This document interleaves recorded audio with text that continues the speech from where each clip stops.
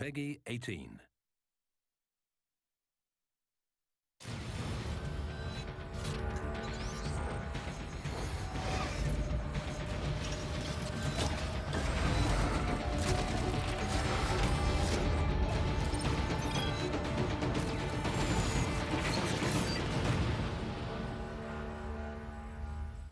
Ladies and gentlemen, welcome to the Call of Duty World League Challenger Division event. Something new, something a little bit different. And joining me today is Bryce. Of course, I'm Philip Momo Whitfield and Bryce Tackler. What a pleasure to have you here in Cologne. It is a pleasure to be here. I'm more than looking forward to this. I'm kind of getting back into the Call of Duty groove. Yep, and it's good to have you back. I mean, we've seen you going into other areas. Now I've reined you back in.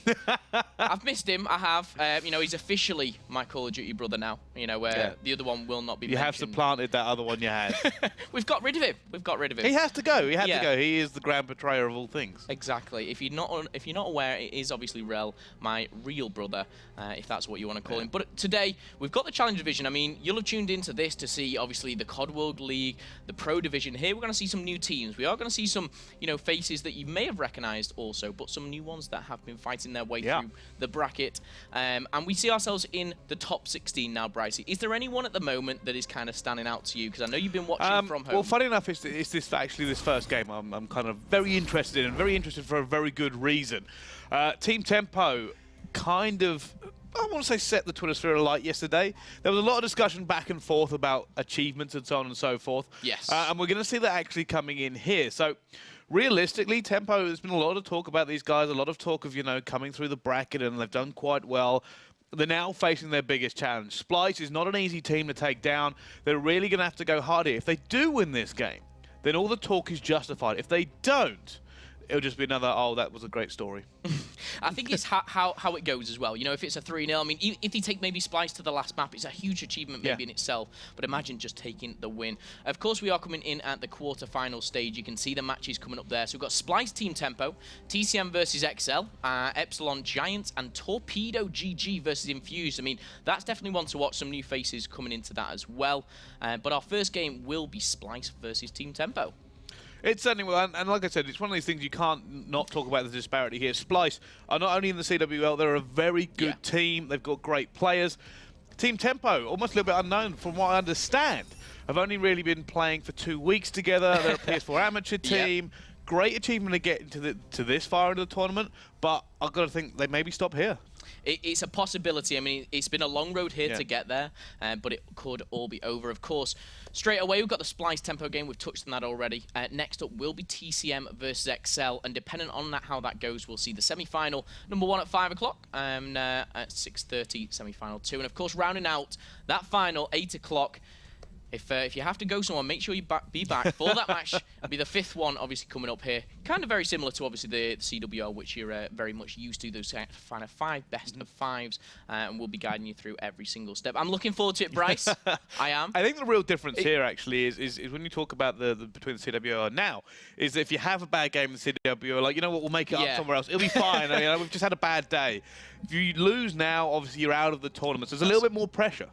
There's so much, but it's kind of a single elimination. This is it. You do it or you go home. Yeah. And yes, as you progress, you will earn more money, more points for obviously the COD World League as well. For you guys at home who may be thinking, what exactly is this as well? You've missed your chance. However, there will be more of these. These guys are obviously accumulating so many points, and at the end of the season, they'll be fighting obviously for their position into the Pro Division. We've seen how much of a struggle the likes of, say, Pulse and some of the other French teams are finding at the moment in the COD World League. But someone who isn't finding it a struggle is Splyce. They find themselves right at the top of the COD World League.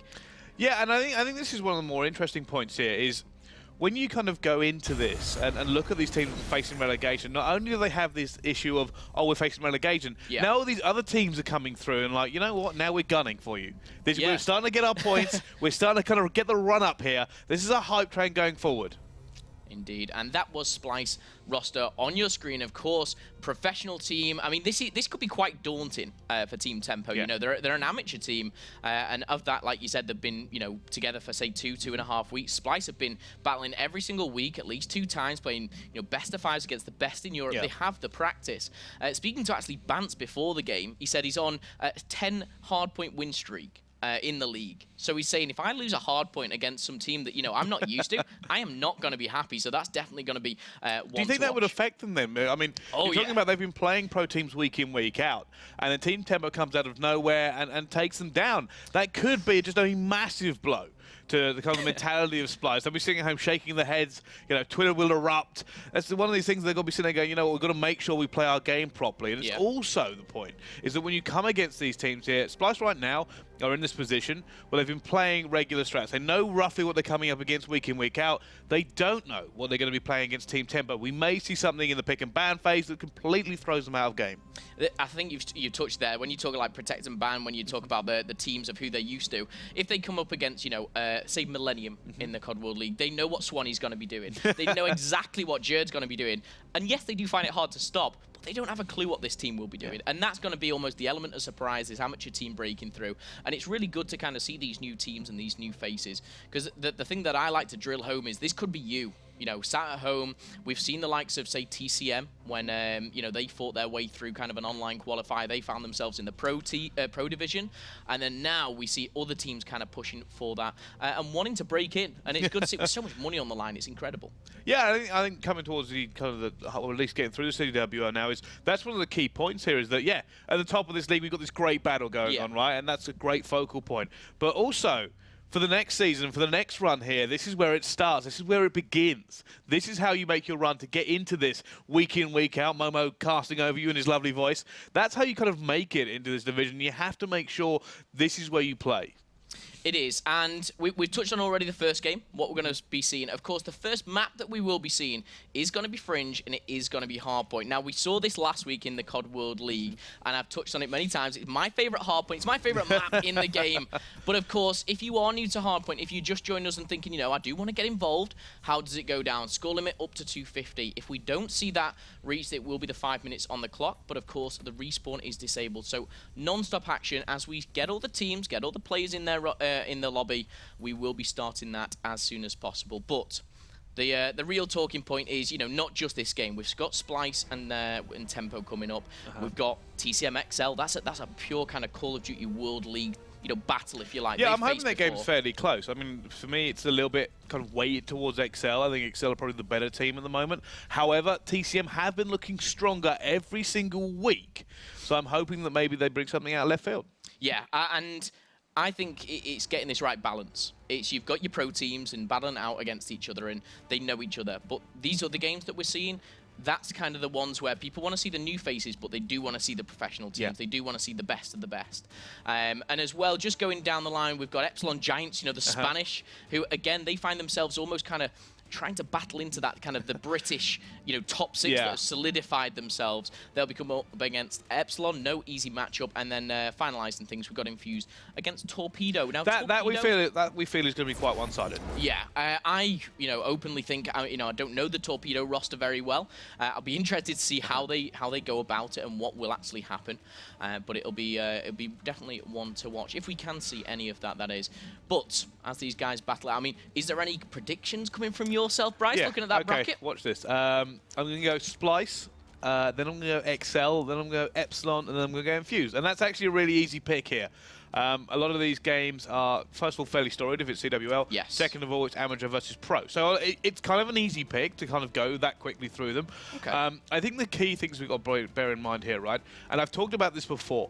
Disparity in terms of skill set, right? And the reason you have to talk about the disparity in these teams is because if they do win, say if Team Tempo beats Splyce, or they start taking maps off Splyce, it's no good pretending that they're close in terms of skill level, or they might be, but in terms of on paper, because if somehow Team Tempo beats Splyce, it's a huge achievement. It's massive. Yeah, and I won't talk down on it, pretending that, I'm coming into this game thinking Team Tempo are going to beat Splyce. I don't. I think Splyce have got this. But if Team Tempo do it, it's huge. Same with Torpedo GG versus Infused. Yes. Infused really should take that. I'm probably going to be a 3-0, maybe a 3-1. But if they do somehow beat Infused, it's massive for them. It's such an incredible achievement that you really have to look at that and go, wow, how on earth did they do that? Yeah, and what did they do differently that other teams aren't doing? And I think it's the great thing is Splyce and Infuse now, Infuse were kind of mid-tier and Splyce were breaking the top 4. Now they're right at the top of the COD World League. So these are literally the best of the best in Europe here fighting out. So I think even if they take them to a map 5, it's a massive achievement. But if they manage to secure that win, it's going to be crazy. Like you said, Twitter it will probably blow up. And that will be exciting to see. But of course, I very much agree with you in your predictions. I do think those are the 4 teams that will progress. I'm going to stop the predictions just there. Oh, you're not going to... In fact, no, let's do it. Sit on the fence. Let's do it. Let's throw this one out there. I've been watching at home when you CWO, and you do have this great... I do like to sit on the fence. Yeah, you do have this sit on the fence Momo. So I want to kind of hammer you here. Looking at the way this bracket's going to play out, and we've predicted the first round of it, I want you to kind of say who do you think is going to win? To win the whole thing? Yeah, go through the matchups for me. So we've already solidified the top 4. So we think Splyce is going to beat Tempo. Yeah. And you're saying, I do believe XL will beat TCM. So then I think Splyce will beat XL. Okay. We'll see a Splyce in the final. I think going through the other side of things, Epsilon to beat Giants, agree with, and Infuse to beat Torpedo. Epsilon Infused. I'm going to go with Infused. Oh, okay. So we're going to see a Splyce Infused final, according to myself. And who's going to take the... I mean, do you agree so far? I do, and actually, you know what? That Epsilon Infused game is the hard one to predict. It is the hard one to predict. However, actually speaking to some of the Epsilon players who don't expect a lot of ours today, we don't expect to win that one. I'm like, oh, okay. And I told them we better win or else. Usual motivation from me. Yeah. But no, I think it is a very close game here, and the real trick is, these two, they regularly play each other, so regularly, and they scrim to the point where the pressure is on now, and it's a little bit different from scrims, because you don't win scrims, if you ever remember that. Although that seems to have been forgotten recently. And in the CWL, they've had on and off days. Obviously, you've seen the Twitter reactions from players. I do think Epsilon are a really solid team. I just think at the moment, Infuse are almost amazing. I kind of highlighted Zero at the start of the year. He's incredible. And I think maybe just online at the moment, they've just got the edge. I do think they maybe have a slight edge. Okay. I think just... So I'm not going to say... I'm saying Splyce versus Infused. If I was to pick one to win the tournament, I'm going to go with Infused. Oh, okay. And I'm going to base that more off kind of the experience and the chemistry of the team. Even though we're 6 weeks into the COD World League, I think they just have that little bit more. However, I love to be proven wrong. And I would love to see a Team Tempo versus Torpedo final. The fact we've got you off the fence is the best thing ever. I do miss it. I'm thinking of hopping back on after this one. So, well, this is where we get the predictions wrong. We go straight back onto the fence and say anybody can win. Yeah, I think it'll be a good game. This team could take it maybe a map 5, 5-5. I mean, it's either way, really. That's what I like to do. Right, well, going off on a little bit of a tangent here, I kind of want to go back to Team Tempo. Now, the reason I think this is so important is that very few people have been exposed to this team before.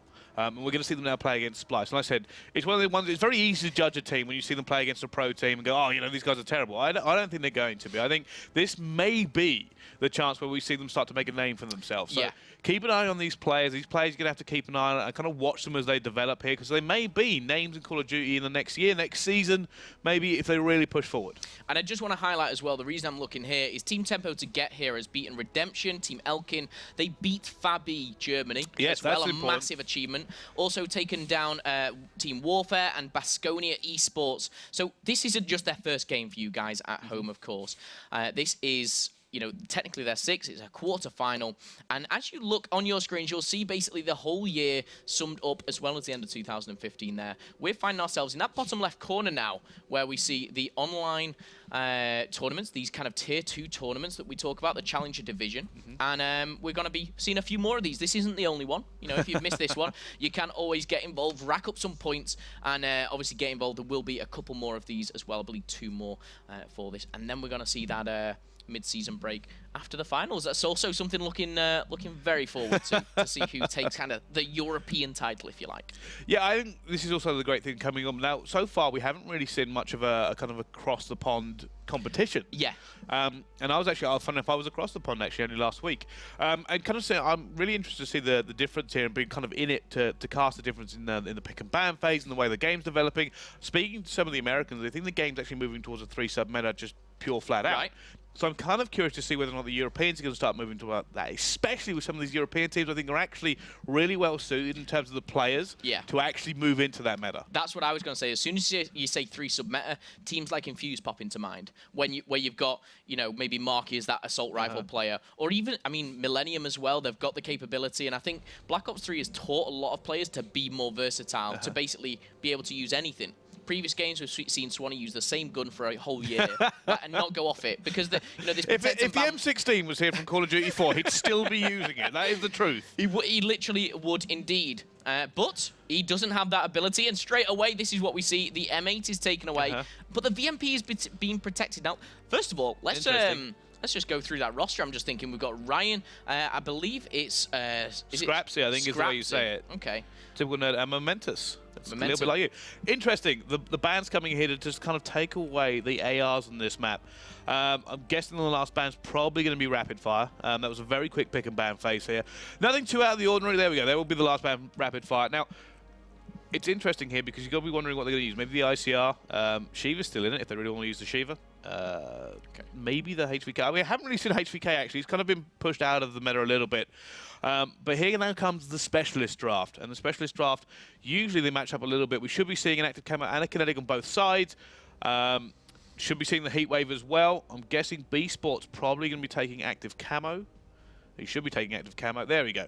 And there's kinetic armor. As I said, it's more or less the same here. We are seeing a Tempest instead of the Scythe from Hawkeye. I'm going to see whether or not he can do the real damage with that. I do actually prefer the Scythe myself, but I'm not as good as Hawkeye, so I'll shut up. I mean, I'm a complete agreement. You know, these one-shot kind of kills the Scythe, Tempest, Annihilator. I'm definitely a Scythe fan because I do miss my first 1, maybe 2, maybe 20 bullets. So I like to have another 180 in the chamber if possible. But yeah, pretty much, you know, similar things coming up there. We've got that Tempest up against the Heat Wave. I mean, Heat Wave as well, such a crucial one. But I want to go almost back to the ban and protects here. So the only thing protected was the VMP. That was from Ryan. And... you know, that to me says a lot about their team. This may be where we actually do see a 3 sub meta. Like, bearing in mind the actual ARs they've banned out here, this could be where they actually end up running more than they need to. I mean, the only places where they're going to want those ARs are probably something like Train. I mean, and to hold the silo spawn, maybe. But other than that, we'll probably just see a few MR6s run out.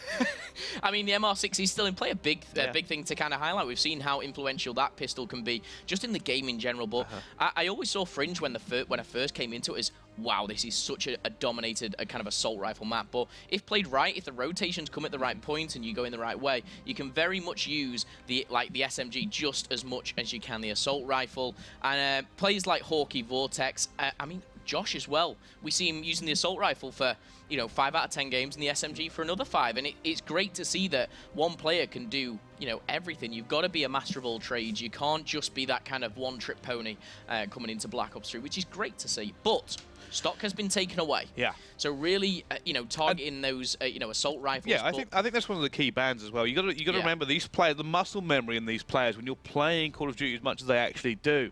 Taking away something like stock can throw off your aim. And don't get me wrong, these pro players, they will adapt.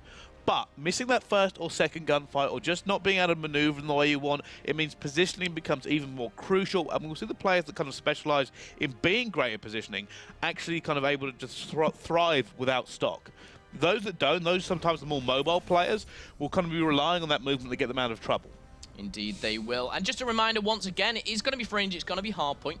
250 points is what you're going to be aiming for. Of course, if it doesn't go down to that, the time will come into it at 5 minutes, and no respawn delay will be available. I mean, this is the one-game mode where we see no respawn. It's just like, get back up if you get hit down, and you get right back in the fight. But it's definitely entertaining to see. Very kind of almost chaotic at some points, but we've seen teams like Splyce do exactly kind of the control aspects. Let's get right into the game. It's going to be Fringe, it's going to be Hardpoint, but I want to stay on board with Team Tempo. Let's see what they got, Bryce. Well, right now you can see they're just looking to hold down Hardpoint, and I actually love this first Hardpoint, right? Because a lot of it's almost once you get that objective in there, you're just waiting for your teammates to kind of fire over the top of you and protect you there. But Typical not going for the 2 is going to be able to take that down to begin with, and it looks like they're now fighting for spawns. Okay, so Momentous just holding this kind of back card, just pushing though into the dub area. this shop here, and it just seeing that actually Team Tempo gaining control for a second. The break comes in there from Splyce, and it's going to be traded off. No one's going to make any significant points from this, I don't believe. You know, with the amount of slaying that is going to go on, actually, typical Nerd having a really good start. 2-kill streak for him. I can see he's going to try to get another one. Almost gets turned and burned there, but not quite. We're going to stay on board with him for just a little while. He's on a 3 streak at the moment. We'll see whether or not they can push through here. Automatically going for this rotation. They do have the position advantage now. They have the spawn. You actually see it's going to be Vortex trying to break that one as well with the pinch coming in. This could be crucial here. Should be on the flank. Should be able to pick up one at least. Does get the first one as well. Looking for that second. Not able to get it. But unfortunately, his teammates aren't really in a position to do anything here. Beastwat's going to go through Tin, and Tin is a nightmare to push. Oh, and the heat wave comes in. Surely that's it for Josh. And yes, Nerd picks up the second. In fact, teammates pick up the third. And now Hawkey finds himself in a difficult position as he's just trying to break all alone. And that's not going to end well. We see Tempo actually taking a 20-point lead here as Splyce really finding it struggle to break this hardpoint. Well, that's actually a really good break for them. Being able to push through and get through hardware is huge. How on earth they did that? I was about to say that they're in a horrible position because they're coming from Grandma's and they've got to push Tin or push through hardware. And it's such a difficult break, especially on this hill to make. But they slayed out. They managed to at least get into the hill, and now they can fight for it. Bance has done great work here. Looks like he might push the Tin. He's going to be thinking about that rotation as well. Now, if he wants to go, he has to go now, because if he slows down, they're going to lock down silos against him. Yeah, if they do that, it's going to be bad news for him, but he manages to get out and make that kill. That is such a massive kill. Is he going to follow it with a second? Yes, he does. Now, can he do the impossible? Can he do even more damage? Oh, the kinetic arms pops, and no, Momentous going to hold that one down, as Nerd actually had the Hellstorm available to him. Well, you see a big fight going on here. Ryan Gray looks like he's going to try and lock this one down. They're going to be trying to push them out of the spawn here, but no, he will be taken down as well. And was that typical Nerd? It was. His own teammate took him down. And now they're going to have to fight all the way around the back again. They have to try to get silo control and push the team of Splyce out of this hardpoint. It's not going to be easy.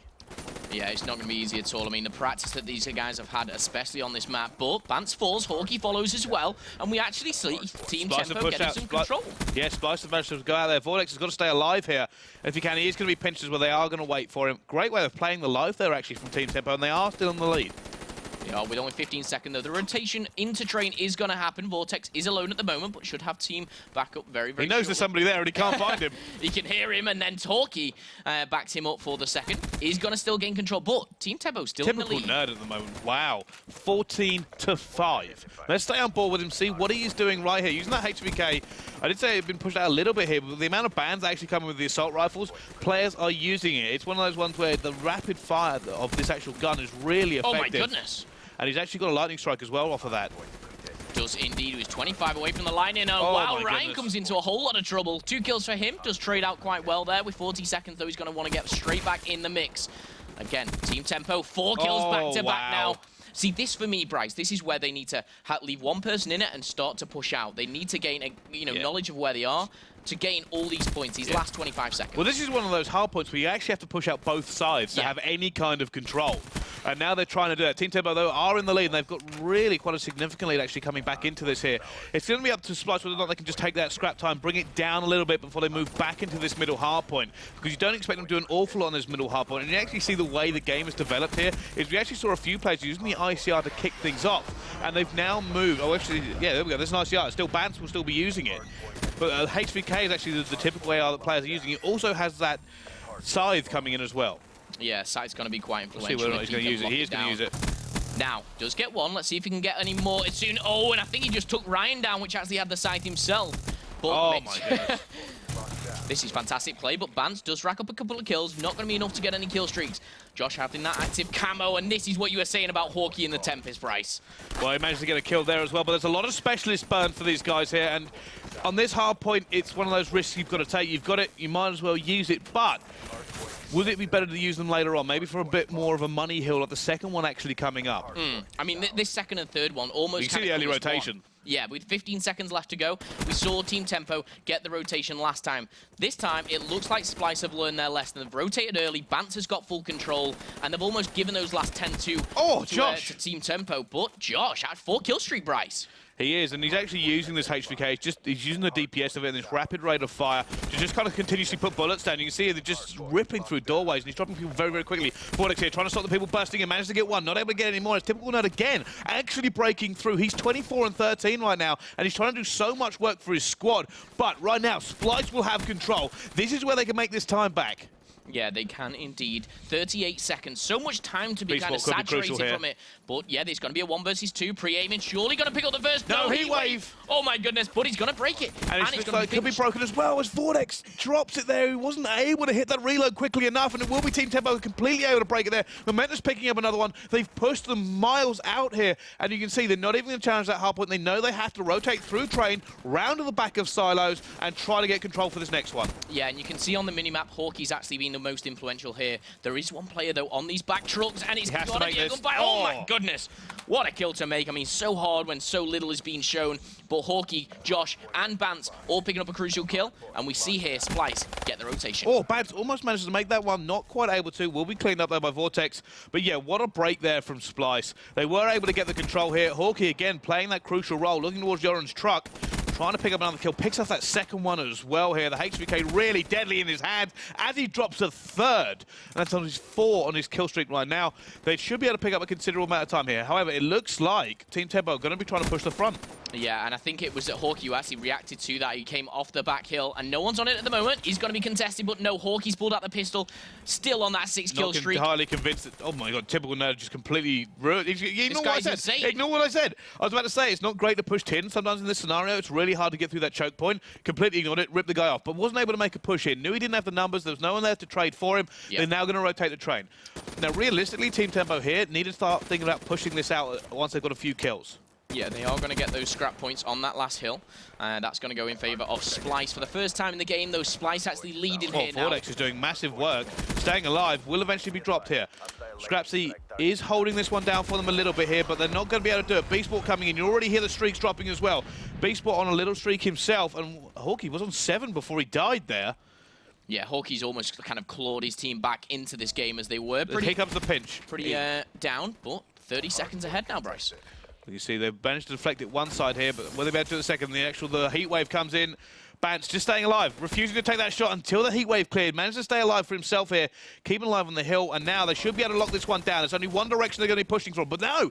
Team Tempo are going to take so many kills away from them here. Splyce, although they have the lead, are having to fight for it tooth and nail against Team Tempo. Yeah, Hawkey actually had the Tempest there. Typical nerd again, double kill after double kill for this guy. 32 kills to 21. He seems to be the star of this team at the moment for this hardpoint, but is it going to be a little too late here as we go into this rotation back to the middle? We see Splyce nearly breaching 170. It's going to be about a 40-point game eventually. And again, Splyce on this hill. Yeah, well, I'm going to stay on board with Bance. I think that scythe may come out again. He used it last time. Is he going to do the exact same thing here on the middle hill? I don't think he is. He's going to wait for the L. Looking for these players here. No, straight down he goes. We're going to jump back on board with Vortex. Vortex has kinetic as well. This will definitely be safe for the second hill. Yes, 100%. I mean, this is very much used to either break or protect it from an opposing break. But Josh pushing out that tin is going to have the support of Vortex. Great duo ship there as they do trade equally. But Splyce extending their lead. They've actually got about 10-15 seconds off the back here on this middle hard point. And this is one of those spots in the hill where you're kind of relying on Timothy, but actually ends up using the kinetic to stay alive. Not entirely convinced on that player. Maybe better use somewhere else on this map, especially as they lost control. Yeah. But now you can see they're going to fight for this scrap time and then make this push here. The rotation actually coming in. Hawkey's gone through as well as Vortex. And now they should be able to lock down 10, and they have. They've now got to be careful. As soon as he pushes this one out, they're going to know there's nobody with them, and Hawkey will call out the players coming from behind. Yeah, I think they've almost learned their lesson, you know. Oh, no. Team Tempo have an opportunity to break. He's going to break, but no. Oh, look how many people all in that hardpoint at the moment. Kill after kill, trade after trade, and it looks like still Splyce are in control. Vortex and Josh are the ones to go down. Josh is the only one left alive as I say that, Balls, and now are we going to see Tempo take over? I don't think so. Splyce is just able to lock this one down. They're continuously slaying them out here. And so many times Team Tempo have had the advantage, and they're just unable to lock it down. But now Team Tempo will finally break in. You can see the push coming in from Tin from Splyce. They may just be rushing this one here, trying to get those first few kills. They slow down just a little bit. And that heatwave could prove typical here. Typical nerd having that heatwave should be able to slow down any pressure. And you can see right now, Splyce have said, no, you know what? That's good. We're done. You can have that scrap time. About 20 seconds, they said, no, we're okay. We're going to hit this rotation and make sure we hold it. Is a Cerberus coming in? I think there might be. See where I've just seen a care package dropped, and it won't be a care package. That has to be a Cerberus. It must be It is a Cerberus. It is. There is a Cerberus here, and that could put Splyce in a world of hurt. Strapsy's on 41 and 32. I mean, we talked about typical nerd, but the guy has come out of nowhere, a minute on the time. But Bance, this is the side that you're talking about, but the Heat Wave stopped him. And now Team Tempo break in, and they're going to be breaching on that 200 mark. Never mind, Vortex comes in and comes that one back here. He's trying to get the second one again and just takes him down. Vortex with a huge kill. Can he get the third? No. Not able to lock that one down. Bance trying to get it. Typical Nerd breaks in with a two-piece. He's almost dropping a 40 bomb as well. As Typical Nerd desperately trying to get the one. B-Sport using the active camera to break it himself. No control here for either of these teams. They're fighting tooth and nail. That Cerberus is still in play as well from Team Tempo. This could swing either way. I love how the fact that about 6 specialists have all been used to break and keep this hard point, but at the moment it's contested. We see it go in favor of Tempo. However, 50 seconds is still left on the clock. However, we only see about a 20-point game. Oh, Vortex may have locked it down now. They're still going to challenge him. There's another player coming to challenge him as well. They refuse to give up that scrap time. Right now, you see Splyce have come out ahead. They will have the rotation to train as well. Bance will be that player, that crucial player, sitting in the hill now, looking for another kill. Gets that one as well. Going to be able to push this out with his squad. Can he continue to rain fire on the guys from Team Tempo? Picks up the second at the same time. Vortex will combine with them and pick up a third. And this may be all over, Momo. Yeah, it could be. I mean, with only potentially 10 seconds or 10 points left, Bance still in control of this. He's got 41 kills. He's on a 4-kill streak. Make it 5. He's only got 5 bullets in the chamber. Not going to be enough. Now, this is going to be it. Splyce have it. 248, 249. That's going to end with Splyce taking the victory over Team Tempo. But I have to say, Team Tempo putting up a bit of a fight, making me a little bit nervous there. Yeah. It was certainly a close game, and you've got to give it to Team Tempo. I mean, Typical Nerd dropped at a phenomenal amount of kills. He was one of those players who consistently made two pieces, consistently hit the trades.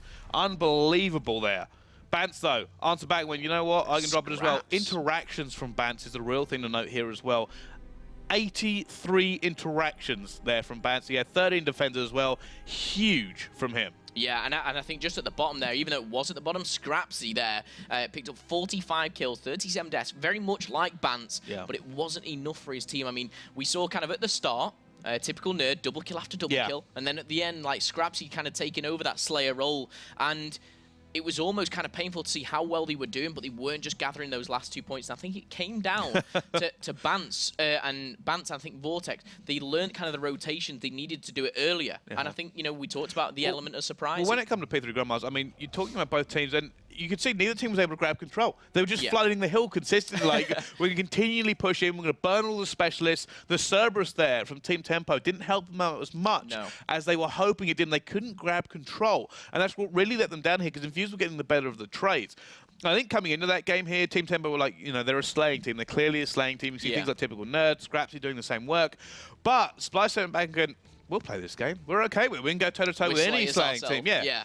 So, I mean, great props to Team Tempo there for at least holding it together, and it was 250 to 193 there at the end, but that could have been so much closer. It could have been closer. I mean, effectively, it could have gone in Tempo's favor if it wasn't for kind of Splyce learning that rotation. I mean, we saw on the first side, they lost, you know, that second hard point, that rubble area, that junkyard. They lost granny rotation, and it was almost that Tempo was just that one step ahead of them. And then the second rotation, Splyce said, right, guys, we've not played this team before. It looks like we need to rotate a bit earlier. They gained control, and they fought their way back into it. Speaking about that rotation, Splyce gave up a lot of time. I mean, they had the advantage anyway, so when you're in that, especially coming into the last dying moments of a match, last 3-4 minutes, when you have that advantage in terms of points, you can start to make plays like that and go, you know what, we'll give up the scrap time here. We don't even need to make back the 20 seconds. We can make 10 seconds off it and still be ahead because we're that far ahead. Obviously, they didn't hold it for very long. That Cerberus really could, and you can see they ended up pulling away from solos. They ended up pulling straight into the hard point and fighting for it inside, knowing the Cerberus would destroy any kind of setup they actually could have got. Yeah, the Cerberus was almost kind of just, you know, nullified. It wasn't really useful. They put it at the back thinking we're holding the anchor almost with this Cerberus, and Splyce said, forget it, we'll just push it from the front. We'll ignore that right at the back. I would have loved to have seen maybe one of the Team Tempo hop in there and bring the Cerberus maybe into the hard point. Would have taken time. That's the only problem. But, you know, what a great game to start things off. Fringe hard point. And as well, what, you know, new faces can affect Splyce, because we've seen teams in the COD World League especially. Splyce are first in the COD World League. They put, you know, teams in the 100-point club. We've got here Team Tempo, nearly breaching 200. And, you know, at stages, you know, looking to shut them down. I'm interested to see how their search and destroy is going to phase up, you know. Well, I think it's one of the great equalisers, and always been the great equaliser in Call of Duty Search and Destroy, simply because so many teams and players are almost specialists of it. Yeah. And it comes with these great individual plays, these great strategies, and we've talked about, you know, not knowing the play style of an enemy team. Well, Search and Destroy actually exacerbates that even more. It becomes even more of a problem, because you go, well, what if they hit B flank straight away? What if they push this super aggressively? Yeah. We don't know what they're going to do. We don't know where they sit. We don't know where they're going to be peeking. We don't know anything they're going to do. Are they going to be running thermal snipers? Are they going to be smoking and pushing? Because what are they going to be doing? Are we going to expect a hail of tactical grenades? Yeah. One thing we do have, though, I want to go back into the game, just see a little bit of this. I think it was the second hard point, in fact, on this replay. We've seen here, it was fighting for this train. And typical nerd, he was on some incredible streak. Look at his kill death ratio there, 18 and 6, Brycey, as he was holding this one out, really shutting down Splyce. And this was where they kind of took it into their own. They were taking all the points from it, saturating everything from the game, and just shutting Splyce out completely. But well, I mean, this is where we were talking about the start of this game, right? And we were saying this is why Team Tempo were ahead. Things like typical nerd, picking up that many kills. And they said it was a slaying game here. And you know, at the end of it, Splyce said, you know what, okay, if you're going to try and slay us out, watch our slaying power come to the fore. Bance, I want to just point out here, is 11 and 17. Now, he ended up positive. He did end up positive, and obviously brought that power straight back into this game. But so do so many of the Splyce players. You can see they're being massively outslayed at this point in the game. They end up coming back into it in incredible fashion. Yeah, same for Hawkeye as well. Hawkeye was a big influence on there. He was only on 11 kills at that point, and we were almost past the first rotation. You know, to end on kind of like 40, 45 for some of them. Incredible stuff. But going into game number 2, it's going to be Breach, it's going to be Search and Destroy, and we say that, see, the same two ban and protects here coming into this. And again, this is from different players. Oh, could we see, I was going to say, could we see the exact same thing? But no, shortly after Overkill is taken away. And so we won't see this kind of combo, if you like, of the SMG and Sniper. But we will see a Sniper, however. Now, if you're sitting there in your Team Tempo, you could just ban Thermal Sight and see whether or not. Now, coming down to this last one here, this could be one of these things we've seen many times before, where the teams are like, well, one of us is going to ban Rapid Fire. Yeah. Which one is it going to be? There we go. It will be Vortex who bans it. So it actually leaves Typical Nerd can now throw in a spanner. And it's really crucial. If he wants to throw something in here, there's no counter coming in from Splyce. So, I think this is why it's taking a little bit longer. He's probably talking to his teammates. He's going, what do we ban? Do we go something standard, or do we now throw something at them they don't expect? And at the moment, I see Concussion, you know, Flashbang still MR6. available. Okay. Now, MR6, actually, didn't influence the last game as much as we saw, you know, when we see Infuse play. Which kind of makes that an interesting ban here. I'm wondering if he was just looking for something. Almost like, oh, everything's gone, guy. You know, what do we want? Maybe he I mean, he could have very well banned the Thermal, like you said, and took that SVG and kind of made it weaker, if you like. But maybe his team's fancying themselves as snipers. Of course, you know, I'm very new to this team. Momentum, Ryan... Momentus. I must get that. You know, I'm Momentum. I should correct myself. Typical Nerd and Scrapsy, of course. I've got my eye on Scrapsy. You know, he's definitely brought a lot to the table in that hard point.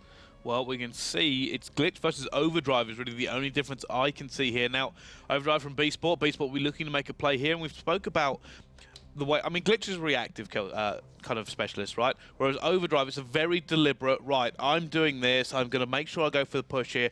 Now, it becomes on B-Sport's shoulders so much, because if he's going to use it in the fashion you expect to hit that rush, the issue with hitting a rush with Overdrive and Search and Destroy is if you mess it up or you cannot get in position for a trade, what you may do is just bring it down to a 3v3. It depends on how you hit it. And the worst thing is, what if you get it wrong? Because the other team's going to know when that specialist is going to kick in. If you lose that, you automatically put your team, it's basically first blood or else. I think that the key thing is if they know you've got it. Because we saw him last week, especially in the COD World League. He used it on this map, funnily enough. He ran straight through the middle, you know, through this area here with the statue, out of Broken, and he was at the enemy base so quickly. He picked up a 2-piece and got traded. He made it a 3v2 in favor of his team, which was great. But like you said, if he gets, like, traded or picked straight away, it's not only wasting a specialist, but, you know, he's putting his team at a disadvantage. And it will be interesting to see how that pans out, because, of course, only one player can have it. There's not, like, two people which means you're ahead. Drive together. Yeah, which means you're ahead. And it means you can't make the play as much as you want. Now, on this map, you probably end up rushing Palace with it or something to try and make that push here. However, like I said, you've got to make that kill, and then as soon as you make that kill, the enemy team's going to know what you're doing. It relies on the rest of your teammates to kind of come up with a concrete strategy. Do they still push the other bomb site, hoping that they get drawn away? Do they follow you up and try to gain control of the site? So many kind of tactics here, and each team plays it a little bit differently. But it's still, all those tactics mean absolutely nothing if Josh cannot make the play he wants to for it. Yeah, and if it's anything like we saw last time, it was brilliant, I have to say. But this is where I'm almost getting, hairs are standing up. I'm thinking, what has this team got to offer? Who's going to be the sniper of their team? Are they going to use it at all? Are they just going to go for ARs? That's what I'm excited, because you look at any other team here, disregarding obviously the non-CWL teams, and you think, I know what they're going to do. That's pretty obvious. But the map's going to be breach, and the mode is going to be search and destroy. Now, very much like your Hardpoint, you have a limit you'll be wanting to reach. That's going to be 6 rounds. Plant time and defuse time, as shown there, 5 and 7.5. Massive factor, actually, for search and destroy. We see so many teams, making the kills and doing everything else, but maybe losing out on the time and just not being able to get that defuse in. It's one of the things said about Search and Destroy. The clock is every much as an enemy as the enemy team here. You see so many times players hesitate or take too long, or they burn that time going down. Now, the funny thing is the difference between a minute and 30 seconds is only 30 seconds, but in game time, it seems like a lot longer. Simply because you can't check your corners, you can't make your plays, you can't push where you want to, and we'll see that in the Search and Destroy. However, going to start off now, and we are going to go on board with Ryan Gray and see what he can do. It's an aggressive push straight through the middle here. He gets that nade straight in and gets Beast Ball, but no! Gets a 2-piece, cutting it open to begin with here. And Splyce have been rocked onto their heels. I mean, even more so if Scrapsy wasn't to fall off the map at the start of the game. I mean, it'd be a 4v2 now, but Nerd has picked up the bomb, and it looks like he's heading over to the B site. But Ryan is in such a powerful position here. They've got B control, like full B control as well. They can do pretty much whatever they want around here. They have a little dance party around this bomb site if they really wanted. And now, right now, Splyce have no idea what's going on. They're looking for that information. They're desperately trying to find out what's going on as Hawkeyes, who actually managed to get something. Going to make this play here, gets one as well. They left him open. Going to look for that second one. The pinch comes in, and now it's down to Ryan Gray.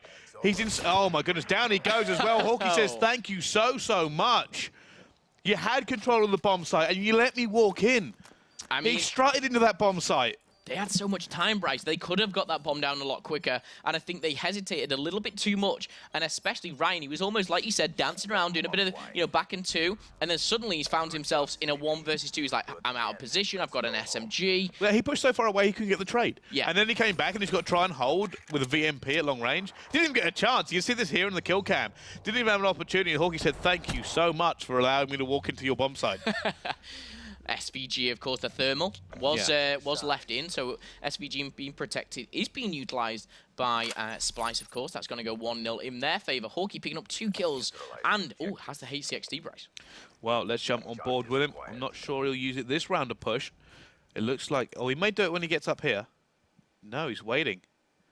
Is he going to try and jump and hit it? He is. Oh, I don't know if he saw that player then. I didn't see it. Like he's got I didn't see anything. Get in the right position in time, and he's got to make this kill here as well.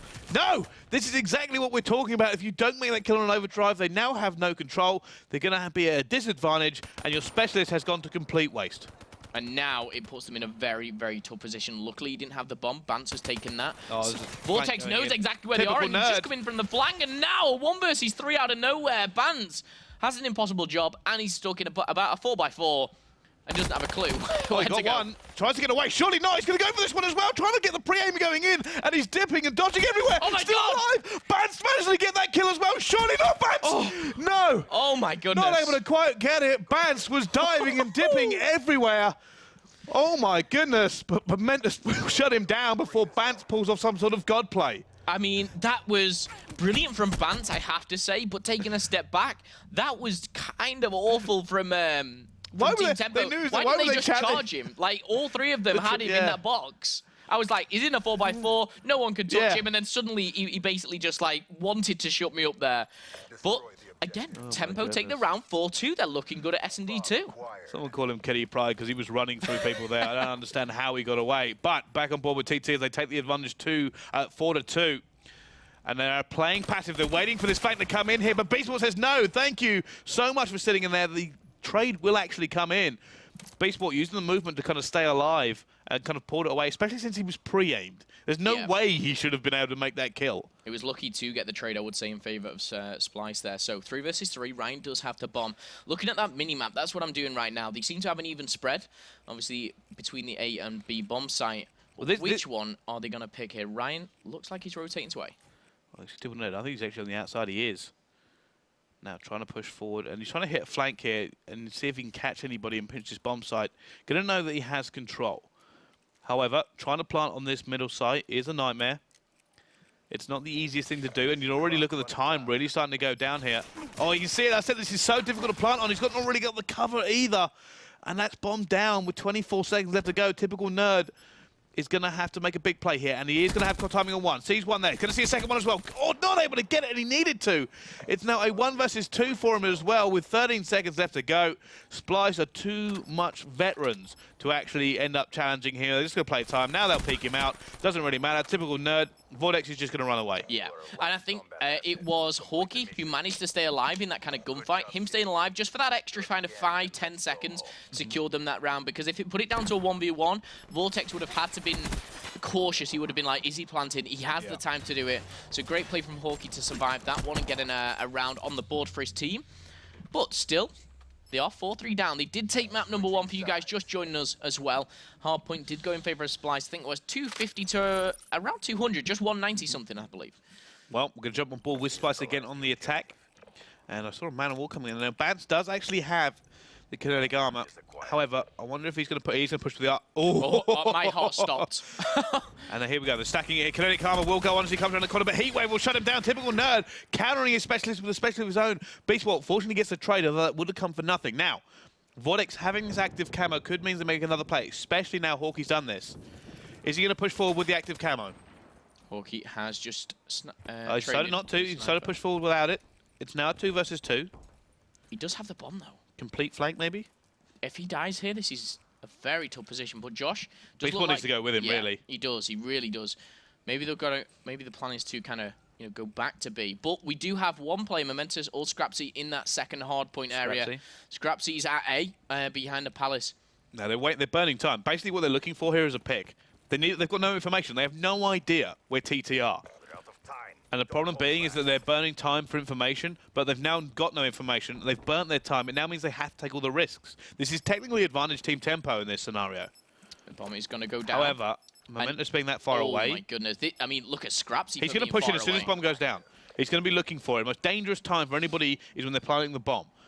Now he goes in, sees where that bomb is, sees where the players are, and he's going to be able to tell his teammate, Scrapsy, where they've gone to. He has an active camo. Active camo's actually been pushed by Josh there. Oh, and Scrapsy says, I've got my own. Thank you very much for that one. And now it's B Sport. I mean, 25 seconds has been spotted. And I've got to say that active camo versus active camo was crucial. Vortex who popped his, sorry.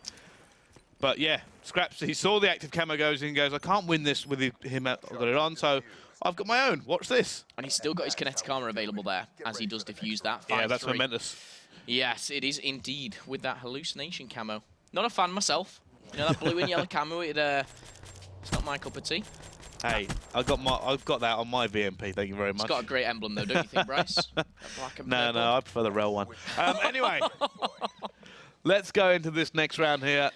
Team Tempo versus Splyce, and Splyce have everything to do. They will be on the defense for this one. Just having a quick look through, and this could prove crucial. I'm going to stand on board with Momentous because his kinetic armor could make or break this push. Yeah, and if he's going to use it just like Bance did, it's a slide and a pop here, but no one's going to be there. Oh, slide and a pop is actually a tactical end up hitting him straight in the face, but he hasn't used it yet. He might end up using it now, though. Is he going to be able to pop it when he pushes again? Hawkey will make off the first kill. If I was him, I mean, this could be match point. He only has to make a kill with it. Kinetic armor could be the one. And right now, he is just peeking here. You can see Team Tempo have lost a player. They do not have advantage. There's actually a big play coming in from Typical Nerd. Whether or not he can hit this rotation correctly, surely Splyce is going to know. No. Well, I said Vortex is in a position to take this one down anyway. If he goes for that plant... I mean, he's just inside that middle hut there. The one thing for me, I mean, Hawkey's been so influential. Surely there's no way they can get away with this. Bance is going to know. Bance is going to be able to take that one down as well. Most dangerous time is as soon as you plant that bomb, they know exactly where you are. And that's huge on this. However, 2 versus 4. Momentous needs to make this kill. Doesn't do it. Now it's Ryan Gray. He has a glitch. And he has 10 kills to his name, but he's been spotted. He has. Josh is on the defuse. Yeah, Splyce is just going to flood this site now. They're not going to allow him to get near it, and Vortex will take him down before he does. Great idea to not use the glitch as well, by the way. It would have been one of those ones, oh, I hope something happens here. But no, Splyce bring it back to 5-4. What's Hawkey on? Because Hawkey's picked up the defuse after Josh. Does that give him anything? No, it doesn't. But 1 kill away from that HCXD. And again, we saw a 5-3 lead in favor of Tempo. Let's not forget that. You know, they had 3 match points to play for. They still have 2. 5-4 now in favor of them. And I believe they're on their defense. So it's going to be Splyce attacking this time. It is, and it's still down to Splyce. So I have to go through the specialists here, because specialists will determine how this is actually going to play out. And several are close, and you actually see straight away, Momento's still got that kinetic armor. Glitch is going to be in play. No active camo or heat wave. No overdrive. Heat wave potentially there for Hawkey. So let's stay on board with him, because they're going to really need to make these plays here. You can actually see Splyce being super aggressive. B-Sport going through. Bans making up a kill as well. Going to be able to see that player come through. He's looking at the patience there from B-Sport. You speak about veterans and the way they play a little bit different here. He didn't snapshot it, he didn't wait for it, he didn't waste any of his time. Pre-fires around as well. B-Sport picks up his overdrive. It's now typical Nerd in the 1 versus 3. And the biggest thing here is if a typical Nerd, you know, just dies here, they don't know that Josh has that overdrive for 5-5. But 1 versus 3 has everything to play for, does take down Josh. Now a 1 versus... Vortex just stopped planting the bomb. Oh, as it went down. Yeah, he's got it. He's right, he's got it. Of course. Now, Heatwave will be in from Hawkey, so he's in a little bit of a better position. You see, typical Nerd doesn't really know what to do here.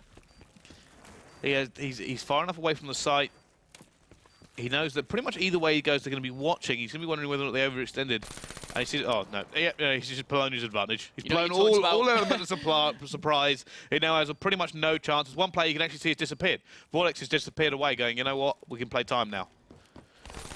10 seconds on the clock. Isn't going to end well as Hawkey brings it back to 5-5. And a point I wanted to make there, you know, Josh, like you said, veteran, picked his shot. It was the complete opposite of... Well, I mean, that's the difference. That's what we spoke about coming into this game, right? Is that this is a team of amateurs. They don't have the pedigree that Splyce have. And in one round, we get to see why. Josh picked his shot and played his awareness, whereas typical Nerd didn't. He was relying on the snapshot to get him. Okay, but round 11, let's go aboard with that attacking team. And Momentus still has his kinetic. He has it. Is he going to use his overdrive? No.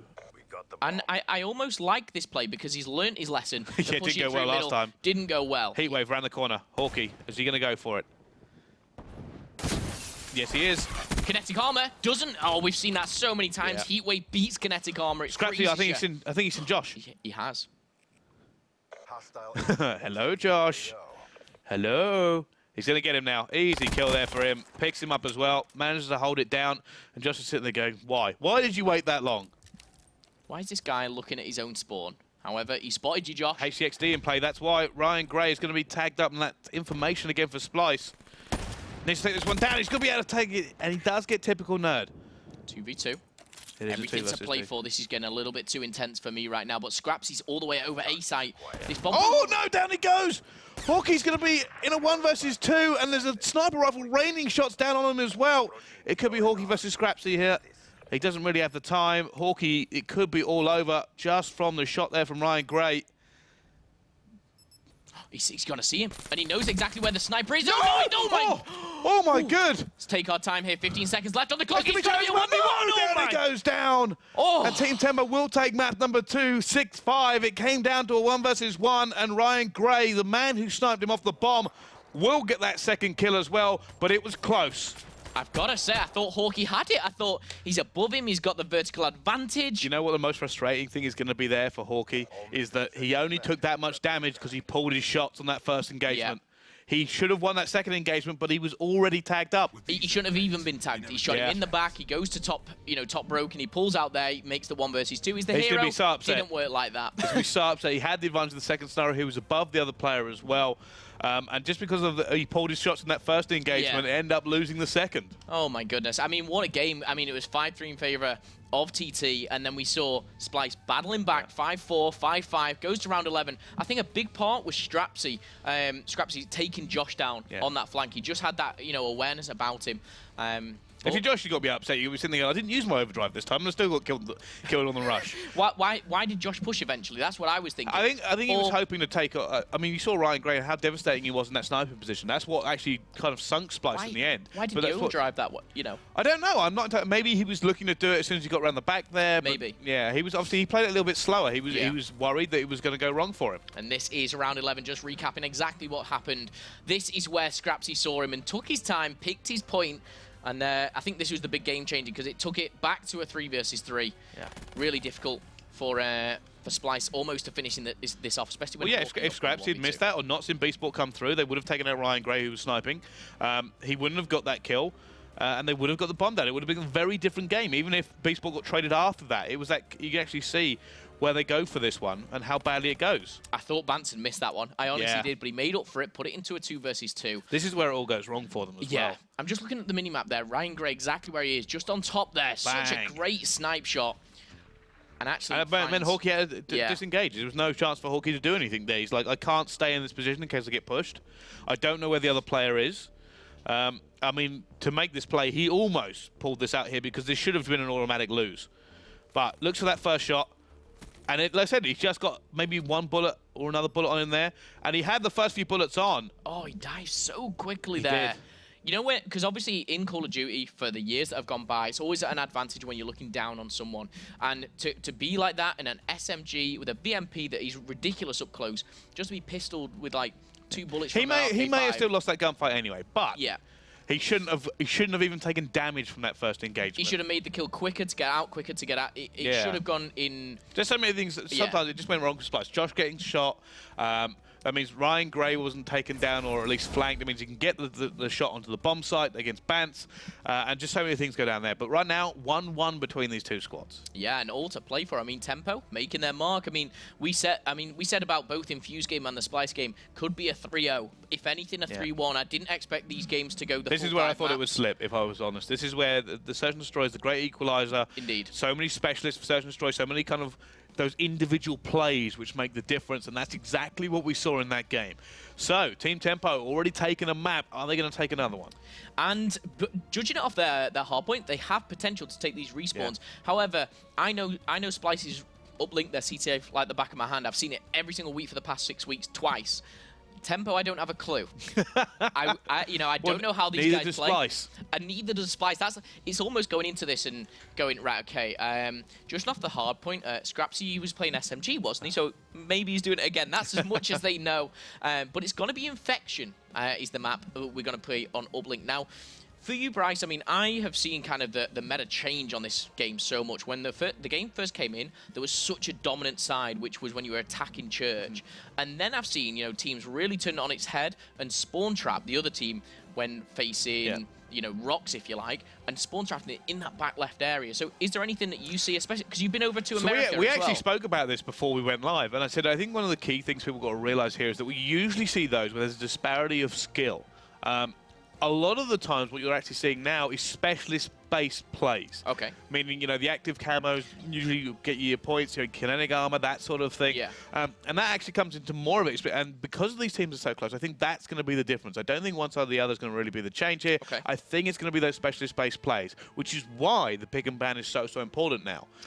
Especially, I mean, we haven't actually seen any specialists picked or banned here. Yeah. Maybe now this is the time to do it. Maybe ban kinetic, maybe ban active camo. But I mean, both teams rely on it. But Overdrive as well. It's I mean, we see normally Overdrive and active camo go. Heatwave's a big changer, and I think you said this off air to me. You said when I was watching UMB, someone chose a Purifier, and I was like, you were saying, I was not happy. It was a bad choice, and I agree with you. Like, why choose? I think really, kind of a maximum of 1 weapon per team is enough. Which comes down to the case normally. I say this normally because Tempest occasionally comes into it. Yes. Of Annihilator versus Scythe. Yeah. Now, for me, Scythe, obviously, it's a little bit more hold it down. First of all, it's a great terror weapon in terms of, oh my goodness, can you hear that Scythe? But it's one of those ones where you can continue to hold it here. It's a little bit slower to push, and sometimes I go with it. But Annihilator is the other side of, here's the momentum, here's the speed. Yeah. And you just drop people really, really quickly. And you have some plays made off an Annihilator to actually get some points on Uplink. But incoming again. VMP, once again protected. Hawkeye bans the stock. I wonder, I mean, that's 3 times off the back the VMP has been protected.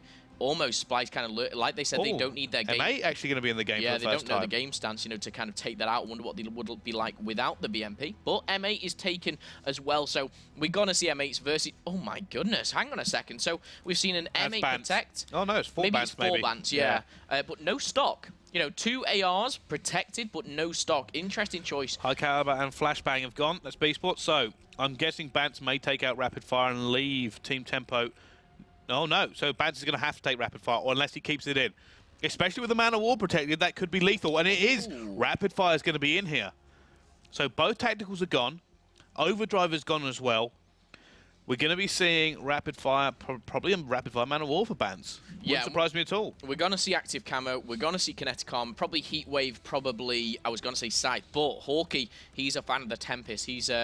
I did, so that's where I said, you know, it's normally Scythe versus Annihilator, but, you know, we're probably going to see the Tempest from these guys. Yeah. It's whether Bance chooses the Scythe, because he's been a big kind of Scythe player, or he might go for the Heat Wave. I don't know. Yeah, I think Kinetic Armor is in there.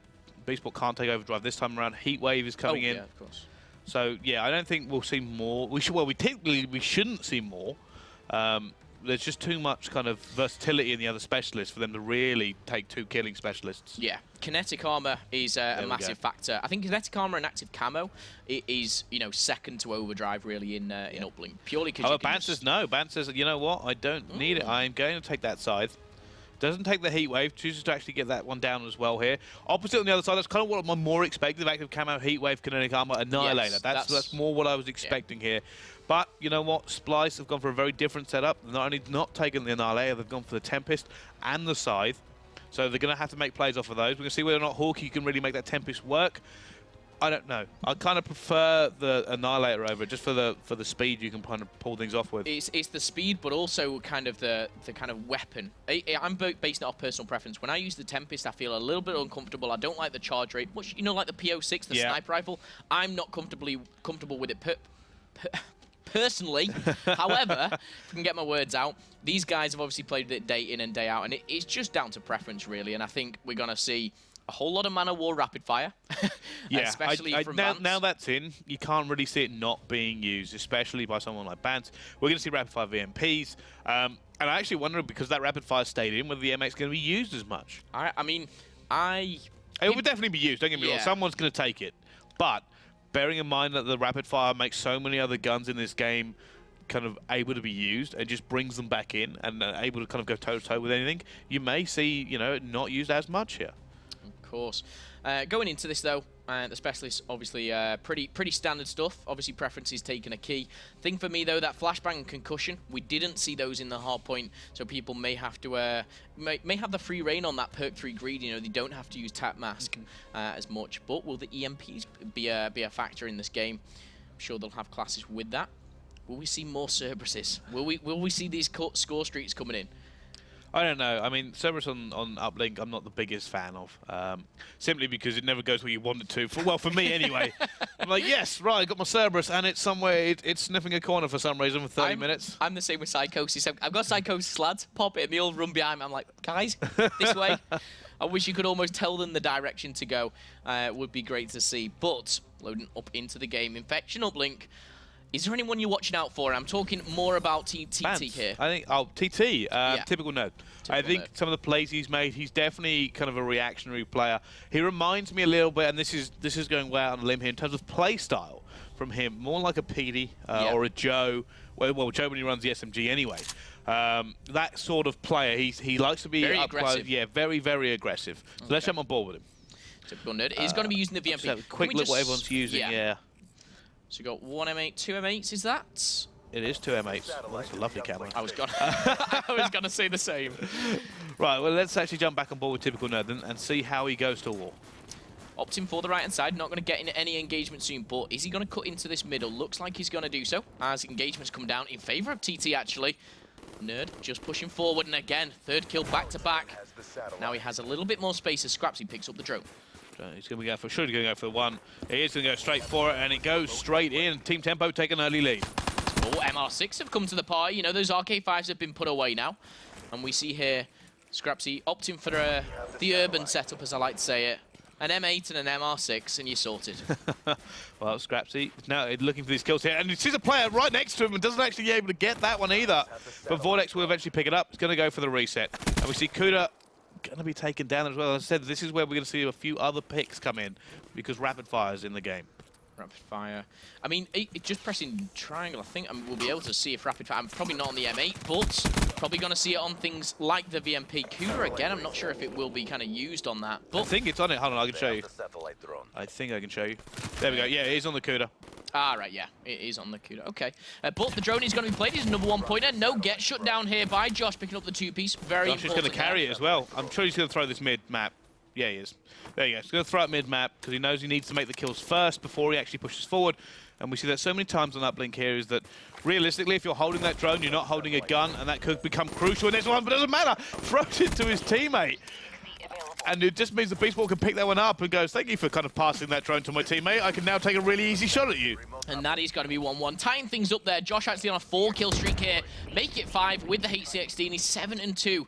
Really commanding this squad here. Oh my god, that 4 down for tempo. Him. This could be bad news, Brycey, because this could be a chain reaction. It is. They're going to give it to Beastport, though. Beastport's going to slide away and going to have that kinetic very, very quickly as well. He's going to have the lightning strike as well, which is why they passed it to him. Now, does he play for that last kill? He's going to be able to get it as well. No, yes, he does. Gets his kinetic at the same time, and they are going to be able to control this one down. And Team Tempo are going to have to overextend to try to shut this one down. And it looks like they might be able to get another one here. Surely that pass will be away. Bance is going to try and lock it down. He is going to go down. Tank control run away from him there. And now Vortex is going to come back. He's going to see one with a Kuda, looking for the second one. Not going to pop his active camo, but 4 go down. Unfortunately, Scrapsy, with that overextend, has shut down Splyce for the time being. Yeah, and I think it was a big play. No, Josh is taking down his teammate in the process, and now Scrapsy's going to capitalize. 2 kills back-to-back. Only at 1 point. Still gets another one. The MR6 ripping people apart. And now Ryan Gray is actually going to pass it back to Scrapsy as he pushes forward as well. Scrapsy going to go for the 2, and they've brought it back to pretty much a 1-point game, and he has the Cerberus, he has the Hellstorm and the Lightning Strike. Cerberus is going to come in. Whether it's going to come in this side, I'm not too sure, but this is the time where specialists are going to come in. Heatwave's popped. Oh, he's not going to find him, but yes! Clean things up. It's going to be Nerd again. I mean, 2-piece after 2-piece. I was about to say, that Heatwave, when he was running away from you, is the equivalent of drop-shotting someone when they're running away from you. Just completely unnecessary. But Momentous is actually going to go on a little bit of a flank here, looking to make some kills in and around Church, simply to slow down any progression Splyce want to make towards mid-map. And he's going to do exactly that. He actually backs off. 90 seconds left on the clock. I thought he was going to push straight through, but he doesn't. Takes the HCXD down, meaning he can't push through. He's now got to hold. He's going to trick off as well. Scrapsy's going to get that one back, though. Has the active camo. Saving that Cerberus for the next round. Scrapsy, though. I mean, we saw him top slane for his team in Hardpoint. Surely not. Hulky had the advantage. He should not have died there, but fortunately, does manage to make the kill before he gets embarrassed. As we see, Nerd progressing here. Is going to come into a wall of Splyce, though, at the moment. Doesn't really know which way to go. Is this where... Is it Momentous who has the streaks? It's Scrapsy, yeah. Does Scrapsy use them here to try to break this? I mean, it's 54 seconds left. It's probably not necessary. Just like that kinetic armor, though, but he's going to be able to win that one as well. Momentous shuts down Splyce with his kinetic armor. Great use of it there in the end. But Vortex will still be able to get... No, he missed! He missed! Oh, my goodness. Vortex misses the 1-point play. He could have made it 6-4. And in fact, even worse, it resets and it goes right behind him. This was a massive, massive favor to TT. Scrapsy picks up more kills. 30 seconds left on the clock. Will we see another point played? It looks like here Vortex is going for it on his own. Wow, Team Tempo really have turned up here. They almost got shut out of this game by Splyce earlier on. But they have rallied, and they now have it in their favor, and they are going to bring it back. Tie game going into the second half between these two. Splyce looks so dominant to begin with. But Team Tempo, not only do they bring it back, but they are sitting on full streaks. Indeed, they are. I mean, how effective those streaks and that Cerberus will be is questionable, but the lightning strike, the Hellstorm... Beastport killed his own teammate with the Hellstorm. Better off not having it. Yeah. But, you know, this game so far, Josh, you know, as soon as he gets his specialists, Overdrive, Hellstorm, they're against him. Yeah. Stop using them, Josh. You're not doing very well with them today. But, you know what? Advantage technically the Team Tempo here. That's it, they've got that Cerberus. Drop it, let it slay. Or will Splyce kind of go back to kind of the original part of the game and really kind of take advantage of this side? He's so stacked here. It's all nice and golden lit up. Yeah. Great to see. But When's he going to use them? Oh, my, that's a camo straight for it. He I'm wants not first sure about control. that. That's exactly what he wants. He wants first control. He's going to be able to get that first kill as well. And you can actually see a Razorback coming in. Now, looking for that one. Scraps. He's going to go down here, surely. What? How? It's teammate. His teammate picked it up. Unfortunately, I was about to say, how on earth did he make that one? But does get it. Now, Beastport trying to slow this one down a little bit here. And they've actually thrown that drone away. Always passed it, so his team's going for the outside play. Momentous. I mean, he's got to play there. Scraps, he's going to be trying to lock this one down with the arcade. Not able to do it. Momentous going to go for the one. Not able to get around the corner. Would have liked to seen him do the shot over the rocks there, secured it nice and easily. He could have been able to do that. But again, we still see Scraps. He's not played his Cerberus. He's not played his streaks yet. And I'm this is where there is. Yeah, there we go. Cerberus about to say the streaks are about to come in here to shut them down. Scraps, he takes out one of his own teammates, but takes out two of the enemy team. Somehow Vortex has still got control a little bit. He uses the active camo to do something. It looks like he's going to be able to do the wall run. Doesn't matter. Scrappy says, oh, it's fine. I can jump off the map as well. Watch me pick this one up. Vance trying to stay alive, picks up the two pieces well, looking for the third. Can he manage to make this one as well? No, Vance rips them apart here and gains control for them. They might be able to make a play off this one as well. If they can push forward here, he may pass it off and use the scythe actually to come in here. After he gets this initial one, he has been heat-waved and he is going to miss as well.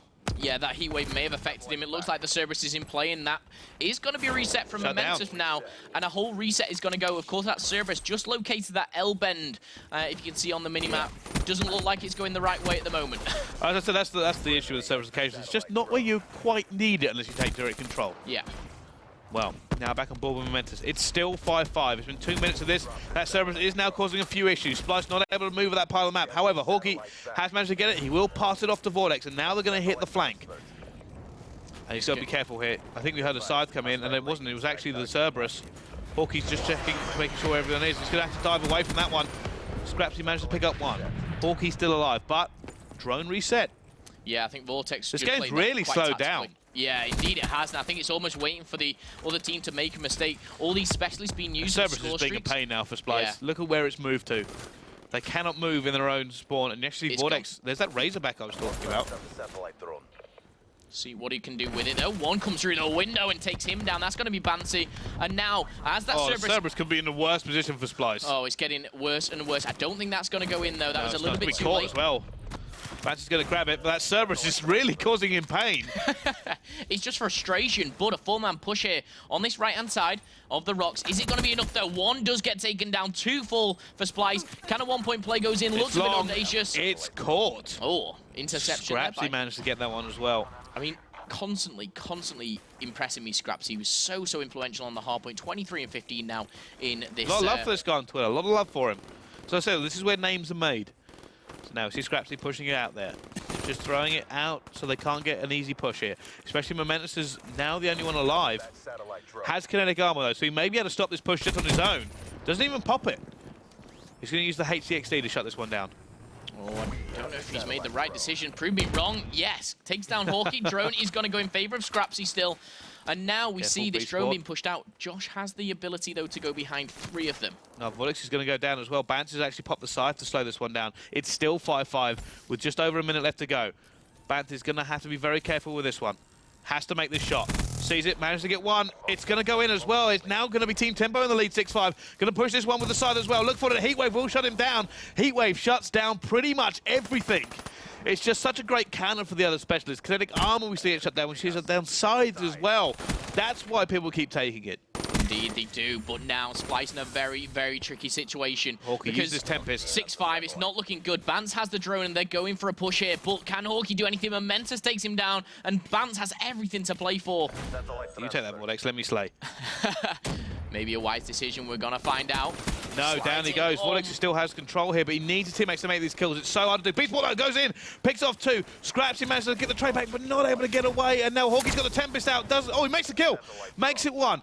He now has to do so much work, though. He's going to look for that reset. Oh, he goes down, and it has bounced away. Trying to stay alive with the Tempest. It's going to be one more push for Splyce. Active camo. He has got active camo as well. They has to get it. He's going to pop it already here. Looking for it as well. It's going to go over Scratchy's head. Needs to make this one. Goes for the throw. Manages to get it as well. 6-6. Splyce in the dying seconds managed to get this one back. But Momentus is waiting for that reset. I'm not sure he has enough time to actually get this one home as he does go down as well. Welcome to overtime. Oh my goodness. You could see Vortex wanted that 2-pointer. He was bopping over people's heads. He was like, I'm trying to run through, guys. I'm trying to defect everything from running at me. But it was going to run out. A safe play to get that 6-6. And I think a wise play as well. He was also worried about the interception. Yeah. He saw that player sit down and goes, I either run at him and he shoots me and I don't get the 2, or I throw it and he intercepts and I don't get the point. He goes, this is super hard call to make. Went for the 1, unfortunately got the timing just about right. Split decision. To be able to get it in here. But there we go. Let's go into overtime here for this uplink. And we're going to stay on board with Vortex. He's 13 and 25, having a bit of a slow game, but can he bring it back and change things over time? I mean, Ryan Gray's actually doing pretty much the same thing on the other side. Yeah, and I mean, SMG, maybe a common thing. No, Ryan takes him down. MR6 comes into play. Annihilator's out for Ryan Gray. There is an Annihilator, but he is going to go down anyway. Typical nerds can use that HCXD, maybe to slow down this control of the drone here. To see a player, it doesn't matter. Oh, it does get Vortex. How? That was so far away. I did think that as Drone well. has been played and he's in the base of Team Tempo. Damn it. No one in threat, Are they though. holding this?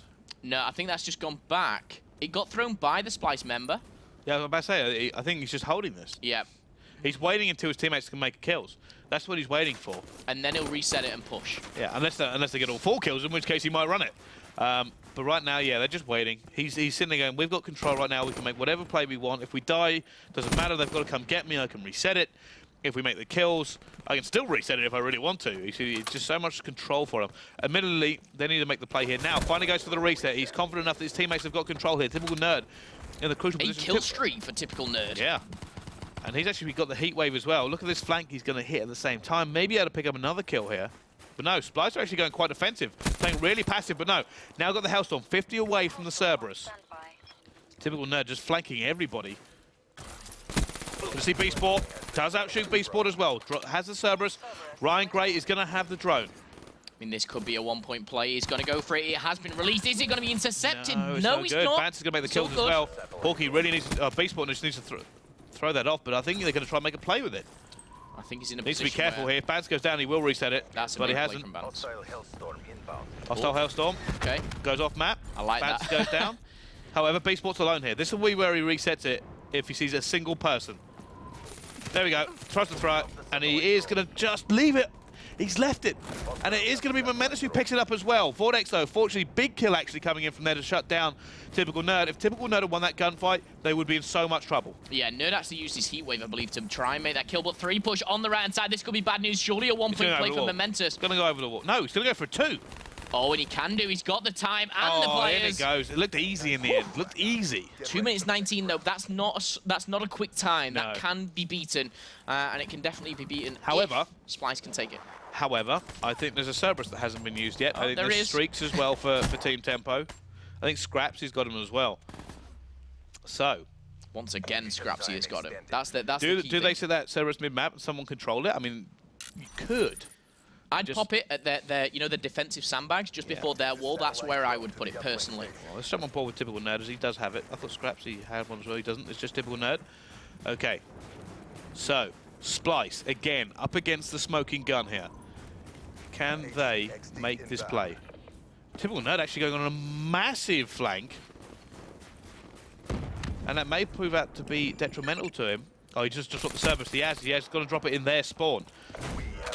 Oh my goodness, this could be all over. Ryan Gray is going to be able to go for this one just a little bit. No, he stays alive somehow. He was going to go for this. He's going to end it here. It's done. No, it's not. Why? What? How?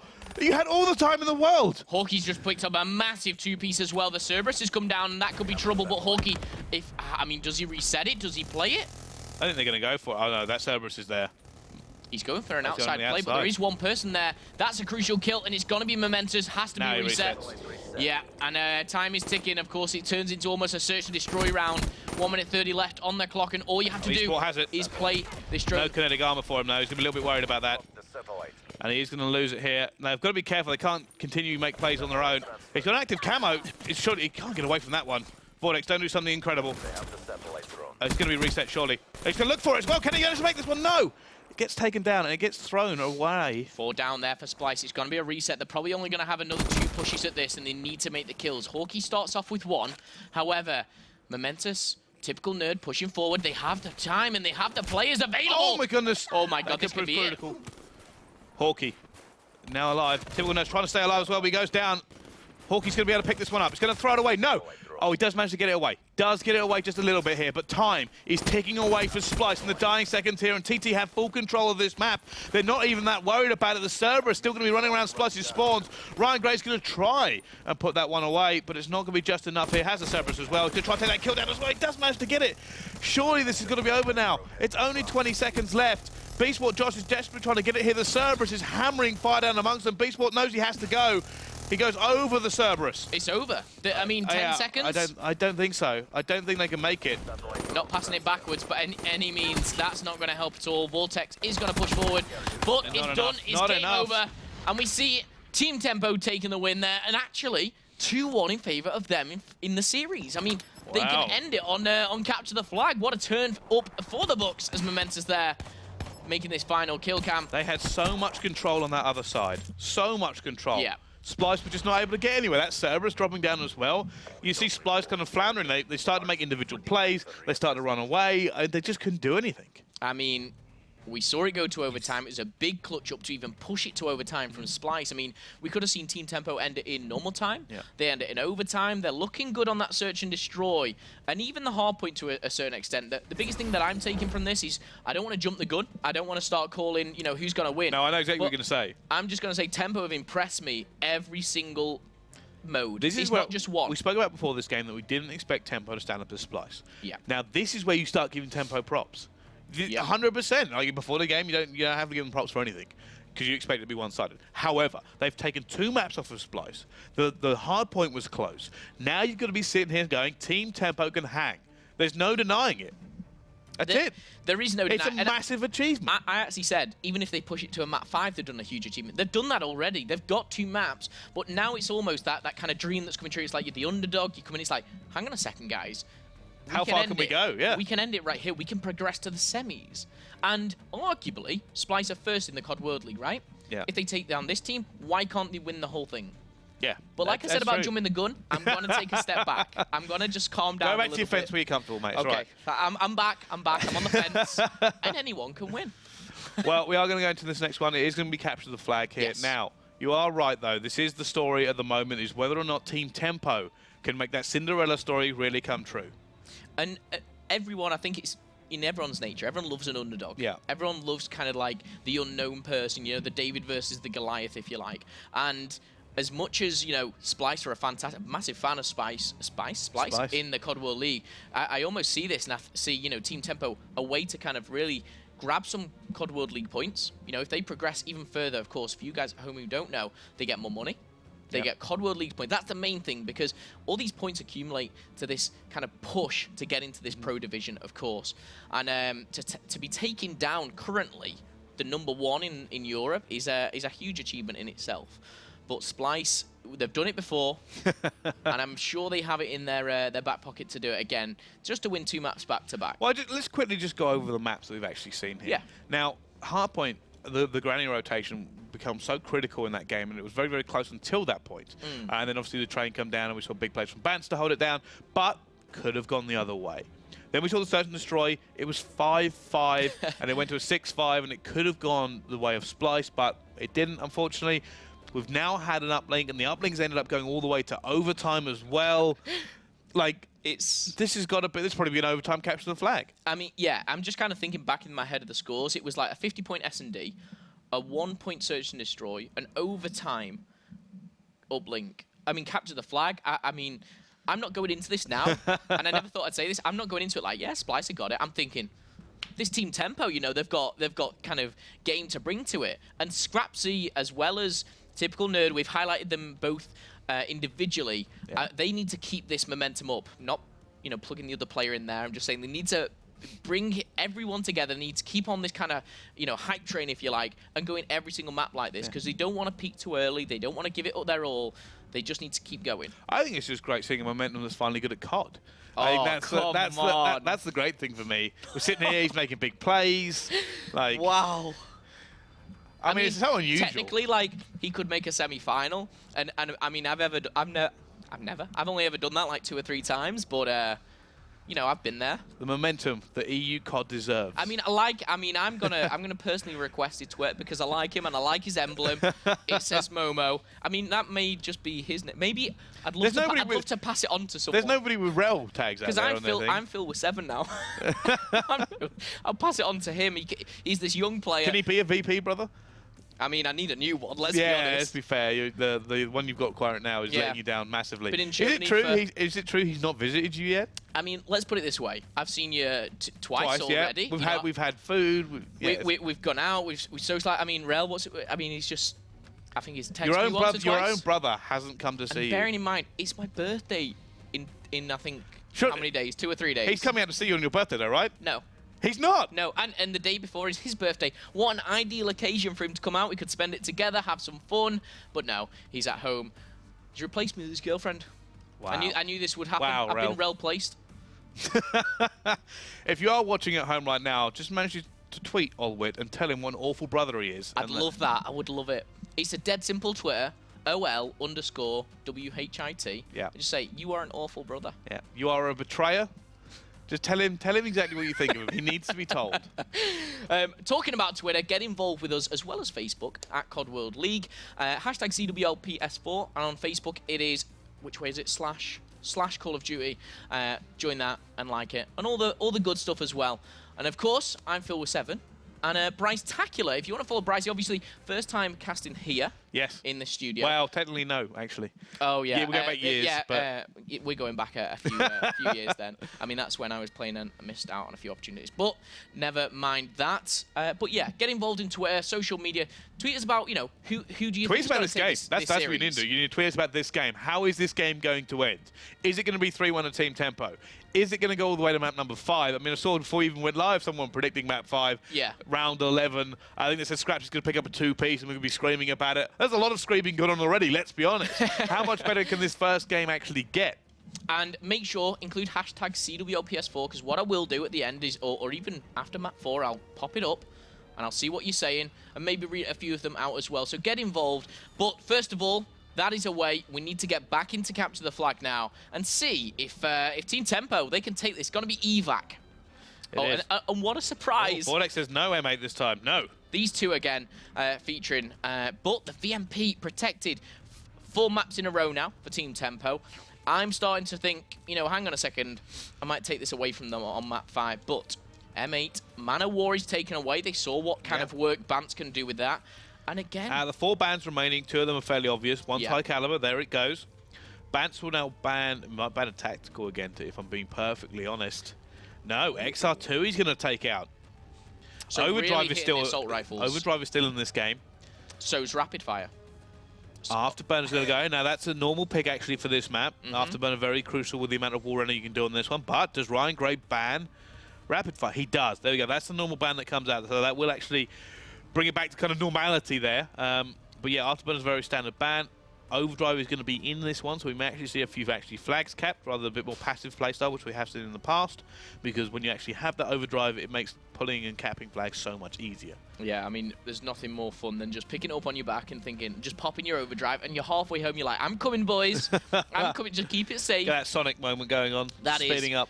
But Afterburner being taken out, that's a big one, because these wall runs and sneaky plays. It's this map. Yeah, 100%. So banned so often on this map simply because of the wall running aspect and the movement aspect of the way this map actually plays out. But it's become one of the more stereotypical bans for it as well here. I mean, talking about the rest of them here, fairly standard. Of course, we've taken all the ARs again, so we're probably going to see the HVK come in once more, as we did last time. ICR maybe for bans as he used it last time. But yeah, I mean, that VMP protect Team Tempo just seem to love it. Now, specialists. Active camo, overdrive, kinetic armor, I have and I would expect to see both sides. But Heatwave against the Scythe. Again, being this objective-based game mode, I kind of favor the Heatwave, and I think they've got the better pick there. I think Ryan picking that over Bants picking the Scythe. I personally think he's got the better pick. I want to disagree with you. You're Erming. Tell me more. I'm going to disagree with you, actually. I've seen so many on this map, especially with some of the sight lines, the Scythe becomes really important, and it's not actually about the defensive plays I've seen with the Scythe. Yeah. Because that's not what it's usually used for. It's usually used just to slay out to pull this flag back or use on a cut. It's not used for anybody camping in the base, which we have seen on this map before. before. Players will usually sit back and hold it. I think that's what they're going to be played for. Bants will use this in probably a more aggressive manner, or use it to try and hold a cut down or cut down reinforcements. So I think it's not a bad way to use it here. I think it's not a terrible pick against Heatwave. And like you said, it's used more on the attack. The one thing that I've seen Bants do with it on multiple capture the flag mats is push to probably 3/4 of the map up and sit there. And his objective players will go past him, and he'll just sit there almost like a turret and just kind of cut them off. Well, with capture the flag, you need to make the kills. You have to make the kills to get these flags. We've seen it time and time again where teams will stall. And if you don't have a massive advantage in players, you don't even bother because of counter capping, because of sneak pulls. You've got to be so careful. And that's probably one of the reasons for Scyther the Heatwave is that Heatwave, you may win that gunfight, but you're not going to win 3 gunfights. But with Scythe, it's always that kind of possibility to do, the impossible, mowing people down very, very easily. Hawkey and Scrapsy definitely want to watch with that kinetic armor and pulling those flags, as well as, the other 4, Vortex, Josh, Nerd, and Momentous. But VMPs definitely will be used, because we've seen that protected once again from the boys from Team Tempo. On the other side of things, though, I mean, pretty standard stuff. Something I will definitely be expecting, Bants with that assault rifle. I was going to say Man of War, obviously being taken out. Maybe we'll see the HVK. And Josh taking the overdrive. That, to me, tells me I'm going SMG. I'm going overdrive. Be there when I'm bringing the flag home. Yeah, it's going to be used for a play here. I mean, same on both teams, really. Yeah. But we're going to see whether or not. And I kind of like overdrive being in, because I do think it will speed the map up a little bit. If Afterburner with it, it'd be absolutely chaotic, but they have taken it out. I mean, it almost stops. It makes those kind of wall runs risky, and you see so many people falling off. With Afterburner, you're almost given that kind of, you've got a little bit more. You can do these kind of crazy things, and it's not too bad. But without it, they're still possible. But it's just so hard to do. I, for one that doesn't like to risk it, I find myself at the bottom of that marshland a bit too often. But capture the flag's the mode. Evac is the map. Let's get into it. Who are we watching, Brycey? Well, Bants, actually, I think he's taking the HVK this time instead of the ICR. So we're going to jump on board with him to begin with. And you see every member just actually spreading out massively here. Bants trying to get that first kill down. Typical Nerd will get it, though. Beastball will take him down as well here. And Momentous is going for a little bit of a flank. And we actually see Vortex sitting in the corner. And Splyce will have control first of all. And you can see where they've set up. Scrapsy and Typical Nerd have really backed off. Yeah, I just saw for a brief moment there, Momentous, before he got taken down, actually had double smoke. Now, smoke is something that's been banned time and time again in Capture the Flag, so hopefully we'll see a little bit more of that. Hawkey on your screen. So, oh my goodness, wow. Ryan giving him taste. They lost every gunfight. Splyce lost every gunfight on that push. And now we see Momentous able to push and able to kind of get into this is where I was talking about the scythe, right? In that scenario, if Bants had the scythe, that's what he'd be using it for. He'd be using it to kind of dig them out of their hole. Yeah. Okay. See what they do, though. 4 minutes still left on the clock. Again, it's almost the tables have turned here. Splyce now on the defensive. However, I say that... Oh, wow. Could you get an easier shot? Look, is he going to get that second one? Oh, I think he doesn't want to peek because he wants to try and use his overdrive to get away. So he really doesn't want to die in this scenario. Oh, Test taken down. Tacticals raining down around him. One thing it's actually important. Menace is going to try and go for it. Down he goes very, very quickly, though. Yeah, one thing that still is in this game, by the way, is overclock. Now, I would suspect, with Capture the Flag being so objective, most people are going to be using that overclock just to kind of get those specialists a little bit quicker, especially your overdrives, especially your active camos. Yeah, and of course, with Afterburner gone, you're pretty much kind of almost forced. It's been used by every single player. Like I said, it becomes down to the specialist plays, especially when both teams are close. You have to use your specialists in the correct manner to make a pull most of the time. Vortex going for that wall run. Has his active camo as well. Needs to make his first kill, though. Does manage to make it. Might pop active here. Not going to, though. Josh, look at him. He's just holding back at a base. And you'll be wondering, why is Josh the one holding when he has overdrive? Yeah, it's a bit of a strange one, but he's pushing out now. Going to try and back up Bants, because Bants has made one kill. Yeah, Bants doesn't really want to go for that. Oh, he's going to be taken down as well. I said the wall running on this map, both teams are going to be aware of it, knowing how powerful it is. Josh is going to make that first kill as well, opening up the flank here. Splyce not in a position, though. However, Momentous really is. And he actually active camos it out of there. And he is going to get out. Will he get away, though? One player giving chase, and he's going to be top. He might pop a smoke here to try and help himself get away. Oh, it would be a great idea. Doesn't happen. Hawkey takes him down with a flag. Isn't returned as Hawkey falls. Now Bants trades with him. It's going to be a one-on-one, and he's going to go in favor of Scrapsy. But the return comes in. So clutch there. Yeah. But Beastbot looking again. He's actually used his overdrive as well there. Oh, yeah. Are we going to see a sneak pull? I think Beastbot might pull this, but he needs his teammates to make a kill. Look at this. TT are pushing forward massively. Bance is going to be at the back here. Smoke gone down. Now, does Beastbot counter pull this? That's the real question. Yes, he has done, and it has been pulled. Pulling it in the right direction as well. I like that. Hawkey's going to go down. Communication. Or is Hawkey going to find him? I think Hawkey's been seen. I think he may dive, bring in, do anything here. No, does make the kill. Slows it down just a little bit. Beastbot, alone, cold, wet. Not able to really do much here, but finally his teammates have come to back him up here. Brought him a warm, fluffy towel, but realistically, this could be a stalemate, and I expect to see a stalemate. Bance is going to be on pushing forward. He's going to be aggressive. Has a player with him. It's Hawkey as well. Hawkey now left alone. He's going to have that kinetic armor, Hawkey. Can he make if he makes this kill, it's huge. Now he can actually push forward. I mean, realistically, he's down the hole. He's down the ditch, and he's a goner. Never mind. I was thinking you're in a dark hole and you ain't getting out, but we see now how it balances it out. We do see one player for TT pushing it on that outskirts. It is Momentous. He's looking for it. He wants to make the play. He's not going to be able to. And this is where the stalemate comes in here. Hawkey, long-range VMP again. Has that kinetic armor, has VMPs. Realistically, what he wants to do is make enough kills here to force TT back a little bit so he can get in that dangerous position. I mean, what he really wants is to be completely unnoticed and walk in and get the flag, but I don't think he's going to be able to get that here. Oh, he's going to be traded here. Hawkey's going down. Yep. From behind, takes advantage. Momentous is going for this flank once again. Can he pull it off this? Oh, he's just seen one in the split corner of his eye there, but Banty takes advantage. Trying to be like the hero play. It's basically a 1 versus 4. Has overdrive, though. If he can make that kill, speed may be his greatest weapon. Has been spotted. I think that nade there was I was about to say, does he just go crazy? Does he just hit it and go for it? I think the wise thing is not, but I was going to say... Well, you say this, but this is what dreams are made of. Oh, he's going to see that player in the back. Not going to be able to make it, though. We'll hold it down. There's actually a play going on there. Hawkey's managed to get 2 on the other side. Oh, my goodness. We were concentrating on momentum, and Hawkey goes in like a wrecking ball and takes down 2, and he was only seconds away. You can see there, he picks up the first. He's going to see the second here on the right as well. But this was in the dying seconds. I mean, this was just down to the time. If he had more time, he was probably going to die. Yeah, he was probably going to die, yeah. But you never know. Hawkey, I mean, he did such great. I didn't expect him to go for it. No, I didn't. There was almost nothing there. He was 1 versus 3, and he almost made it. But still 0-0 going in the second half. True systems go down. Scraps going to play the defensive role here. Looks like it. Let's get on board with someone a little bit more aggressive. We talked about typical Nerd being this aggressive player, almost like you said, this Jerd type player, this PT if you like, being aggressive. But as kills come in. This is a crucial play here, Hawkey. Is he going to be checking? Oh, look at that. Go past each other. Heatwave going to be popped as well. Down he goes. Josh fell off too. This is a 2 versus 2 at the moment. Flag's going to be pulled, and that's going to be for Nerd. Steve Vortex. Oh. Overdrive has been popped. He's going to go around the corner. Doesn't matter. Vortex says, thank you for coming back. I almost lost you. Beastbot tries to make a play on the other side. He's going to go down. Momentous, though.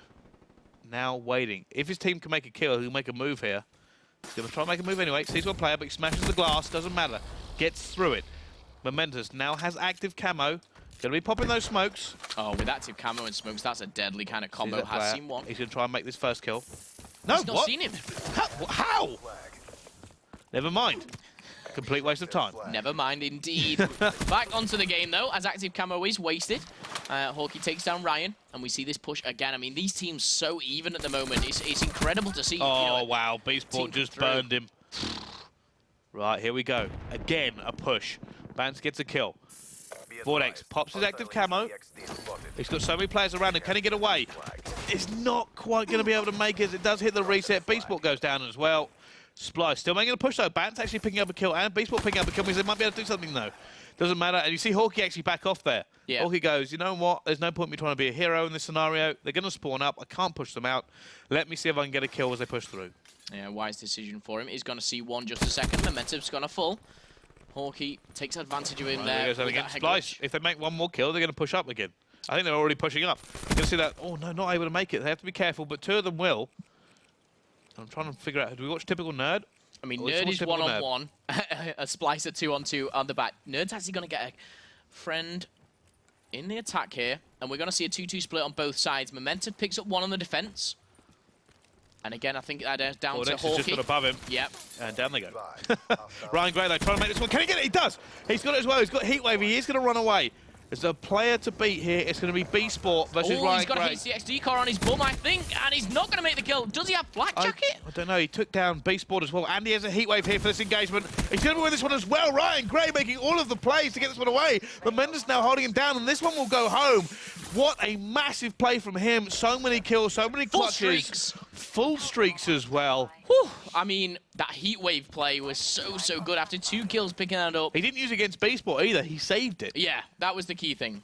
And they have an overdrive here. Looks like they might actually be aggressive and push again here. Typical Nerd pushing through once more. If he can make this next kill, he's going to overdrive this one away. No way. Surely not. No. Vortex shuts him down as Ryan does extend on that kill streak. No. Does get ended. Let's have a look. Ryan Gray's on a 5. 5-kill streak. No. Still going alive. Was looking at the wrong player. Never mind. Now he's get ended, but he's 15 and 9. Let's not forget that here. You know, we've talked about Scrapsy and the last Nerd. play. Typical Nerd. Almost lost that gunfight. Still trying to fight Bance. Bance says, thank you very much for shooting at me. I now know where you are. Turns and burns. Momentous, though, picks up 1. Josh goes down. Actually, Momentous has a bit of space here. They do. Bance, though, going the long way round. You can see a player there behind him, and all 4 of them go down. Momentous says, thank you. Time to pull this one away. He's got active camo charging up. Stun, B-Sport. Oh. Clutch, placed it exactly where he had to. And he actually ended up using it. Used his overdrive. And that's actually a blow there for Splyce, because realistically, they need to pull something away here. They've just burnt a specialist to defend their own. Splyce has got to go out, all out. Yeah. Got to go all out. 1 minute on the clock as they respawn now. Team Tempo almost need to just play defensive just to get rid of the aggressing players. I think Typical Nerd's gonna, what he's probably going to do is pick this. I mean, he's got overdrive. He can. I mean, lightning strike should be pulled in. I mean, that's the call. Bang, away he goes. Oh, that's an unfortunate spawn, but can he get away with it? Oh, he's looked back. Why? He's challenged. Why? Why? I mean, playing the smart game, possibly. Trying to fool him, could have done, but Bance was looking the other way. Bance hadn't seen him. Josh has actually left the game, not going anywhere soon, but let's call it now. It's 15 seconds to go, only 2 players on the team, and we see Team Tempo advance into the semi-final prize. They've come top 4, and this is where you can give them props here. Didn't expect them to win. It was against them. Splyce, #1 in the CWL, have just been shut down this tournament. Team Tempo will continue on, and they take them down 3-1. What a fantastic achievement. I mean, it's not like a 3-2. I mean, that's a convincing 3-1. They were dominant in the uplink. They won both. Well, they nearly won the normal time. They dominated the overtime. Captured the flag. That was all them. Team Tempo shut them down, played a little bit smarter, and the specialists used a little bit better. However, Team Tempo are the first team to advance to our semi-finals. I'm getting a little bit excited now because they've done the impossible almost. Who will they play next? We are yet to find out. I'll tell you who I want them to play. Okay. I want them to play Epsilon. Okay. So, of course, bringing up that bracket for you is It's TCM, a long way to go. It would only be the final. TCM versus XL. Of course, we've kind of said XL is what we're Well, ignore us already. We got that first game wrong. Yep, first game completely wrong. But I really do think that's an on-the-day game. I really, really do. But of course, Bryce wants on the opposing side Epsilon to battle through Giants and Infuse or Torpedo to face up. I think it'd be very story. I mean, there was a little talk between the 2 teams yesterday going on. Explain it. Tell me just briefly. There's not an awful lot to explain. It's just Epsilon. There's a little bit of talk going on from the TT camp, a little bit of talk going on from the Epsilon camp. A few words were exchanged in the Twitter sphere. Okay, so people who may not know that, there's a little bit of drama going on. Okay. So, you know, I doubt we'll see that. However, we've already got the first prediction wrong. But yeah, Team Tempo, what an incredible achievement. You've really got to say they just took down the #1 in the CWL. They've proved they can hang with the best. Okay, no problem at all. But now we've seen Team Tempo do that to the boys of Splyce. You know, Splyce are out this now. They've come top 8. They've done okay for them, probably very disappointing. But what did Team Tempo do? What did Team Tempo kind of do from now to kind celebrate. of go on? Right for about celebrate. Okay. And then get ready for either TCM or XL. This was the big play, though. Yeah. Walk me through it, Bryce. So first of all, he managed to get that flag away, and then he doesn't actually use his heatwave against B-Sport, which is the crucial part here, because the next gunfight coming up, he pops that heatwave, which is almost a guaranteed win your gunfight. And you see he takes it down, and the enemy player, whoever that was, I think it's Hawkeye, just didn't have a chance. And that meant they had nobody in front of him. Hawkeye did everything he could do. He pulled the flag away. Beastball also had the cut. And Ryan Gray just ran through them. He said, thank you so much for that one. Yeah, and the full streaks. I think he made 3 kills on that run. Three kills on that run. To pick a flag, make 3, secure it, get full streaks. It's not something you do every day against Splyce, but definitely want to put in the old folder for the montage later. That's what I'd be doing. But nevertheless, a great series, obviously, straight away. Up next, though, we do have, I believe we're going to be seeing XL versus TCM. Of course, myself and Bryce, we asked what games you want to see. You answered us with those. And XL TCM, a bit of a COD World League matchup, you like. These have played against each other before, so they know exactly what they're doing. It's the complete opposite of what we've just seen here. But let's actually look at the standings of the COD World League and see where things line up. Big one for me, just touching on, look at Splyce. Yeah. Splyce right at the top there, 9-3. If we were in the COD World League right now, they'd be falling a few steps or 2, but luckily for them, we're not. XL and TCM, though, they're coming up next. Look at their score, Bryce. 6-6 apiece, only separated by 4.3 map win. I mean, that's 2 maps, maybe, of the COD World League. Over how many they've played is unthinkable, probably 30 or something. But nevertheless, it's going to be an interesting one. Are you sticking with your XL? Yes, I'm going to stick with the XL. Just because the prediction has gone the other way doesn't make the rest of them invalid. Okay, so as well for the Challenger Division, just to break down kind of the prize pool, how this works, you know, what they're going to gain from it, let's have a look at that. So first of all, first we'll take 2,000 with 500. Millennium, ignore that. That's the the cash that they'll take and the COD World League points that they will take away. Second, of course, 1,300. Third, fourth, 500 and 200 points as well. That's where Team Tempo are sitting right now. It's a great game of win a map, W money, win a game, W money. Indeed, it is. And obviously, I mean, for these guys at the moment, the money's great, but those points are so important. Those 200 points for Tempo could prove so critical. Yeah, and can they go on? Can they further it to 300? I don't know. I mean, realistically, we thought Splyce versus them would be kind of one-sided, and then it wasn't. It actually ended up being Team Tempo. Now, so Splyce versus XL, we actually picked Splyce. I mean, we could just be maybe jinxing it a little bit, maybe. Maybe. But it's great to see an upcoming team obviously come through, not only get to the quarterfinals, but find themselves in the semis, playing for a spot in the final as well. But other than that, I mean, what a great game we've seen so far. We've talked about, obviously, the next one we're going to be seeing. It's going to be TCM XL. But, guys, don't go anywhere. Tweet the stream. Get everyone involved. But we'll be right back after this quick break.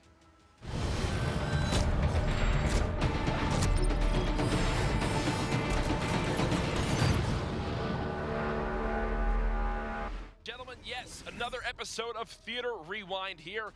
This series went all the distance. We had the pleasure of being a part of casting it here on the primary stream. Now, we do have that Looney clip pulled up. You've also got a big Chino play that happened in Game 4.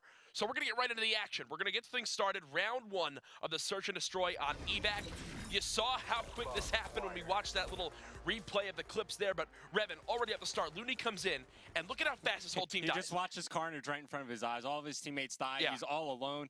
And look at the red dots on the minimap. Like, there are players pushing him from all angles. Like, it's nice to be able to slow things down here in theater. Exactly. So 10 seconds of the round, his whole team is dead. And now here's where he's got to make a decision. He's got to eliminate the amount of areas he can get shot from. So you'll see, he'll cook a nade. He tosses it to his left. That cuts off the staircase. And watch this first hit marker he gets right there. It hits the opponent. It bounces off of him, which lets him know someone's got to be pushing his left. So he kills Happy, and look at the shot transition. He doesn't stop shooting.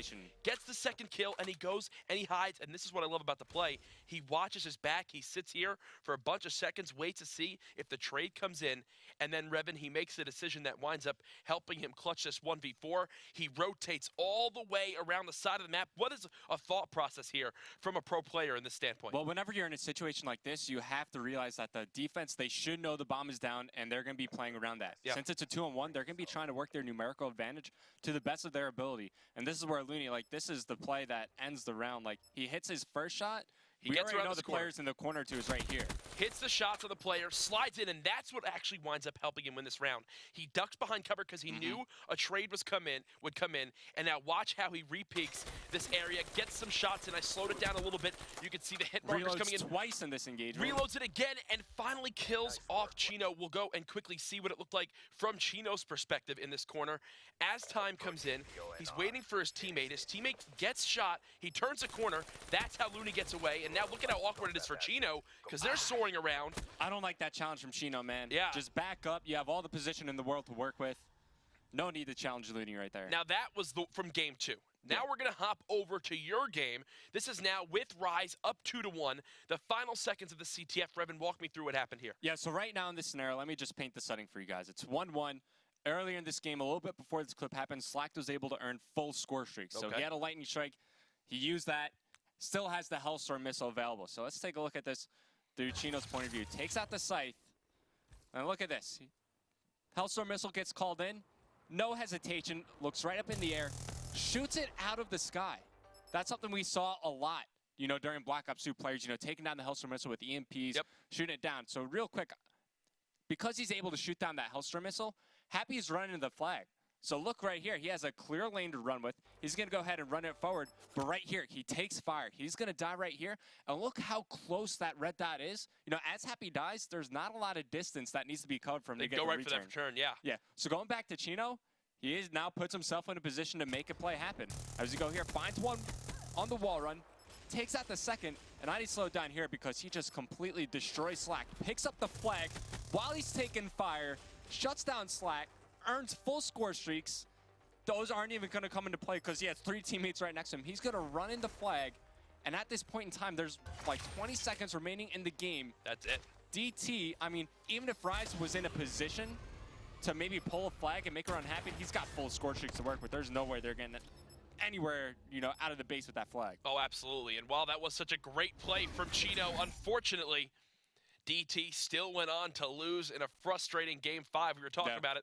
We feel like we say that every single time there's a Dream Team loss in the league right now. We'll see if they can begin to clutch.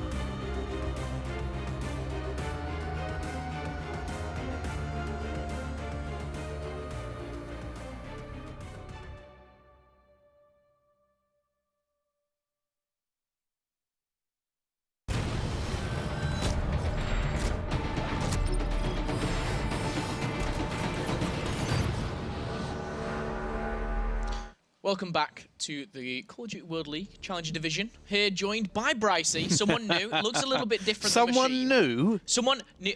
The reason why I did that, I was on Twitter, I was looking at the hashtag CWLPS4, and someone said, "Where is Machine?" I mean, you have transformed a little bit. Definitely not they someone downgraded, new. Unfortunately. Definitely not. But it is Bryce, or Bryce-tacular. I myself, Phil Momo Whitfield. Not the player who's just played and actually made itself. Yeah, he was good. Semi-final. He was good at COD. I wasn't so good. You had to stop playing, yeah. Yeah. You keep reminding me of this, okay? I get it. I'm just saying, like... I wasn't the best. However, let's look at what we've seen so far here. Team Tempo advancing to the semi-final. First of all, first game. Second of all, a massive shock here. Splyce were their clear favourites, first in COD World League, and they find themselves in the semi-final. Who will they face next, though? TCM versus XL. We actually will be jumping into that game, so we'll be able to guide you through that, though. On the flip side of things, though, Epsilon versus Giants and Torpedo versus Infused. We will get an update as soon as we know once those have played and who has obviously progressed through. We've also made it clear that we think Epsilon will and Infuse, you know, that very standard. Well, I know the Epsilon game is actually finished. Oh, okay. So it is a 3-0. Epsilon did win their game against Giants 3-0. Right, so Epsilon have already progressed. Yes. There we go. And, okay. But looking at today's schedule, of course, we are seeing TCM XL next. Semi-final 1 and 2, obviously, Team Tempo making into that even just makes it more exciting. You know, can they go all the way? We'll see. And we'll be rounding it off with the final at 8 o'clock. Of course, you know, that's the big game. That's where all these teams want to go. But every single stage that they're going through, whether it's quarters, semis, or the final, just progressing, more money, more points. And we just outlined that just before the break there. But I wanted to jump on board with Twitter, purely because we said get involved with us, hashtag CWLPS4, and I'll be looking at it live here, so if you've got any questions... I tried to look at mine live. However, this is a German keyboard set out, and I couldn't find the hashtag, so I completely failed. It's the speech marks. It's the It's the one next to enter. It's the one next to enter. It's something that it drove me absolutely insane, because on Twitter as well, when you're atting someone, I kept, like, speech marking them. Oh, that did not work. Didn't work. Right, well, you've got some people now kind of... Yes, let me just go on it so it is live. A lot about Team Tempo, actually, right now. Surprisingly, I don't know why. I mean... yeah, Twitter did kind of explode. I actually tweeted out saying going into Twitter after that is always kind of interesting to kind of see the way it's reacting there. A lot of support for Team Tempo, like an amazing amount of support. Big question here, and I'm going to ask this one to you. Go for it. Who would you rate the main part of Team Tempo and why? Hashtag TT. That's from EU Welsh. Now, interesting, because the two obvious ones are Typical Nerd and Scrapsy. For two different reasons. I think Typical Nerd was making some he was definitely slaying really well, making critical two pieces, but I think some of Scrapsy's plays were actually more significant in what they were doing. So Typical Nerd may have been the biggest slayer at points, but I think Scrapsy was coming in and making those crucial cuts, or he may have defended in great positions. He played a little bit more passively at times and still picked up the kill. So it's kind of what you want to look for. Do you want the guy who's a little bit more flashy, or do you want the guy who's a little bit more solid? And I think that's the difference between those two players. It's almost like the Slayers as well. The Slayers also get so much of the limelight. It's almost like the strikers in football, right? They're going to score the goal. Everyone wants to be a striker. You want to score the goals. You want to... No one goes, okay, that's a great tackle you made. Well, anyway, this guy scored 3 goals. So when you're in school, it's like, I'll play left back. You want to play left back? No, you're heading for striker always. Another one for me, obviously Scrapsy. He was the one putting the Cerberuses on the field of play, if you like. And I think they were a big influence. Maybe not so much in the hardpoint, but more in your uplinks and etc. But we will go back, obviously, to that. So definitely get involved. Just ask a few questions, anything you like. Hashtag CWLPS4. We're going to go back into the game now as we see XL versus TCM. However, the PlayStation Network names, should I say, do look a little bit different here. I'm used to CWL_. We got Shainsbury's, Sunny B, Niall, and Bran up against Nolson, Quicker, Brain, and Zed. You know you're going to get that Shane one wrong, right? At some point. I am. I mean, I'll have to declare that I love all, food chains and all that kind of stuff. But never mind. Let's get into the game. VMP, though, we saw it protected 4 maps in a row in the last series. Every single map, it was always involved. This time it's not. This time it is taken out. Kuda taken out as well. We saw, the assault rifles last series was targeted. This time it seems to be the SMGs. And M8 has been protected. That's from Brain. These two interest me, because we're not an evac anymore, Bryce. We're on Fringe, Afterburner, and Overclock. What do you make of this? I think they want to slow the game down. That's what it looks like. I mean, the Afterburner picks especially. It's kind of a weird ban, actually, on this map. It's maybe slow down for train here, but I don't see really why they've banned it perfectly honest here. It's not something I would expect. You could have probably used that ban more effectively. Overclock, obviously, they don't want to play against specialists as much. I mean, that's just a fairly typical one. Yeah, high caliber rapid fire, also very, very standard. Yeah. Heatwave, they've probably just watched the last series and seen how it beats every other specialist up close and personal. But Heatwave, massive breaking kind of point as well. It's one I personally use, you know, when I'm playing my hard points. I'm more the well, it's useful on what P2 and P3 here. It's absolutely deadly. P4 and P1's not so great, but P2 and 3, it's huge heat wave on this map. So it is going to be kind of taken out of here. What we've seen: Tempest both sides, Scythe both sides, Active Camo both sides, and Kinetic both sides. So they've both kind of gone along the same route. Yes. Tempest being used more than the Annihilator in the last 2 games we've seen. But yeah, I mean, it's nothing too unusual here. Active Camo is great. Not only are you invisible, but it breaks the kind of the sticky aim. Kinetic Armor, obviously, that when you're a gunfight, that's going to be a lot of use, probably in P2 more than anywhere, or P3. They're going to use it there. Active Camo is great for pushing out. It's great for everything. Active Camo is probably one of the most versatile ones you can use. Yeah, and it's almost, you know, I say this week after week. Heat waves, you go in, you big bang. It's like you pop, you know, you stop everything in its tracks. Active Camo is the complete opposite. It's your sneaky one. You go around the back and you sneak in and make a few kills, maybe shooting people in the back. My favorite thing to do when I'm playing COD. Well, I think like Kinetic Armor, you can easily win a 1v2 with Kinetic Armor. With Active Camo, you'll win the one. But that second gunfight is equal because you're no longer invisible. It's just straight up gunfight. So it's actually harder to win those scenarios. But like I said, it's more versatile. You can use it to sneak past, go through people, have them struggle to actually hit you rather than just trying to put enough bullets in. So it's a little bit different between the two here, but they use more or less in a similar way a lot of the time. Yeah. Kinetic Armor as well is, and I know people kind of stick to that. Zed is one where he'll stick to that, whether what game he's playing. Hardpoint, Search and Destroy, Capture the Flag, likes that one, and almost, you know, very Jerd-esque, if you like. He just sticks to his guns, not literally, of course. But as we go into the game, they will have to change their score streak. Probably nothing too major, as nothing's been taken out of the ban and protect. You know, HCXDs will be in play. Flak Jacket is still available. You know, we'll see kind of the counters, but will we see that? Will we see that Cerberus? Will we see that? I mean, all input. We don't see the Wraith as much because we see how very easy it is to counter. But it's been so long since I saw Tommy on week 1 of the Call of Duty World League bringing out those wraps, and I miss him. I do miss those little. I don't think either team is really going to risk it here for that one. Like I said, it's winning this game, double your money. So I think it's going to be very, very standard. And see how it actually goes down here. Just talking about these two teams here, both very impressive lineups, very impressive squad. Like XL have been kind of really kind of a dominating force, taking maps of pretty much teams that you would rate higher than them coming into the CWL. TCM really struggled to begin with. Really, really struggled. The addition of Sunny B kind of rounded this team off a lot more. He was one of my players to watch, and I said this, and I was really disappointed he wasn't in the CWL. Now he's in the CWL. He's improved TCM's fortunes. Yeah, you know, that whole Orbit team, Bar Desire, you know, have found their home in the CWL. But let's focus on the game in hand. XL versus TCM. We've seen it played out before. We were on board with Zed, actually opting for the M8 this time. You know, he has been kind of forced to do this with that VMP ban. Well, you see the M8's coming down here as both teams just start to fight for it. Shiva actually coming in from Nile. Going to see one as well. Managed to pick that one up here. His team doing quite well to hold this one down. It is going to eventually go down here, and it will be XL that start to actually gain it here. But it's going to be Sunny B. Sunny B comes in with a 2-piece to shut them down, and he's looking at hardware. Finally, the first points go down, and it will be TCM. Shane going to be sitting on the point. 30 seconds in and not a point was made. However, 10 on the bounce here for TCM as Shane racks this up. 1 kill, making 2, and now Shane's doing real damage here. Can he make it 3? Knows where he is, has put bullies into him. But that reload needs to come in. Pharaoh is eventually going to go down here, and I said it's so dangerous when you're in that hard point. You're sitting there worrying that your teammate's going to have your back, because a lot of the time you're just so restricted with where you've got to sit that you can't really see anything. And any gunfight you do take, you'll be at a disadvantage for. But Brain is not going to be able to get this one. I was looking for that rotation, and you see it's coming in again here. Both teams now stacking this one here. It's going to be TCM coming from tin, XL pushing from hardware, and it does look like XL are going to have the advantage. Yeah, but it's going to be pinched. Brain makes a big kill, and you can see the entrance coming through hardware as well. This is going to be an LLR bloodbath, but Brain says no. He takes down one. Zed adds to the kill feed now, and it looks like XL are going to have control. Sunny B eventually goes down there. Wasn't able to get more than 1 kill. I thought he might be able to get something else, but Shane actually challenges there. Does pick up a kill with a Pharaoh. I'm not entirely convinced that was a great play from Shane. He went in, and there were 4 members of XL there.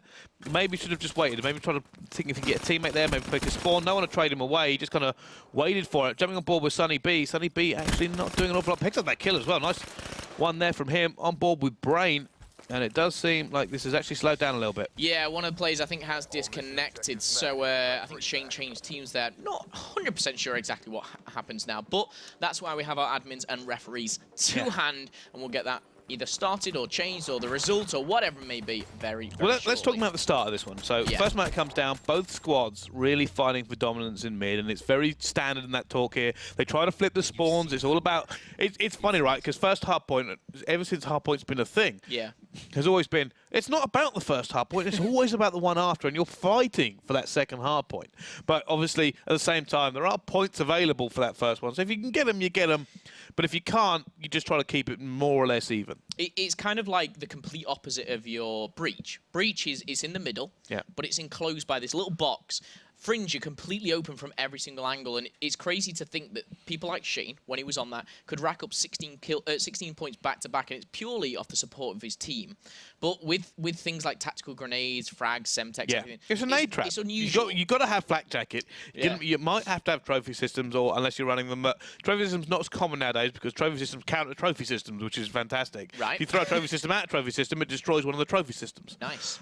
So flak jacket's usually a more kind of efficient way of actually deflecting that here, especially if you ban out tacticals. Pick and ban phase, of course, coming in again. Yeah, of course. And, you know, people opting for, like, the EMPs, having EMPs available if teams are using things like Cerberus, you know, they can destroy trophy systems so easily, and it's very hard to gain control of that middle one, as we said. But it did go in favour. At the end, we saw Excel rotating early. They got the better spawns. They almost pushed TCM back. And, I mean, Shane and Sunny were trying to breach in, but it didn't happen for them. However, I think one of the players, I think it was Bran, actually, who disconnected. Before, obviously, we had the restart there. And we will give you an update as soon as we can. But we've talked about the actual game that's happened. I want to talk about the teams. Let's talk about the teams some more. The teams, we've already kind of favoured Excel. We have. I want to... They've got a Swedish champion. A Swedish champion of Quicker. I mean, what an actual... What an accolade, if you like. But Excel are on your screens here, left to right there. Quicker, Zed, Nolson, and Brain. I mean, one of the teams really who have not upset a lot, but they've kind of been consistent in the COD World League. They've been consistent. They've shown that they can prove against, fight against the best, if you like, but have had these shaky moments against the lower tier teams. For me, it's a lot about this org. This org kind of came out of nowhere and has become one of the more prestigious orgs in a very, very short amount of time. A big fan favourite as well. Yeah, it's a massive fan favourite. I mean, speaking of these guys kind of first come to me, and I kind of noticed the way the org was conducting themselves, and it was incredibly professional and incredibly friendly. And they've gone from strength to strength. They've now got multiple teams and multiple esports. They're still holding that professionalism. They're still kind of that almost like family-grown, warm, huggable sort of org. And always very, very personal as well. On the flip side of things, though, a veteran org, if you like. TCM, they've been around for a very, very long time. They competed over in North America. Disappeared for a little while. They did. They disappeared for a little while. But they're back, and that's the best thing about it. And they're back with a front man. Yeah, and that is going to be Shane. He's leading the squad, but he wasn't the first in this. He was picked up a little bit later. Of course, Niall and Bran were that kind of solid team. They've brought in Shane. Shane's brought Sunny. And we saw almost kind of this now collective four really moulding as a team and gelling together and getting some chemistry, which is great to see. It really is. Like I said, TCM, obviously they struggled, right? They didn't have a European team. The European technically went to America. Then they kind of they all went. Everyone knows how that unraveled. It all went a little bit wrong. Yeah. And then obviously that left them with no team. And they're coming in, and now it's a very significant year for Call of Duty. And they never had a top squad. Were lucky to find this pickup. They were lucky to get the pickup of that squad and then brought in kind of known quantities. They brought in Shane. They've worked with Shane before. They know how he works. They like him as a front man, so they brought him back in. And then, you know what, they went, well, we still need more firepower. Who's out there as a good free agent? Sunny B. Sunny B's a massive player. So good. Big slayer for him. Probably one of the bigger factors here. And I said before, he had to be in the CWI. I fully believe he's going to be a massive factor this year. And I think he does belong here. We look at leaderboards. Every single week we look at stats. And Sunny B, he's always breaching on that top 5 mark of the 40 players in the COD World League. Whether it be his slaying or his objective or an all-round kind of player rated, he's always kind of pushing into the bits where you're finding like your Tommies and your Mooses and things like that. So it's really good to see and good to see TCM back and fighting. Of course, they find themselves in the middle of the pack alongside XL in the COD World League as well. So now we've spoken about the game. Now we've spoken about the teams. This whole kind of lineup of what it is at the moment. They find themselves in a tournament now where if they do progress, they don't play Splyce. They will play Team Tempo. Do you think that's a positive for them? Do you think that's, you know, again, the unknown, or...? Well, there are two aspects to this. There's one that they probably wouldn't have been favoured against Splyce as much, but the other side of it is that it's a known quantity. Yeah. So it's neither a pro nor a con. It's both. Like I said, it depends what they value more. The fact that they don't have to play Splyce, who you maybe rate above them a little bit more, or the fact that it's got to be, you know, it's what they're going to do. We don't know exactly what these players are going to do. We don't know what they do regularly. We don't know their typical acts. And it's going to be a struggle maybe to find, oh, is this player going to flank? I don't know. I've not played them before. And now coming into it kind of player by player, TCM are a newer kind of team. They've had less time to gel, if you like. Yeah. XL, they've made this team for the COD World League. They've gone into it as a 4 with this organization backing them, almost kind of, you know, go at it, do what you can. And they've been doing consistently well, but everyone saw them kind of at this kind of 6th, maybe 7th spot. Do you feel that they, you know, are overachieving at the moment? Do you think they deserve to be where they are, or...? I think it's always subjective, right? You're talking about these players here, and realistically, we had these predictions coming into this event. I had these predictions. I actually sat down with Reedy and did them, if you remember correctly. Yeah. And we spoke about where we expected to come. And if people watched that and they noticed that we didn't actually give numbers, because we knew that some of these results could massively skew the league, but pretty much what's happened in the league is what we were predicting would happen. Yeah. We knew that certain matchups wouldn't go in people's favour. We expected things like the Millennium to drop a random team, or Vitality. More actually, the thing was to actually just take something random off somebody. Yeah. They've done it off Millennium twice. That's not something you'd suspect with Millennium pretty much leading the CW up until now, and then Vitality being quite down at the bottom. We knew they would struggle. We knew that the big fights would be the French to make sure they stay in that top 6. We knew that things like XL could very easily push top 4. But we were predicting maybe Millennium at the top, and then we had maybe Epsilon second. But it's kind of panning out the way we thought it would. And there's several battles here. There's one to win the league, and there's others that actually stay in that top 6. Just stay in the league. Yeah. That's all. You know, we talked to TCM and actually Shane in pre-interviews, and a lot of people, like even XL, said it was like, we're here and we're here for first and nothing else. Shane was very much... almost the experience in him was like, we know we're not going to get first, but we just want to get top 6. We want to stay in the league. We want to be here for Season 2. We want to be having a shot at the Call of Duty World Championships at the end of the Season 2. And that was his kind of planning. He had it all planned out in his mind at the moment. And I think things like this, away from the CWL, but also included, like mini tournaments, if you like, really do help their team grow and play different teams. And I'd really like to see the TCM versus Team Tempo game, purely just to see kind of how it pans out. Yeah, I kind of agree with you there, but I don't think it's going to happen. If I'm going to pick a squad to go through here, I'm going to pick XL. I think it's a safer bet. I think it's probably what we're going to see here. Don't get me wrong, I think TCM have got the credence to hang with them, and it could go either way. But if you're going to take it over 5 maps, I'm going to pick XL every single time. It's just, I can see TCM winning a map, and I can see them winning 2 maps. I cannot see them winning 3. The one that I see is the respawns. And we always say S&D wins championships, but I don't see XL dropping a respawn here. I don't see them dropping a CTF or an Uplink or a Hardpoint. But maybe the first S&D, they might drop. It might go in favour of... So, I mean, Sonny we've seen at Search and Destroy as well as Shane. Even, you know, Niall and Bran have been like the highlights, if you like, sometimes of what they've been doing in Search and Destroy. But I just don't see it going past that 4th map. No, I kind of agree with you there. I mean, I've played, actually, with Sonny B on this map. In 8s before. And I mean, don't get me wrong, he's fantastic. I think he dropped something like 50 kills. He's playing against you, of course. No, he's playing with me. Oh, that's why he can get so many kills. What? Because he's got detriments on his team.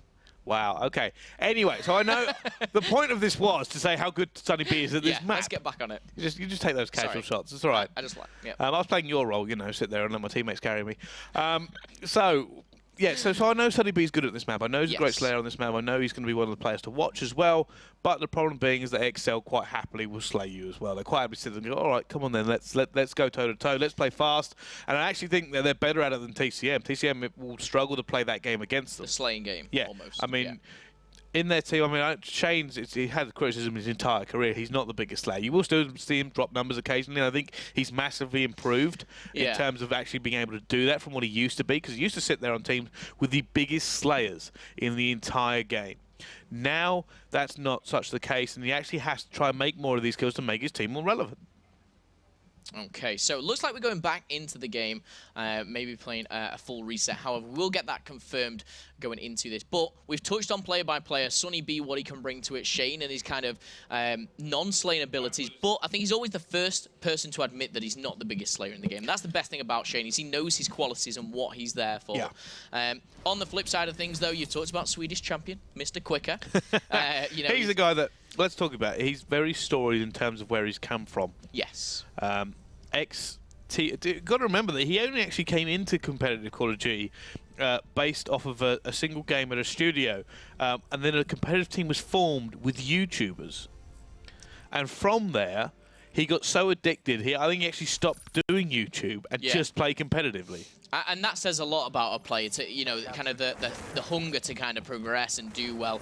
And talking to Quicker, let's jump on board with him. Let's stay with him. He's got the Pharaoh, and he does have, it looks like he's got 2 concussion grenades actually there as well in his back pocket. Niall sticking with that Shiva though, picking up first blood. Oh, Quicker taking Brad straight off that barrel. Does fall though, and eventually, and still, we see the exact same as last time. No points secured. They're desperately trying to make those M8 shots over there. He's actually going to run into Shane coming down the flank here with the M8. Can he make that kill against Shane?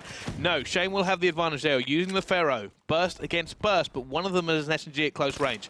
Shane going to see that second kill as well. He will eventually go down. You've got to be wondering why XL are struggling to get any kind of control here to begin with. TCM really opening this one up. Okay, just to confirm for you guys as well, we are starting from scratch. It is 0-0. However, TCM taking the lead now, taking the only points actually. Oh my god! Laying down the law here, Bran, 5-kill streak, and still counted, and still getting points for his team. Shane's now looking to get round the back here. Oh, he actually didn't see that player. Unfortunately for him, Sonny B, though, will go on an even bigger flank to actually secure it this time. And there you go. Shane will take down Nelson. Sonny will take down Nelson. Sonny now going to be moving in. Tactical's now trying to pop into this here. Looking for this next kill. He's going to be able to get it with the help of Brand. Now moving in with his squad. Trying to desperately make control here, but no. Quicker completely shuts them down. And that is a rebuffed advance from TCM. Yeah, those concussions coming in, I was really surprised not to see any tactical mass used at all. It kind of just stopped them in their tracks, but managed to come off better. Brand using that Hellstorm now, picking up a kill. And again, TCM back-to-back kills for them. They're taking a 10-point lead at the moment. For me, though, the biggest thing is this rotation to the next point. Well, Brand is now 9-2. He actually has a lightning strike, which could really help them push here. Now, they're very unlikely to push Tin here. Sonny's actually managed to make a kill. He may try and make something of this. Bearing in mind it's 15 seconds left, they might not be fully set up, but Sonny makes another kill as well. And now Sonny's actually broken through. He's actually made it so much more difficult for them. And Sonny's going to be aiming stairs, knowing that they will have fled inside. Yeah, obviously with that lightning at the back, he knows that they'll have just taken cover, if you like, and he's going to push it. He's going to find one. No, Quicker unfortunate. Wins the Pharaoh Battledell as Bran trying to shut down reinforcements. Needs to make these kills. Not going to be able to. Not going to give his teammates any breathing room. Niall's going to try and make it, though.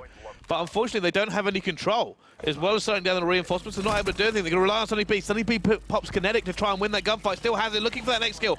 Backs off as well. Still trying to go for it, Sonny. But he's alone.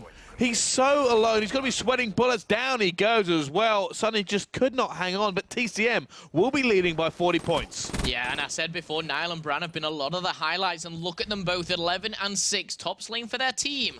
And having the lead here with about a 40-point game, still going strong as we see XL just regain control a little bit. You see TCM seem to kind of judge a lot of just hanging outside and making sure that reinforcements can't flood in, and then relying on people like Sonny and Shane to hold it down actually inside. But now pushing in for TCM. He does get that kill as well. They are going to pick up that very little scrap time. It's time for the rotation, and right now it is going to be XL with the advantage. Brain's probably going to wait one of his teammates to at least help him out here so he can push out in one of these directions. Yep, 10-point game narrowed down. 3:30 on the clock. May not see Tempest, Niall. Niall's out, and he's ready to play. He's going to take down one, make it two. Headshot on Zed, actually. Cerberus, if he hits it, doesn't able to, though, but TCM will flood the site. And they are going to have the advantage here, pushing out both sides. Brown will be looking through mid. And actually going to have Sunny B come in there to try and get that one as well. Big plays. They're actually working really well as a squad. I think that's the difference here. Look at the trades coming in. They're out-slaying them. And you actually wonder, with this amount of out-slaying, they're not further ahead. I think me and you have jinxed this. I really do. Whatever we say goes to stone. But Niall on 17 and 9 at the moment. He has streaks. Sunny B has streaks as well. And a minute on the board for himself. 5-kill streak for Sunny. And it's just getting better and better for TCM. Well, if he can make another kill here, he will actually pick up the next streak, but he's not going to be able to here. And it really is the story of TCM so far into this one here. Early rotation to this hardpoint, but can they hold it? In come the lightning strike, forcing them to run for cover. Quicker will manage to get into hardware. Sunny B obviously picks up 2, 1 with his lightning. Can look for that kill as well, but no, shut down. XL right now cannot match TCM 1 for 1. Indeed, they can't, but you see TCM just playing a little bit slower, a bit more methodical, if you like. And I feel like XL are almost panicking and just throwing themselves at the hard point. They have gained control, though. They are in the mix, and Nolson's getting a few points back-to-back. 25 seconds, though. You don't want to rotate too early and give too much up. Oh, Niall actually managed to get away from that one. Somehow stays alive. A little bit of a panic. Actually swiped with his gun there. But TCM still going toe-to-toe with the guys from XL, trying to get these points back here. And they've done a pretty good job, actually, on the middle hard point to do so. Bran just laying down the hammer. 16 to 12 at the moment on a 3 streak. Will have that side, but the rotation will be key. Yeah, this is the big one. This is the rotation. Shane, oh, the active camo. Puts himself in a good position. Doesn't pick up the kill. He's got to wait. Teammate He's got to wait. Oh, no, Brand's come in. Now he's got to back him up. Brand's gone down. It's now going to be Shane. Shane's going to try and play his life as long as possible. Not able to do it. And TCM now are being bottled. They're not able to push forward. Weevil coming out from Sunny B. Takes down the RCXD. Not able to actually push through. And there are big kills coming in from XL to just stop TCM coming in. As they have to ditch the hard point again. Niall makes 2 with it. And those streaks from earlier on are really helping TCM break this. But no, it's rebuffed. Oh, and Nolson and Brain have actually spawned so far away. That's got to go in TCM's favor, but it's only going to be the last 25 seconds. They're going to hit about 150, though, if someone stays on it, that is. Brand, get back. Get back in the hard point. Get the points. And it looks like XL have wisely rotated. They're going to set up for it now. It's so frustrating when you're in that hard point, knowing that nobody's coming, and you know you need to help your teammates make that rotation as well. But not going to push tin, obviously. It's just too dangerous. You do have to hit mid-street and train to actually try to get around the back here. But big setup from XL. They might have the opportunity to get a lot of time back here. No, Sunny B, although he ends up dying himself, will get it. And Brain's actually brought out the scythe, knowing that he realistically has to hold this one down and try to get time back. But no, Niall will shut him down with a 2-piece. He's now got on a 3 streak as well. He's going to be pushing with the MR6, looking for this player. Ends up getting it as well. TCM just walked in. Oh, and now he's going to make it 25, 4-kill streak for him. He knows where they're coming from as well, and he's got a line of sight, which could be very dangerous. TCM, again, just seem to be breaking everything XL make. Well, Sunny B's in there as well. And you know what? They managed to actually break that one as well. It was a big setup from XL. And it was actually Niall who broke it down. That side would have proved such a problem to get past. And TCM just seemed to have everything going their way. They have the favor, they have the slaying. They lose this one, it will be a massive choke with the way they are currently performing on this map. Yeah, they should be able to finalize this and finish it out, but quicker. He's trying to get back into the game, 23 and 18. He's top slaying for his team, but is it going to be enough? Hardpoint has rotated, going in favor of in train, in favor He's done of what he should be doing. He's pushed out. He's trying to hold them off from pushing this side of the train. Not able to, will eventually go down. Now, next in line is Zed. 4 members of TCM are coming in. It will be contested, and that Tempest is actually going to be coming out as well here. You see them pushing it as well. It's going to be Sunny B and Bran actually going straight through, and they just break it again. TCM say thank you very much. Thanks for holding on to that for us. Indeed, as they take control of it, it is almost like letting them get the first rotation. They've done it on Grannies, they've done it on Train, and they just seem to have this break factor, and it's not really influencing, you know, it's not taking away their specialist. They're not using their specialist to do it. But the specialists will be coming in soon, as these score streaks are still available for some of TCM. This rotation back to middle is going to start up soon. Oh no, ends up peeking, ends up going down as well. And you see Nolson looking for this kill here. He's going to use that RK5, does manage to get that kill as well, as we go back to the middle. And you see TCM still holding on to their lead. Nolson, big double kill for him. And XL now For me, it's all about this next hard point. It's not the middle, it's all about this next one. If they can gain control of it, they can get back into this game. They're about 60 down as we speak. So Sunny's still got his lightning strike. That could be proved really dangerous, especially when they're moving to P2. Was that kinetic armor there from Dylan I just heard? It was. Sunny tries to get that second kill as well, not able to. And you've got to be wondering if the bans have favoured TCM here ever so slightly. And that may be the difference. The Pharaohs and the dangerous amount of Pharaohs coming in from TCM are really outperforming things like the Weevil here from Zed. Yep. Lightning strike, Hellstorm coming in. Sunny answering back though, trying to get himself back in this game. 20 seconds left on this middle hard point, and I'm just looking at that mini-map, Bryce, and all I can see is that that yellow arrow trying to sneak round, but he's going to be faced by Nolson and This Zed. is important. Yeah, XL There's a needs big to make gunfight this kill. coming up. It's actually Zed going to try and go in for it, and Zed takes it down as well. He's actually started, every time we've watched him now, he's making critical kills. But there we go, lightning strike going in. Shane may pack the pop active camo to go in here as well, and he does. Looking for this one, tries to get it down. Needs to win that gunfight. No, active camo came to nothing, but Sunny Peace to be able to get in, but he goes down as well. Now coming in with the MR6, he goes down. XL able to hold this one against the first TCM push, something they've not been able to do several times on this map. They used the lightning strike, they used active camo, and it still was no good. And now Brain pushing out, picks up 2. Sunny obviously had that HC car. He was going to take himself down as well anyway. And another HC unlocked for Zed. Will it be necessary though? 164 to 196. Bran breaching in with a big 2-piece. Doesn't make it 3. Now backs him up. And no, he's answered back by Zed. This is trade after trade. Shane finally gets into the hard point here. And he will get the scrap time. Very important scrap time for TCM because it puts them within winning distance on one hill. And that's something they have to play against. However, realistically, for XL, if they hold this with a great setup, it'll be massive for them. Now, Nile broke this last time after a really good setup by XL. Yeah. Can they do it again here? It's a very difficult break. Don't kid yourself. This is not easy to do. And Brand's actually going to end up pushing solo. I'm not sure that it's going to work out for him, and it doesn't. Brain says, thank you very much for running him through that choke point. And now TCM have to conduct themselves. This is where veterans are made. This is where the patience comes in.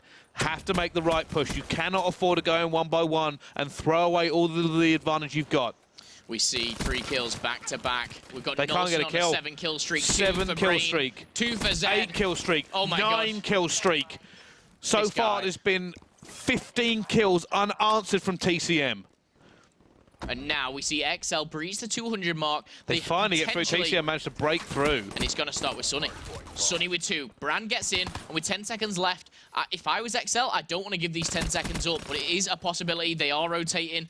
There's just one player. Looks like he's going to be challenging him, but with 3 seconds left. No, he's not going to. No, he's going TCM really had to make that break as well. It would have actually put them behind if they didn't. But still have the advantage.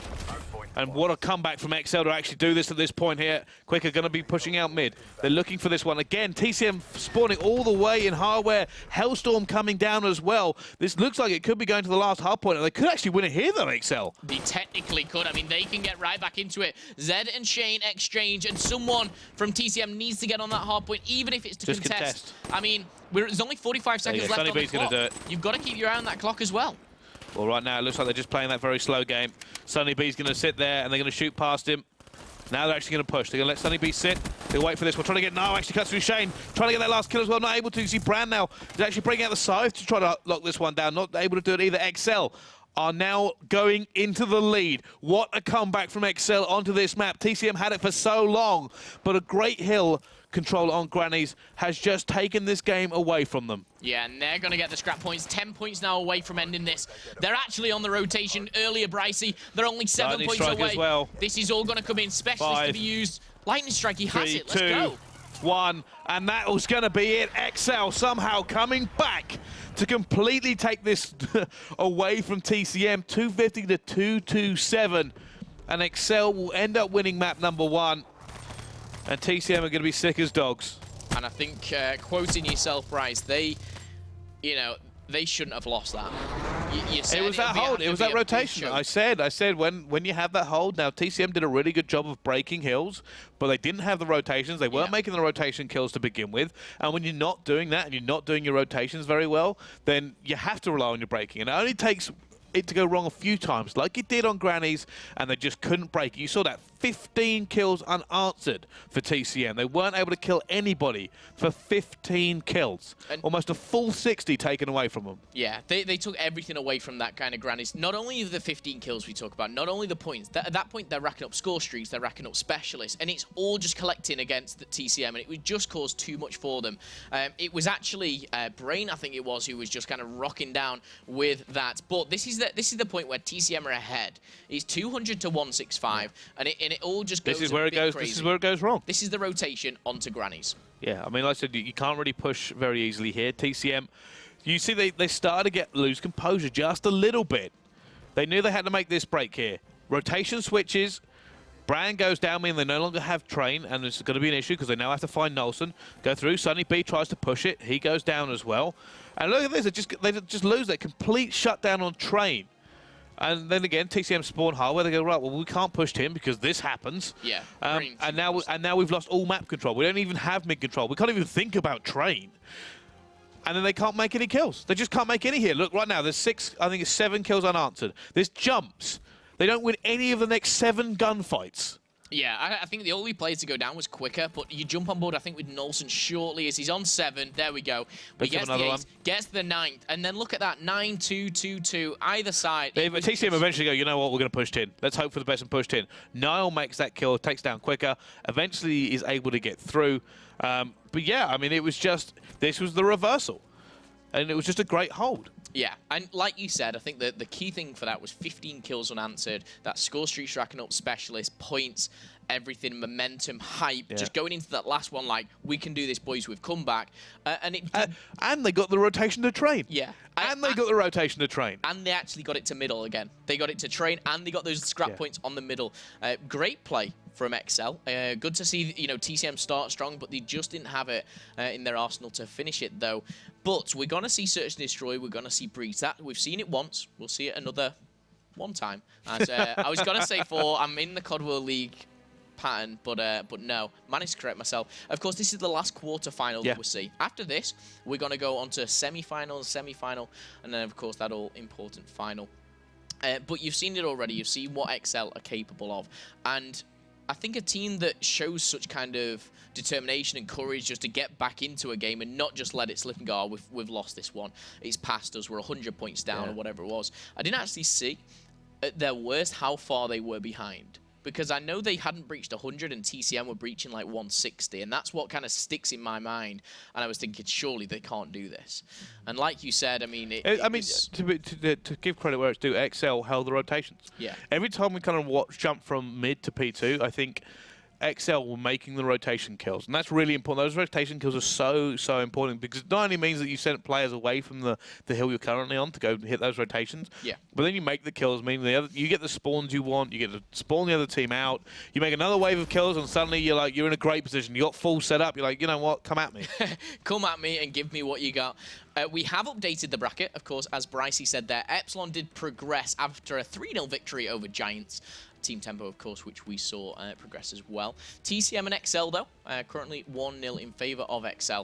And I'm sure you can find out the Infused result if you actually just go look for Marky B, because I know he's doing some stuff with it here, and I think their game has actually started as well. Okay, let's see what we're going with. Marky's so I think they should be kind of underway at the moment. I'm sure they're playing at the moment, so maybe not actually see anything for them there. But no, we haven't actually got an update on that score. But I know that game is underway. I know it's actually going on as well. The Epsilon game has already been done. It has already gone through. By the way, remember hashtag CWLPS4. Keep those tweets coming in. Momo's keeping a wonderful eye on it for us to see if anything comes in. I'm looking at this one. Paul actually says, Paul Merge says TCM to win this one, baby. Obviously backing his team there. However, RG, on the flip side of things, he says Infused have got this tournament in the bag. Oh, really? He thinks they're going to take it. A lot of Team Tempo stuff. It's great to see a lot of love for them. We see here, I mean, Axe says, did you think Team Tempo would win that match? I mean, easy one. No. No, we didn't know. We said that very clearly. But a lot of, come on, TT, etc., etc. But quickly, we actually see the pick and ban starting up, so let's jump into this one. VMP banned out again here, and that's actually Nile going to be doing that one, and that's not surprising considering how well they were doing with the Pharaoh. But obviously it went away from them. Overkill taken down by Nelson. Shiva gone by Zed. So he doesn't want to play against any Shivas here, knowing that I believe it was, I think TCM actually, I think it was Niall started off with a Shiva in that last one. Doesn't want that again. First tactical gone, second tactical, I was about to say, when you see one tactical gone, you usually see the other one gone, because otherwise it's a pointless ban. But Brown and Sunny B both taking those out. Now, Brain is under the gun, and I just want to point out here, there is still rapid fire, and there is still high caliber. Still all the snipers as well. There goes high caliber. Quicker. Does he ban rapid fire or not? Yeah. Yes, he does. There we go. Fairly obvious bans. So we're going to see Overdrive obviously taken out. Last time we saw this map, we saw Josh obviously utilising that one, not to the best of its ability. But we're going to see snipers. There's snipers, there's thermals, everything's still in play. They're cold-blooded, you know, nothing's been taken out. So going into this now, we're going to see everything that we normally would without that Overdrive. Yeah. So there we go. Glitch. No, I actually haven't seen so far. A bit of Vision Pulse. Saw a few of those actually last week. Nobody seems to kind of favourite here in Europe. A little bit of a difference between the over the pond. I was going to say, if there is one person, it's Niall usually. Niall's the man with Vision Pulse, but not today. He's opted for the active camo. I mean, again, with Search and Destroy and Uplink, we usually see Overdrive go first, then maybe your active camo, but manages to slip the net as we see a mirror matchup here with active camo, glitch, kinetic armor, and heat wave. But just running through those rosters for you, of course, on the left-hand side is TCM, Niall, Brand, Sunny, and Shane. On the flip side, though, Excel, Nolson, Zed, Brain, and Quicker. These guys have met up before, they know how each other play, and at the moment, it's for me, I'm quite on the fence. You know, I've been there for a while, Bryce. I like to be on the fence. But I've got two things in my head. TCM's start to that game and Excel's end. And both were so strong. Going into Search and Destroy, is there anyone you're kind of particularly watching, though, for Search and Destroy in this one?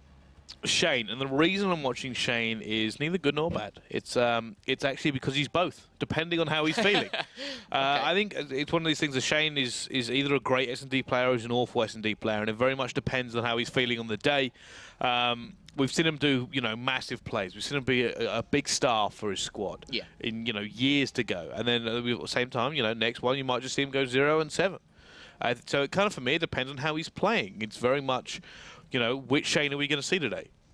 Okay. I mean, so far in the Hardpoint, you know, it started so well for him, so I definitely think he's got his shooting boots on today, but I think he's going to need them if he's going to go up against Excel.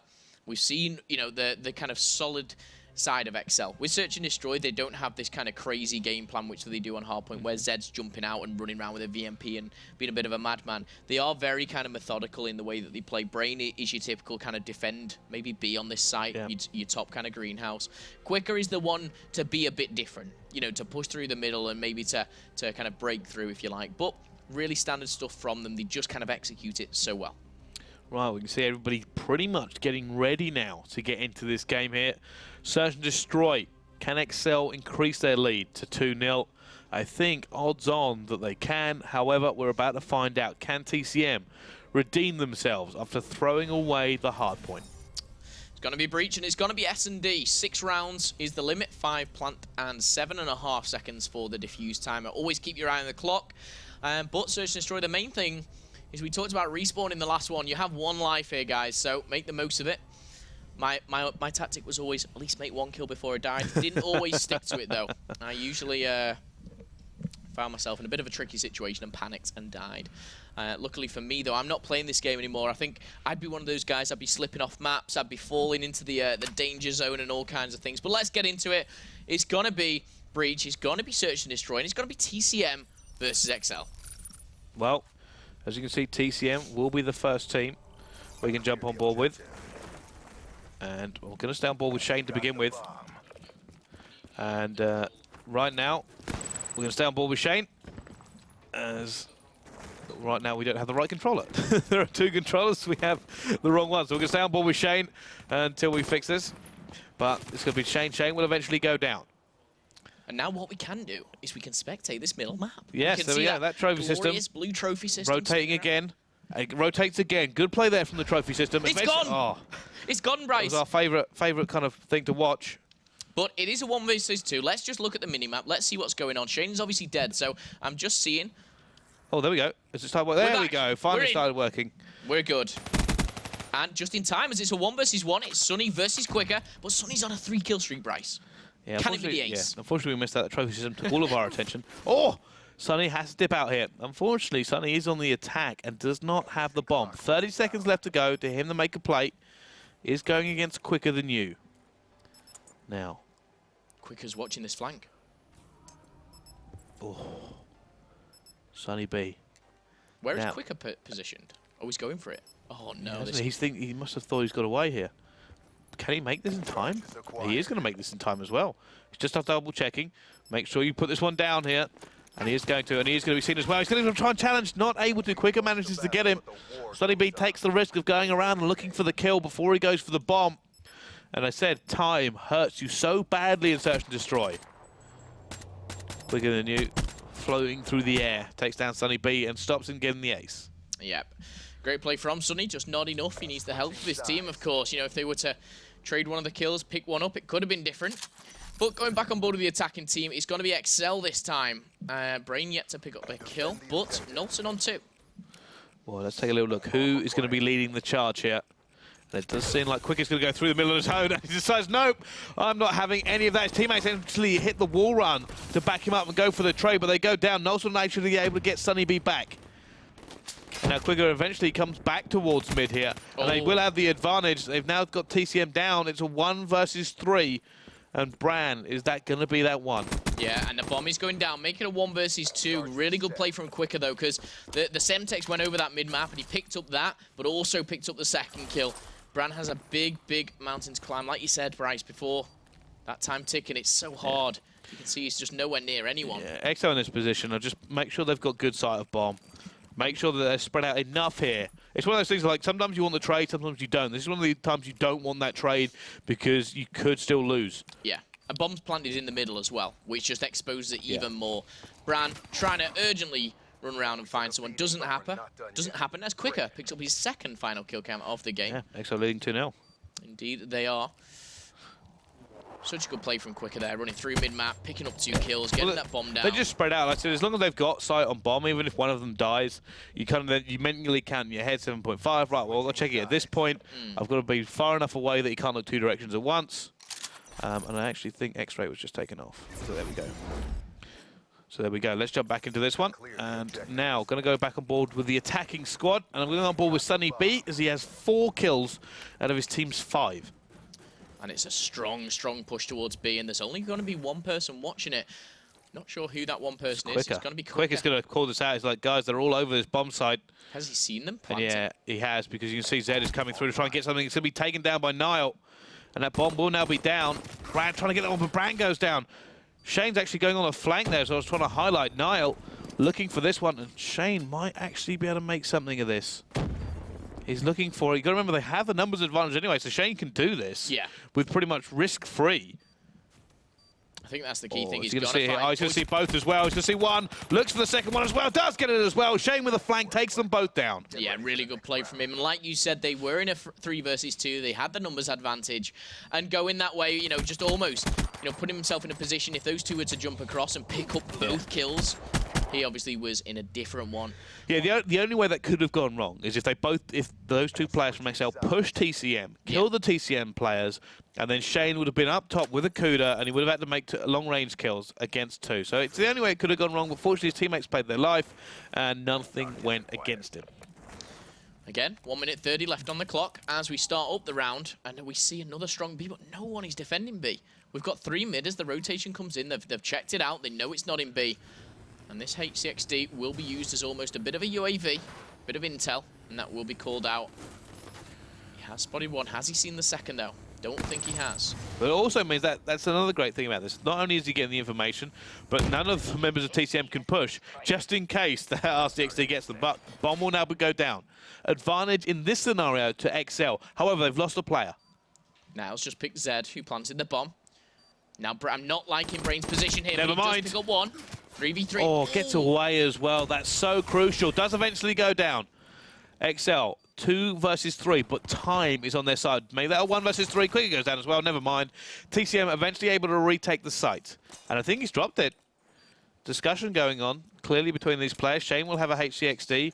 Sunny B will get it, and Niall says, no, I am the closest. I am eventually going to take this. Yeah, and just so you guys know that it is now 2-2 for TCM XL. So all even now. We saw a very close hard point. We go into the search and destroy, and we now find it a neck-and-neck matchup. But Sonny B getting the final kill cam this time as he picks off. Who was that? It was Quicker. Yeah. He's featured in 3 of them. Not always on the winning side, but nevertheless. 2-2. TCM did take map number 1 for you guys just joining us. Let's go into round number 5. It's going to be Shane. He's got the HD in his back pocket. Oh, that's a vibrant-looking M8. It is. Niall also has a HDXD as well. So where are they going? It looks like it might be a bit of a mid-push. You see Sunny B actually be on the flank here. Kill's already going down. Sunny B decides to back away. No, sorry, it's Niall decides to back away. It's Sunny B going to be on the flank here. He's looking for it. He's trying to make that one. I think he's going to just stay alive. Picks off one. There's going to be a second player there. Not able to get it. 2 versus 2. Shane is looking to make this kill for his squad. And Niall's going to be with him, backing off to top AC. You've got to be careful here. They're both looking the same way. Niall's pushed out into A. Niall's in a very aggressive position, though. He's going to get a gunfight. Not going to pick him up or die. Now, this is where Shane will be commanding. This will be where Shane's telling exactly what to do. And he's going to let Niall plant, and he's going to wait on the hook. Unfortunately, that is not where XL are going. This is down to Niall here. Niall's actually going to back off. Good positioning from him because he knows he hasn't really been flanked unless they've gone the long way, which is what he's checking. So once he knows that he's 100% safe here, he's going to look back towards the bomb. And he's seen one player go across. He is going to lose that gunfight. It's now down to Shane. Shane is considering his options here. He's going to see one. Going to try and make that gunfight. Needs to make it as well. Does manage to get it here, but he doesn't know where the other player is. And he is going to go down. Quicker says, thank you very much, Shane. You had no idea where I was. Had got his heat wave as well from that kill. And it is going to be XL who go into the lead. Yeah, Shane had the awful job of not only making 2 kills, but when he made 1, he had to like check the bomb to see if he was defusing, and that kind of 1-2 seconds just caused. He was sitting there going, I have no idea where this player is. He could be anywhere.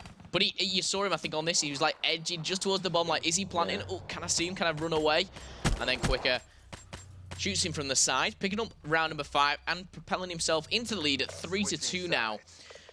XL looking strong, but I've got to say, Shane 5-3. It's the good Shane we're seeing so far today, Bryce. Well, so far it is. But let's go back into the attack with XL.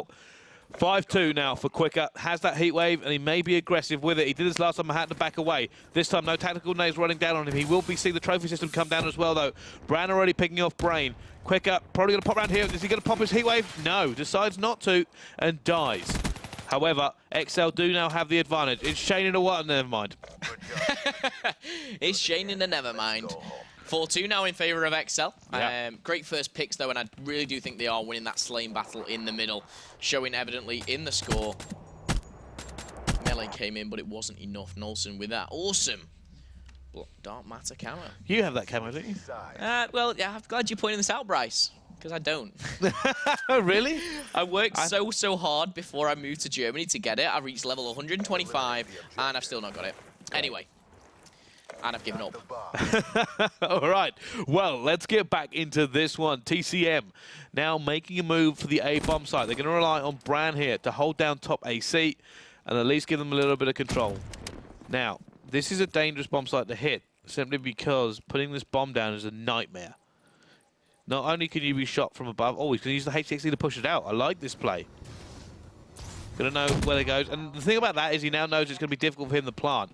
He can call it out to his teammates. He can say, look, there's a guy definitely on the left there. Can you make sure he doesn't get anything? Sunny B tries to make a little bit of a play. Gets caught. But it's more or less even in this scenario. As long as they don't lose another player here, TCM, simply because that bomb is down, they can afford to burn time. All right, Tip Camo's been used. Oh, that's a ballsy play. Niall's actually going to use it and not pick up a kill. Heatwave comes in. Glitched out of the heatwave. Glitch. And now Shane in 1v3! Not able to do anything there. Shane has been left in a clutch situation time and time again, and he's just not able to get them.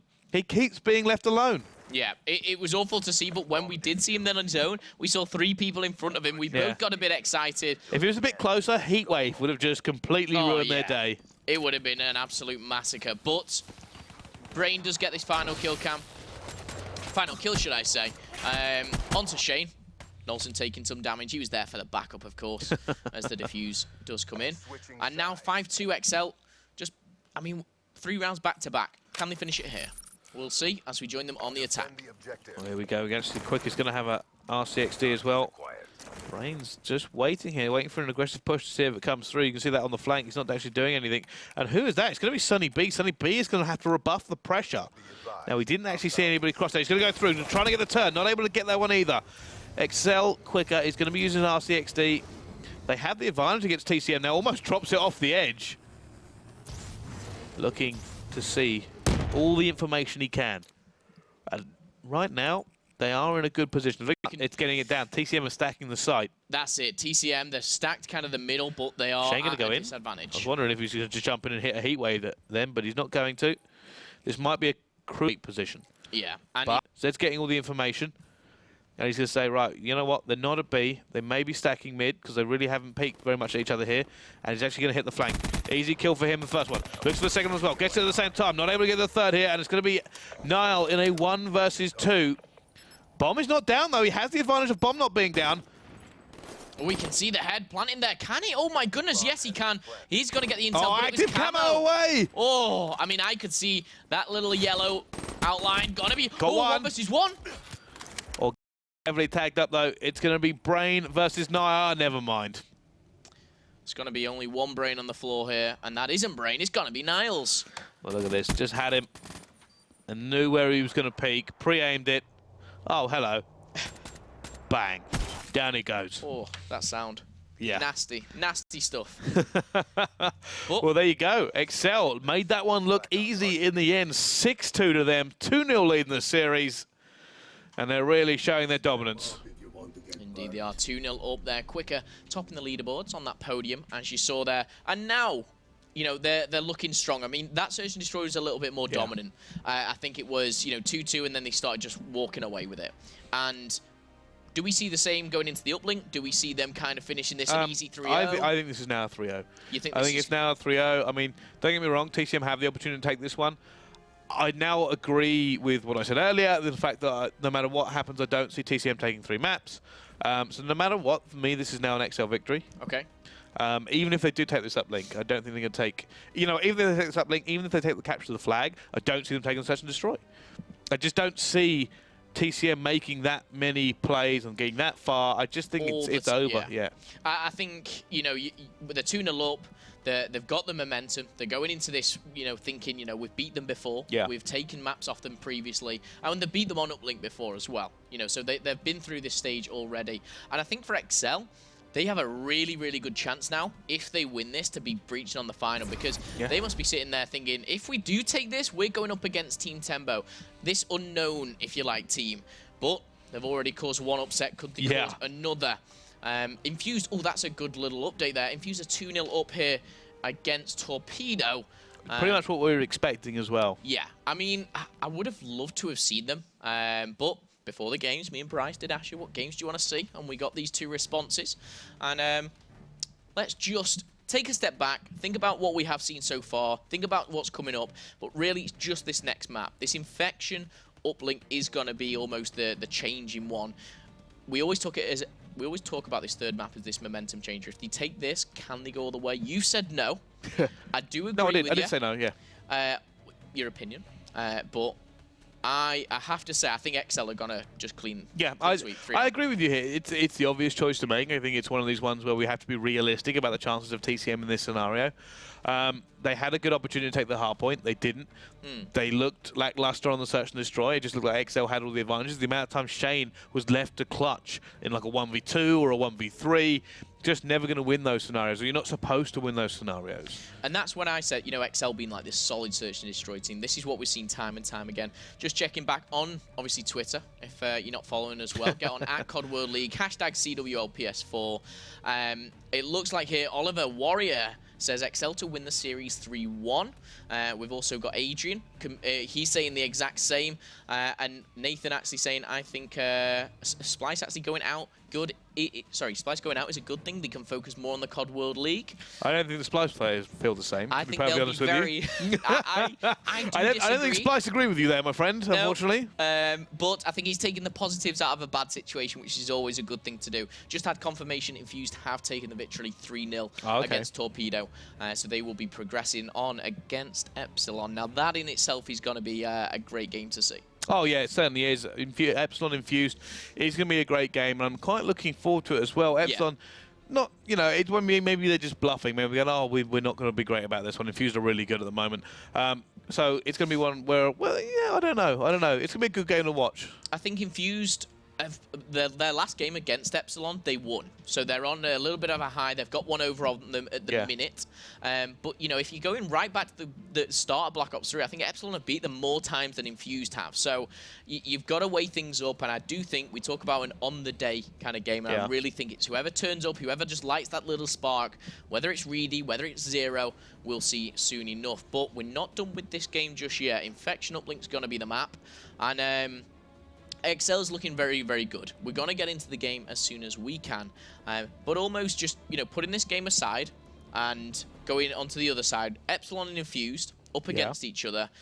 We thought this would happen. Yeah, we did. We did. And I know I said Infused to make the final. Did you make a prediction? No, I didn't. But I did say Infused, I think, have the advantage. So I made a semi-prediction. Okay. I thought Infused would win, but yeah, I think they're going to make the final. You think it's going to be Infused? Yeah. Yeah, I think Infused. Funny enough, I think it'll probably be an Infused XL final now. It's not kind of still doubting Team Tempo. I just think it's still against them in the terms of they're not the pedigree team here. They're not the professional team. What they've done so far is an incredible achievement. Yeah. But we're still talking about, you know, it's a Cinderella story. How far do they go? Mate, you know what they could do? They could very well do it, but I'm talking about known quantities. I'm not talking about dreams. It's the experience and how much it can affect. Like, they can, you know, beat one team and it's, you know, you're not going to say it's a fluke or it's luck. It's not at all. It was purely their skill in the game. But can they do it a 5-match series after 5-match series and keep going? Or is one of these COD World League teams going to stop them in the tracks? It wasn't Splyce. Yeah. Could it be XL? Could it be TCM? Will it be Infused or Epsilon? I mean, if they do win it, it is a fairy tale story, and it's kind of like, hang on a second, who is this Team Tempo? Well, the other non-pro team is knocked out now. Torpedo are gone. Yes. So there's only one sort of amateur outside of the CWL team left. Okay. So definitely a chance to make a name for themselves. And on that note, really, the amateur team that's going to bag themselves the most COD World League points. So after this whole tournament is done, you know, basically this is the team that was most likely to progress into the Pro Division, obviously, for Stage 2. Well, we're going to find out. I mean, a lot of people are now talking about Team Tempo on Twitter, actually. I saw a few tweets actually come through. And people were talking about, you know, this team has got to be one of the favourites already off this tournament. This is, like I said, this is where names are made. Yes. Already off of this tournament, I see people tweeting, and people I respect as well, tweeting saying, surely this team's going to be one of the favourites now for Season 2. Yeah, and again, just kind of reading through a few of these. Ben Logic, he says XL versus Infused final. I'm calling it right now. We've also got, I mean, RG, he kind of backed Infused as well. We've got a lot of love for Infused, it seems. Going through them, just scanning through how many there are. A lot of Infused and a lot of Team Tempo love. Yeah. We've not managed to see Infused yet. Of course, we will do in our semi-final. But all in all, get involved. Obviously, with Twitter, you know, a simple tweet. I'm tempted myself, but I'm staying away because I wouldn't like to read. Oh, Phil actually says, I can just say it right here. I can say whatever I want.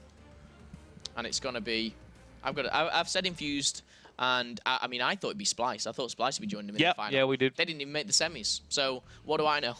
Not much. Yeah, it's pretty much. It's the gist I get from working with you. All right, well, do keep those coming in now. Make sure you give us your predictions as well as who you are backing. Hashtag CWL PS4. There you can see the bracket so far. Of course, the upset is going to be that Team Tempo taking down Splyce 3-1. TCM currently losing 2-0 to XL. On the other side of the bracket, you can see Epsilon have taken down their adversaries, which was Giants 3-0. And right now, Infused just took down Torpedo, GG. So that game, I mean, that's a very familiar game to see in any bracket, in any tournament. Infuse versus Epsilon matching up at around about that point. Yeah, I'd like to know how that Infused Torpedo game went, though. You know, if it was like a 10-point Hardpoint or if it was a 100-point Club Hardpoint. Of course, I will obviously look and ask the players how it went. But it'd be great to know, what capabilities this Team Torpedo have, because Infused, they're not an easy squad to go against. Let's be honest. No, they're really not. And I think the key thing people have to remember about Infused is that this team has been together now for a long time, especially in Call of Duty. It's like an ice age. They've been together forever. All the way back in the last game, they were together for a long time. They said, we're going to continue to stay here where we are, and they've done so. And you know what? It's the question now coming forward at the end of this season, do they finally make a change? And I think it depends on their placing. Yeah, and where would you say that placing is? Well, so there are two things. One, the placing I think they're going to get, and the placing that I think they need to get to stay together as a squad. They need to get top 2 to stay together as a squad. I think they're going to come top 4. I think they'll come 3rd or 4th. Okay. Maybe 4th, if I'm being honest. I think Epsilon are above them. I think Millennium are maybe above them. I said the rest of them, I think Splyce, Excel, Infused are all in that mix. So maybe 3rd, maybe 4th. Yeah, and I think when I look at the COD World League and when I go into it, we saw the top 4 from Cologne that qualified. Right here was Infused, Epsilon, Splyce, and Millennium, and I believe they're the best 4 teams in this league. But it's in what order I put them, and I always find myself putting Millennium first, and I for some reason always find myself putting Splyce 4th. But I'm starting to change that. I'm starting to this Epsilon Infused Splyce. I'm almost putting like literally on level with each other. For some reason, I do believe Millennium are that one step higher, but all the other 3 teams are level, I think, right now. And I think between now and week 9, before the finals, that's when it's determined. That's when we're going to see who's 2nd, who's 3rd, and who's 4th. All right, so from what I understand, you've got a little bit of a score update, actually, from the Infused game. I have. Just as I was typing, you're like, Momo, what are you doing? Why? Connect with us. I was asking Marky B the scores. The hard point was 250 to 160. No, he actually changed his mind there. No, he's giving me false information. 250 to 250 to 90. So 100-point clubbed them. 6-2 on the S&D and 10-2 on the Uplink. Very dominant, I would say. Gonna give him the quick TY. Thank you very much, Marky. I'm gonna have to love you and leave you as we're going straight back into this game. It's gonna be Infection and it's gonna be Uplink. Right, well, the bans are already coming in thick and fast. They've already been done as well. You can see Rapid Fire, High Caliber, Concussion. Both tacks are gone as usual. Active Camo and Overdrive gone. Afterburner as well. So, fairly standard, but no bans or protects with VMPs and MX, which is what we've seen in a lot of the games previous. Now, the draft is going on. Heatwave and Scythe, Kinetic Armor, which means probably Zed or Nolson taking that Kinetic. Yeah. Tempest from Nile did great work with it actually before on the Hardpoint. With Overdrive and Active Camo gone, this is where we see more weapons come in. We see Scythe, we see Tempest. I'm expecting to see maybe an Annihilator from Nolson. Heatwave for Shane and Nolson. Yeah, Annihilator or Tempest. I'd say Annihilator, yeah. I mean, no, went for Tempest. I think with the patch that's coming with the Tempest, it's kind of made it more magnetized. Well, it's very, so it's not only easier to hit, it charges a little bit quicker. Right, I see. I've never been a fan of it. I've been awful with it. I've always picked your Annihilators, your Scythes, but definitely impressing me so far. So as these guys create their classes, what we're not going to see, standard stuff, Shiva, obviously a High Caliber, so M8s, VMPs, and yeah, they've not changed the weapon kind of makeup a little bit, because they've actually chosen to focus on specialists rather than the guns. So. Okay. Which I kind of agree with here. I mean, Active Camo has played such a crucial role in the last few games we've seen that it's probably worth getting out of the way, especially on Uplink, especially on this map. We saw plays with Active Camo in the last game we saw on stream. Yeah. Where they managed to make it. I think that was Splyce managed to make a last-second play to take it to OT, but obviously that wasn't enough for them. So Active Camo very, very dangerous on this map, simply because of the one-point plays you can make. Okay. I mean, I think that's the difference between the kind of easy uplink and the hard uplink is any team can get the one-point plays on this map especially. There's so many lines of sight, but it's the teams that can breach in, lock a spawn down, and get maybe 2 or 3, like, 2-point plays per side. Well, I think we're going to see more of that this time, simply because we've got 2 killing streaks on Tempest and and Scythe. Yeah. Like, if they can get that into the right position, that's where it's going to make the difference. Okay, okay. But we don't see score streaks change at all. HCXD obviously will be in the game. Probably your Lightning, your Hellstorm, pretty standard stuff. Going into this, though, you've got to be favouring XL. You've got to be thinking they're 2-0 up. They've got the momentum. But one thing I do want to almost drill home is don't rule out TCM. You know, they have this kind of X factor, if you like, where they can turn up at any time. We saw what Niall and Brand could do in the Hardpoint. They were top slaying for the team, but it wasn't enough. Let's get into the game, though. It's going to be Infection. It's Uplink, and it's game number 3. Will we see it 3-0? Will we see it push to a capture the flag? Stay on board. Who do you want to watch, Brycey, in this game? Who are you thinking? I'm going to go on quicker than you. Okay. And Niall. I think Niall's played really, really well. He's going to be a little bit more passive than maybe some of the SMGs. Because typically you always say, oh, we're going to watch an SMG because they're the guys who end up pushing forward, making a lot of the flashy plays. But I think he's been playing really well. I just think he's been superb so far. And one of the reasons that these games have even been close in places. Okay, so let's go on board with one. Okay, just gonna grab, control, there we go. Okay, let's get on board with it. We've got Brain at the moment. He's rocking, what's he getting? He's got kick 5. Shane, Shane's going for the MA. That's an interesting one, usually an SMG player. But so aggressive still with it. That tank control is going to be so crucial here, and he goes down as well. Brand, last one alive. He's not going to be able to slow this one down, surely. Armor goes away. Brain says thank you so much, and he... No, I need that. Oh, he picked it up. He got it. It's right. He managed to get it. Could it be the difference maker, though? Going for a 1-point play. Goes for the 1, and he misses as well. And he's going to be so gutted that that actually happened. We see a gunfight come down here. Nelson versus Brand. Never mind. Nelson will pick that one up as well. Pre-aiming once more. Who's that knocking at the window? It's Sunny B. He's going to push this now, looking for Sunny B in the corner, knows exactly what he's going to be able to do here, and this is what we talk about when we say we know where people are going to play. This is why playing against a team you don't know is so much more difficult for these pro players, because they expect certain things from certain players as well. Anyway, Niall will have control of the drone, going to go for that 1-point play, and he is going to be able to get it as well.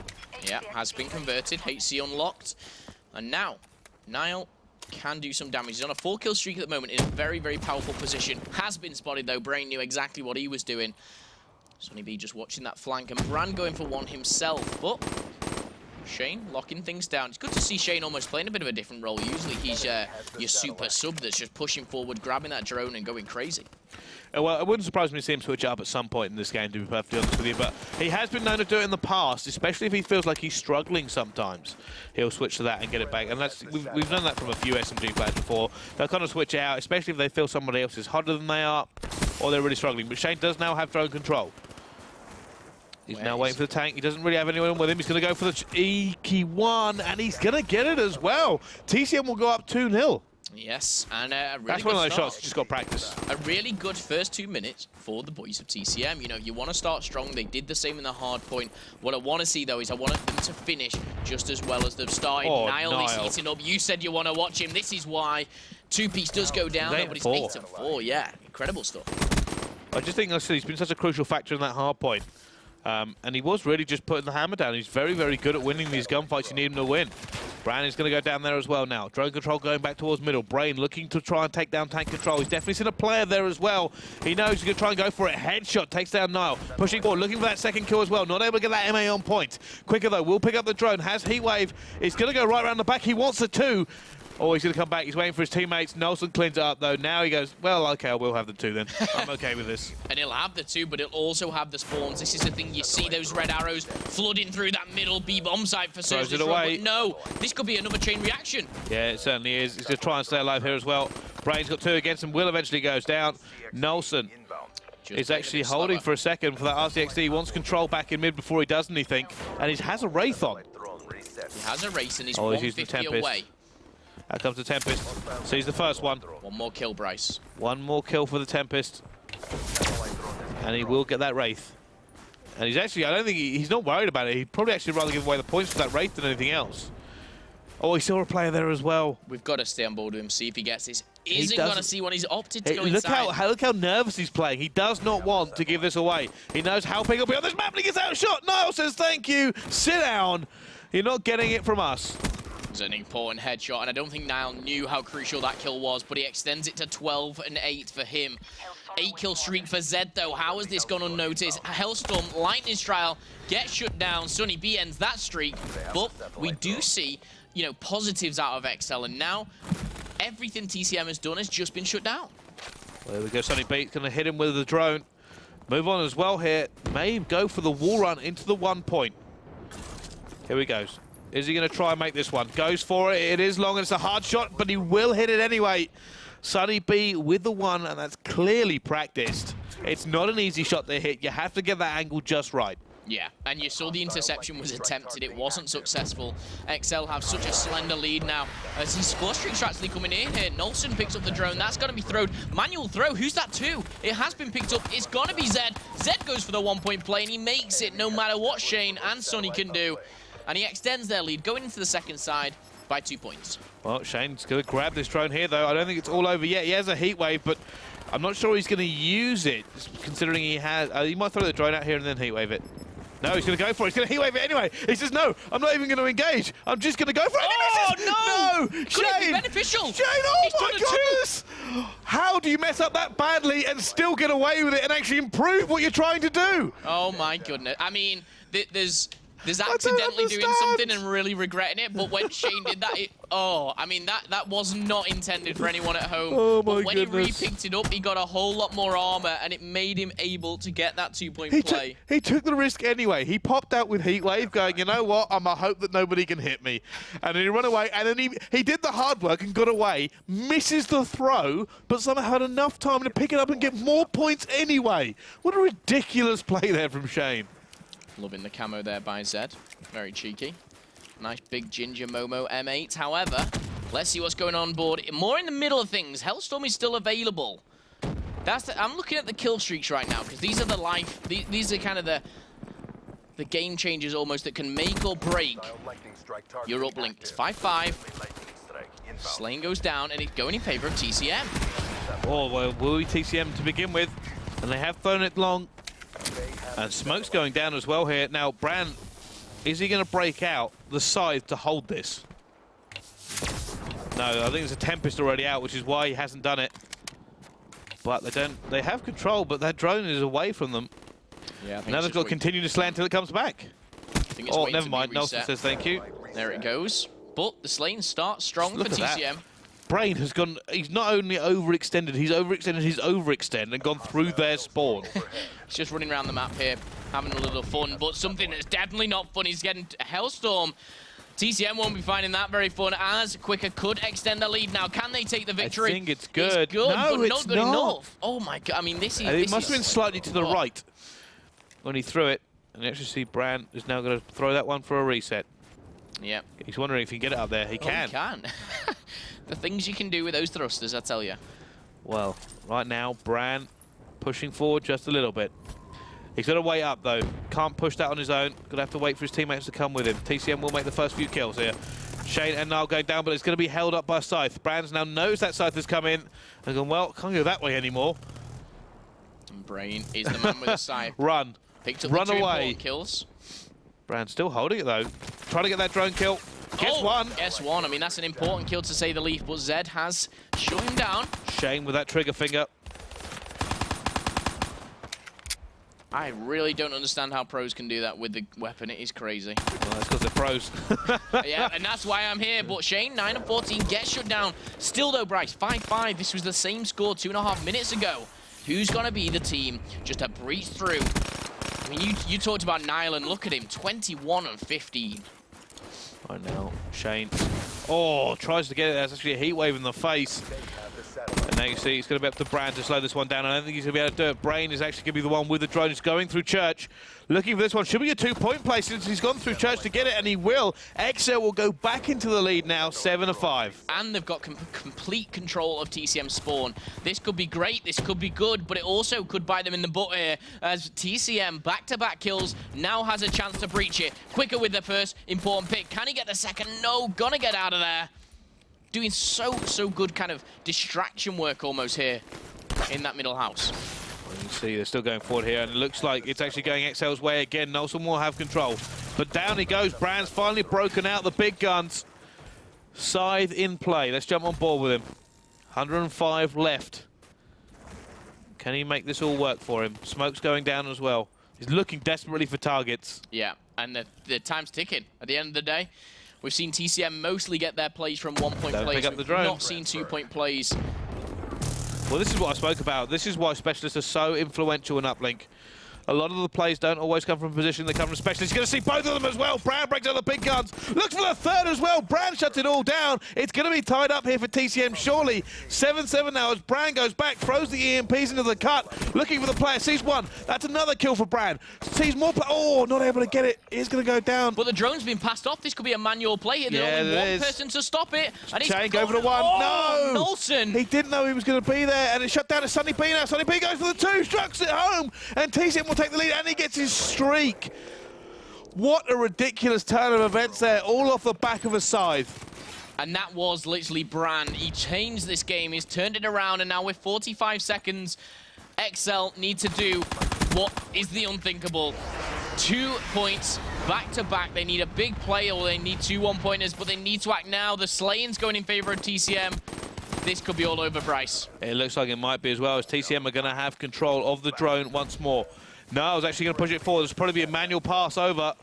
No. Oh, down he goes. Tempest. Going to slow them down. All 4 of TCM have gone down. This has to be a 2-point play. It does have to be a 2-point play. And then who's Zed is going forward. Quicker must have an ability. He must do. Oh, no, they couldn't get the pass. They tried to pass it to him. Oh! No! Niall shuts it down, and he's not able to get it, and it's taken away as well. Zed not able to get that one. He was waiting in the window for the pass, and Niall said no. Get out of here. Denied. I mean, Niall, I don't know what he finished on there. Get to see it as well. Get to see it in the kill cam. No, you're not passing it. You're not making this play. Sit down, shut up, and take that loss. And now 2-1 in the series. TCM, they've put up a big fight. Both myself and Bryce, we thought it was going to be ended here. However, they're pushing it to a game 4. We're seeing a capture the flag, and Niall was definitely the man to watch there. Incredible stuff. Brand Niall with the denial. Ridiculous. Oh, I like it.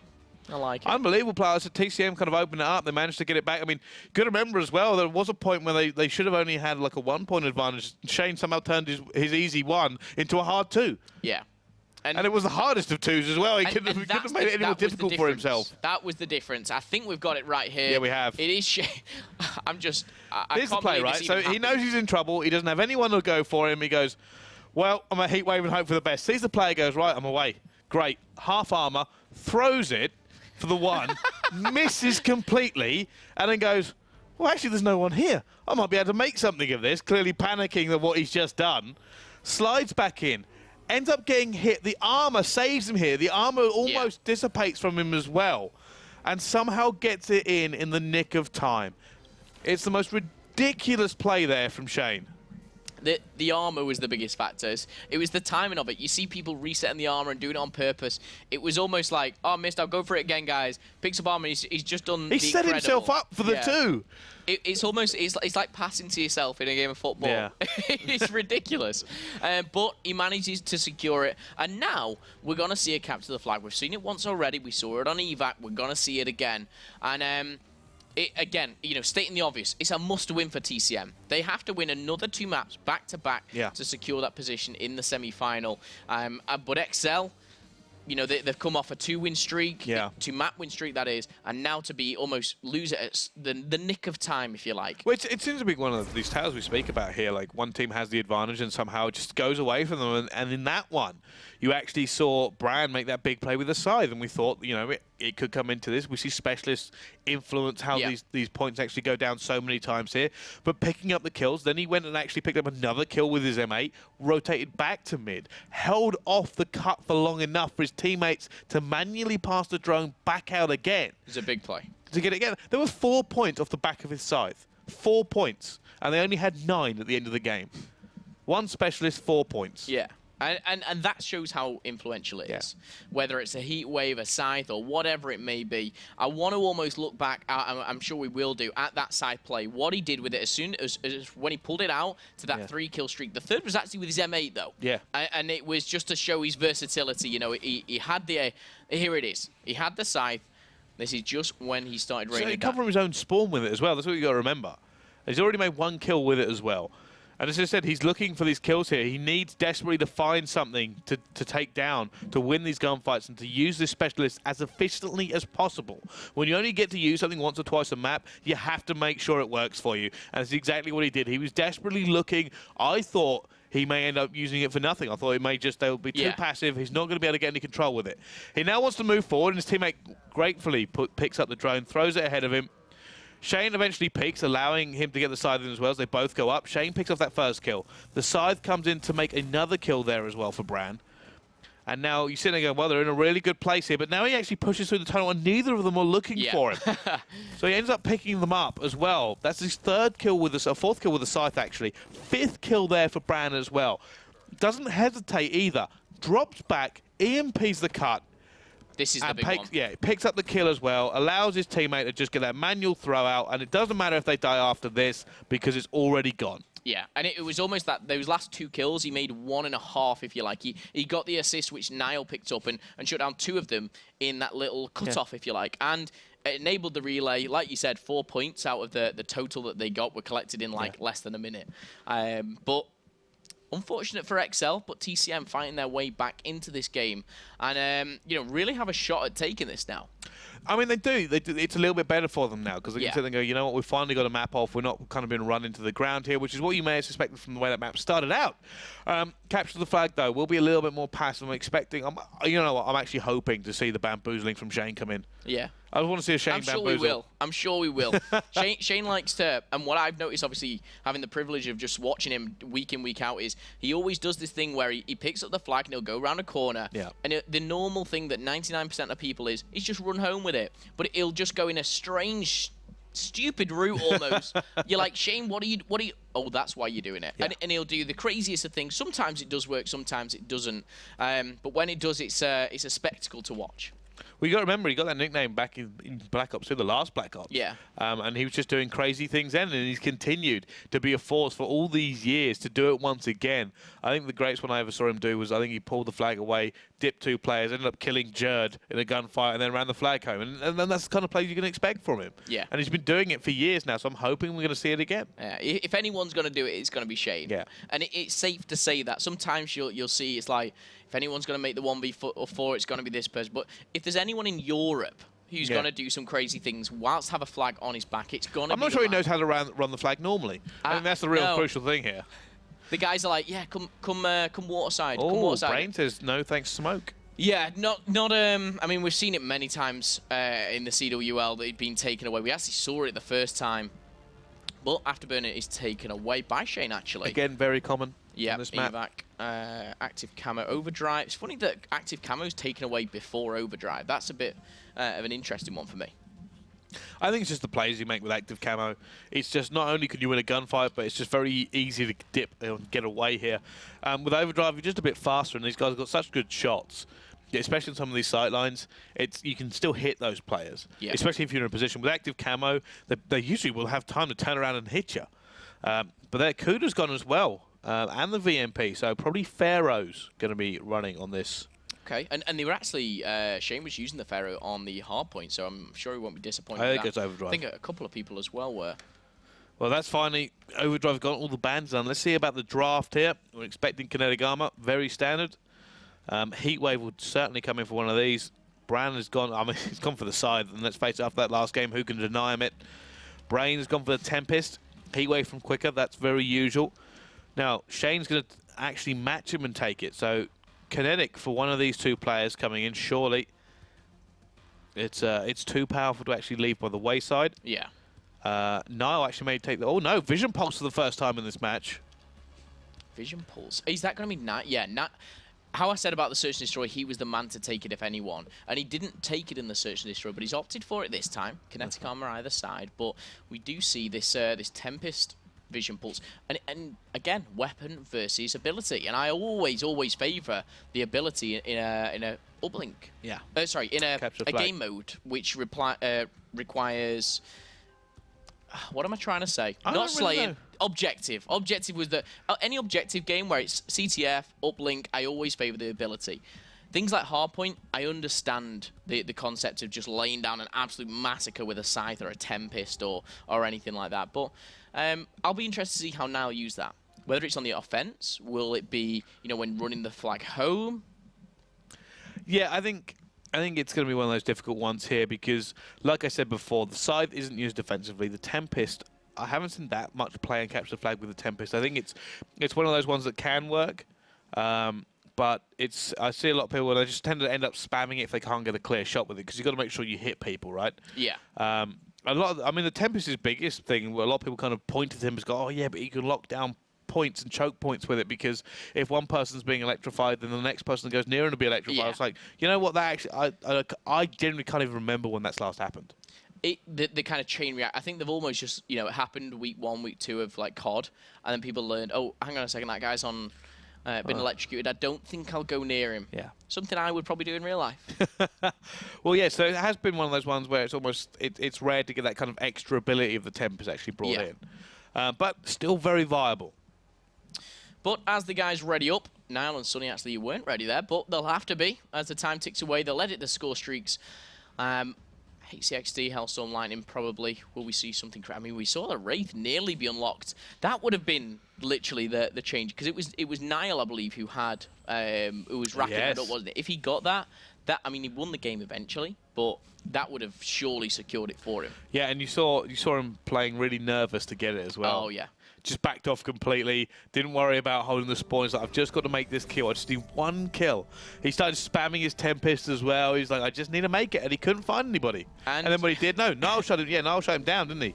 Oh, who was it? Who was actually getting it? Was it Nolson? It might have been. I have N in my head for some reason. Because Niall was the one who shut him down, so it wasn't actually that squad. So that could have been the difference actually for XL.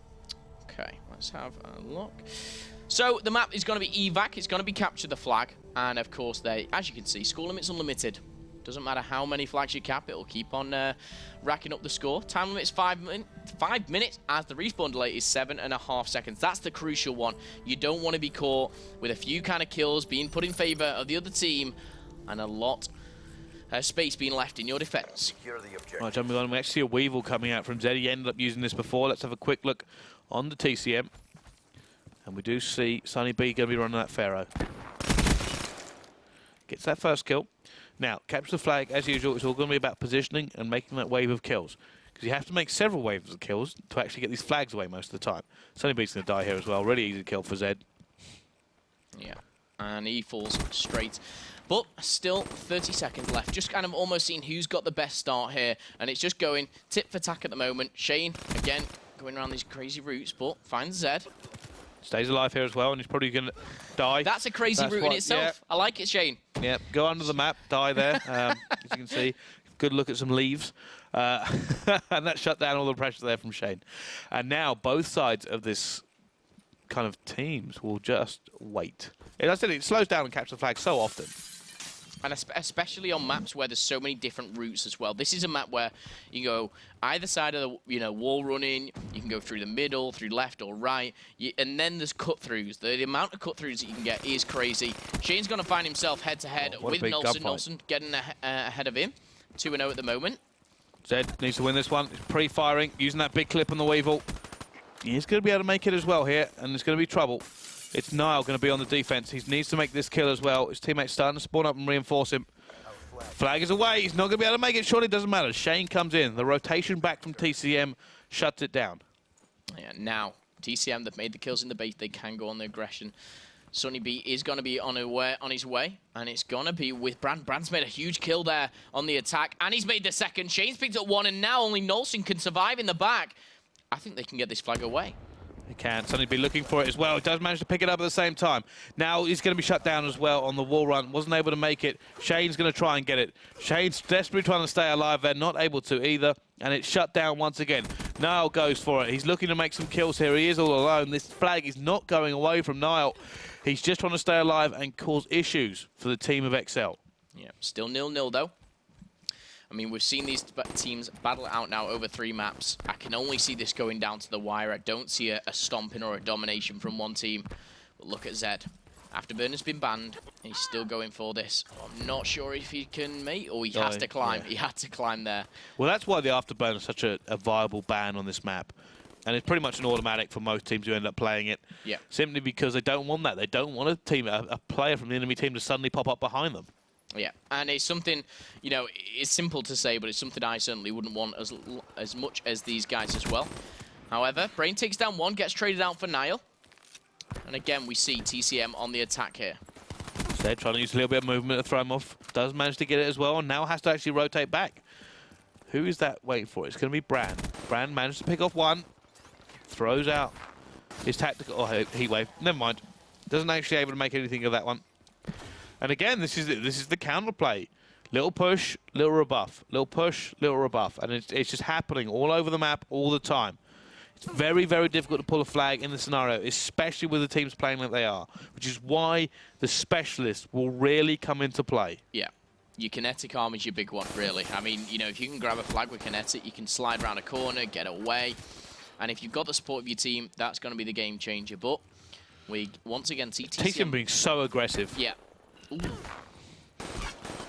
Oh, Vision Pulse does see him. Kinetic. Yep, Kinetic Armor takes that win. And Zed actually taking down two, really influential there. And now we've got one player for XL going on the attack. But he's going to be, see a face of TCM very soon. It's going to be too much, but it's almost just tick the attack, as I say. If he stayed alive there and maybe use the Tempest, he might be able to make a play. Yeah. But right now, neither team able to break this deadlock.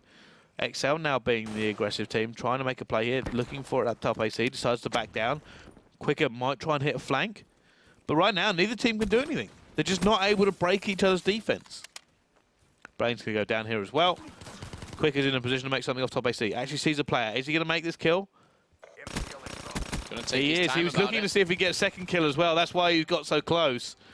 But wasn't able to do anything here. 26 seconds left to go in this half. I don't suspect we're going to see anything. It looks like we're going 0-0 into the second.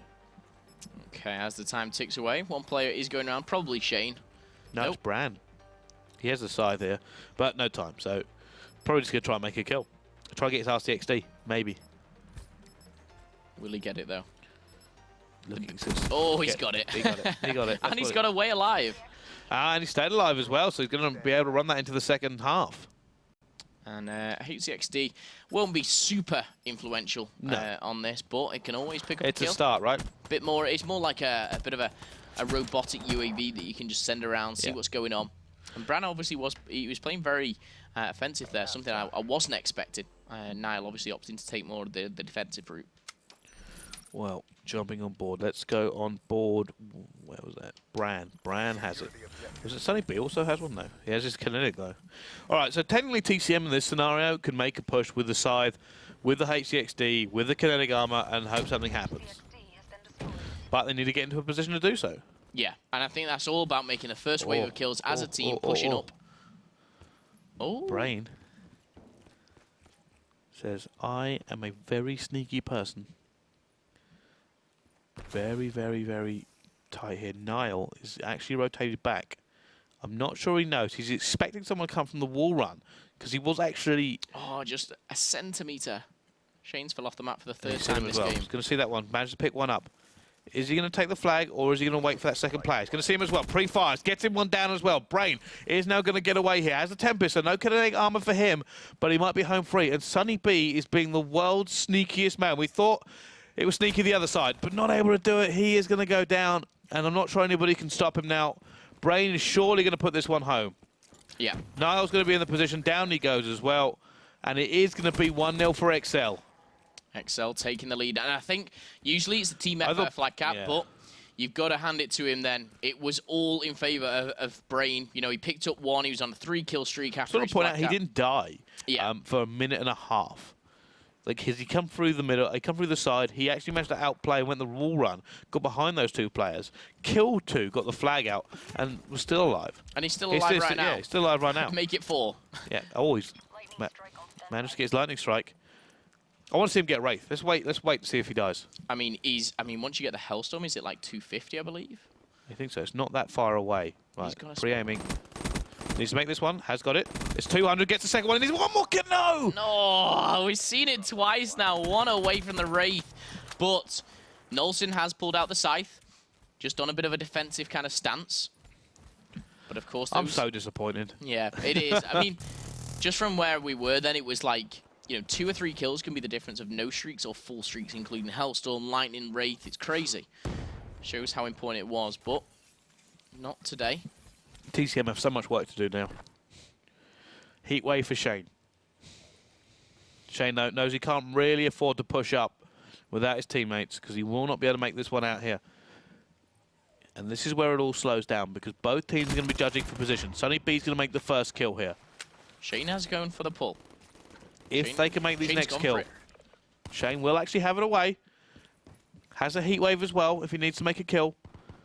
Will the streaks come in? That's the question. Actually, a kill going on. No, I was actually holding off mid-cut for him. Oh, wasn't able to shut it down. Shane's going to go down. Sunny B will go get it, though, but it will be counter-pulled.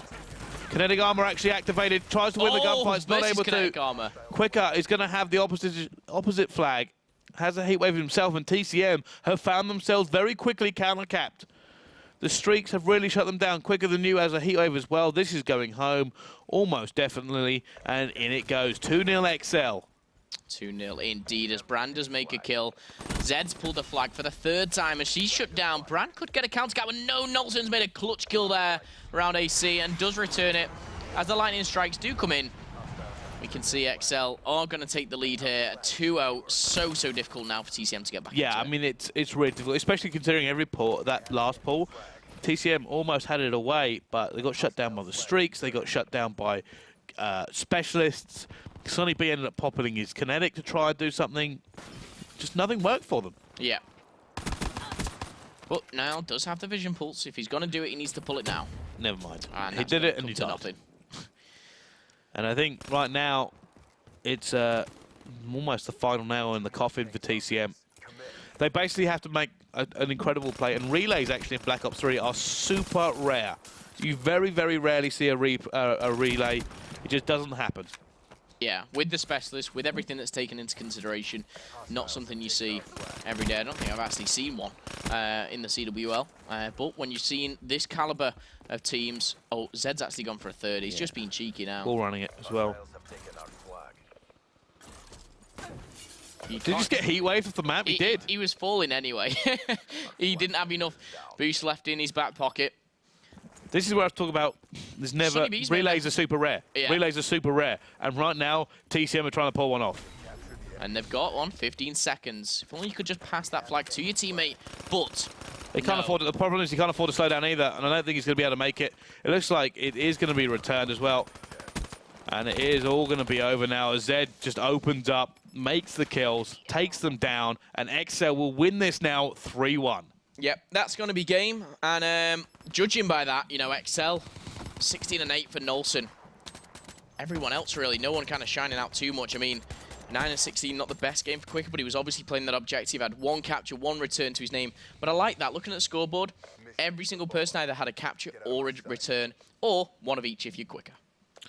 Yeah, and even TCM, I mean, TCM fought really valiantly in that, but every time they made a play, they just got counter-capped, or they got counter-pulled, and they were just sitting there going, why? Why wouldn't you let us just do this? They needed it, but I think XL, that slaying ability was just too much. And I think, you know, it was a bit too kind of single file, if you like, for TCM. There was no, like, super kind of four-man push. There was no four down for XL. But it is what it is. It ends at 3-1. We see XL progress through to the semi-final and will face up against Team Tempo. On the other side of things, though, we've got Epsilon versus Infused. That's a game to watch. I mean, we'll watch both. We'll bring them both for you as well as the final. But, I mean, what a kind of a way to round out that one. We saw them fight back in the Uplink and just kind of going through each map. The hardpoint was quite it was quite close. TCM had the advantage to begin with. Yeah. And then XL, XL just held it down. They just looked so dominant. Oh, XL are already beat Tempo. No, they haven't, I assure you. That is what's coming up next. Maybe that's a prediction from our producer, maybe, what he's thinking. But nevertheless, Search and Destroy, that was quite dominant in favor of XL, 6-2. TCM battled back. And Bran play. Yeah, TC Bran, if you like, just got them straight back into on that Uplink. And as you saw in the capture of the flag there, I would say it was quite one-sided in the fact that TCM never really had that pull. I mean, Sunny B obviously right Never at had the a end. Safe pull. Yeah. Sunny, I think they had one at 9 minutes and 14 to the game. I mean, that one that they had, the pull that almost equaled it up, where they had advantage. Yeah. And Shane almost got home, the Hellstorm come in, and then they were like, we almost had this. And then you just got hit in the face with a missile. Very difficult. I mean, Shane actually tried to shoot out the sky. Yeah. It's a tough job. It is a tough job. But the next match is going to be Epsilon and Fuse, guys. Do not go anywhere. We'll be bringing it you right after this break as we take 5.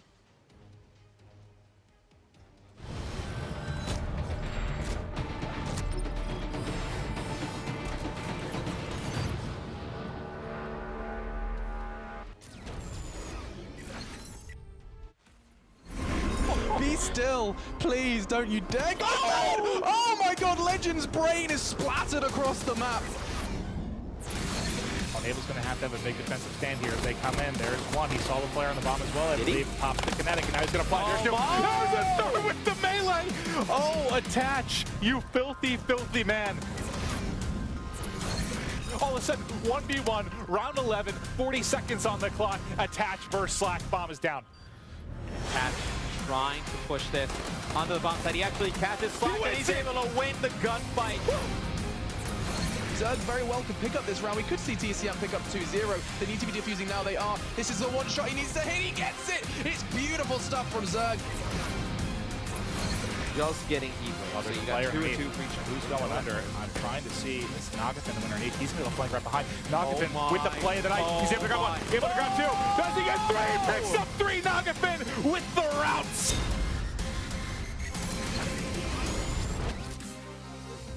Competing is what I live for. People think it's so easy and you can just put an hour or 2 a day into it and it'll just magically happen. It's not like that. You have to be very dedicated. You have to really put your heart and soul into it and hope that it evolves into being a pro gamer. I'm the captain of the competitive team, so I do a lot of the out-of-game stuff, the inviting people to teams, talking about things that we need to work on. You do have to sacrifice quite a bit of time and a lot of different things to really become a professional gamer. There's been holidays like Thanksgiving where I'm down there for an hour eating dinner and I'd be right back up there practicing again with my team, trying to get better. All of my family is in Pennsylvania. I live in Chicago with my girlfriend. I'll go back maybe once or twice throughout the year to visit and catch up with all of them. But they know that I'm doing what I love and they're very supportive of it. My favorite thing about what I do is definitely competing. People screaming and cheering every time a play was made. Even with those sound canceling headsets, you can still hear the crowd just going absolutely insane. And it really sends shivers throughout your whole body because it's really a surreal experience. There's nothing like it. Outside of the game, it's just laughs and a lot of fun. We're all similar interests in terms of things outside of the game. I'll be friends with them even if I weren't teaming with them. They're humble, they're down to earth. I love the loyalty that they have, and I love the supportiveness. It's just a lifelong friendship I've created with these guys that through gaming, and it's just awesome. We have Nameless, who's our captain, who's also another shot caller. Just a cool guy, man, all around. Marcus, also known as Miracles. He's a really good submachine gun player, so he's a slayer for us. He's the guy who just go in and kill everyone. Ricky's always been a part of that group of friends. I'm a really good vocal leader. When they need someone to make a play call, that's where I come in. And then Parasite's just a really smart player. Parasite and Mir have won a world championship together. Me, Rick, and Parasite have won a tournament together. I'm not too worried when it comes to the competition aspect. Our biggest enemy is ourselves. The heat of the moment in the game, and we're all really passionate about winning, and people screw up, we tend to kind of butt heads. You have to be really a communicator, a team leader. We're very strategic and tactical. We watch a lot of people's streams. We watch a lot of other teams play. And our search and destroy game is top tier. So I think that that's something that definitely holds us apart from all the rest of the teams. And I think it gives us an edge. I love the tactics. I love all the strategy. I want to place first, man, through the whole year. I just want to be on top again, man. I miss the feeling. It's been this amazing defensive play in pressure coming out of Elevate, and now they potentially have a score. There's nobody there to stop it. This one, no, there is. Annihilator with the Annihilator. What is this? He's there. He gets shut down. Are they going to be able to score? It's just Apathy by himself. There's one more in the back. Now they're going to have a return with the play of the night. He's able to grab one. Able to grab 2. Does he get 3? Picks up 3. Nagathon with the routes. What move did we see him go underneath? I saw him with the X-ray vision just below him. I'm like, oh my God, he's going to wrap right underneath. That was disgusting from Nagathon. So if they try and challenge something, there's the Heat Wave. Who comes forward? He is Karma, Scum Formal. They're all coming against Apathy by himself, and that's it. It's shut down. Other team's person who's putting up the most kills is standing in your spawn, killing you over and over again.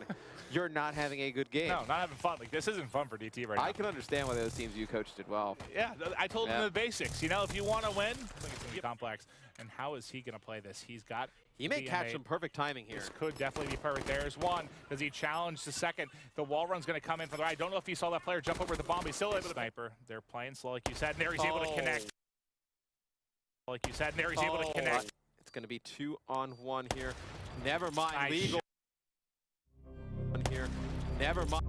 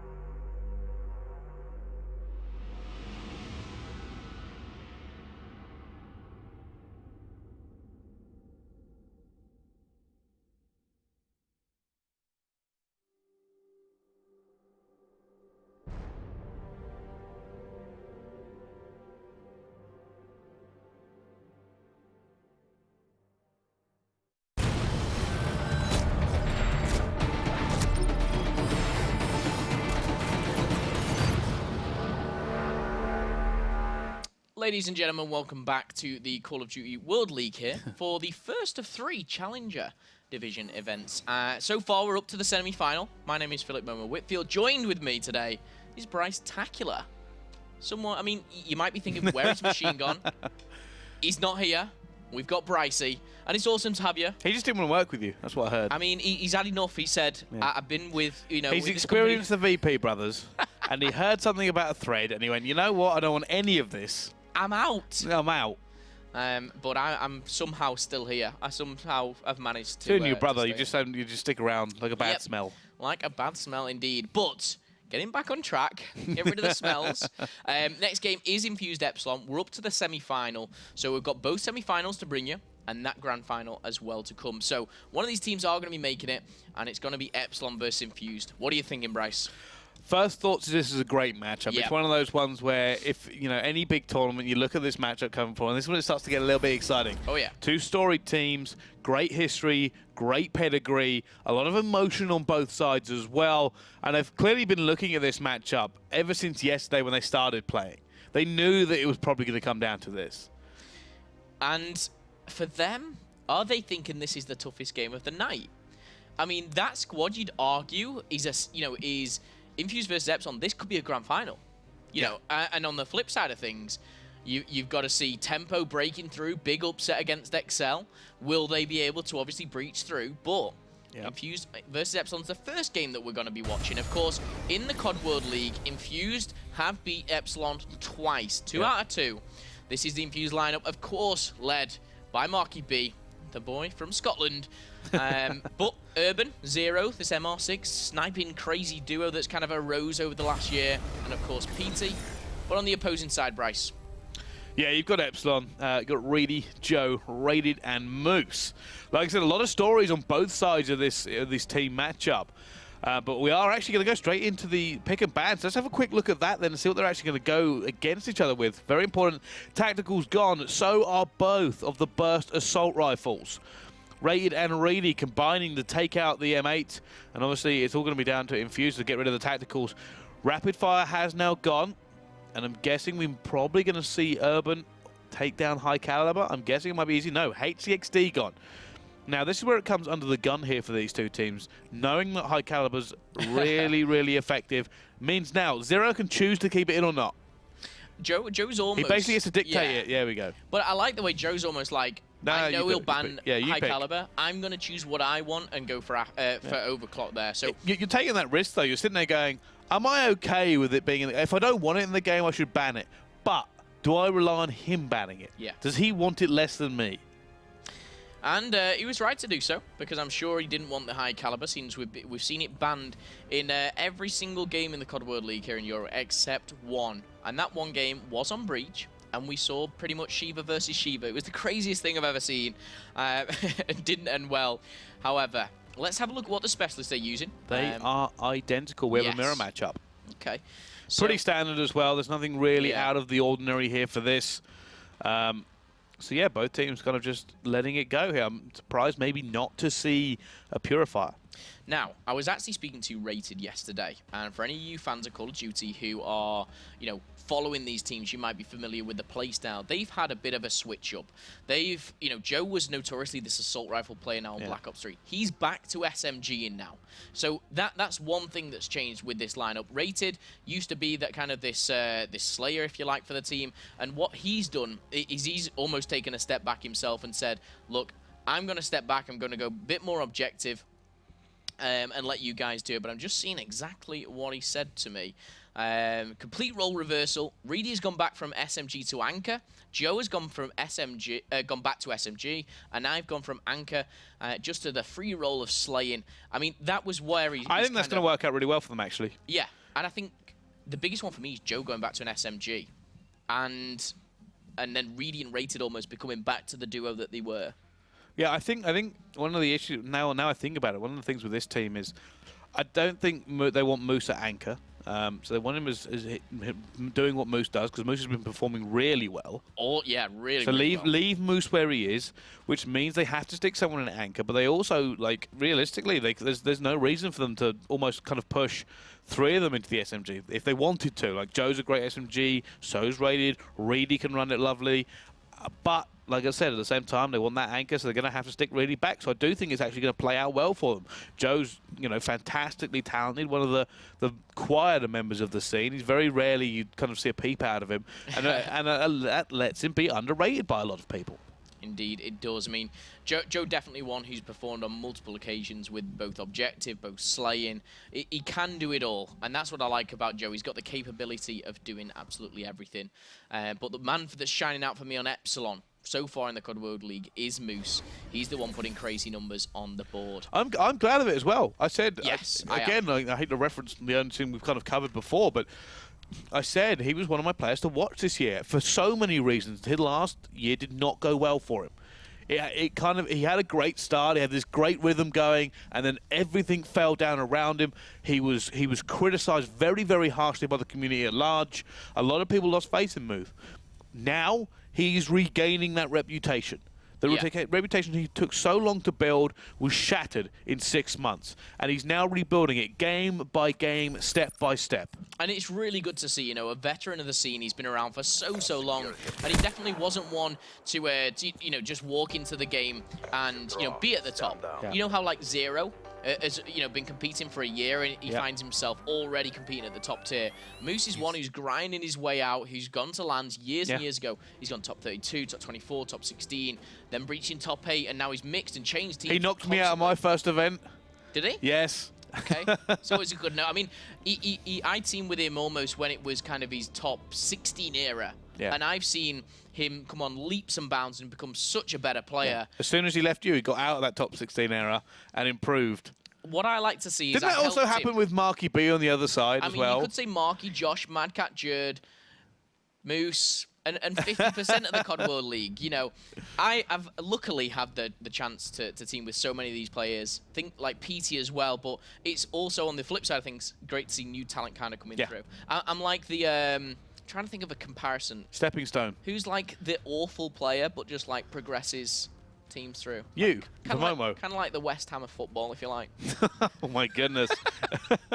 You are. And I know this is a familiar joke we kind of run through, but you have played with a lot of these players, and it's obviously the insight you kind of bring into their mentality and the way they play through. Obviously, you've had, you know, semi-decent results yourself while you were playing. Okay, I'll take that from you. Yeah, I think that's if it has decent in it, I will take that. I'm being generous. So, so yeah, I think this is a great thing here. A lot of storied players. As I said, you got to remember some of these players really do have roots deep in Call of Duty European history. Like I said, for Moose, he knocked me out of my first ever event, although it was one of the funniest games I've ever played because I couldn't stop making jokes the entire way through. But how seriously you took it when you were playing? I was a phenomenon. You were more interested in getting the game finished so you could do other things. Yes, that may have been slightly true. However, I found my calling is that I get to talk down a microphone. But I want to jump on board with Moose to begin with, and he is going to be running that sub. So let's see how this is actually going to run down. Okay, so Moose rated Reedy and Joe for Epsilon. Hardpoint breach. This is always a chaotic one in the middle, Bryce. We're going to find out as they go straight into it here, and Moose is going to be trying to back up his teammate, waiting for that. And he is going to go down. Urban starts off, and Urban is going to be using the Vespa. Now, this Hardpoint is one where the Vespa's close range kind of DPS is so good, and he takes down 4 players. Every single member of Epsilon dropped there. However, I suspect Urban will drop this Vespa as soon as he comes out of this point. He's just tearing them all apart. Well, I saw this actually last week. The Vespa in this Hardpoint is deadly. It's the gun you use in here. It's absolutely incredible and definitely something to take away from Breach. Of course, that up-close rapid fire, if you like. But answering back now. Epsilon, 3 kills back-to-back. Marky B trying to shut him down. Rated saying no. But the majority of the points have gone in favor of Infuse as the rotate is going to come in. Look at that red arrow. Who is set up already on the rotate? PD and Zero have actually locked it down. And you see him just a little dip away here. Now, Moose may be one of the first players to go through. And he has a Shiva. He had a VMP to begin with, and that clearly didn't work out for him. But right now, they're not able to kind of penetrate very, very quickly. Moose, being his usual granite, actually picked up the VMP to go forward and push this one out.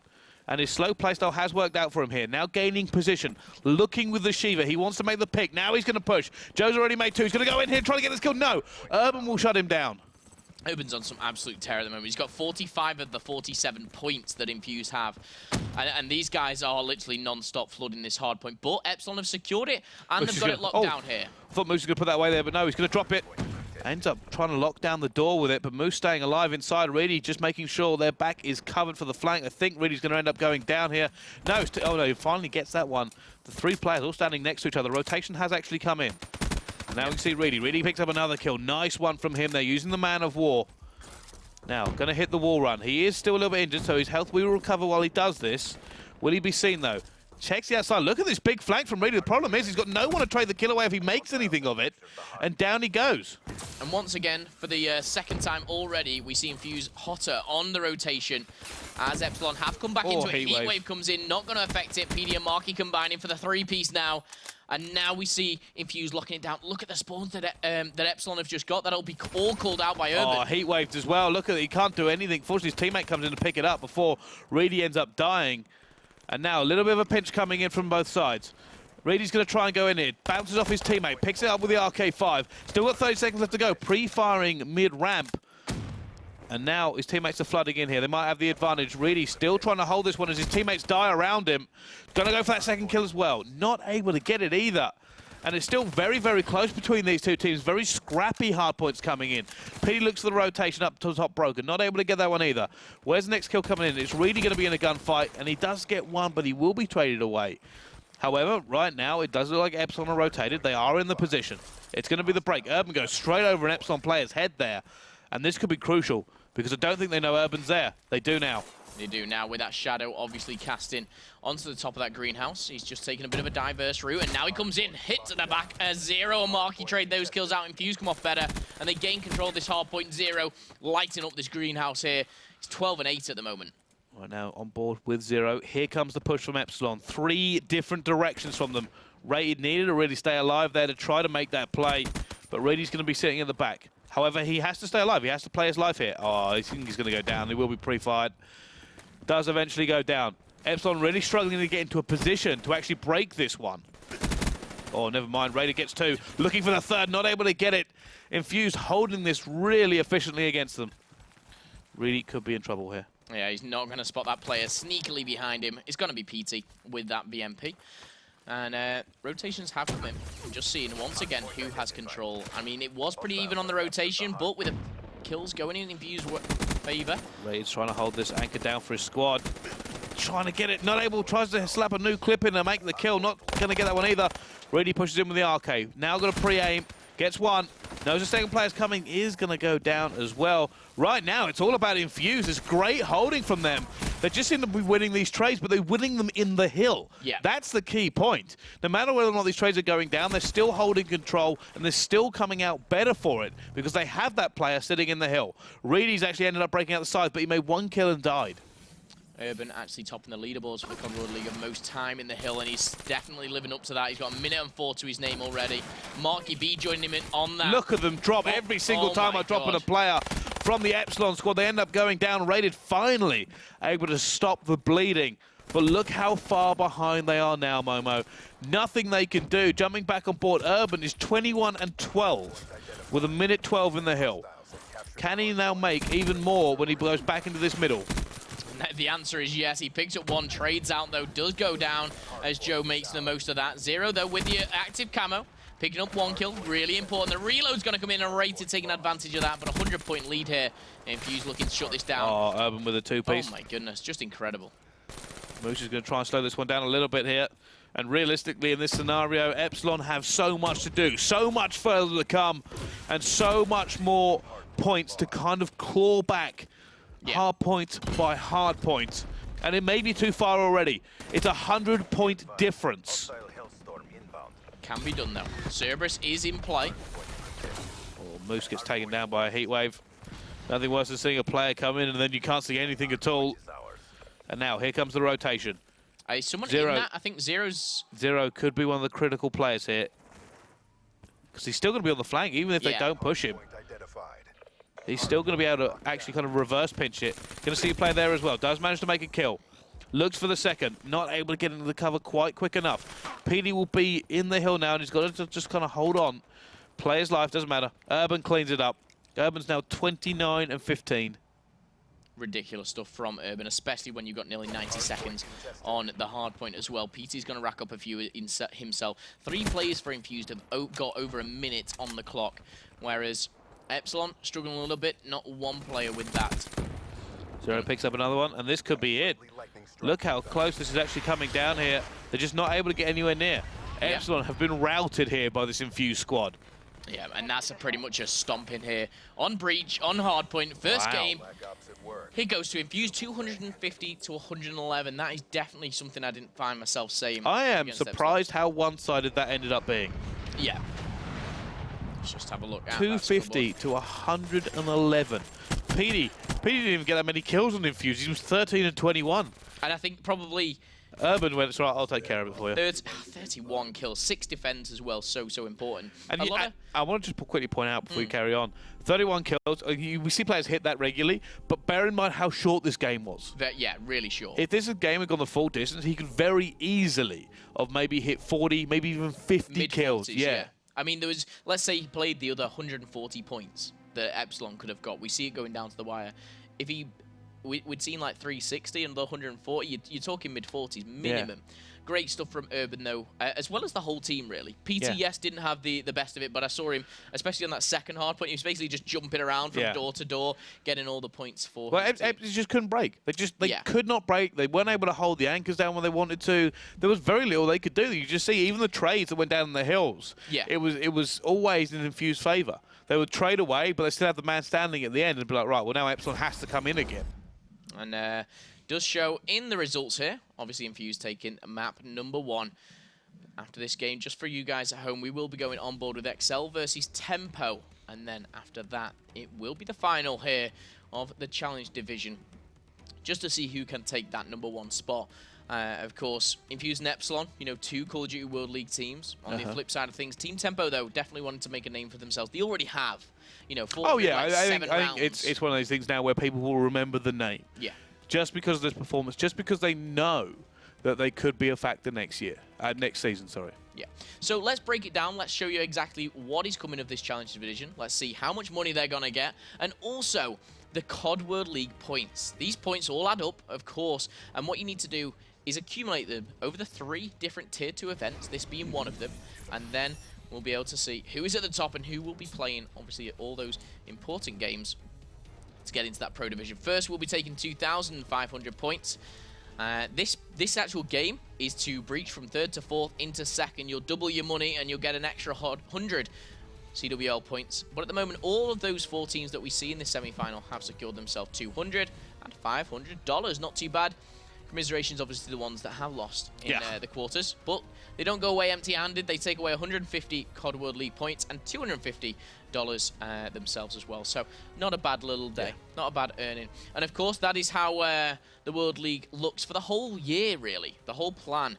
At the moment, though, we're in the bottom left, that ongoing tournament and events, part of Global Points system. Of course, we're coming to the end of Stage 1 now. We'll be seeing those Stage 1 finals, relegation soon. Before we go for that quick mid-season break, it's not too long, though, before we come back with Season 2. We won't leave you hanging without Call of Duty for too long. I mean, I'd get withdrawal symptoms, I really would. Yeah, I kind of agree with you there as well. I certainly would as well. But, you know, mid-season break, give the players a chance to kind of relax, get their shades out, maybe get a little bit of a tan, and kind of just relax before they kind of get back into the grind here, because a lot of these players cannot stop playing. It's non-stop. It's a full-time job for these guys, and, you know, that's what they do. I mean, speaking to them, it's great to see now esports has reached a level where professional players can say, you know, this is what I do full-time. I play COD. Like, that's literally what it is. Yeah, pretty much. And I said a lot of these players now are making plans for the future, and they're looking at this now more kind of professionally. Yeah. You see a lot of the change here. If you go back maybe 2 years, 3 years ago, when you were still playing, the attitudes of some of these players have massively shifted in terms of what they expect and the way they conduct themselves. 100%. Yeah, and I think it's great to see. I think it's great that it's kind of maturing of the scene. Yeah, and it's great as well for teams like, say, Team Tempo coming into it. They are now coming into a mature league. You know, it's got crazy sponsors. It's got huge prize pools, and they've got to come in and learn fast. They don't have that chance to be immature and everything else. But it's good to see. And we'll be seeing more of it, of course. Loads of Call of Duty coming up in the upcoming year. But at the moment, we're focusing today on the Challenger Division, which does feature, obviously, some of the pro teams. Some people are asking, how come these are in this? Everyone is available to sign up. You guys at home can. Me and Bryce can't, but it would be quite difficult. Whoa, hold on. We could play. I mean, we could play, but it'd be hard to. I mean, when we would reach the semi-finals, we'd be like, hang on, Mr. Producer, we need to play. I could cast over myself. I'd do it. Yeah. Everything I do would be great. Everything you would do would be wrong. But Very easily. But we need more players. I mean... Machines in. Machines in. I mean, there's someone I definitely don't want in. We don't want Rel. I mean, I was going to... Do not want Rel. Don't want him in. Last time I played with Rel, he was horrifically bad. And he hasn't got any better, I'll tell you. No, he is really bad. Hey, maybe we could do a Twitter giveaway for our last spot. That's how it could work. Oh, I like it. We'll enter a tournament, us three, and someone who follows us. Someone has the privilege of playing with such terrible players like ourselves. Yeah. Moment machine, but don't worry, I'll carry you. Okay, I appreciate that. I know you've been playing a lot with it, but you do play a lot of 8s. I do. Man, I love this game. This game is great. It's awesome. It's awesome to play, and it's awesome to cast, and hopefully, for you guys at home as well, awesome to watch, of course. Now, Epsilon Breach, Epsilon Infuse. We've finished Breach Hardpoint. That's gone. We're going into Search and Destroy, and I'm thinking, what map is it now? Because we do have a different map rotation. I'm looking at it. It looks like evac from about 3 meters that way. It's little, and I think I've got the thumbs up. That's good. But yeah, evac, Search and Destroy, completely different to Breach and how it's played. I actually favour Epsilon slightly in the Search and Destroys. Right. I just think they're a really good Search and Destroy, and that's probably my bias because I play it. Search and Destroys with Reedy fairly frequently, so I always go, he's so good. As I struggle to make any kills. All the time, like Reedy's crazy, but I do see it week in week. Reedy is incredible.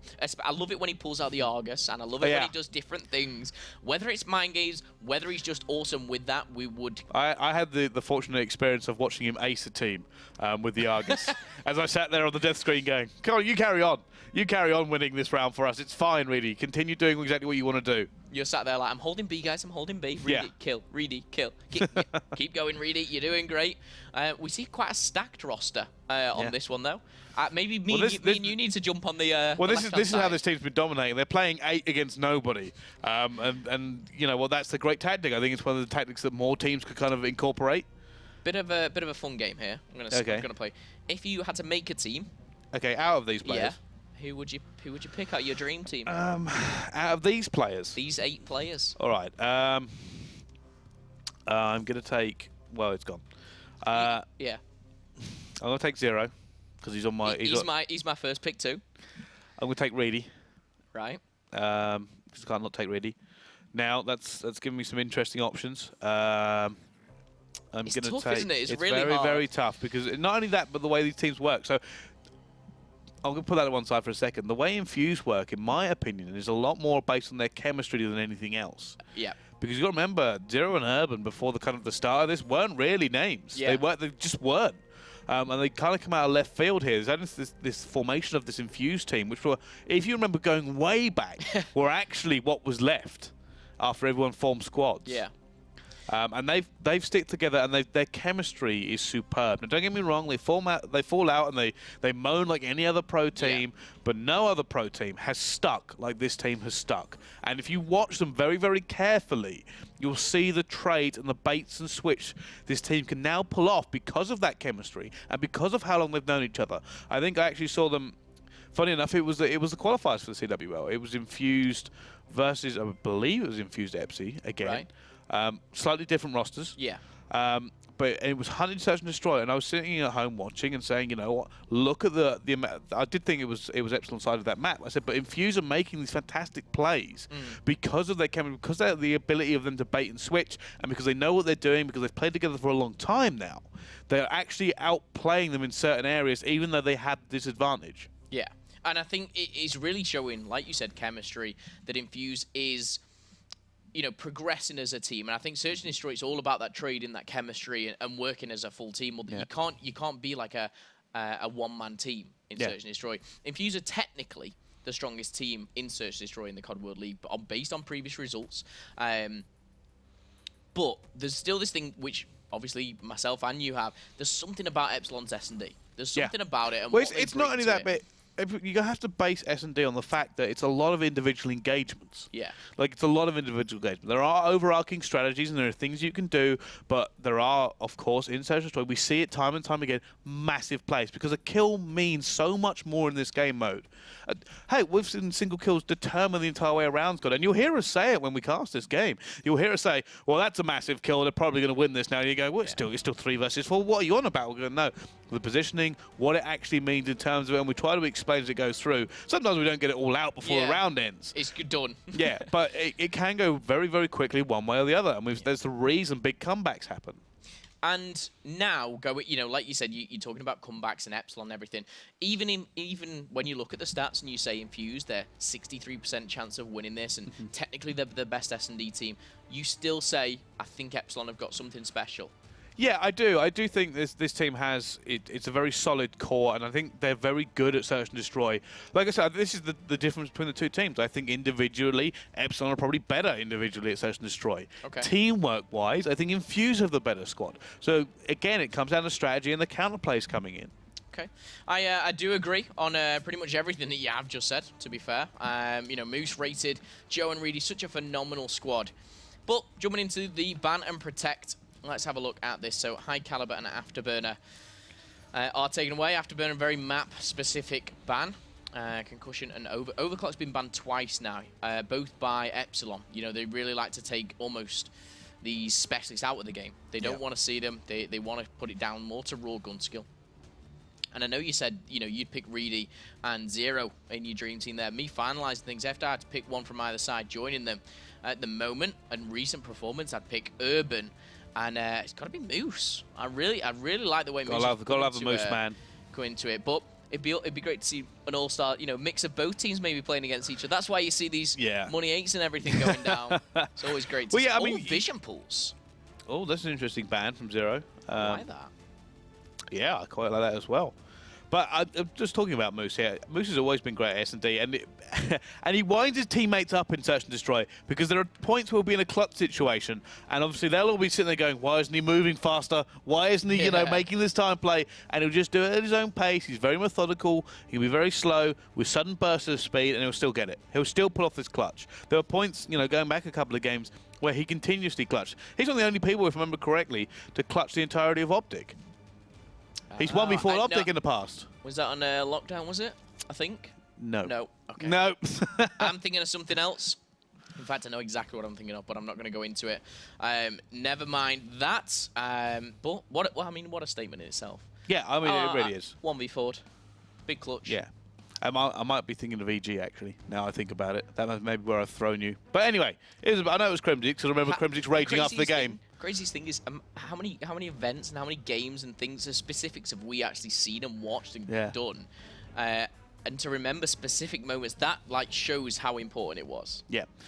Well, all right, we can actually see the bans and protects and all of the drafts have been done as well.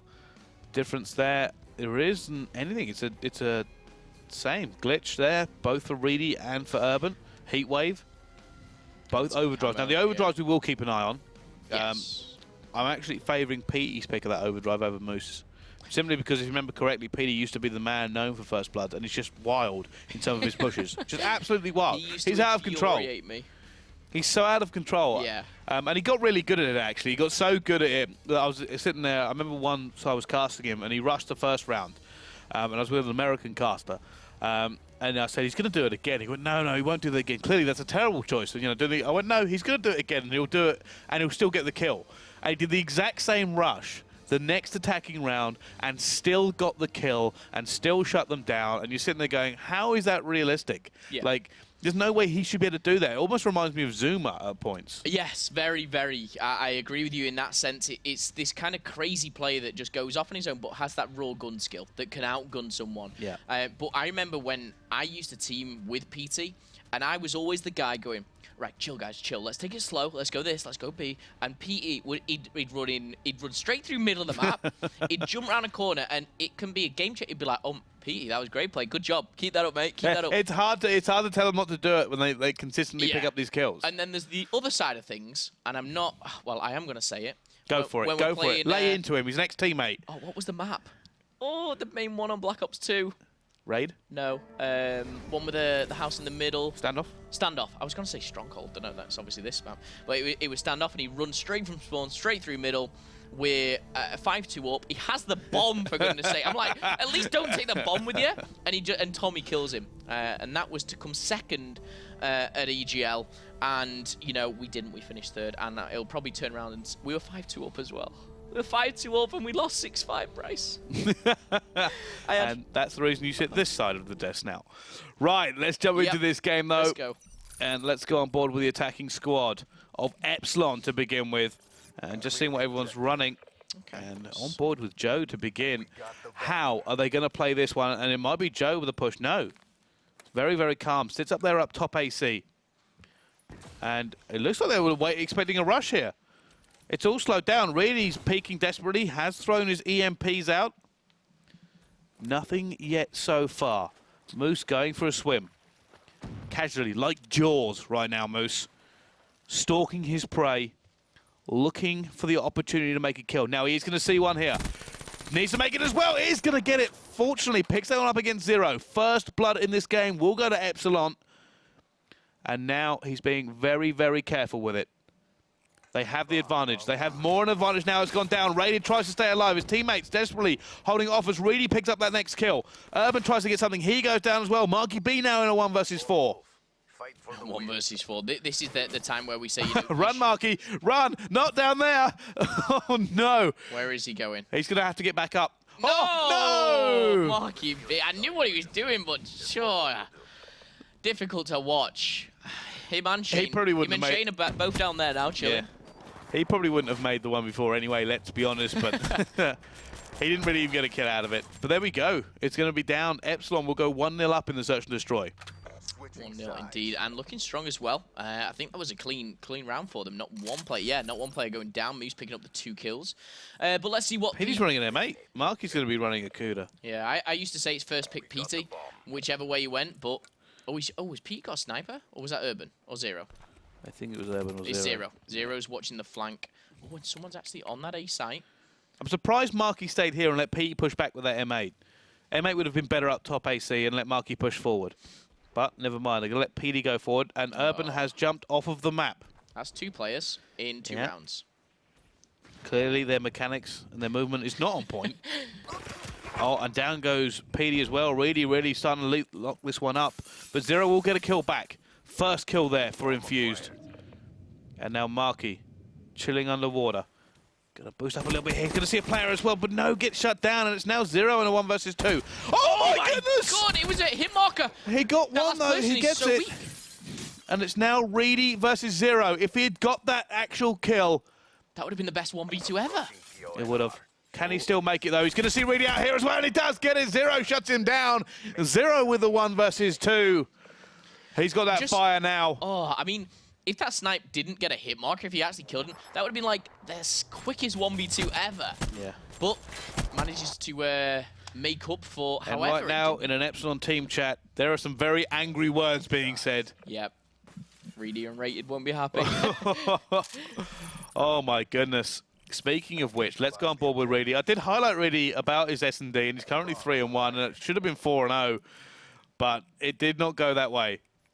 Does have this first spot. He's going to put some bullets into him. Oh, nearly with the wallbang, but the trade comes in. That is what you're talking about. Yeah. The chemistry, the amount of... I mean, that wouldn't have even needed to be called. However, Epsilon bounced back, getting 2 kills back-to-back. Marky and Urban fall. And Zero finds himself in another Petey's going to see one here, but he goes down as well. Zero now. 1 versus 3. He made the 1 versus 2. Can he do anything more with this? It's very, very difficult in this scenario, especially with the bomb down. I'm just not convinced he can make this. No. I think for him, he needs to take especially with that EMP. They're going to know roughly where it's coming from now. Does some silly things with this sniper. Yeah. But I Unthinkable don't think he can make miracles. No. This should be in Epsilon's favor. Did you see a player there? I think he's been called out as well. He is. Down he goes at the same time. Epsilon will take the lead back from this S&D, and it is now 2-1 to them. Did Joe see him? Just double check. Yeah, he did. Here he goes. Flies through the air with the greatest of ease, and Joe will clean him up. And 2-1 now in favor of Epsilon. Of course, if you just joined us or you might have just tuned in, Infuse did take the hardpoint in quite stomping fashion, actually. Putting Epsilon only putting it 111 points on the board on that one. Let's go on board with this attacking team, though. It's going to be PT. He's actually gone back to his SMG. He has. Oh my, is this a joke? Are they doing it just for fun? Are they... What? Why is Zero jumped off the map now? What are they doing? At least we know it's Petey's turn next. Well, it should be, yeah, but fortunately somehow they've got away with it. But Petey goes down as well. Now 2 versus 2, make that a 1 versus 2. Infuse should have an extra player. What are you doing? Oh, Marky as well. Just a few more bullets. I think he almost stopped shooting there. Joe he probably considered a trip off the edge of the map. He was going, oh, I could win this gunfight, or I could just throw me body straight off the edge. Oh, that's a real kick in the teeth there. You saw him almost stop shooting and go back for him, but Zero, Urban, and PT, you were doing. in 4 rounds have managed to fall off the map 3 times. Like, maybe someone's put a bit of... Maybe they've been watching a Lemmings documentary or something. They're sitting there going, oh, this looks like a great strategy. Let's just hurl ourselves off the map at every opportunity. Right, anyway, back on board with Epsilon. HCXD now going to come in here. Going to use the push.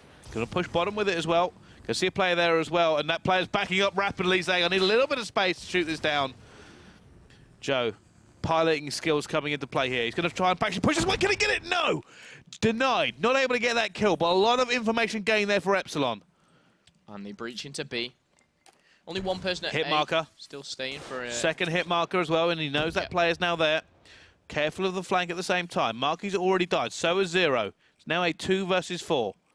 Reedy may have another player here. Got glitch as well, so he can get out of this scenario if he gets shot at. Not going to do it, though. Not that time. Rated will get that one back. It's now PD in a 1 versus 3. Make that a 1 versus 2. P's done a bit of work here, but I think he's being tailed. He is indeed. Moose has put some bullets into him, and now PE has the opportunity He's so weak. He is so weak. He cannot make this, surely. Down he goes as well. Epsilon, 4-1. Yeah, a really dominating showing. And really, the only round Infuse got, they shouldn't have. Yeah. Epsilon should be 5-0 right now. And very, very easily, you know, you've got to say this, but Infuse, you know, slipping off the map like the way they're doing, they're almost handing it to them on a plate. Infuse seem a little bit tilted at the moment. They seem like they're a bit on edge. See if they can get back into this, though. All right, let's go on board with PD. Mainly to see whether or not he can stay on the map. And it looks like it might be a rush. It might be a rush. I think they are going to go for it. He might go straight up top with this one. And he does. Nobody here to challenge PD yet. Now, this is what you're talking about. PD's taking the bomb, and he is going to be the first one in. So, if he continues down this path and doesn't make it, it could be dangerous. Fortunately, we can see that he's going to be fine. Bomb site is pretty clear. Dart's just gone down. Fairly certain there is someone in tunnel, and it is raided, but now they have the advantage. Raided is going to be peeking this here. Not gone for it yet. Dart is still flying around the map. It's Joe. Joe's just in a player on wall run. Oh, and I bet he didn't mean to shoot there, giving his position away. And he's going to be, shown. There's a H6D as well. Joe should be able to pick this one up. Oh, he's just managed to sneak away. Actually, this last is player as well. It's just Urban in a 1 versus 3. Never mind, dead. And down he goes. Epsilon will win this one as well. Yep, should be 6-0. And probably will be 6-1 with the amount of specialists available for Epsilon. They've got Overdrive, they've got Glitch. What else they've got in their back pocket, I'm not too sure of. Infuse do seem to be on complete tilt. Yeah, after all the fails and the slipping off the map, I think I'd be exactly the same. We see him here, he's just running for his life. I mean, yeah, he dodged a dart, he dodged a HCXD, he still had to pull off 3 kills as well. Yeah. Just wasn't going for him. It's now 5-1 to Epsilon in a very one-sided state of affairs. Okay. Right, let's go back on board. And Joe's currently 7-1, and he's got a lightning strike. I'm surprised they're not pushing this to A, actually. Already Moose making a kill. It's already pushing very, very aggressively. Rated backs out there. It's now a 3 versus 3. I'm wondering just how they're going to play this. And they are now finally going to go A. It's probably been called out. I've got a lightning strike. Let's just plant it. And then they've got to make all the plays here. Yeah, this is looking, I mean, it's still 3v3, but I feel this is game over right now. Joe wants to stay alive. He's actually going to ping his lightning strike. And now he's used it, he can push forward. He gets one as well, gets away at the same time. Marky B now has a 1 versus 3, and they're going to know his rough location as well, surely. Because of that ping, he has to pull off the dream. Sees one. Managed to get it as well, shooting through the water. Careful now. Oh, the active camo. Never mind. Reddit says, check this out. Got my specialist. So they had overdrive, yeah. Active camo. They had glitch. I don't think glitch even came into play with it. No. Really had it, but I didn't see it. Yeah. And there you go. It's going to be a 6-1. I did favour Epsilon slightly on the Search and Destroy. I didn't favour them that much, though. But they do make it, and they make it look easy. Yeah, very easy. I mean, should have been 6-0, right? Yeah. And I mean, we're in agreement with that. 0 came up clutch. Had something pretty crazy on that. What I want to do is, how do you as a team go from getting absolutely dominated on Hardpoint, 250 to 111, I think, to 6-1 in Search and Destroy. That shows it's the pace. That shows it's always that pace. It's always that pace change from Hardpoint, one of the most interactions per minute of any game mode in Call of Duty, to Search and Destroy, where it's about patience, positioning, and your strategies. And that's the difference between these two. And that's why we say Respawn and S&D. That's usually the swing. Yeah. Let's go back into the game though. Let's have a quick replay of exactly how it panned out and one went on. It was Marky B. This was the 1 versus 2. This was the only little snippet of genius from Infuse. This wall bang did connect, but Zero did manage to pick up the 1v2 in the end. And look at that, instantly goes into the trade, picks it up, and Reedy's at the top there. Somehow Reedy doesn't actually pick him up. And you got to say that's also a little bit on Reedy to not get him at that point. Yeah. But Reedy must be super weak from that sniper. Yeah, and he backs off. He has to back off completely. He must have got his health regen by now. Yeah. So he backs off, ready for it. And Zero checks the first corner. And Reedy challenges here through the air. Zero, unfortunately, I think he was probably aiming a little bit lower there, expecting Zero not to be in the air as well. Zero was in the air at the same time, actually higher than Reedy because of the elevation. Yeah. And that meant they had the advantage. Yeah, indeed they did. 1 versus 2, brilliant stuff for Zero. However, that was the only round they won as it went 6-1. And now, things are even. This is how things have panned out over the other 2 games that we've casted as well. How we find it a little bit where, one team just, takes the lead, but the other one always comes back fighting. It's not been a stomping. Well, this has been 2 sides of stomping. Yeah, I mean, and 2 very quick games if you think about it. The Search and Destroy was over in minutes. But what we're going to do, though, we're going to come back very, very shortly, in quick 5 minutes, with map number 3. Will Infuse take the lead? Will Epsilon have 2 maps back-to-back? Don't go anywhere. Join us after this.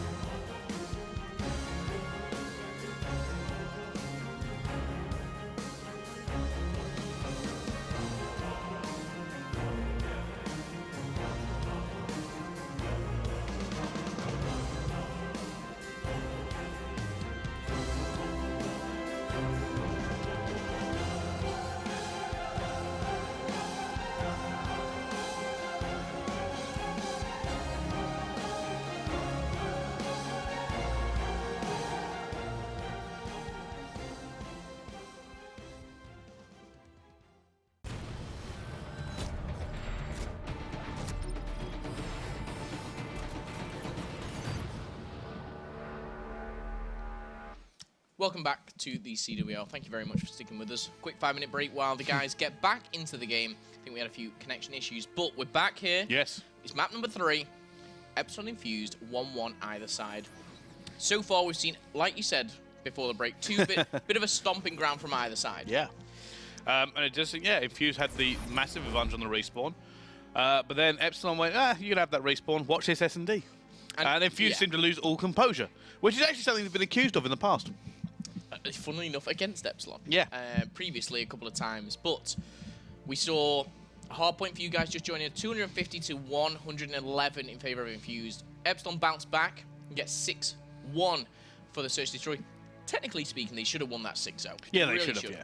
But at the same time, Infused maybe shouldn't have hurled their players off the map. Yeah. I mean, three Infused players in 3 separate rounds fell off the map. Peter's probably sat there like, guys? Yeah, the guy we said might be a liability at some point ended up being the only guy who wasn't the liability. Yeah, he was the only one who actually managed to stay on the battleground, in fact. But coming up, we will see a Uplink. I'm trying to think what map it will be on. It's going to be Breach. Had that confirmed. So we've actually seen Breach Hardpoint today. Yeah. We've seen Breach Uplink, and so we've seen a little bit of Breach, and we probably will see a proper Breach again. Nice throw in the S&D for the final. You never know. But how do you see this one pan out? Because you had very strong opinions of Epsilon's S&D. Hands Honestly, up, you were absolutely correct. Epsilon's S&D was pretty good. How do you see this one going? Honestly, I think this is going to be quite tight. Again, this for me comes down to with 2 teams in the similar skill level like this actually is, it'll be the specialist plays that make the difference. And honestly, if Epsilon play the same way they did in the first respawn, then they're going to get smacked. However, I think they're a little bit calmer now. They're feeling a lot better, a lot more confident after that search and destroy. Yeah, I mean, so I think this is going to be a very close game. Already we see certain specialists taken out as well. Overdrive and Active Camo have gone. Overdrive, Active Camo. Of course, all flipping tacticals going. Only EMP is left. But Afterburner being taken away, we saw that actually taken away in the last one we saw. It's for some of the wall runs on this you can actually pull off. It's not bad. It's not bad ban actually. It's pretty good considering it kind of narrows the field that these players can play on, and it helps you kind of direct the flow of the drone. Meaning that you can't see anything kind of wild come out of these players in terms of wall runs. Nothing super crazy. Yeah. Yeah, and taking you by surprise, of course, you want to keep that to a minimum. I know Epsilon have been very, very vocal about what they think about the specialists and what they think. Usually they ban overclock and take that out of it because they want to nullify how many specialists there are.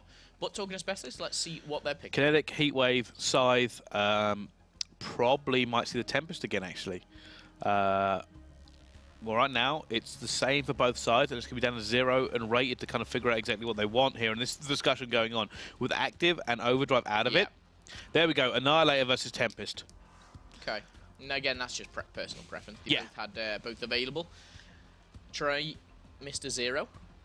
You might be thinking, what are all these crazy gamer tags going on? And in fact, they're their own ones. Yeah. So, Marquee and Rated, liking to stick the COD at the end of it. That's very dedicated. Marky B COD is definitely the one, though. Marky B lives on COD. Marky B, yeah. One of the most infamous grinders in the European Call of Duty scene. I wake up in the morning, I'll check Twitter, what's going on, Marky's like, good night, everyone, going to bed now, it's 8 a.m.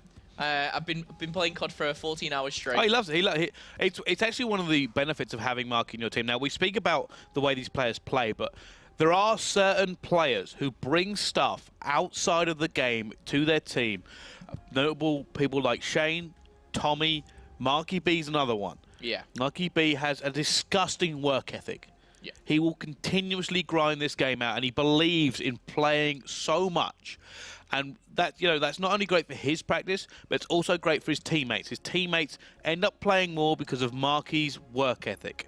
Yeah. And that's going to be one of the ones as he continues to grind it down here.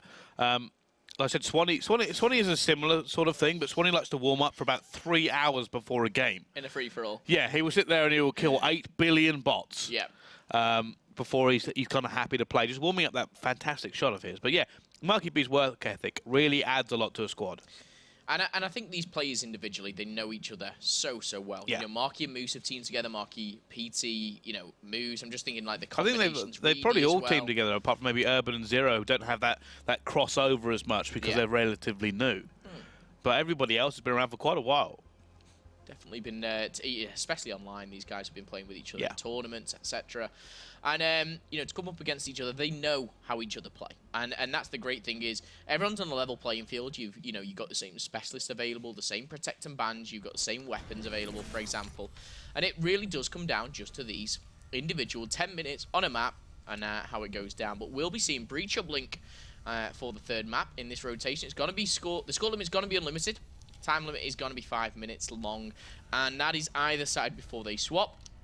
But the thing you want to keep an eye on is your respawn delay is 5 seconds. So as soon as a player does die, has that 5 seconds before they can spawn up again. So really, really crucial to stay alive as much as possible as we get into the game.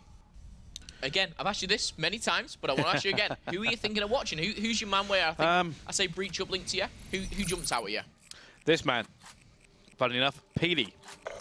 I think he's going to be crucial here, especially for first control. And you actually see him running a laser sight here. So I expect he's going to be going very, very hard and very, very aggressive straight in, because he's going to want that hip fire to try and gain a little bit of control. Looking for it though, shut down straight away.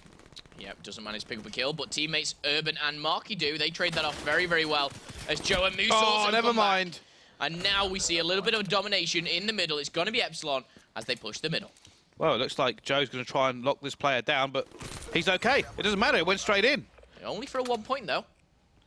It is. However, Moose is in there, and he tried to make a little bit of a play. Not quite able to. And now it will go on to the overextension. Rated will have it, and what he wants from this is a 1 point.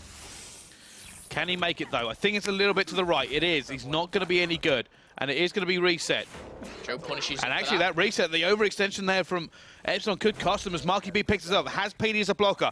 Fortunately, they're spawning back. They're going to have to stop this. Can PD make something?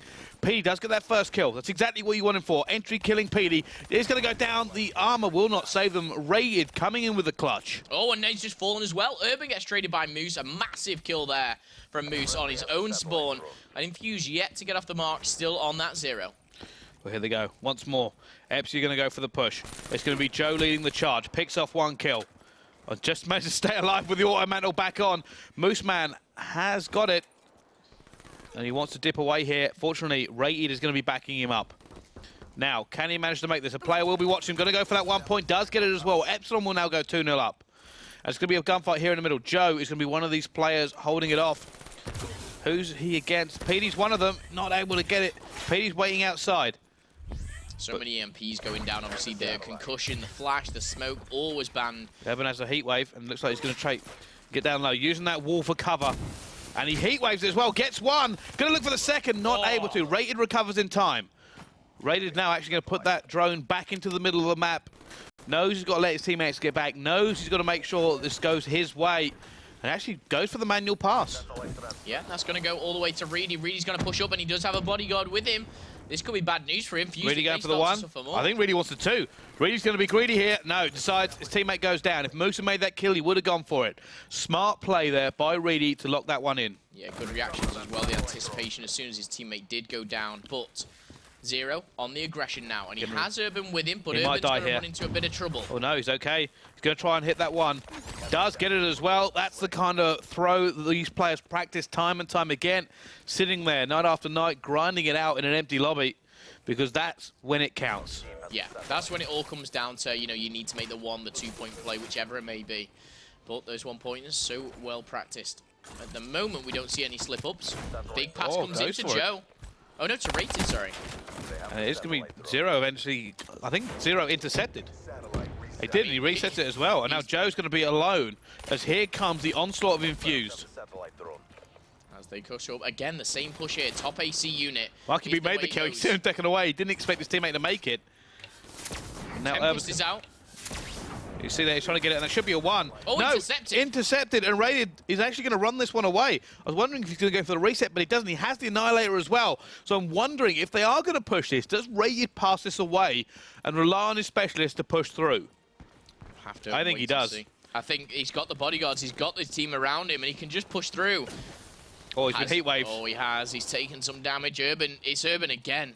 hot on his Slowing heels. it down, and this is actually slowed right down. Raiders coming to finally back him up, but Moose going down as well. Raiders had this drone for a long time. Surprised to not see him reset the armor, actually, when he's had a little bit of a few seconds to kind of recover. It's not taking a big beating, but at the same time, if you can get full armor, you take full armor. Now he does have it, but this may end up saving him here as he does get away. And he might have the opportunity. They've overextended to catch him here. Moose is actually getting the cut for him as well. This should be a 1. He just needs to make it. That armor going in, it looks like it's going to be good. Epsy will go 4-1 up. Indeed, they do. A really good lead starting to build here with only 40 seconds. And look at Reedy locking things down, not letting anyone outside of Palace. He's going to be traded now. He's going to be traded as Urban and Marky pick up a couple. And now Moose, actually in a bit of a difficult situation, might find himself chasing. He needs to make this that kill. This is a big kill if he can make it, but he doesn't. Marky B now going to go for this one. Teammates once again pushing forward. And it has going to be a heat wave coming as well from PD. Marky B now looking for this one. He's going to try and get it, and he is going to be able to put that one home, bringing it to a 1-point game with 15 seconds left to go. Reedy's going to try and get this one. Is he going to try and make the play? Goes for it, not quite able to go for the slam with the drone. And Zero's going to try and sink a buzzer beater. I don't think he's going to do it, or is he? It's... Oh, he's done it! Oh, what a ridiculous play. 0.4 of a second.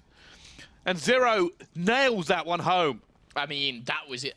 Practice makes perfect, baby, and that's the reason why. Yeah, we saw this going into half-time at like 4-1. Yeah. Marky and PT and Urban breached through to make the 2-point play. Crazy stuff. But for Urban then to go and follow it up with, you know, a 1-point play like that. It's the pressure in that scenario as well. Yeah, oh my, I mean, I can only imagine. However, we're going into it. I can't believe I'm saying this. We're going into it tied. However, Epsilon did have that 4-1 lead. Let's see if Infuse can do better off the start here this time. And you got to remember, a lot of that actually come off the back of Reedy missing that shot into Palace. Yes. And he's gonna hate himself for that so much. As you can see, Infuse have just taken this momentum and are running it through. Urban has made 2 kills to go forward. Gets the second with a drone and now looking for it as well. No! Shut down.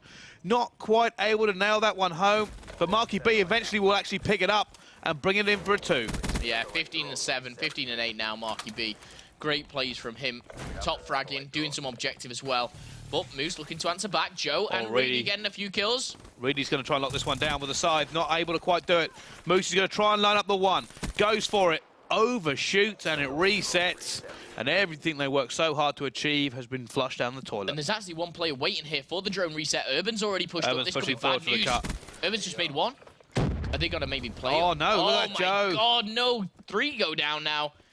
Is Infused surely? They're going to take advantage of this. Zero looks like he's gone for the greenhouse push. He is going to knock this one home as well. Goes for the 1 wisely as he dies a second after it happens.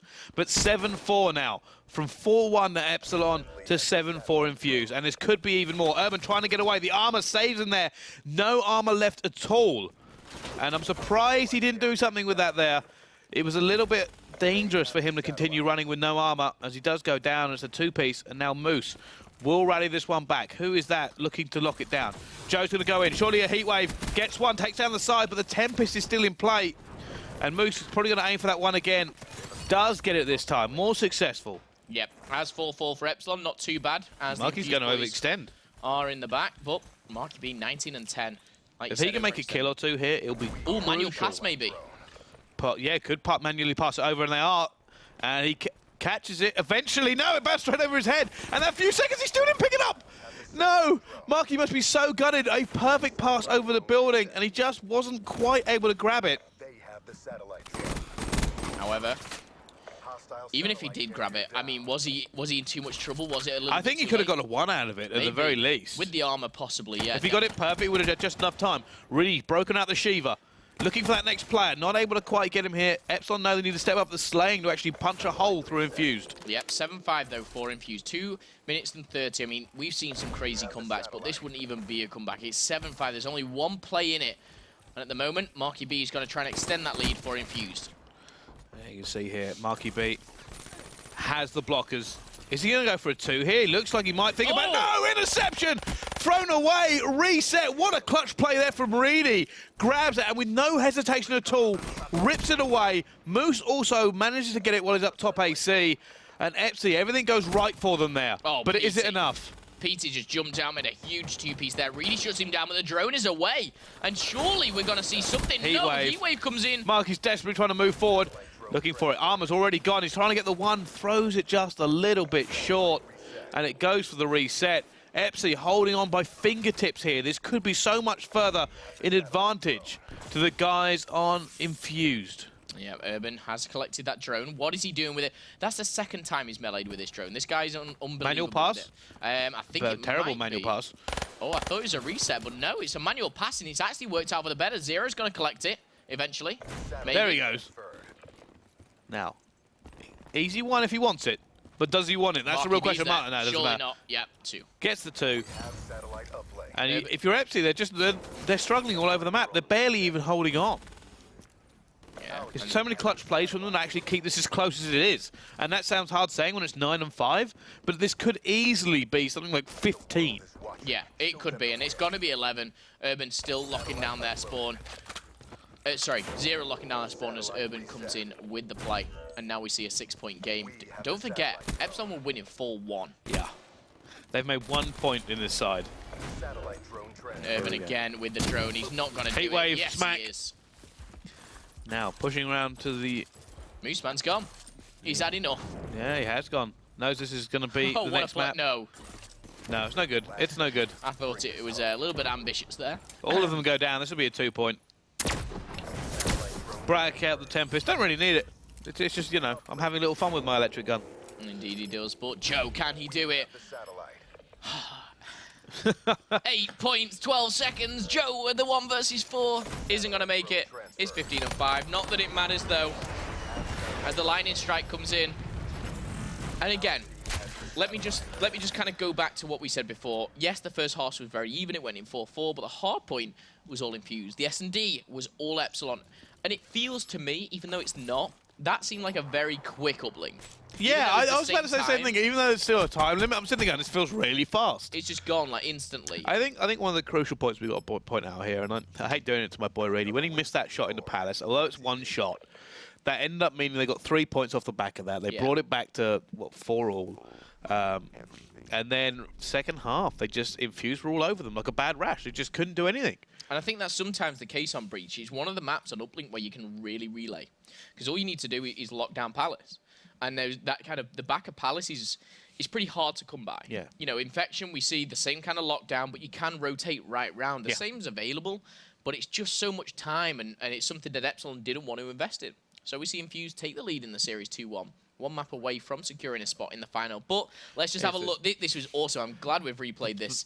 The pressure. It's the on time. This. Just keep your eye on that This time. is a hard enough shot to hit when you have time. But you're sitting there and you're trying. You know you've got a few seconds to hit it.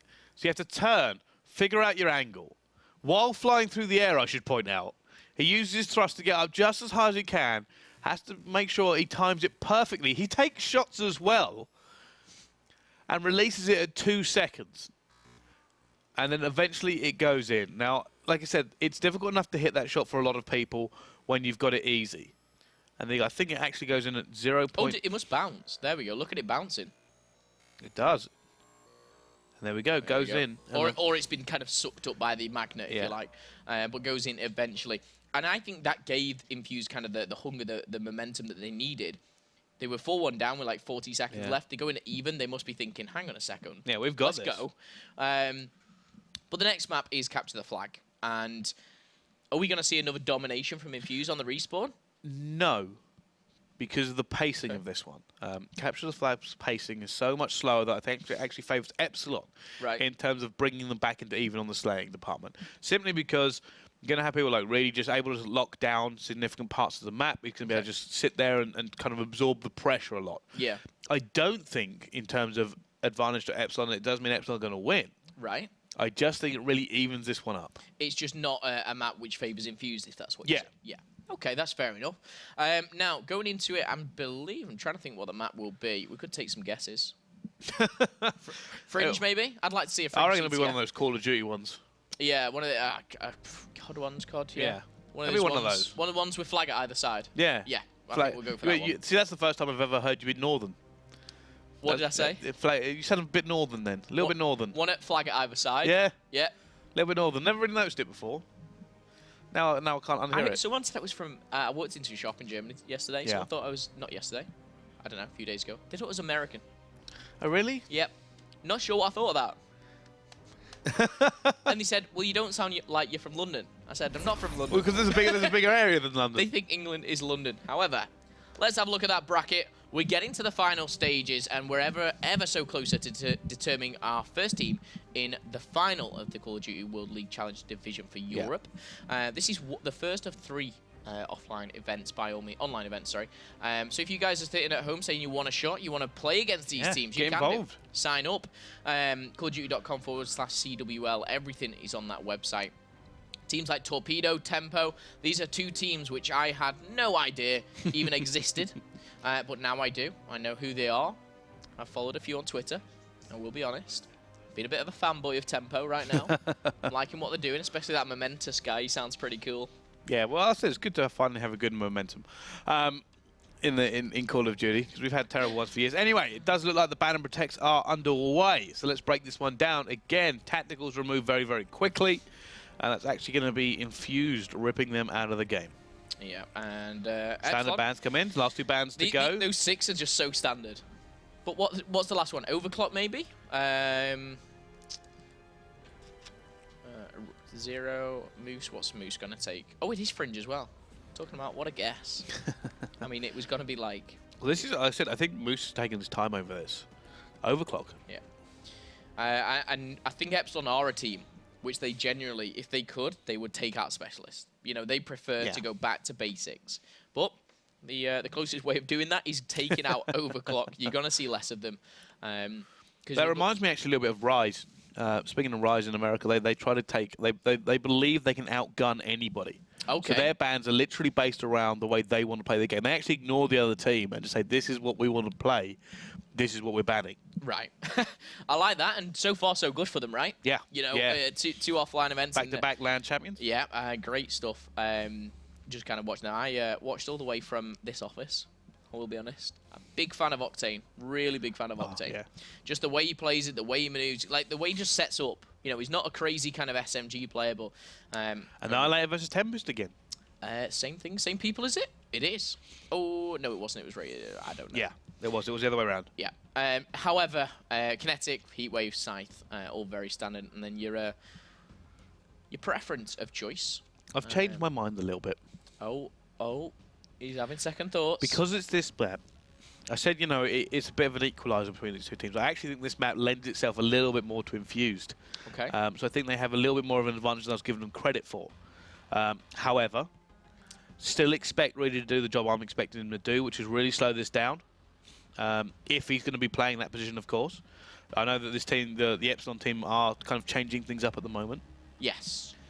But we'll find out. I mean, this is where it kind of comes down to as well here. I expect a lot more aggression out of Infused than they do out of Epsilon. You expect PT 0, especially those 2, maybe Urban as well jumping into the mix. Maybe even Marky B. This is it, that entire squad. I mean, we saw Marky with the Kuda, right? Yeah. We saw him straight away with the Kuda on S&D, and it's a team which is always kind of based on aggression. You're never going to see PT in a slow team, and if you do, it's probably not going to work, and he probably won't be there for long. However, been in this team now for, we're talking nearly a year, and really, really find himself. And this team, let's not forget, this PT Urban Marking 0, it was just thrown together last minute, right? For one of the events. And now they've stuck together for so long. You know, they were almost rivaling what was, well, the old Millennium, if you like, for so many times, which was Vitality. Confusing stuff, I know. But now they find themselves in like a top 1 caliber, but with 3 other teams, you know, Splyce. Oh, it's tight at the top. Epsilon, Millennium. It is tight at the top. Which I actually think is great, because if you remember, for years in European Call of Duty, there was just top 2. Yeah. That's it. That was all there was. TCM EPSI. TCM EPSI. For years on end, you'd fill out your bracket after putting those 2 in the final and figuring it out from there. Work it backwards. Yeah. Yeah. But all right, looks like we're about to jump into this game here. We're going to see Tempest versus Annihilator. I kind of want to see... I don't think we've seen any big Annihilator plays so far, even though it's been in a few of the games.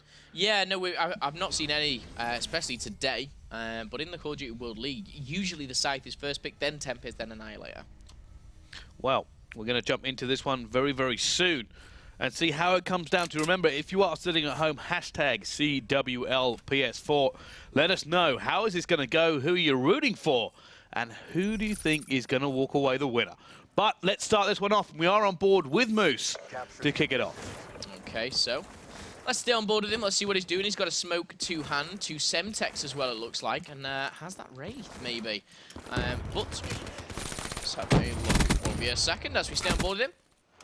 All right, let's have a little look. Moose still staying alive, actually picks off 2 again. And now going to be moving forward with his squad. However, that has been pulled away. Raided will get that first one and has managed to do it, but Moose is now going to go down. Raided looks like he's going to be taken out as well. And there we go. Just jump on board there. Now on board with 0. 0 goes down at the same time, and that flag has been returned. Okay, so Marky B picking up 2 there. Still 0-0, 40 seconds in. Oh, tries to get it. Rated, though, locking down his own flag. There is one player playing sneaky against Rated. It's going to be Urban. But he's going to find himself in a very tough position as all 3 players spawn around him. And now PT being that aggressive SMG. Trying to. He's got a laser sight actually on his VMP, and I think he's the only player I've seen in this game using it. So you can kind of tell that he likes to be fast and aggressive and use that hip fire to his advantage when he's playing that speed. Yeah, just get up close and personal. Yeah. Well, right now, you actually see neither team actually able to get away with this one or able to actually lock it down here. But now we might see it slow down just a little bit. On board, and you actually see 0 locking that one as well. Urban taking it as well. And this is what I'm expecting from this game here, Momo. A little bit of a slower push from Epstein when they push, and a ballistic push from Infuse when they go. Yeah, and look at Joe. I mean, Joe was being so sneaky there. Okay, that's exactly what I was expecting. Petey just went ballistic and went straight in. Didn't even worry about it. Okay, but Marky still just taking that advantage over there. Oh, Marky, that was a big kill. Yeah, let's have a look. Oh, let me just, I believe, yep, we're just swapping controllers. I've got it. Rated is back on your screens. And now he is going to gain control. No, it does fall 2-0. Well, you see, 0 will eventually pull this flag away now. Runs out of barn. It's going to be chased. Does eventually go down. PD gets the trade, though, and picks it back up. And he might be home free here. Big kill going down. Reedy's going to be shut down. Yep. And now Rated gets shut down as well. Marky B holds that cut through tin. And says, thank you, run it home, my friend, run it home. And Infused are in the lead now. PT unlocking that kinetic armor. Urban shutting down Moose here on the back of trains. And now, is this where we see Marky go very, very static? We saw it before. I saw him play this game and he went 13-1 at one stage. But he's on a 5-kill streak now and he's doing that same role. He's playing the anchor. You see 0 looking for it and gets another kill there. He's 7-3 at the moment. And was influential in getting that flag out last time. Marky B's on a 5 streak, so I've just jumped on board with him to see if he hits his streaks. And I think that's another reason he's going to go passive. He's going to probably tell his team, I've got streaks, well, I'm almost at streaks. If we can get them, we can win this map. Yeah, it's just a safety cushion, you know, something to fire, you know, an extra firearm if you like, but a 5-kill streak, doing great stuff. Oh, I don't think PD knew who to shoot at there as they all just came charging through trains. They'll be called out. Marky. Because Marky's now going to get in a position where he can do something. But Reedy's looking to hunt him down. Sees one. Sees another. Gets the lightning strike. He's been challenged again, and he's unfortunately turned away. Only gets one of his streaks, but did just enough. I think the most important thing there was actually just making the kills and stopping them pull the flag. But to get the lightning strike and that extra bit of support, always very welcome. PT spots Joe flying through the sky there. He's going to come up against another one. But no, evades him as he goes through barn. He should die now, though. Surrounded by 3 players. Not going to happen. Marky playing passive once more. Holding around these silos like they owe him money. Ready to redeem and collect everything from them. You just don't see him going down in that position, do you? No. Rated's going to challenge. Oh, he's just been held oh my back. goodness, Rated's still alive. Surely he can't make a play out of this. Nope. Gets hit. He's been stuck with a Semtex, and just the impact alone takes Most him man down. actually backs off here. Can he make a play out of this? It's big for him. Use the kinetic armor to break through, knowing that his teammate's in a position to make a play, but his teammate now goes down, and Moose is going to be sitting there going, I've made 2 kills, I can't make the 3rd. If his teammate had managed to stay alive or do something with it, it would have been huge. Marky B again, sitting at the back, waiting, locking this one down here. And you'd actually expect to see this on the other side. Epsilon would probably be doing this when they switch sides as well. However, at the moment, they don't have that luxury because they're behind. Yeah, and they have to put themselves out there. Someone who definitely is putting themselves out there is PT. He's going to slide away here into hardware, and he's actually going to be able to get away with this. He's going to get through garage. It's whether he can do the rest, but he's got a bodyguard here. Oh, Tempest to the face. That's a double. He's just walked straight into it. Oh, my goodness. Rated goes down as well. And if you're those two, you're going to be spitting feathers. Moose Man didn't see that shadow go over him, and 0 picks up another one. And 0 now just hunting. Ready for shock and awe.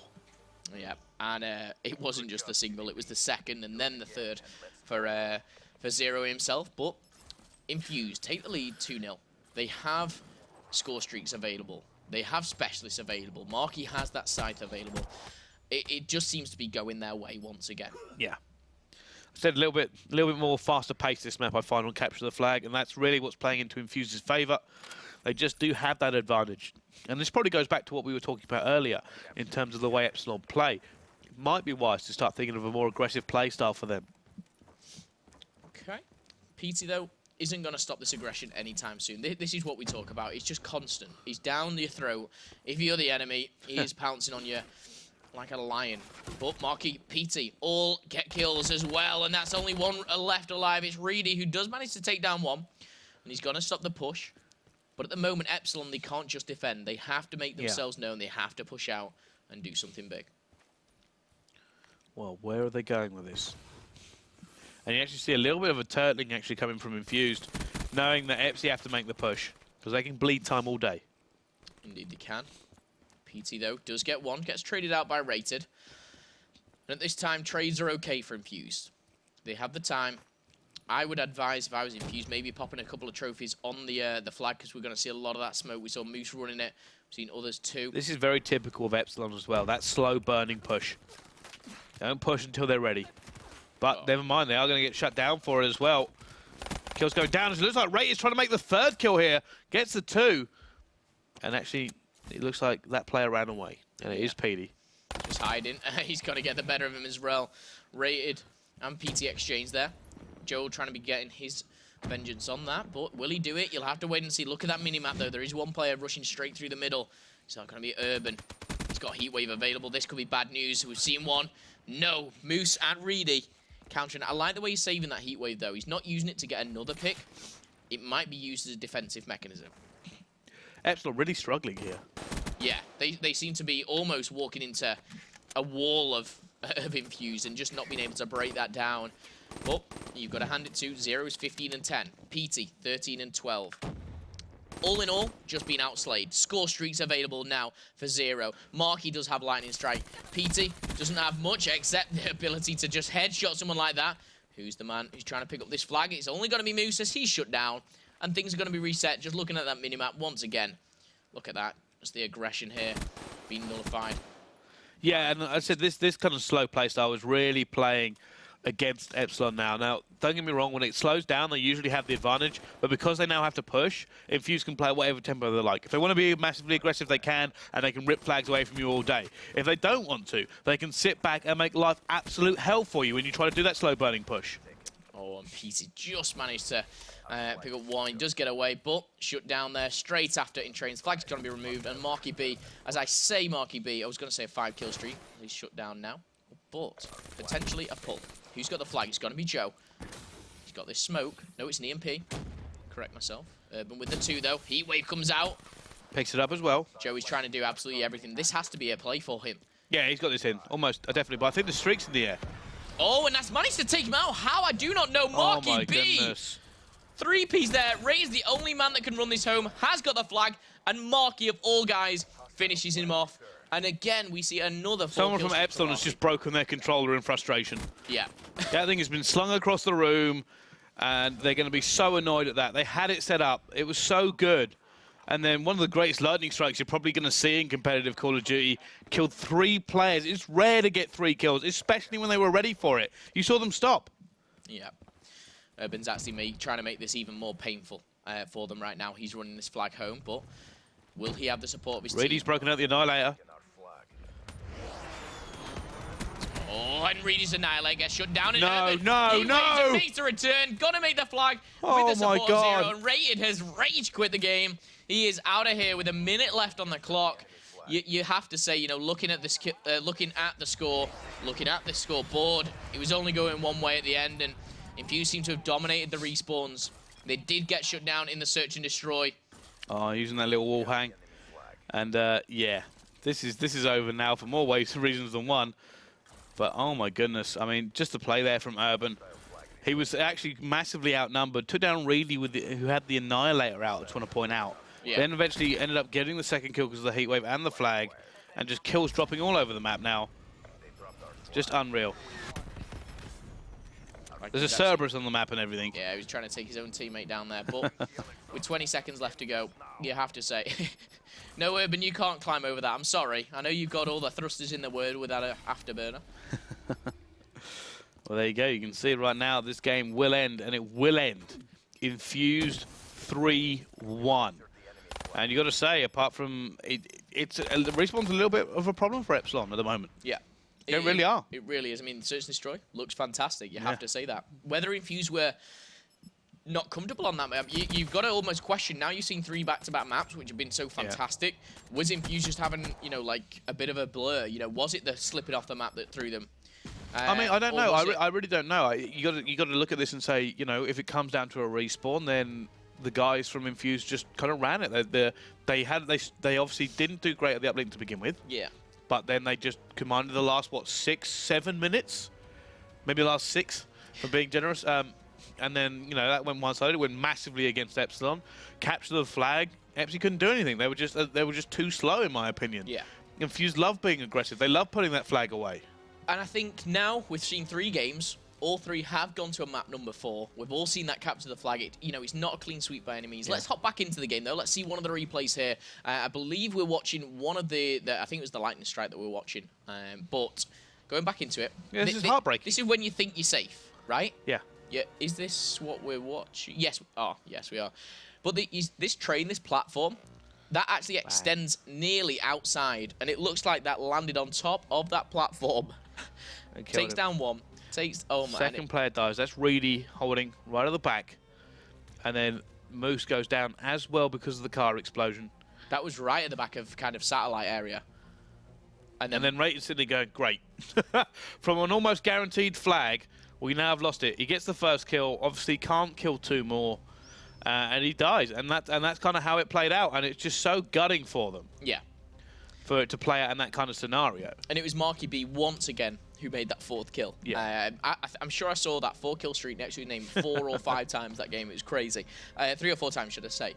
But, again, one more game gone. We've got, obviously, the other semi-final. It's going to be XL versus Team Tempo. Who's going to progress through to the grand final and play Infuse? You'll have to stay tuned. But we'll be right back with you after this quick break.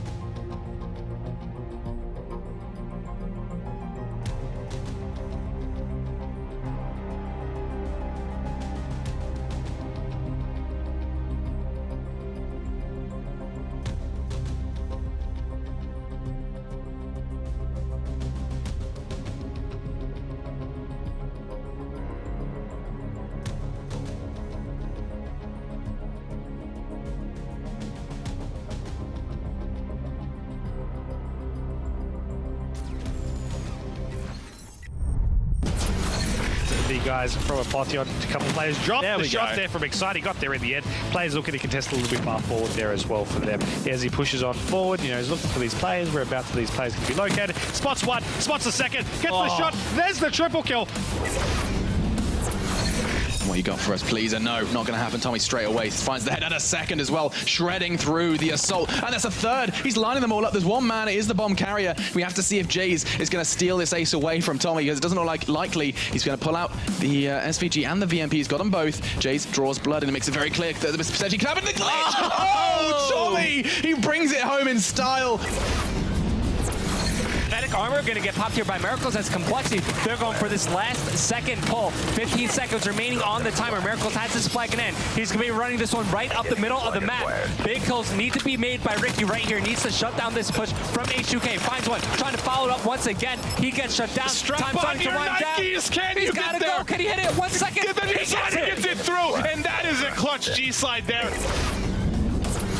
The rotation has reset, and Nimble managing to stay on top of the map, picking up the kill. Going forward, his team getting a double. The War Machine out from Azzy there as well, might add, before he got shut down. Nimble just able to clean up and complete the kills. 25 points away, I might add, from his score streaks. Scratch that, he's already got him. Stop it, Nimble! Yeah. He's gonna dodge one. He's gonna heat wave another. Oh my God! What in the world? Where's the return? Happening? He gets that as well. Diabolic is a monster. 3-2 advantage for DT. He's still killing people. What is going on? Is on a rampage. 5 streak. That was unbelievable stuff as DT takes the lead. Being a part of the Call of Duty competitive scene has honestly been almost a life-changing experience for me. I love everything about it. It's the connections you make with your teammates, with all these other pro players, with the fans that you meet at these events. We're all hanging out, we're all having a good time. I started off playing video games at a very young age, so I always knew growing up that I really enjoyed video games. I finally got introduced into MLG and saw the tournaments and saw that there's people playing for thousands of dollars and stuff like that. And I remember thinking in my head, I want to do that. I'm a slayer, which means I just kill as many people as I can. I'm mainly supporting my teammates who are doing all that objective work.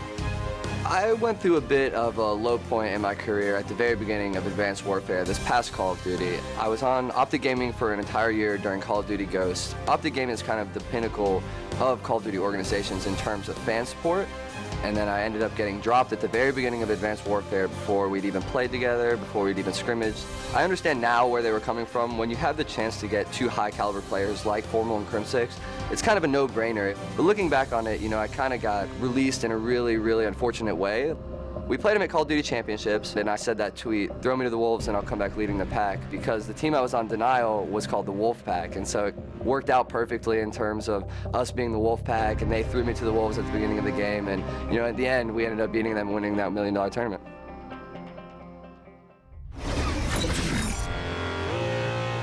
My team is myself, Karma, Scump, and Crimsix. They've been Call of Duty gods for as long as I've known about Call of Duty. We have like 4 of the best Call of Duty players to ever touch the game on consoles. Crim is more the in-game leader. He goes over and gives the most advice. Scump will be the guy who's just always throwing a joke in there, like just to like lighten up the mood. And Karma's just the guy who, when you know he's talking, it's something serious. Then you have Formal, who's our AR player or assault rifle player. He's more of sit back, hold lanes. We go at each other's necks a little bit online. We're gonna fight, we're gonna butt heads, we're gonna have arguments. We're not gonna agree all the time. Whenever there is a tense argument going on, I'm usually the guy that's like, bro, let's just relax. We're just 4 best friends. We have a great time in and out of the game. Goal this year is sort of to get revenge for last year. I think that everyone is still pissed off about the whole 7th place thing. Going in with the best team that I've had at a Call of Duty Championships to have my worst placing, it was heartbreaking. We made it to the finals of every tournament but that tournament. No one else thought they could beat us. No one thought they could even touch us at that event. That's probably the most mad I've ever been in my life. I think we all kind of learned last year what not to do this year. There's no way that we're going to let that happen again.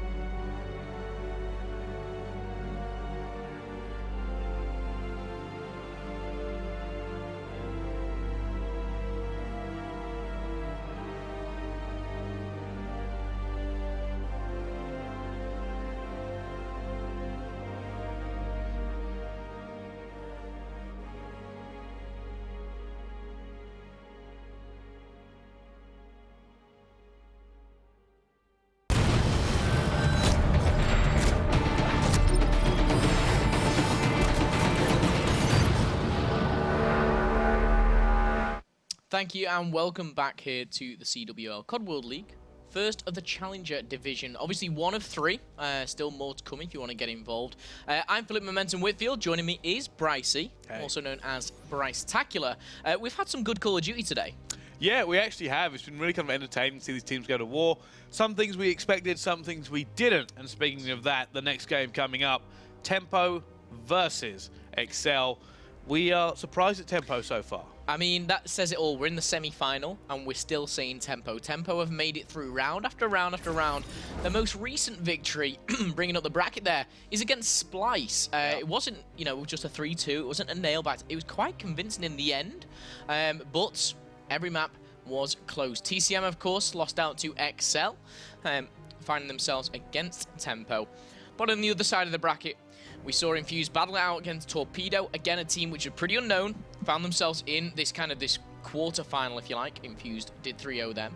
And Epsilon on the other side of things did the same to Giants.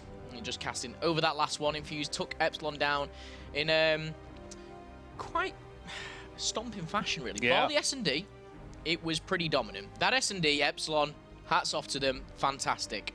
Infused, though, in the respawn, looked really, really strong. And can they be beaten today?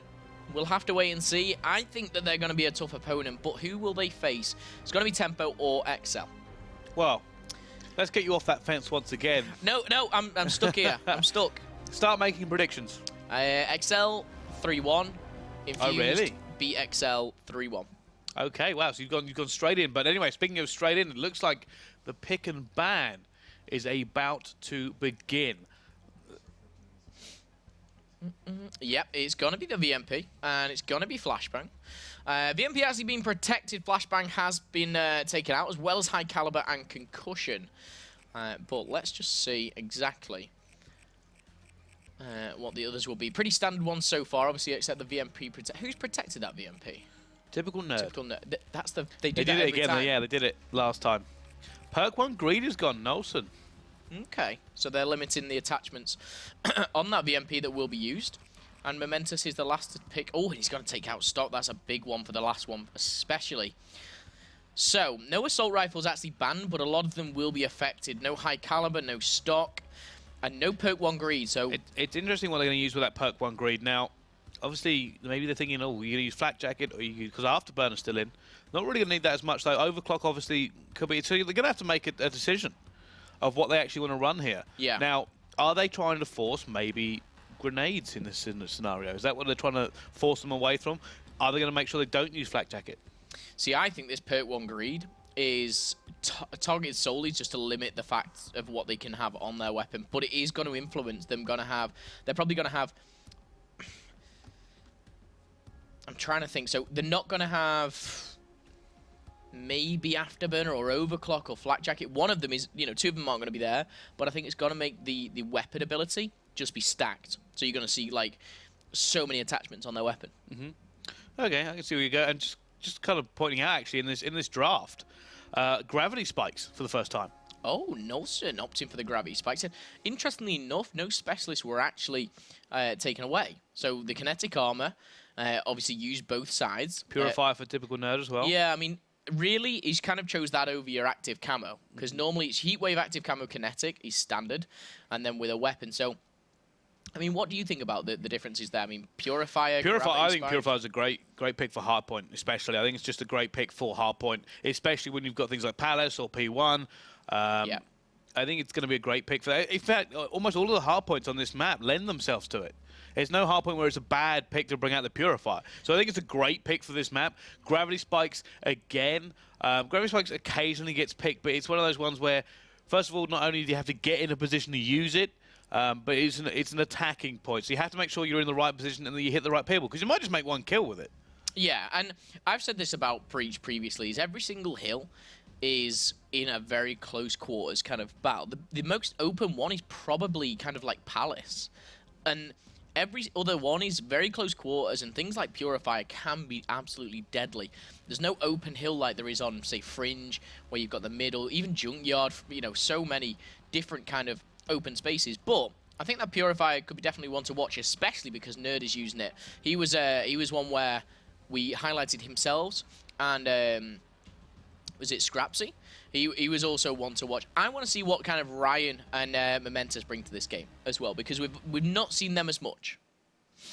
All right, well, let's see how they're going to lay this one down. Of course, in the last time we saw these guys, people like Scrapsy and Typical Nerd were leading the charge. But can they do it again? We are about to find out. Do you have anything to kind of say? Can XL shut these guys down? I think XL are absolutely amazing at Hardpoint. I think their slaying power is brilliant, but I'm just remembering what Tempo did. And I am so impressed with Scrapsy. I'm definitely impressed with, with the whole squad as a whole, but I do think... I think the mental thing aspect also arrives now, because XL will be sitting there going, these guys just took out Splyce. I think that Team Tempo, they need to win the Hardpoint. That's my opinion. They I'll have a quick flick through, and it looks like afterburner for the guys on XL. Okay, a lot of gunfighting going down. And this is going to be the real test, and all kills go in favor of Team Tempo. It's going to be Scrapsy, I'm going to get used to that name, I promise you, one day or another. But he's going to take control of the hardpoint as the rest of his team do push out. Now XL have the job of breaking this and getting back in it. There they go, looking for it. Scrapsy picking up that kill as well, looking for the second. Can he get it? No, not able. Nelson goes in, but he's taken away. Typical Nerd locks this one down. And right now, Team Tempo holding it down tight. Yep, 25 seconds and counting. This is a hill where, the first hill, as Bryce highlighted previously, you don't usually get a lot of points from, but on Breach, it's a different game.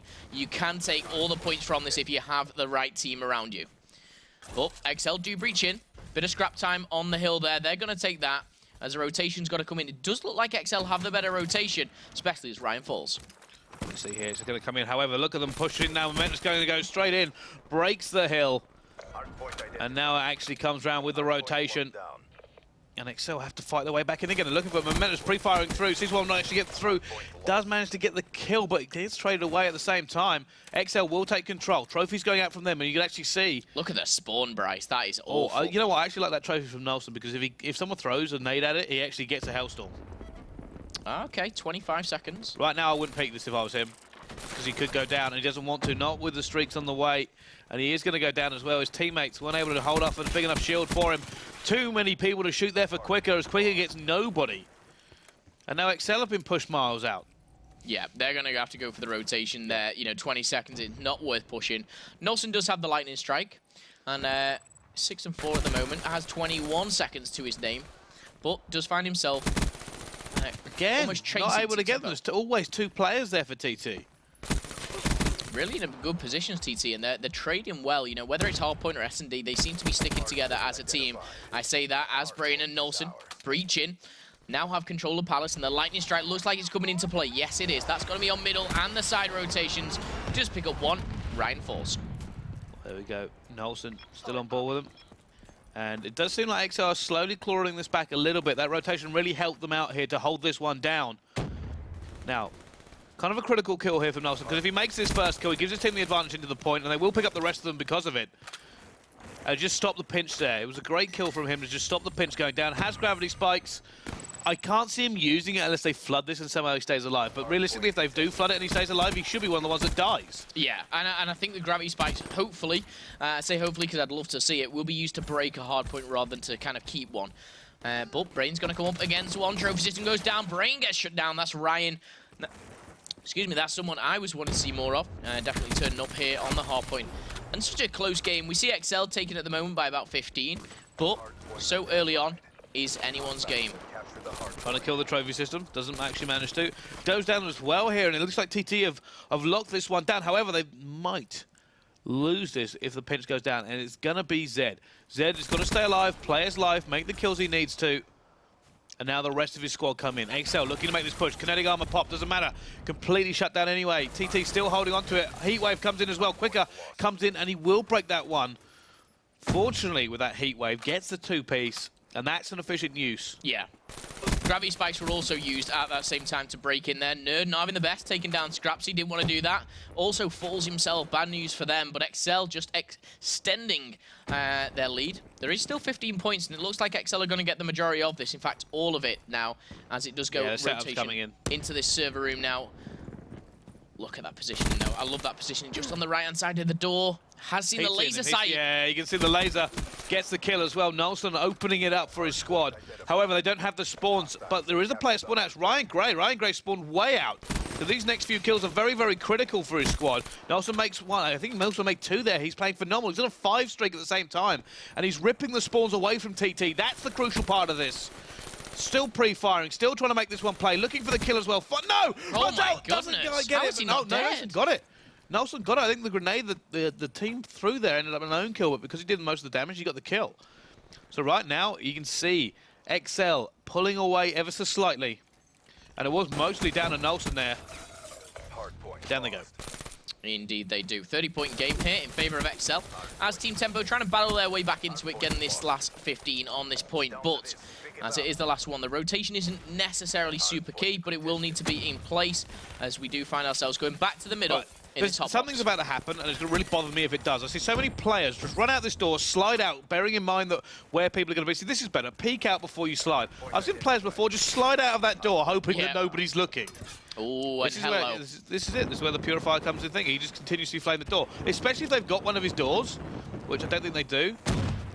They can just continue to just lay that flame down. There's no way for them to get in. Oh, he's been stuck. He's a goner.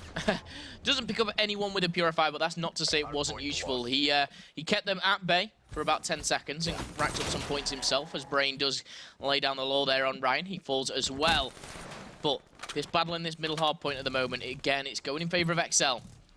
20 point in the lead. Stuck alone here, but never mind. It's Brain actually picking up the kills with a scythe. Trying to lock it down. There's nobody actually down here, Brain, so we can jump up off of you. Nelson here. And as you can see, XL, they did start to lose their lead. Have gained it back. Nelson, though, going for the spawns. He's being very, very cautious here, knowing that he's in a really good position because his teammates are miles away. Oh. Active camo popped, and he is going to go down. Scraps, he completely breaks any control they could have had. And right now, Zed is going to be in the hard point, and he needs to play his life because his teammates are slowly starting to reinforce him, but they are spawning Palace. And Zed has to hold off something here. I'm expecting a big push any second to come through. Gets one, pre-fires the door. Doesn't matter, his teammate picks that one up as well. Zed doing so well to stay alive here. His teammates still trying to reinforce him. They're piling bodies here as quickly as they can. Zed's still alive. Yeah, Zed is just, I mean, keeping this alive here. He's only got 2 kills back to back. He did enough. So many points. He did enough. Just his teammates are now reinforcing, and they now have control. Yeah. It was a long time coming. It took 30 seconds from the finally get enough bodies in and around that hard point to wrest control away from TT. And the one thing that I would say is Zed is, I mean, even when the Vesper was at his pinnacle, you know, when it was so good, he still opted to use this VMP. So this VMP Protect from Team Tempo definitely having a less effect than against previous teams when, you know, they came up against Splyce. Well, you see, going to go down there as well here. Now, here comes the rotation. Rotation kills are going to be so critical here. Typical Nerd is looking for this one. Doesn't have any specialists. Zed gets a kill mid-map, and already that's going to be taken down. Momentous now. Probably going to pop Kinetic. He does. He's going to try and make this one down, but no. Down he goes as it looks like all of XL swarm in. And this could be problematic here for TT. They've got to try and break in. This is a hard point to do it on. Oh, Nelson gets the 3-man gravity spikes. Lays down the righteous hammer. And that could be all over now for TT. Yeah, with that, he's finalizing things. You can see Brain, Nelson locking things down. Nelson's on a 6-kill streak, for goodness sake. 30 kills, make it 7. And he's going out with a bang here. They're trying to infiltrate. Streaks, just for the hell of it. Yeah. He's going to call that out as well. Oh, he got it. got Cerberus, pop that down as well. May as well. Cerberus, yeah. Casual as you like. Not going to get your lightning strike in time. You don't have it, but 250 to 140. Really impressive from XL. And the one thing I said is Team Tempo needed that. Yeah, I think when you kind of look at it here, I mean, for a long time it was back and forth a little bit. I mean, don't get me wrong, XL led for quite a while. Yes. But it started to go back and forth, and it was, narrow the gap, extend the gap, narrow the gap, and then obviously you come round, and Zed does a great job of holding off.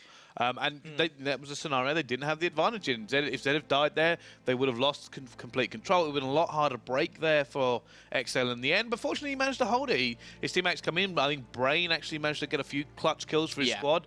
And yeah, that pretty much turned the game around. Yeah, really, really well played. Yeah, I think you said it there, just going back and forth. It was like 20 points, 30 points, 40, 20, 30, and then suddenly Hills back-to-back just went in favour of XL. A little bit too much to handle for the boys of Team Tempo there. But we've seen them already on all game modes. Team Tempo have impressed on Search and Destroy, on Uplink, as well as Capture the Flag. You know, they've been quite consistent across all game modes. They've not been that one-game wonder. So going into the Search and Destroy and seeing what they bring to this, it's going to be evac. Are we going to see kind of the same stomping that we saw on Epsilon in Fuse? I mean, I think it's too hard to predict because we don't know this team. It is very hard to predict. I'm going to say no. I think Excel can hang with the best of them now. I think Team Tempo, they may have a little bit more of an advantage in the Search and Destroy simply because of the unknown quantity of it. Yeah. And we saw that in action in their last game. However, I don't know. It's a very difficult game to call because what we're doing is we're actually basing on whether or not we think XL are going to win against what. We have no idea. We haven't seen this team that much. We don't know all their quantities. Yeah. We're sitting there going, oh, well, they could win. They're a good squad. That's basically what we're saying. They're a good squad, and the other team might be a good squad. Yeah, both teams are good, pretty good. Go up against each other. One team's going to win, one team's going to lose. Yeah, game of two halves. One is going to be better than the other. Yeah, someone has to lose, someone has to win. You know what I mean? And that's it. That's it. Done. That's our predictions. Expert analysis. That's how it goes down. But all right, let's talk about this kind of going forward here. If Excel do win the Search and Destroy, do you think it's all over for Team Tempo? I think Team Tempo needed to win that hardpoint. And I said that on the basis that I've seen week in, week out Excel's Uplink and Capture the Flag, and I think no matter what, they will win them. Okay. I really do. So I was thinking Team Tempo, they need to win both S&Ds and the hardpoint. Because Excel sometimes have struggled with the hardpoint against the other top 3 teams, if you like. But that was quite convincing. So this Search and Destroy, now I'm thinking, I was saying that Team Tempo had to take it, but XL are no pushover at Search and Destroy. Yeah. I think this is probably going to end 3-1 in favor of XL. I'll stick with my prediction, but I've got to say if the Team Tempo are going to pick up a map, it's got to be the S&D. Well, I kind of agree with you there. I think this is make or break. If not, I cannot see them winning this Team Tempo. Search and Destroy will be where we're both kind of resting it now on them. Yeah. A little bit of pressure. Obviously, they won't know how much pressure we're putting on them for this one. But key players, what do you think? Who are the key players in this matchup? Going into the Search and Destroy for XL, I would say, I think Zed is going to be one for XL, which we've highlighted many, many times. But I think just the aggressive stance on Search and Destroy he's going to bring, much like your PT of Infuse, for example. On the other side of things, I mean, I'm in no position to do this. Probably, some of the people who know these teams are better would be. But if I was to highlight someone, I'm going to say, I have to say, and I'll get his name right one, is it Scrapsy? Well, basically, I just base this off of what I saw on Twitter. I mean, it's confusing. If I was to sit there and think... This is a personal pet peeve of mine, by the way. The amount of times I've sat down to cast and I've looked at the names and gone, I don't know how to say that. I'm going to try to say it. And then people are like, why didn't you say this right? You're so stupid. I'm like, because I don't know. It's a collection of letters that look one way but could very well be another. It could be like Skropzug, because it ends with a G, I think. Yeah. But never mind. I mean, we've been told what it is, and we'll go with it. If not, we'll get corrected. And if when not, we do he's see now known as that. Yeah. He has no choice.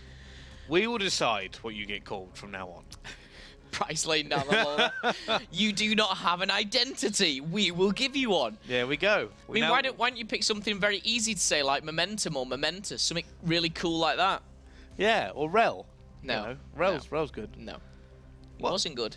No, Rel's never good, to be perfectly honest with you. But Rel, I think the great thing is from what I understand with your brother, is that now even his close friends are starting to call him Rel. Oh, he's been there for a good couple of years now. It's good. Everyone he worked with, because we worked together, all females, I got him just calling him Rel. And that's the way it worked, but enough of Rel and more of what is happening here. We went off a tangent there. Little chance to bash Rel, got jump on it. We'll bring it up a few more times before we end Also mentioned today. He's a terrible brother. All right, well, it looks like the Ban and Protect is kicking off, and we can see, again, instant Protect there from Scrapsy. Yep. VMP. Oh, is that the VMP Protect again? Oh, no, it's completely out of left field. Wasn't expecting it. Zed's probably sat there laughing, going, do they know that I love this weapon? Yeah. Are they serious? But Overkill is taken away. Will it stop the snipers? I wonder what happens if one of these times somehow they just manage to get in there quicker, just manage to hit that ban super fast. I mean, you can ban it quicker than you can protect it, right? Simply because there's an extra button press. But yeah. I don't think anybody of the teams they've played is really that bothered. Oh, you want the VMP? All right, fair enough. We're okay with it. I was saying this about Infuse during the COD World League. I reckon Marky B has his whole team there, sat in there like, come on, boys, let's practice. Come on, let's practice. Right, first one to protect the MR6 for our team wins. Because that's all they use. And I can just imagine. It would be something I genuinely do. As well as practicing my Uplink 1-pointers, I would protect. But I would practice my bans and protects. Nevertheless, that's why you're sitting this side of the casting desk and not on a main stage somewhere. Darn you, Brycey. I know, right? Anyway, looking through... I had dreams to make a comeback. Well, you can't because no one will play with you. Anyway, looking at Span and Protect, fairly kind of normal, to be perfectly honest with you. I don't see anything that's going to really change the way this game is played. Who's banned stock? Was it? Yeah. I just wanted to make sure it was. They love that fast, aggressive. Every single time they've banned the protected BMP, protected stock, and then the rest is kind of filled in. And then the ban of evac at the end there, also known as afterburner. Every time you see this map, that just seems to go. Scrapzug. SK Rap ZG. Or SK Raps G. Yeah, it's none of them, it's Scrapsy. Anyway, looking at glitch both sides. Heatwave Psychosis for the first time on Search and Destroy. And I don't mind that pick on this map. It's one of those you can really kind of use to push. However, it does occasionally become problematic with the pathing of these guys because of the stairs and the way they can go. Psychosis both sides though. So because active camo is gone, they've chosen not to overdrive it, so no rushes from either of these sides. That surprises me. It really does. Clearly don't want to take that risk. As I said, it's a risky one to pick if you're going to use it in an aggressive fashion. But now, kinetic armor, similar for both sides. Heatwave, again, similar for both sides. Glitch.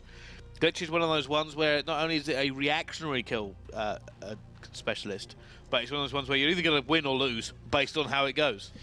You just think, you close your eyes. I'm out of here. You press the button, and you hope that you're behind someone. And facing the right way. Yeah. And for some reason, whenever Tommy does it for Millennium, he always is. It wouldn't surprise me if Tommy's figured it out, because apparently no one's quite figured it out yet, I was told a little while ago. I don't know how true that still remains. But I'm fairly certain Tommy's probably figured out exactly where it's going to put him. Wouldn't surprise me at all. But it wouldn't surprise me if he sat there like, nope, not telling you. Yeah. Nope, no, it's all mine. Yeah, that's exactly how Tommy would be. Tommy the counter player. Anyway, we're going off into players who aren't even in this tournament. And we can see here everybody's pretty much ready to get this one kicking off. And so I was surprised, like I said, I'm surprised that Overdrive wasn't in there. I think that's one of the key things not to see. Although, to be fair, I always pick Psychosis when I'm playing. So, for me, it's like, yeah, I'm going to use this the same way they do. I actually, when I watch you play on your stream, I do see you using the Psychosis. I do love a good bit of Psychosis. I've seen you trying to walk like them bots. Be sneaky. Oh, I've done it. There's a great clip on my YouTube, actually, of me doing it, picking up a lovely two-piece. Would have had the third if the guy hadn't come out of the water. But yeah, that's one of the things we were talking about here, especially considering the current meta of the game is Psychosis so rarely picked because there are other great versatile specialists. Is there a way to slightly increase Psychosis to bring it in range with the same kind of pick for the draft?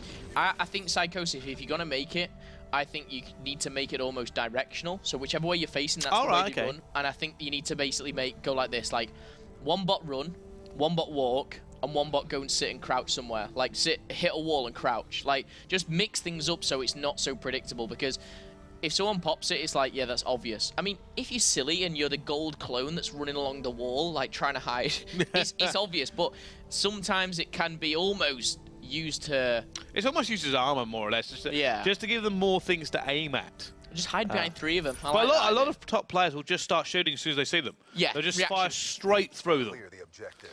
So, we're hopefully going to see a bit of a longer Search Destroy evac, but on the attack, TT, and typical nerd with the bomb. Typical nerd. And he's almost going to go down there. Somehow gets away. No, eventually does go down, but it's going to be Scrapsy looking for it. Momentous has actually made 2 kills himself. Goes back, gets the bomb. And it's now a 2 versus 2. Scrapsy and Momentous versus Quicker and Zed. Okay. And actually, Zed takes down 1. Momentous is out of there. But he'll have had the call that both plays were at B, so he has a free reign to plant this. And looks like he's going to take advantage of that. So if he's planting here, he's probably going to go down onto the ledge, I'm guessing. Yeah, hide off the edge of the map. There we go. But where does he go? Does he push right around? He's going to the back. Is he going to go right to the back? I imagine he might do, and then he'll come back and peek it in a second. Oh, just wrap around, shoot 2 in the back. get the ace. This is for everything momentous. You can be like the hero of round number 1. You know what? I'm not the biggest fan of this play, considering where he planted the bomb. I just like the Glass way... down. Gonna see it? No, down he goes. I like the way he you know, had kind of the guts to do it. But I do also think you planted it in a position where you should have gone, you know, back to that. But maybe he's trying to play a bit of mind games with XL, and XL might have seen it. I'm trying to work out if he's got the angle there, because I've never planted there myself. So I was trying to work out if he has got the angle actually from the window, and he might do. Actually, I think he does. I think that's what he planted it for. He might just have that angle. Do you know what I like right now? The way you're leading to try and see the angle. Necessary. Say tell I'm a gamer. It is one of those things like people do, like they tilt the head to try and see around the corner. I used to do it when I was playing racing games. Anyway, less of that, more of the game in hand. And XL now we're going to go on the attack. Looks like they're going to an A push. Quicker being quick. Indeed he is. Tempo have gone pretty. One either side and two down the middle. Big kill from Zed. I actually like to see Quicker just capitalise that and plant very, very fast. And he's planting in the same position. And he's planting there just so he's out of reach. And I imagine he's going to go back up Zed as soon as this is done. Because right now Zed's on his own. And he is. He has gone to back up Zed. He'll leave Nelson. And they're going to get it as well. But he has got that one. Gets the trade. Zed gets one as well. And it's now momentous in a 1 versus 3. Yeah, this is so tough for him right now. Might as well destroy this trophy. And get out of there. Yeah, just don't worry about it. You're not going to win this one, to be perfectly honest with you, unless you pull off some sort of super magic. Gets one, though. Never count him out. He looks for the second. Not quite able to make it, though. And it was an uphill battle. XL go 2-0 into the lead. Yep, and it's going to be Zed finalising things here. Actually used an overclock. He's back in the mix now. But takes him down. Lovely. Lovely looking gun there. Nice Ginger Momo. We'll point that out every time. Big fan. Is that specifically done for you, is it? Yeah, have you seen what he was doing in the COD World League? He was basically putting like his opponent's name on there and be it like with a smiley face and things. But I don't think he's doing that this time. But hey, you need fans. Let's see. You know, I might have the one, and it is Zed. I thought it was your brother. Anyway, you can actually see Zed having to back off there. Aggressive play coming in from Team Tempo. They are looking to try and make a play here. Is he going to wall run it? He is. Unfortunately, he ran out of... I was about to say, you've got to be careful in that scenario. I was such a fan of Momentous, and he's just done that. Like he's just done something I would do. Right, on board with typical nerd. He's It should go down. Now, this actually brings it a little bit back in their favour if they can play this out. Especially with the amount of bodies still left in this game, because every time there are still players on the map, it takes longer to kind of get those engagements done so you can actually get the defuse. Typical nerd could be in trouble here, so it looks like all 4 members coming through. He needs to get away. Stays alive somehow. But Ryan doesn't now. 1 versus 3. Zed's on the defuse. Or Brain was pre-aiming that, and Brain could just pre-fire it as well. That was the problem, is that realistically he had to make that challenge. He had to go for it. So Brain was like, I know you've got to come back, because you have to now come through me to stop this defuse. Yeah. So he's just pre-firing. And you're going to probably see it here. I imagine he just pre-fires him. Oh, he saw him. Yeah. He saw him dip out. Wise play there from Brain. Man of War actually opting for not the M8. Bit of an interesting choice. He's always been a massive fan of that M8 and done some crazy things with it. But XL 3-0 currently. Round number 4 coming up. Can Team Tempo get on the board? We see Ryan and Scrapsy yet to pick up the kill. On board with Quicker. Quicker has Heatwave and a Dart. Might actually be more aggressive this time, simply because he has that Heatwave. No. Look at the stack on A, though, from Team Tempo. Yeah, they've kind of predicted this a little bit. So is Quicker going to commit now? He does get... Oh, no, it doesn't matter. His teammates pick it up. And that's 2 down already. Now, realistically, if you are the guys on XL, you could be considering a rotate here. Especially when you lose that one. He's going to try and trade it away. Needs to as well. No, doesn't use the Heatwave. I was expecting a Heatwave to come in and make sure he won it. Momentous, though, was in a 1 versus 3. It's now a 1 versus 2. 1v2. And now, like you said, the rotate comes in. There we go. And, so once you got that information, you're sitting there going, no point trying to dig them out of the scenario. We've got to get away. And I can't see them losing this one either. Especially since Quicker, who looks like he's going to come up against Momentous here, is just going to use a Heatwave. It's very difficult to lose a gunfight when you have the Heatwave. 4-0 now to XL. Yeah. And they've got Dart as well, so if they want to push A outside again, they can. It's one of those moments where I used to think at the start of the game, why use your Heatwave when you're in 2v1? But then I sit back and think, it secures a round. You know, it's not putting your teammate at risk. You know, why use it in any other position when it's probably not going to be useful or could you're not going to be get traded in that detrimental scenario, to your team. I just want to point out Zed has got a lightning strike and a dart and kinetic. Where's he going? This is very, very quickly getting out of control for TT. Oh, if they go to A, it could be bad I think news. it's a straight mid. Are they going to push mid all the way through? Probably trying to make a pick and then branch off to either kind of bomb site. Yeah, but now they're stuck. They didn't find a pick. They didn't find anything. And now they've got to go somewhere. They've got to make a commitment because being pinned here in the middle, especially if Excel figure it out, could cause them to very easily lose this round. Momentous looks like he's watching B. Ryan obviously there. Oh, he's got eyes on one. Now, has been injured. He needs to get out of there. He really, really does. Nolson's seen one, though. Nolson and Quicker just doubling up here, as he has talked. TT are burning time. Yeah, which they're I'm not looking sure. for that pick, and they're playing their time off against the potential reward. If they don't get that reward, they've burnt a lot of time, which could really hurt them. But no, Scrapsy will get that kill. Wasn't traded either, and now they're going to stack the site. They need to get that bomb down now as well. Momentous gets another kill, though. And we can see a kill coming in here as well. And it's now going to be Zed in a 1 versus 3. This may be too far for them. You are last combat. Sees one. Oh my goodness, gets the wall bang. Takes him down. Going to see the second one. Surely not. Now, he does actually have a kinetic. I don't think he's going to use it in this scenario. Goes up top, looks for... Oh, so sees that player slide out. Surely. No! Oh my goodness, surely not going to be able to make that. He's hitting with fists. I'm having a panic attack here. He gets his fist out and just slides in. It's just going to give him a good beating. Give the old left, right, good night. Yeah. Look at that. Brings back out the M8. Obviously, close range versus SMG. Not going to be able to quite make it. I think he saw the person running away. Yeah. I don't know why that helps bringing your fists out. I really don't know. But first round on the board for Tempo. Took 5 rounds to come. He might have thought he was running a secondary. Yeah.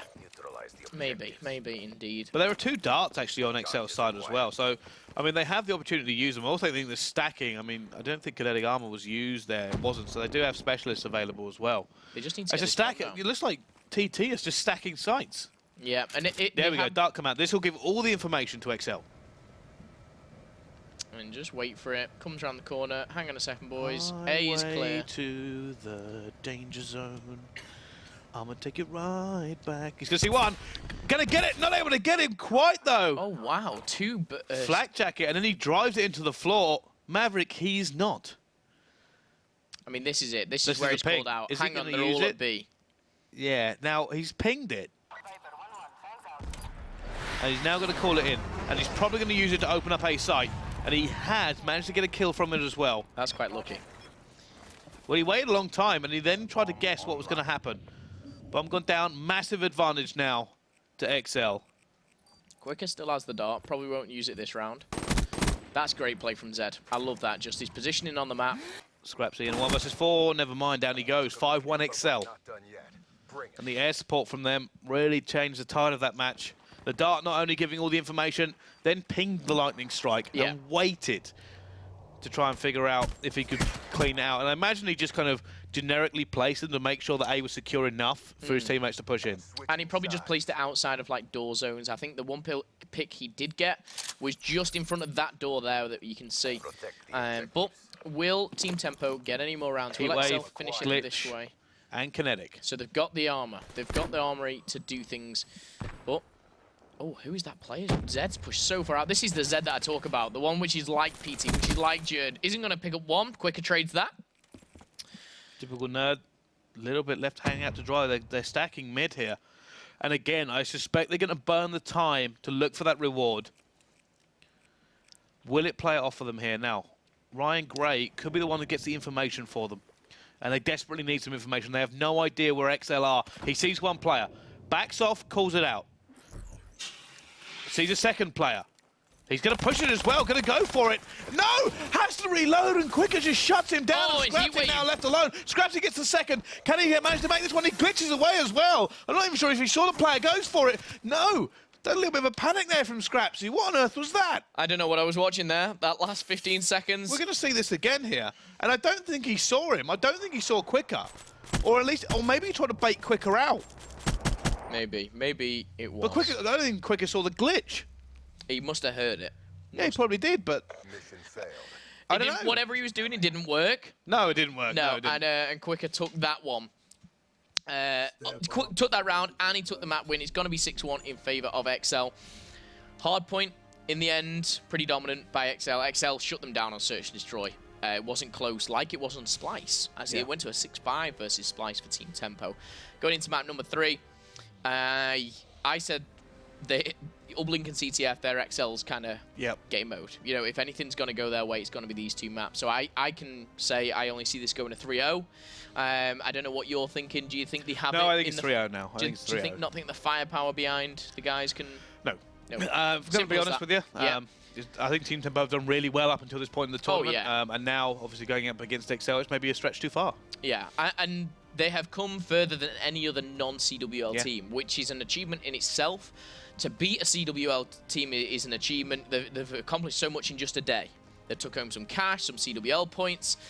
This is what we're looking at, though. Play does go in. No! So, right, so he's called him out there. Quicker knows he's in the corner. Heatwave was used, but Nolson killed him. And as... So Scrapesy knew that he was in that corner. So he's glitched away expecting Quicker to challenge. Yeah. But, I mean, he waits a second, and he knows Quicker isn't challenging. And he sees it here. He runs over the hill. I wonder if he thinks Quicker's ditched underneath. That's the only thing I can kind of think of. 'Cause he comes back the exact same way. Very confusing, however. Because then he doesn't even see Quicker. Yeah, he doesn't even look in that direction. He probably thinks he's gone under him, like you said.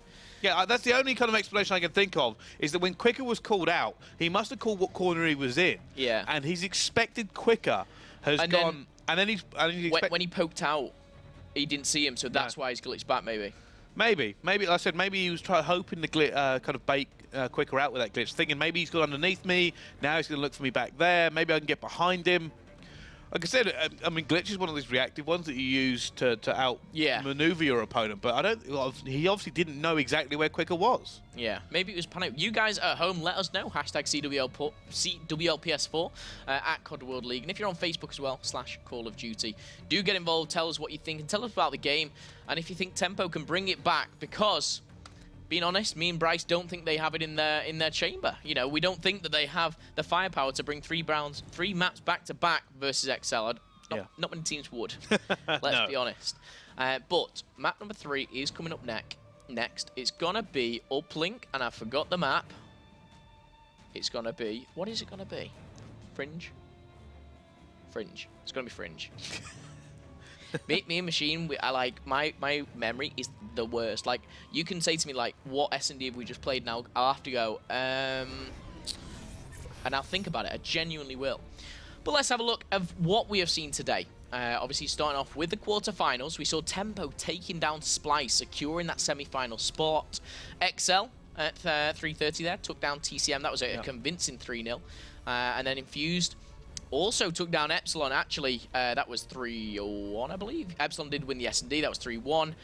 But XL, 2-0 at the moment in favor of them to secure a spot in the final. That's the biggest thing as well. These COD World League points... oh, it now says 3-1. Okay, very well corrected there. I'll take the props for that, I'm not going to lie. All right, well, we're going to go into the uplink, and we're writing them off. We are writing them off. It's horrible to say. No, it's not. It's realistic to say. You don't like doing this. You don't like to... I just think it's Brucey brutal Bricey. I believe in honesty and not deluding the fans at home. Well, I like to give the fans hope. No, there's nothing wrong with hope. All right, so this is the entire... I can get into this. This is the entire argument, right? I'm scared. So, you should be. So, if you're talking up the teams here, don't get me wrong, Tempo are not... We've not completely written them off. We're heavily weighing it in favour of XL. But because we're doing that, it means that if Tempo somehow come back into this game, take this map, and then even take the series, the achievement's all the greater. Yeah. It's a huge achievement, and for us to pretend that anything like it was close to begin with actually devalues that win. Right. So that's the reason that I'll sit here and go, no, I think it's one-sided. It is one-sided. It sounds like you're being very harsh. But in fact, what you're doing is you're basically being really kind and setting them up. So if they do win, we can praise them even more. It's a bigger thing then. You got to realise that not everybody's created equal. You wouldn't sit there and pretend, Optic versus me parents would go particularly well. And I wouldn't be sitting there going, you know, Mum and Dad have got a chance. But they have got a chance. No, they don't. You haven't met them. All right, okay. Maybe not then. But, you know, it's that kind of disparity that has to be spoken about. It's one of the things that I personally love to kind of talk about, because realistically, if something does happen, like an upset, like the Tempo versus Splyce game, it's huge for Tempo. It's massive. They just took down the #1 in the league, and it's an achievement they can scream about to the rafters. But anyway, before I start ranting more, let's kind of go into the ban and protect. VMP banned here from Scrapsy, which is very interesting. I wonder if he meant to do that. I don't know. He's protected it the last, let me think, last 5 maps. Yeah. Well, I wonder if they've sitting there gone, Excel are better than Hang on a second. This team that we've come against, they seem to be pretty good with it. Yeah, let's actually ban it ourselves. But what will they use? You know, we're going to see Pharaoh, maybe Kuda. I have no idea, because they haven't used anything else. That's true. That's all they've used. Team VMP is what they should be called. But Active Camo... Typical Nerd missed his ban. Oh, where there? Something's... Oh, maybe they banned it by mistake, so... He's now going ballistic, going, I don't know what to pick. I don't know what's going to happen here. We'll soon find out. Well, but two... Are we going to only see 7 bans? Is that left. what happens? Now down to Brain.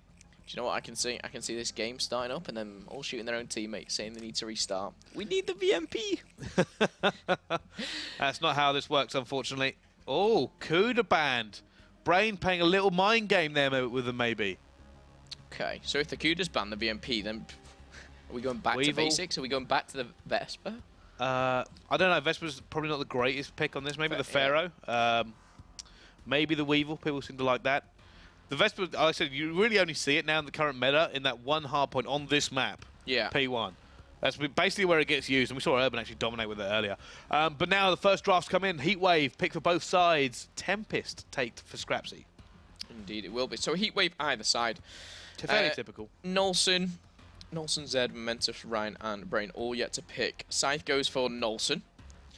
Kinetic Armor either side. I was going to say Brain's usually the Scythe kind of guy, but maybe he fancies himself as a Tempest. Annihilator and Tempest. Yep, so we've got 2 weapons, 2 abilities either side. Heatwave and Kinetic on either side, but that's Scythe and Annihilator, of course, over preference, funnily enough. Scrapsy. It's Scrapsy. I mean, how many times do we have to cover this? I keep wanting to say Scrape. How does Machine deal with you? He doesn't. That's why he's not here anymore. Couldn't take it. When I'm in game, Scrapsy's fine, but when I look at it, I want to say Scrapesy. Look, we stick with Scrapsy until we get told otherwise. What about Typical Nerd? It's typical nerd. It's not typical. Why are you trying to change the names up? I'm just playing with you. Well, I'm surprised you haven't gone after Zed, to be perfectly honest with you. Zed Enya. Is his surname Denya? It is. Zachary Denya. Do you know why the E is in his name? Enlighten me. E basically kept getting called a warrior, and everyone kept calling, and he thought like the E is for like esports, electronic, whatever. So he just put an E in the middle. Is that true? Yeah, that's what he told me. It could be completely false. Wow, you learn something new every day. Brain got his name by rearranging the letters of his actual name, Brian. Nolson is his surname. Great. Quicker, I don't know what he was thinking. Quicker Than You is his long name, obviously. Obviously, ex-YouTuber, like you said at the start of the show. TYT into Lightning Pandas, and now into the professional scene in a big way. What a big kind of growth within such a small space of time. Yeah. Ex-members of that team, obviously Insomulus, Fearcrads, Benny Central, only I only really see Benny about nowadays. I've spoken to Fearcrads once or twice. Haven't seen Insomulus since. I don't know where he went. I think he was the weakest of the squad. He was the weakest of the squad. He liked the competitive side of it. It didn't really gel with what he was doing at the time. The others dived in fully. Yeah. But no longer competing. The only one is Quicker. Now Benny still believes, by the way, that he can do this. Oh, does he? Benny Central still believes he could quite easily come back. He thinks this game suits him. He'll be great. I played against Benny, and I remember playing him on, it was Octane Domination. That's his map. Well, that's what he said, and I really didn't agree. However, if you are listening, Benny, I'm so sorry. Remember to tweet him tweet Benny Central and use #ChokeCentral. He'll really get a kick out of that. He will indeed. But he's a great guy. I like the way he still turns up at events. Yeah, I love Benny to bits. Anyway, we're getting sidetracked now, talking about players who haven't played in over a year. Let's get back on track. Yeah, let's do it. Anyway, Breach Uplink. Will this be the end of Team Tempo's Cinderella run? Or is that glass slipper ready to slip on the other foot? Tell us. CWLPS4, hashtag that thing and get on board. But it's Uplink, it's Breach. Let's get on board. And who are we watching, Brycey? On board with Zed. And right now, they're looking for a little bit of control in this mid here. See, Takmar's come in now, so I'm wondering if he'll switch his class after this to get it. But no, XL open up in fantastic fashion. And he's going to take this one away. He's looking for that last player to trade against. And it doesn't matter, Brain will get him. He's just ran. He's just trusted his teammates. He's out of there. And this surely is a one-point play. Oh, look how high he's gone. Soars through the air, and it will go in for a 1 as it drops from his hands. He got so far above it that it was going in regardless. Yeah, really smart play there because, yes, go for the 2-point. If not, there's nothing you can do. I'm having the 1-point play. Yeah. Ryan's trying to answer back, going for that lineup. That Urban did, and he's going to get it. That's 2 points in the first 40 seconds. All of his teammates were down, all of his blockers were down, and he still held his nerve and managed to get that one back. Anyway, here we go again. This is a very fast Uplink game at the moment. Noel's trying to get it, and it's another one. Same tactic again. Go high, wait for it to drop in. Yeah, not able to pick up the 2-pointers yet. Hopefully he'll be picking some up later on, but Momentous, can he do the same again? Can he do what his teammates... No, he shut off this time. His teammates pushed out. He wasn't able to do it. It looks like a manual pass. Typical nerd. We'll be looking to pick this one up. Player coming off the wall run as well. Doesn't matter. Scrapsy picks him up. He's missing the drone. He's managed to get it. Finally, but it may be a little bit too little. He's going to reset his armor as well. Great play from him there. Throws it away. Surely not. Oh my goodness. Typical nerd does the turn and burn, but loses drone control. Lucky to be alive, I must say, but he's 2 and 3 at the moment on that 2-kill streak. Now Nolson going for a bit of a outside run, shall we say? He's but got he has afterburner on as well, so a little bit. He's okay. Oh, may have to consider doing something with this one here. He's going to throw it away. Yeah, Quicker, the only one left alive. Yeah, if I was him, go sit into that right by drone control and ready to use that heat wave when he needs it. Doesn't use it at that point, though. Taking things a little bit slower. Zed, I like the way Zed's almost, opted out this. Nolson's checking for the flank. Good awareness there by Nolson, realistically. That could have been so dangerous for them. But now, Zed will have drone control. Every single member of TT will be spawned up ready for this one. So it's going to be quite difficult. Oh, he's going for the low wall run. Somehow still alive. He can't make that, surely. I was about to say that's an impossible shot. A little bit too much there as he did take damage. Nolson Quicker has this one as well. And he goes for the manual pass. Those manual passes are either make or break. And he might be able to make them. No, he's going to go for a 1. Smart play, realistically. You can try to get it and hope your armor will hold out. But with pro players, they hit so many of their shots. That armor disappears very, very quickly. Yeah. However, still an incredibly fast game. Neither team really resting on this one. And this is the war he wanted to make. And Ryan Gray cannot actually make that shot. I'm sorry. That was too good. You made me crack up there. Jeez, I mean, he went for it and Zed just walked straight past him. Unfortunately for Ryan, I don't think he was expecting that. But nevertheless, it's great to see different wall runs always coming in. Something we've only seen in the last couple of weeks, actually, from these teams. Well, here we go. Scrapsy. Actually deciding to cut back there. Doesn't know where this player's going to come in. And he ends up picking it up again at the wrong moment. Throws it as he dies. And now Zed will have it. Can Zed make anything of this as well? Looking for it. He's actually going to go up top. There was a heatwave pop there as well. Yeah, it didn't work, though. And it looks like Zed again has gone for this kind of 1-point play. Has got it. He's gone in. And it always, like Zed, he's using the AR and he has that, slaying ability, but he's playing so much objective. Brain wants to slow this one down. That's all he wants to do. Still going to make it, though. Has managed to get it. Throws it to him. Throws it back. Hits him with it. Thank you very much. 1 shot with the drone. And now this could be a 2-pointer. It could be the first 2-pointer. He has enough blockers with it as well. And in it goes. And out comes the Tempest. Oh, now what do they do? They're doing exactly what they did versus Here comes Splyce. the massive overextend. It's like the double overextend, if you like. They're going AC. Zed knows it too well. He picks up 1, and this could be even worse for them. As this another could be a return goes in. to Yeah. Scrapsy's going to try and get this one. And he should. Oh, look at that Tempest firing like a madman. Now, Scrapsy wants the 2 here realistically. Going to go for the 1, though. Does manage to get it. It's now 9-2. XL have done really well there. Realistically, that was, what, 4 points for 1? They'll be happy with that. And as the time ticks away, 30 seconds left on the clock, do not rule out any more scoring because it can happen within only 5 seconds Especially with 3 of them down. Yep. Here they push. Did you see him up broken? No. That player is actually going to come behind them. They're going to know it as well. It's going to be Nolson with the last opportunity. Can he make it 10? He's going to wait for it. He's trying to get it in. He's gone over it. No, his teammate trying to get it. Brain trying to get it. Heat wave. He's heat wave. Oh, he gets it in eventually. Oh, he got the my two-pointer goodness. as well. He Oh shouldn't my. have done that. We saw it drop, and his teammate floated in front of him to try and absorb the bullets coming in. Yeah. And then the drone dropped onto his teammate. So there's the heat wave, and you see Brain desperately jumping up, hopping madly, trying to get into the point.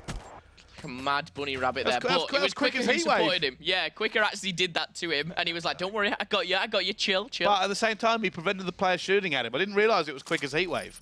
No, I didn't. I honestly thought it was the opposing team. I thought that person in front of Zed was actually an enemy, but it wasn't. It was Quicker. But Annihilator is out. Ryan is trying to do everything he can. Will he get the first pop? Nerd goes off the map. Tempest versus Annihilator. What a great matchup. Oh, can't hit it down, though. LCXD. That's a drawback of the Annihilator, is that when that comes for you, it's incredibly difficult to pull off the shot. Indeed it is, especially when you knock off Flak Jacket. You feel the pressure. Oh, side out as well. There's someone ball with Nolson. Who's hitting this wall run. That's one. No, never mind. Down he goes. Oh, the amount of times we've seen people fall off the maps in this tournament. Let's see. Now on board with Brain. Brain has managed to get away a little bit. Quicker's picking up a kill with the Pharaoh for him as well. Has enough blockers here to make a play. Zed coming forward. Quicker making a kill as well. Zed goes down. Should we go for the one? No, it will drop. But players coming in. I think it's Quicker who comes behind it. He's going to go for the one himself, and Quicker does manage to get it here. I've got to admit, XL's ability to always hold their nerve and just go for the one every single time is very, very impressive. Yeah, and they go for the one, sometimes miss it, pick up the two. It just sometimes have worked their way today, but a 10-point lead in Uplink is something to be scared about. Nerd and Co. doing everything they can, though, get a 2-pointer back themselves, make it a nice 8-point lead. But is it too little too late? Possibly. Can they do this? The slaying's massively run away from them. And they're just trying to get back into it here, but you can see once more, Zed is going to have this. He has full armor. There should be. He's going to go for the two. Never mind, he gets it. And he's trying to get that kill as well. Has kinetic at the same time. That could easily be another one for them. And they're just opening up on TT. They're making this look really easy. Yeah. And admittedly, this is what I thought it would be with like Splyce. But Tempo, you know, they had something to kind of counter what Splyce had at the moment, though. XL seeming to put them in the place, you know, making them look like the amateur team that they are. Well, you can see here, it's looking like it's getting a little bit away from the guys on Team Tempo, and to do something now would require a complete change of gear. They would have to find some ridiculous form to make this happen. Yeah, I think they need maybe a 5th or a 6th player at the moment to make this happen, but you can't rule it out. It can happen if they can set up a relay, if they can just suddenly change kind of the slaying side of things, maybe they can, but definitely not expected. Ryan, though, 9 and 20. Momentous 10 and 20. You know, 2 players at that kind of double negative ratio isn't going to help anyone. But look at XL overextend. They're not even worried about going for that mid control. They know they're it. so far ahead, they can afford to make these kind of plays, and then they can continue to slay. As long as it doesn't get silly away from them, they can continue to just be super aggressive and play that risky style of just being overextending, going for the slaying. Don't have to worry about it. And it gets another point in as well, because TT don't know what to do right now. Yeah, and it's really difficult, and you've got to kind of appreciate where XL are currently in Call of Duty and where Tempo are, and they've had a fantastic tournament. We talked about it, but did they burn themselves out early? Maybe. But they finalized. Quicker made a 2-piece there and went, oh, they've still got more? No, there's another one? Okay, no problem. I'll come back. Sure, no, don't. I was about to say, Quicker, you can't get all 4 of them, surely not. But he is going hunting, doesn't matter. Brain will pick that one up. Quicker goes back to the middle of the field. And now 1 minute 30 left to go, an 11-point game. Quicker has Heatwave as well. Drone is about to drop, and he's going to take it. Look at his team extend now. XL looking to get down and sticky and try to make some more slaying going for this one. Brain is going to be in front of him. Zed is in front of him as well. Pop around the corner, Heatwave. No, got it as well. Got it. I didn't think he was going to use it there. No, I didn't, but securing it, why not, eh? Why not? May as well. You're 17 and 4. I mean, the record in the COD World League at the moment, I believe, is a 20-point difference. I believe. I might be wrong. You can see it. I can see it coming. It's a minute left. Oh, it gets one. They're going for it now. I see a car. I can hear a car just hovering around. It's yeah. The best it's got to be one of XL's here. I don't think TT have managed to get enough kills strung together. To get the HC, never mind. But Nolson, what are you doing? Another 1-point play, maybe? Nope. Maybe not. Oh no! Tempest to the face in the middle of the air. Momentous tries to clear it out, and he does, as Brain picks up 3. Yeah, he just cleans out the aisle. He's on a 13 streak. When did he get that? I think when... Oh, no! This is ridiculous! I do want to hype it up. I would be super, super hype. It's just been so dominant. There's a racing as well. Yeah. He's actually doubling up on his streaks. That's how ridiculous he's been going here. 30.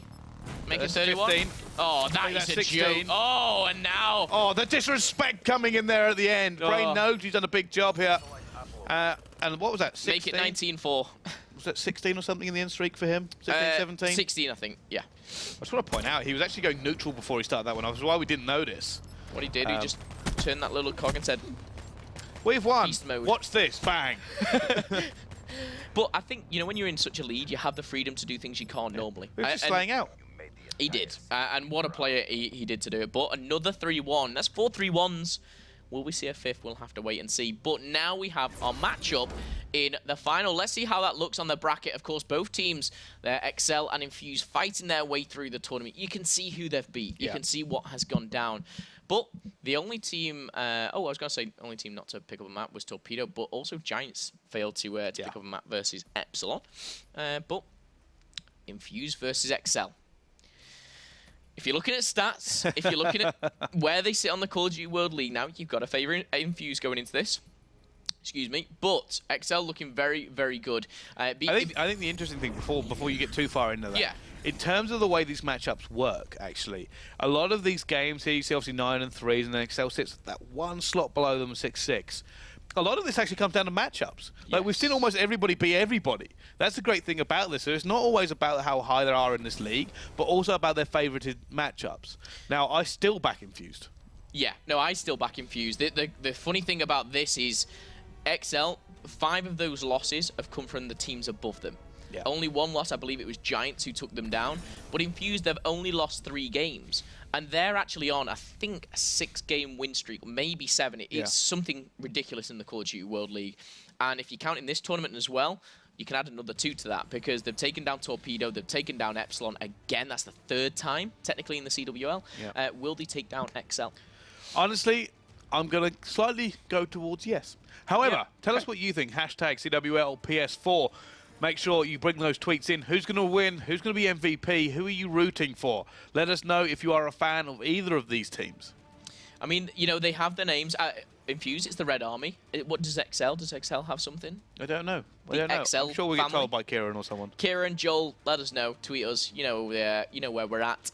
But other than that, obviously follow at COD World League /Call of Duty for you guys on Facebook and everything. Whether you're on Facebook or anything, hashtag CWL PS4. Other than that, though, we will be right back after this quick break.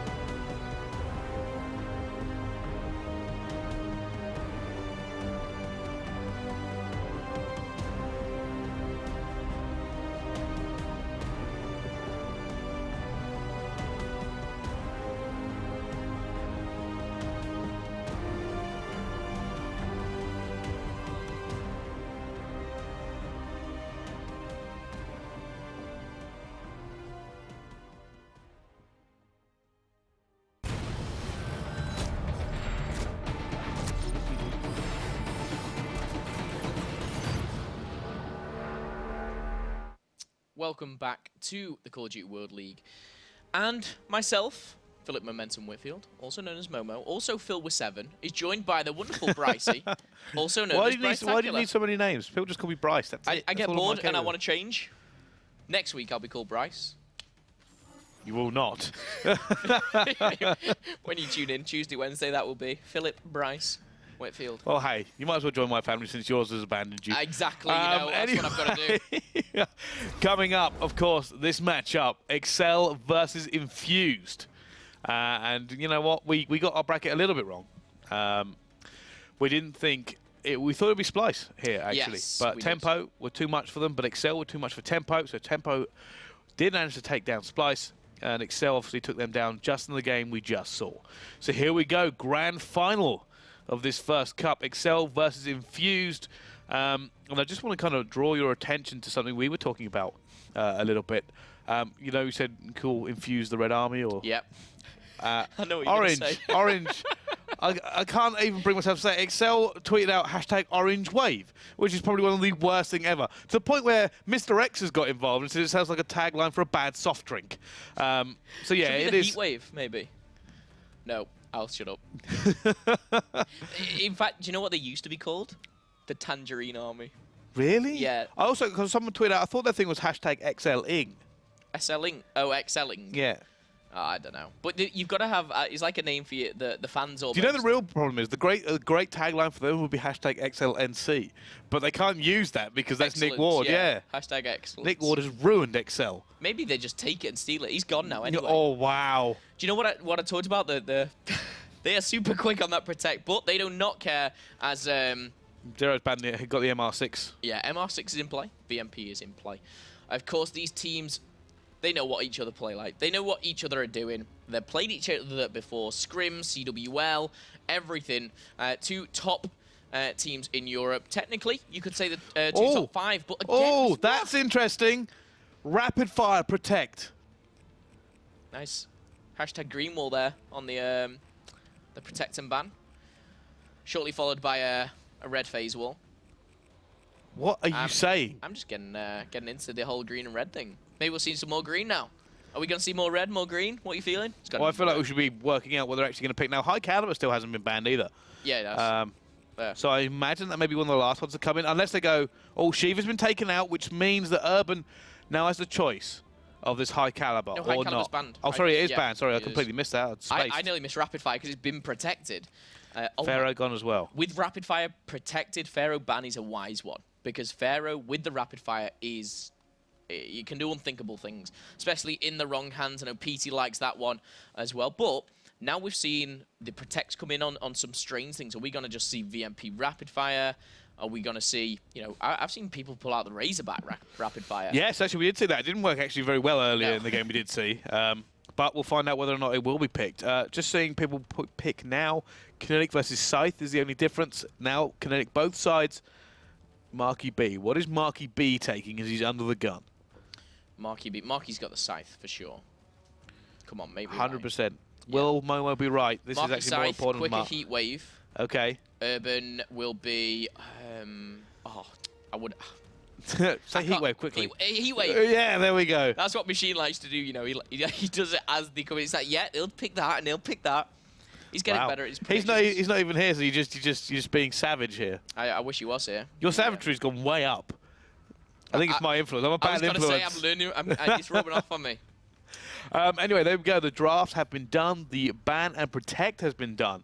Yes. It's not a massive difference here. Like, rapid fire being in does change it a little bit. And I do like it when these picks come in. It's one of these areas of contention. Usually you'll see very generic ones as well. However, this time they've changed it up a little bit. We probably will be seeing a rapid fire VMP. The Man of War becomes so much more viable with that rapid fire as well. So we may be seeing that. Obviously, Shiva's gone. M8's definitely going to see them as well. Don't know if they're going to run rapid fire on it, to be honest with you. I didn't see that last time we had that rapid fire kind of in the game.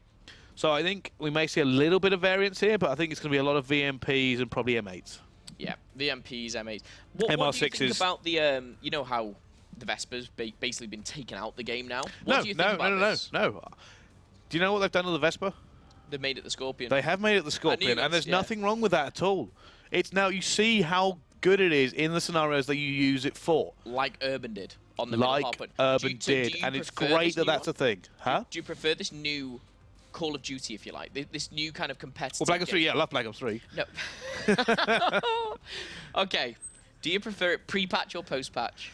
So this is an interesting point. Neither. I actually prefer the meta changes that come through the patches. Okay. So I don't mind any meta change as long as it's not broken. I just like the fact that it's constantly evolving. Cool. I like Yeah, the fact okay, that's a good that point. we're seeing a constant evolution of this game to the point where like I'm a big advocate of continuing to do this. Let's continue to patch things. Do we need to adjust High Caliber considering its ban rate is almost 95%?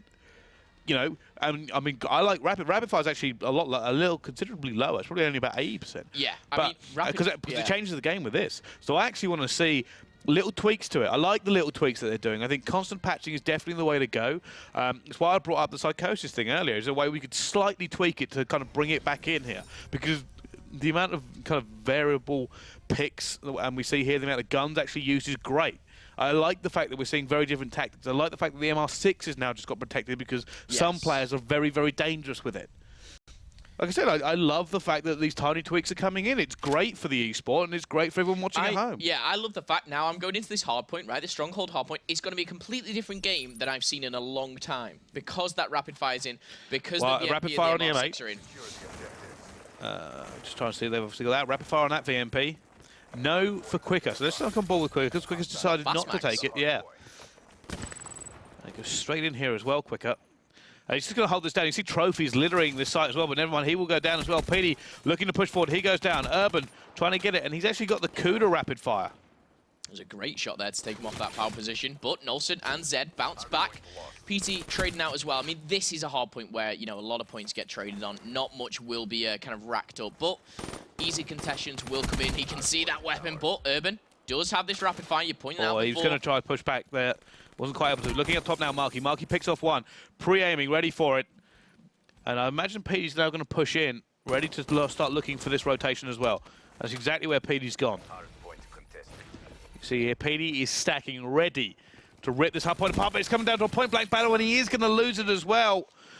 Marky B, once again, going to be in the hard point here for Infused. Yeah, he's just getting all these scrap points, if you like. 4 and 2 at the moment as he falls. 19 seconds to his name, though. Rotation does come in, and at the moment, we're going to see it go in favor of XL as Nolson gets a couple of kills on the bounce, but also gains control. The hard point, Hasty XD takes down Brain, but Nolson's still locking it down. I imagine this is going to be a very close hard point between these two squads. Right now, still very, very close between them. 9 points is negligible in the grand scheme of things. Quicker than you, though. Now trying to lock this one down for XL. He's going to be taken down as well, and it just seems like neither team can really get a good setup here. Yeah, it doesn't seem like, you know, you've seen one team gain like 10 or 15 points on the bounce. But at the moment, XL are trying to fight their way back into it. They're going to make it even here, 32 apiece. I wonder if Zed's going to try and juggle at some point. Bring out the HCXD, but he's been EMP'd. Not going to be able to do it. He's got to start thinking about that rotation. Gets one, not able to get the second one either. Marky B comes in to clean that one up. And now here comes the rotation. PD's looking for the cut here by Bunker, and he does get shut down. Too many bodies for him to deal with. Yeah, right position, wrong time for PT. Zero knows this one's coming as well. Pre-fire does manage to take that one down. And now he's going to be looking out across once more. Zero trying to anchor his squad. He's doing a good job at the moment, but not that good. 3 on the bounce there. 1 for each player. Martin Nolson, who is still just racking up points, racking up time for his team as they take a slight lead. Yeah, they managed to hold it down. I said it's that holding that position there, and Brain's going to go down as well. PD's the one who's trying to get this bunker cut, and he actually activates Kinetic to try and get it, but there's nobody here. This is a wasted specialist for him. Yeah, I think I don't know if he picked one maybe before we jumped on board him. He's on a 2-kill streak. Can he make it 3? He's going to be contested, but no. Gets traded out. Urban and Marky, and Zero also had back to the back, and 4 down for XL. It's good news for Infused as they all spawn out. They can gain control. Now, Marky's actually ended up having to go against 3 players there in a gunfight, so he's actually backed off, waiting for Zero to help back him up. That player will be called out as well. Marky's going to pre-aim that. Is he going to push it? I think he is. Yeah, and he's going to come head-to-head. They almost dropped off the map. They just ran straight into and headbutted each other there. But now it looks like XL are getting a little bit of ground back here. Kinetic popped again. This might be the second Kinetic we see with actually a gunfight going down with it on. Didn't even get shot, but make the kill anyway. Yep, and the best thing here for XL is they've now gained the spawns. They've shut down Infused, they're pushed into that back house, and now they have the spawns. They can trap them into Mansion. Will they be able to hold it off, though? 30 seconds left on this hard point. Great to see, though. Such a close hard point. 75 apiece now as things level out. Heat wave activated. Now, got to remember, the rotation for this next one is key. Yeah, this is the big one. This is what we want to see. People go early, and it looks like Petey's actually gained control of this first. He's 7-14, not having the best of games at this current time, but does have control. Petey has the choke. Zero's going to kind of back him up. And we've actually just lost Urban as well. So Petey's now going to have to hold this one. And this is the one you can hold with a man down. It's going to be this one. They'll never be able to break it otherwise. But it looks like we're going to have a small reset. Yeah, we're going to be able to reset the game. I mean, XL 98 and 75. I mean, we saw Urban just stood still. I think he had a few connection issues. Maybe, probably was about kind of 75 aside. Whether we have the full reset, we will be sure to find out.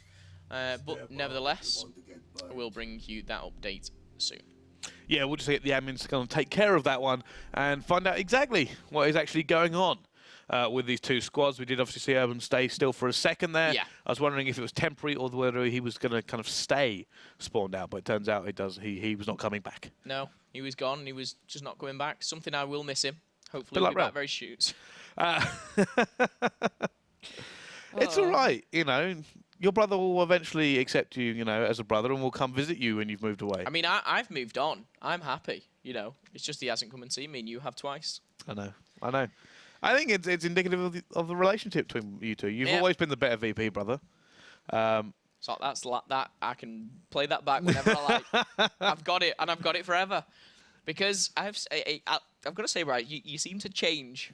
First it's Rel, then it's me, then it's back to Rel, and then something happens. Pre-reset score. Okay. Reset. Yeah. So we are going to reset. I think we actually saw one of the other hard points reset. We played from 0-0. It was on Fringe, I believe. Yeah. Probably just going to do the exact same. But nevertheless, what were we talking about, Rel? Yeah, we were talking about Rel. We'll have a good chat about Rel. Yeah, we do. It's weird not to have like him with us. He's no, still alive. It's almost like a mascot. He is like a mascot. That's what Rel is. Rel is just the thing. He's just entertainment in a person. It's strange because when I was playing, Rel openly said, you know, I want to stay in the scene. I want to still come and watch you play. Well, how can I do this? And this is where I kind of came into casting. And like, I wouldn't be casting mainly. I want to say because of Rel, but it was also yourself. Yeah, I'm about to say. It was. I've got to say probably two lands before I quit. You were like, get into casting. Come on, cast. And now replace your brother. That's what I wanted. Yeah. And you have. You successfully got Rel out of esports. It has taken years to get Rel out of esports, and we have finally succeeded. Is he out though? Is he out for good? Do you reckon? I don't know. He's like a myth these days. He'll be back. I don't know. Hopefully not. Let's bring Gooch back. That's the real thing we should do. We're ready to bring Gucci back. I think everyone should just come back. Everybody. Put down what you're doing. Just come join us. Yeah. Return to us. They left us. Everyone's left us. It's upsetting. It is. However, one of our longest serving casters, I don't know if you remember him, it's A-Spec. All the way back from, we're talking, you know, lands in Holland, for goodness sake. Yeah. He was on that infamous video with your brother. He was, yeah, the infamous video. He's now actually our producer for you guys. So all the technical things behind the camera, well, behind and slightly this way, that way, is he's there. He's not the producer, he just runs the entire show, apparently, according to him here. But yeah, massive props to him. This wouldn't be as good if it wasn't without him.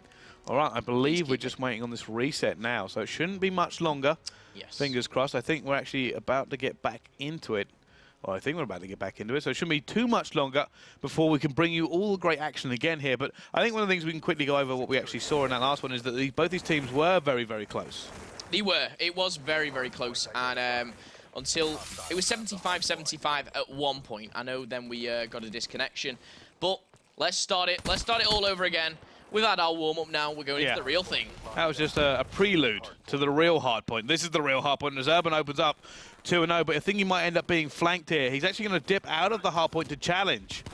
And look for it. Not able to get that one either. PD now coming to reinforce. PD's going to go down to Zed as well. Zed is opening up 4-0 currently in this one. Going to use this RCXD.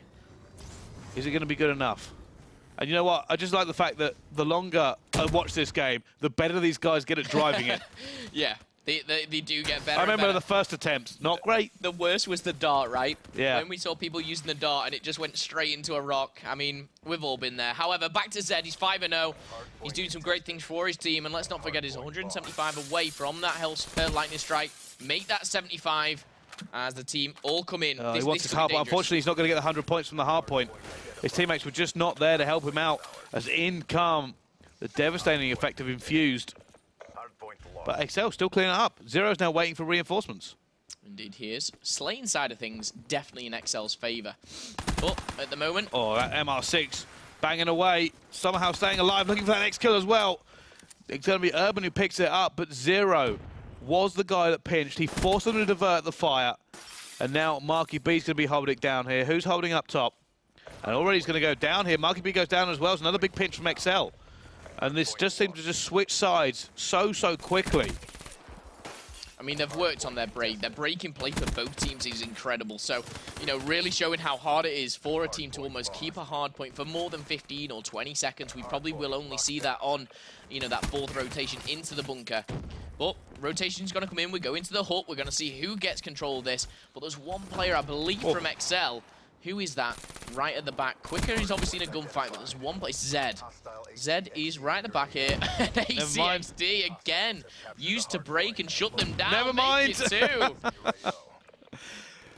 Shut down, and they just couldn't do anything about it. Now on board with Urban. Urban goes down. P's going to be left alone on the hill. It's now contested. He's going to know there's people around him looking for this player desperately. Does go down as well. XL opening this up here. They do have the lead, but it's Heatwave coming in. Marky B taking down one. Urban now going to be alive on the hill, and you can see how much they love this MR6.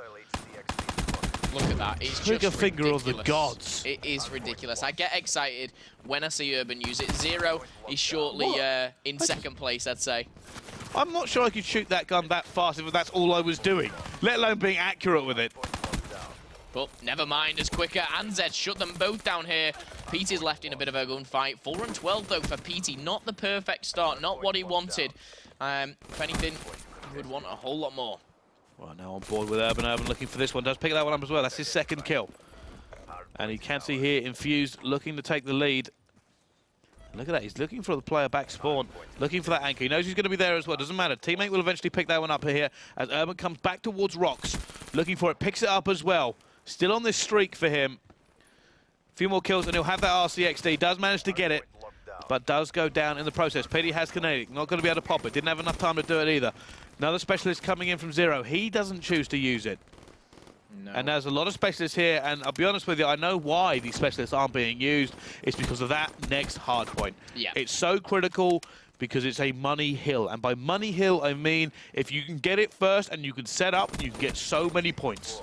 Yeah, and we can see here the actual last points are going to go in favor of Infused there on this, and we're going to see the earlier rotation coming from XL. And the funny thing about this is we exited it when it was 75-75. It's not much different in this game. It shows how consistent these teams are.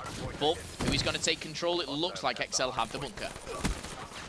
Can they keep it though? We'll have to wait and see. Urban shut down, traded with Marky B. Quicker gets a kill as well. But XL still have control of this bunker. They do. Like I said, it's so difficult to kind of rip this one away here as Urban tries to do it. They try to get in here. PD's actually popped his kinetic, but he goes down to the Tempest as well. And this is where the specialists come out. It's gone board with Zero. Oh my Zero's God. got 3. Trying to rapid fire it again. Gets another one as well. Pre-aiming it one more time. Going to try and fire another one. Gets this another one as well. Full streaks there for Zero. As he locks this one down, and he's going to put out a HDXD as well. Was that somebody who walked past him? I think it was his teammate, fortunately. Luckily, it was his teammate. But he's on a 6-kill streak, 18 and 13 at the moment for Zero. Look at that, ridiculous. It's the streaks that are really going to count later on.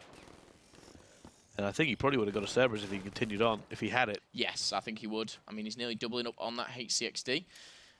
He's actually opting to use this, funnily enough, on this middle hard point, which, to be honest, probably the most open. Can shut them down a little bit. Doesn't pick anyone up with that lightning strike. It might have been better used at Rocks, but that's quite a way away. That's the problem.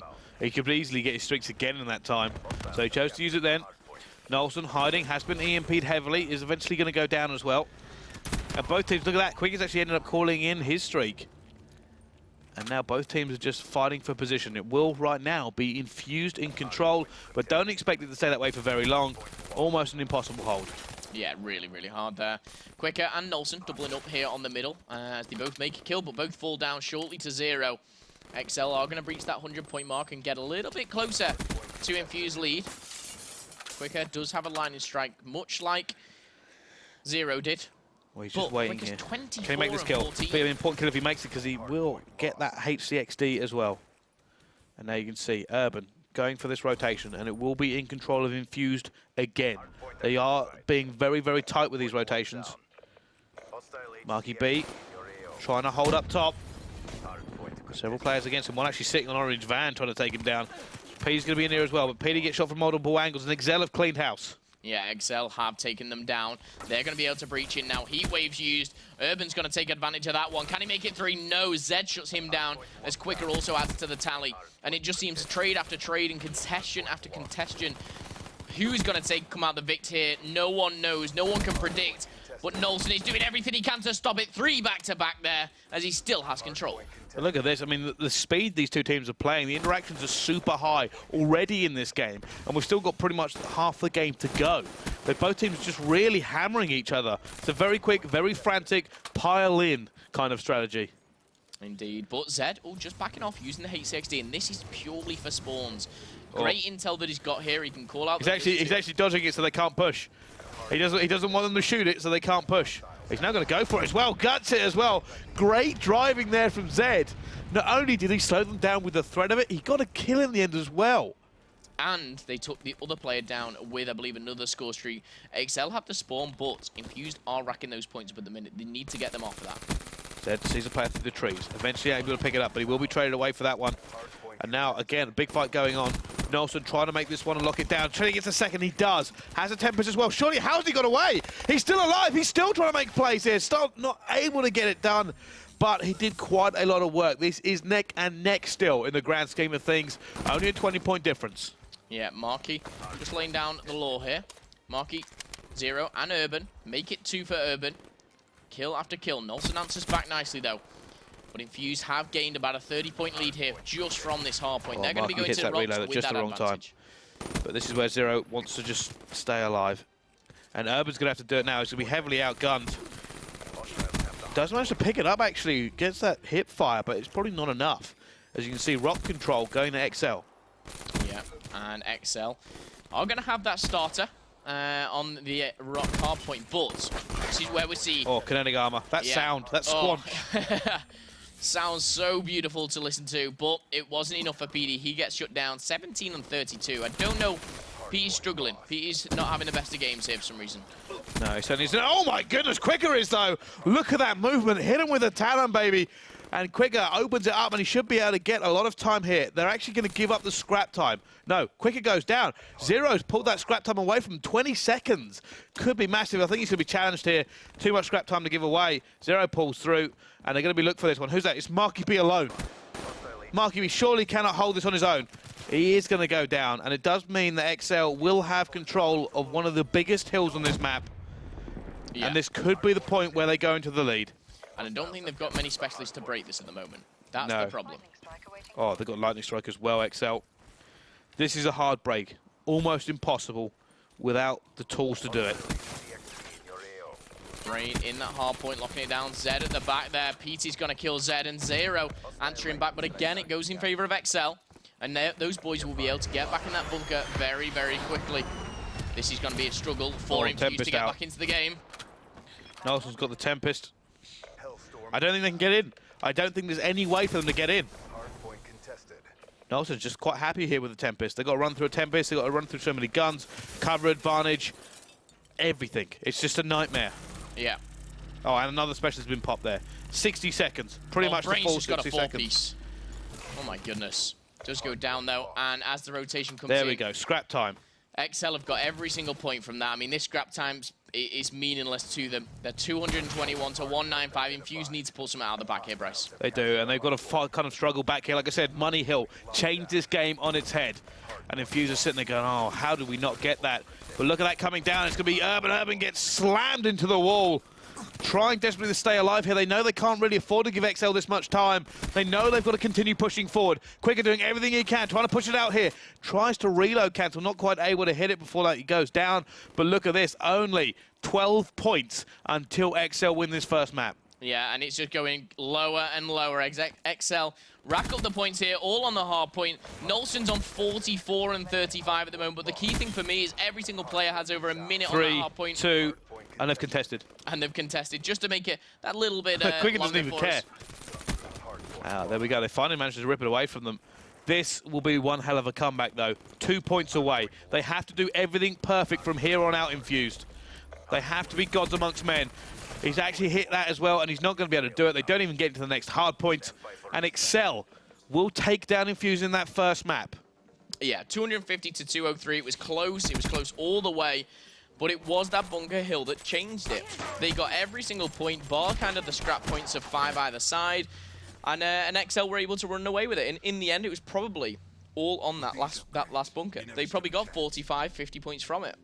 Well, it was one of those things where you're looking at it, and we knew they went for the early rotation. Yeah. And Zero tried to make sure they didn't get all the scrap time from it as well, and that kind of went away from them at the same time. And Excel just did a great job. We knew it was going to be an almost impossible break. When you don't have that versatility, when you don't have anything that can break it here, I mean, even smokes would have helped a little bit. Yeah. Something just to get in there, because you've got to get in. I mean, they use Tempest as well to lock it down. It's a horrible weapon to play against in that tight quarters. When you haven't got room to maneuver, you can't outflank it. Then the kinetic was popped as well, and you're sitting there going, how on earth do we break in?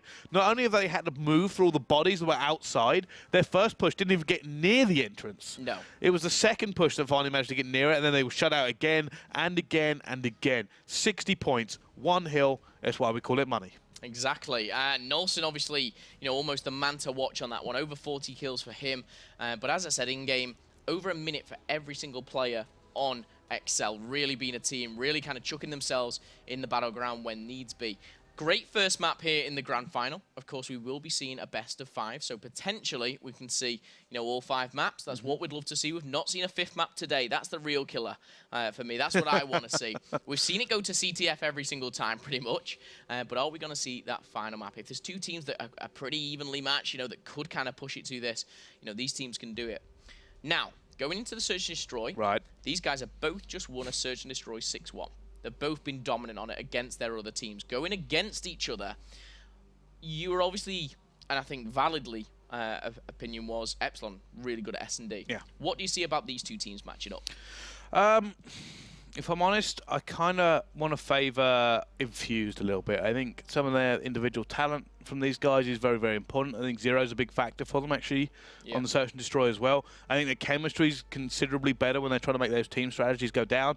Okay. Excel, I think it's, again, they're more of an individual squad. And individually, they have great ability. I just don't think their ability is as great as Epsilon's, funny enough, right. In terms of raw skill. So I'm actually leaning slightly towards Infused on this one.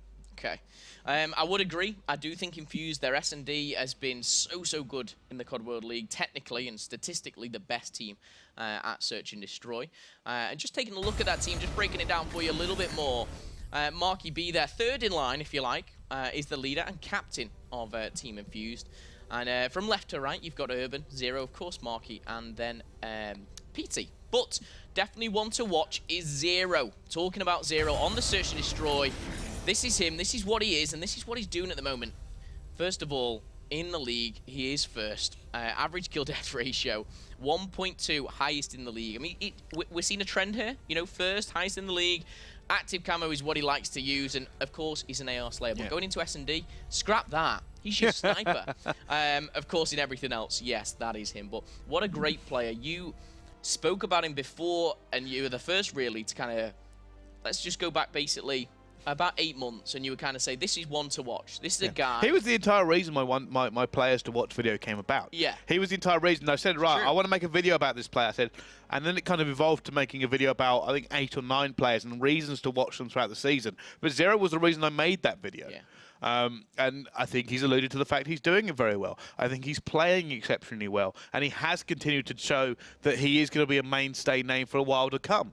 And I think it's great. I think it's great to see a player kind of explode like he did, because you've got to remember, his beginnings come pretty much out of nowhere. He was almost a complete unknown.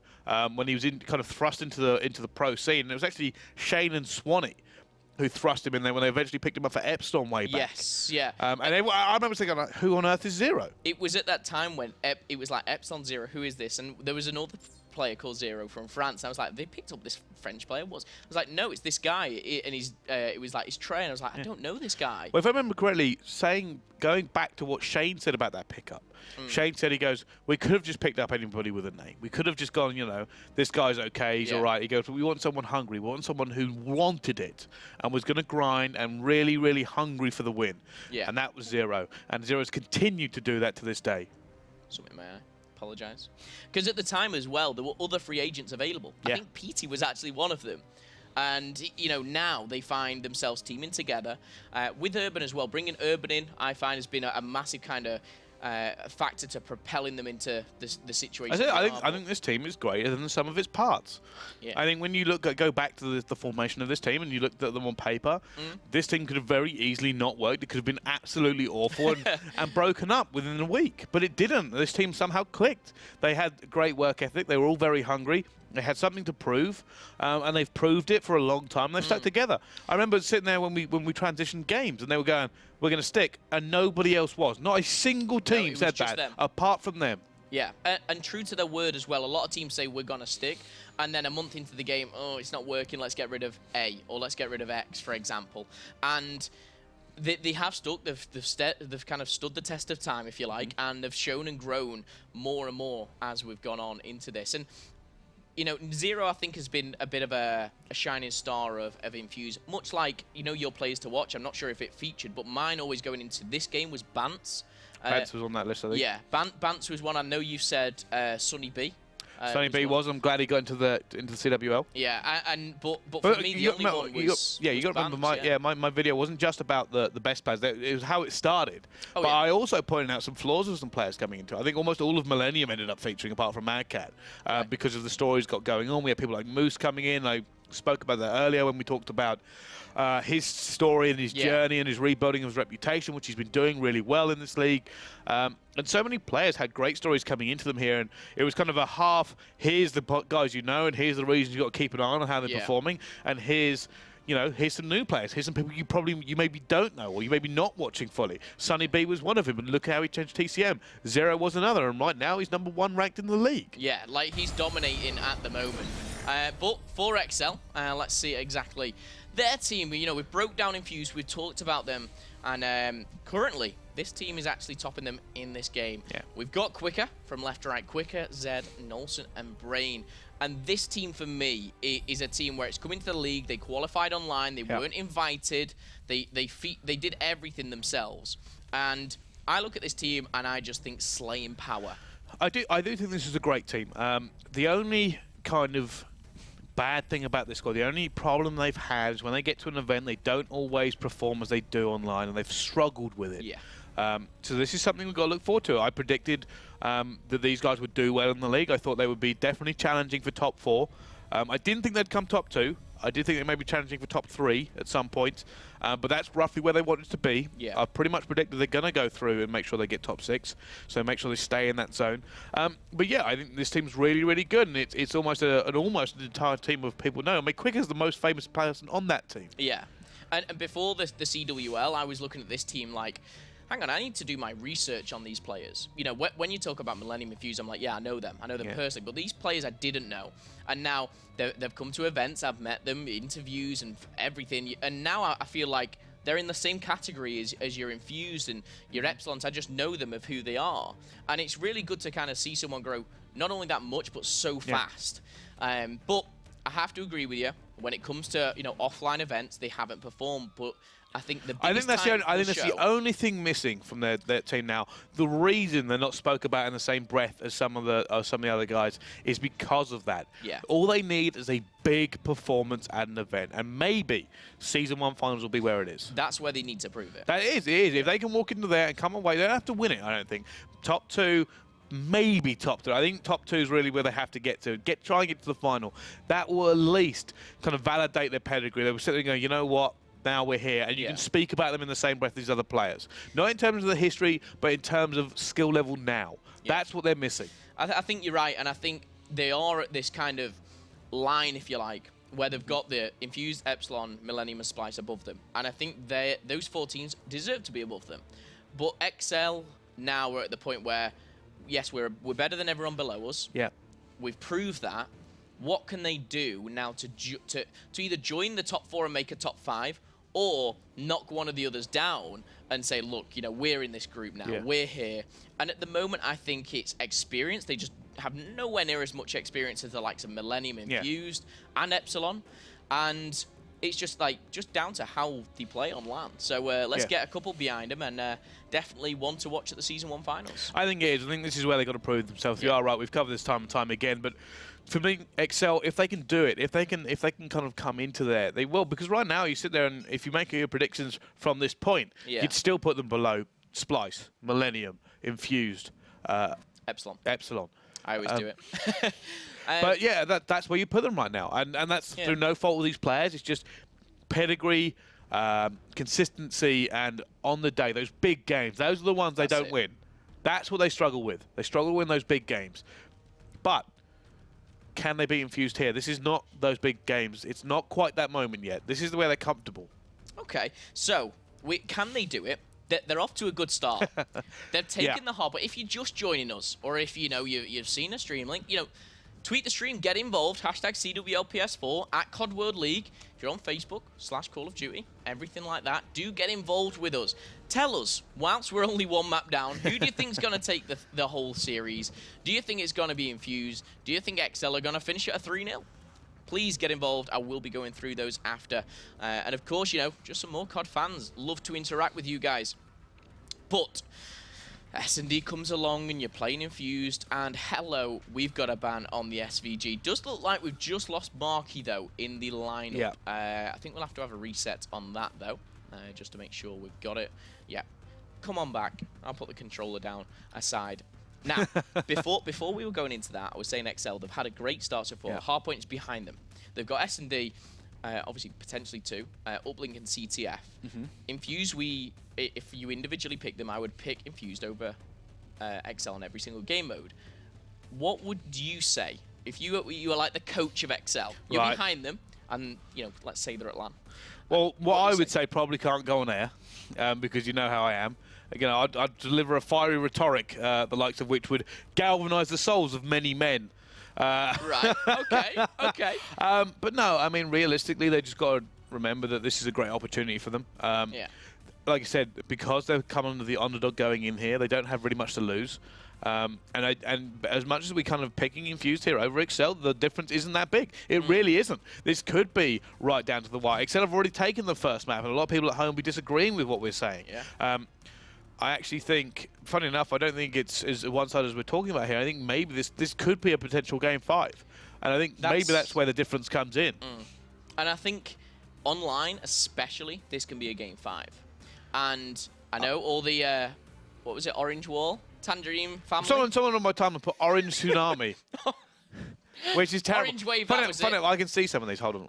We can actually get involved with you. CWL PS4. And get involved. But see if I can actually bring this up and take a little look. I do want to see some of these. I really hope there's not some awful ones. Taste the Orange Wave. That's awful. XLing was the favourite. I like Excellence, to be honest. I do, but we need to even get XL Kieran saying you need to find an alternative. Excellence, I mean, we can't really use that. It's still Nick Ward. It's always going to be Nick Ward. Yeah. But yeah, that's how it goes down. Just checking the CWL PS4 posts. It does look like people saying Team Infused all the way. People are kind of really backing Team Infused, saying how well XL performed against TT. Really loving the XL quicker. A lot of love. The triple, of love. yeah. But guys, we're going to be back in just a short while. We're going to get everyone back in the lobby, and we're going to get this game underway in just a couple of minutes. Stay with us. We'll be back in 5.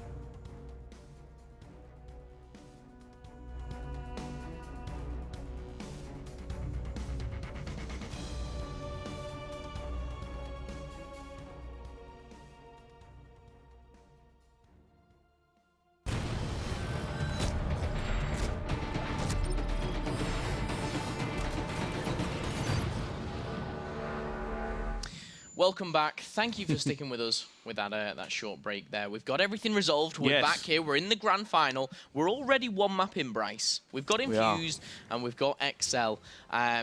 We want to get back into it as quick as possible, but just to give you a brief recap, just go through that Hardpoint. Obviously, that first map against XL, managing just to clinch it out, 250 to 200. Yeah, it did come down kind of a little bit close, and XL did run away with it. We did talk about the money hill, if you can cast your minds back to it. And however, it could have gone either way. So I think that's what we're kind of expecting for this entire series, is that it's going to be close. These two teams know each other. They've played each other. It's going to come down to very minute details. Who wants it more and who's better on the day? Yeah, and, you know, it all comes down to this. This is grand final. They've all come through, you know, the quarters, the semis, and we find ourselves here. And this is what the guys are playing for. The Challenger Division does have a prize pool of obviously what you can see here. 2,000 is for first. Second, though, you know, half that straight away. This is a chance to double your money almost. Well, it is. CWL points, of course, on the line as well, especially for that Team Tempo coming in that 3rd, 4th spot. Massive turn up for those guys. Yeah, it certainly is, and like I said, this is where it kind of gets to it here. These players will be sitting there going, double the money. Yeah. We double our money. This is a $1,000 game. It's more. That's a big wager. Yeah, it's a very big wager. But there we go. Now, Ban and Protects are coming in from both of these squads. Yeah, and straight away, coming up against Infused, Zed does the wise thing of taking out the MR6. Concussion does shortly follow. Ooh. Now, that's a little bit of a different one. Flashbang's actually protected there by Brain. I think this is counter-picking coming in from XL. They're literally trying to throw them off their game. And now Zero's sitting here going, and he's probably using this time to discuss with his team, not just this ban, but their general strategy now moving forward. Because they're going to know that obviously the way that XL are starting to play this here. And Zero's banned out frag grenades. Okay. Three, you know. And Semtex has gone from Urban. Now, the reason they did that is that it means they can run Attack Mask and not have to worry about running a Flak Jacket. Yeah. That means they also don't have to run trophies now. They can just run Attack Mask. I was going to say, will PT take out HCXD then? So they completely take out the Flak Jacket kind of situation. No, of course, Rapid Fire had to come High Caliber come in. Yeah, they won't be that worried about the HCXD. Obviously, it's a little bit harder to get them. But yeah, I imagine now the Flak Jacket is going to come into effect, and that's why they did that ban. So they don't have to run it. Okay, so all pretty standard stuff. Overkill, of course. This is Search and Destroy. That's taken out. Of course, you might be joining us thinking, hang on, we usually start on Hardpoint. We have already seen that and go in favor of XL. But this is why I think Lethal's tacticals come into it a little bit more when it's Search and Destroy, because you've only got one life. Yeah, mirror matchup between these two again. Yeah, I mean, that's Kinetic Glitch, active cam on Heatwave for both sides. No overdrive. No overdrive, no rushing. Like I said, it's dangerous to rush. We saw it go right, we've seen it go wrong.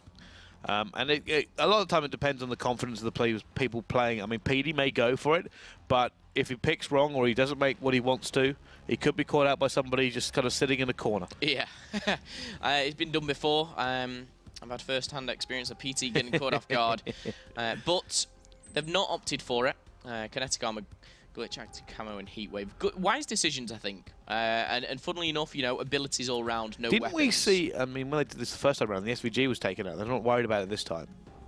Yeah, no, that's true. Of course, Overkill being banned does enable the, you know, Zero to have that sniper. And the MR6 is gone as well. That's another thing you need to bear in mind. That's it. With the MR6, he's going to have to wield that RK in his sidearm, which I'm sure he's okay in doing so.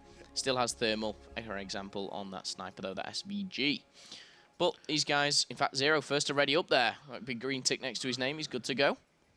Yeah, I mean, we've seen some great shots from not only Zero, but I'm fairly certain we saw a great shot from Petey onto back rocks earlier in the kind of the year on this game.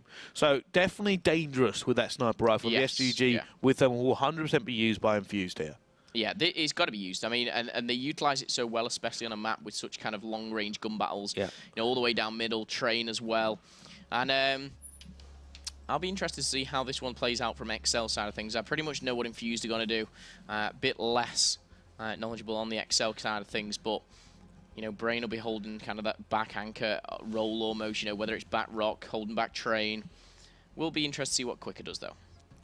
Well, let's see here. We might end up seeing maybe one or two smokes if they want to push it, especially if they're going to be running that thermal as well. So we will see that actually come down here. And I think that's probably one of the reasons for the ban with Frag and Sentex is they're going to be talking about throwing this out and maybe trophies come into play and what do we do with this. And it kind of limits the effectiveness of trophies. If the actual frag grenades aren't there either, you're on a trophy, you're realistically only defending against concussion and smoke. That's it. Yeah, absolutely. Of course, Fringe is the map. Search and Destroy is the mode. 6 rounds is what you were looking for. 5-second plant, 7.5 defuse. Let's get right into it. Who is attacking and who is defending? It looks like XL are going to be on that attack. All right. So far, we see 3 M8s. Oh, no. It's 2 M8s and 2 VMPs. Well, let's see how these two teams go to war. And already you can see Nolson being very, very aggressively pushes through, trying to gain a little bit of ground. Careful not to peek, though. Knows that maybe someone at barn. And there we go. There are the smokes coming down now as well. And they've made a good amount of progress, actually, into this site. They might be able to catch someone off guard here. No, Nolson will now be found out. You're actually seeing a little bit of a pushback. PD's coming around. Zed makes the kill, though. And now Marky B is going to go investigate.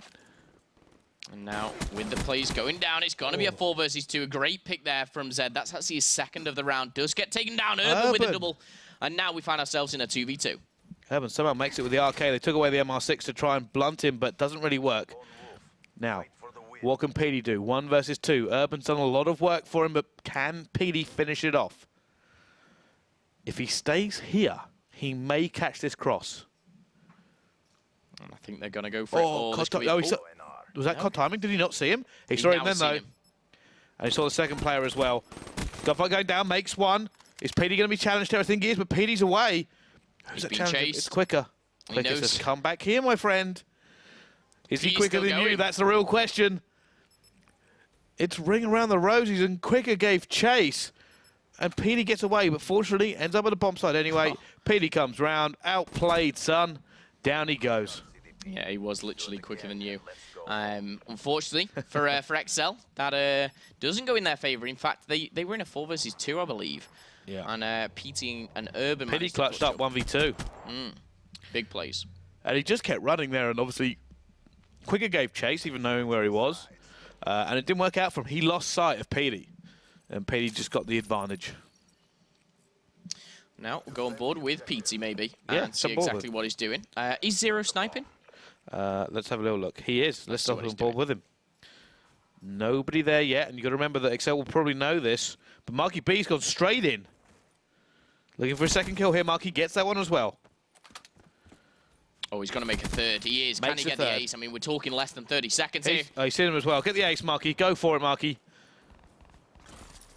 Marky for the ace. Oh, Zero, you scumbag. Zero for the...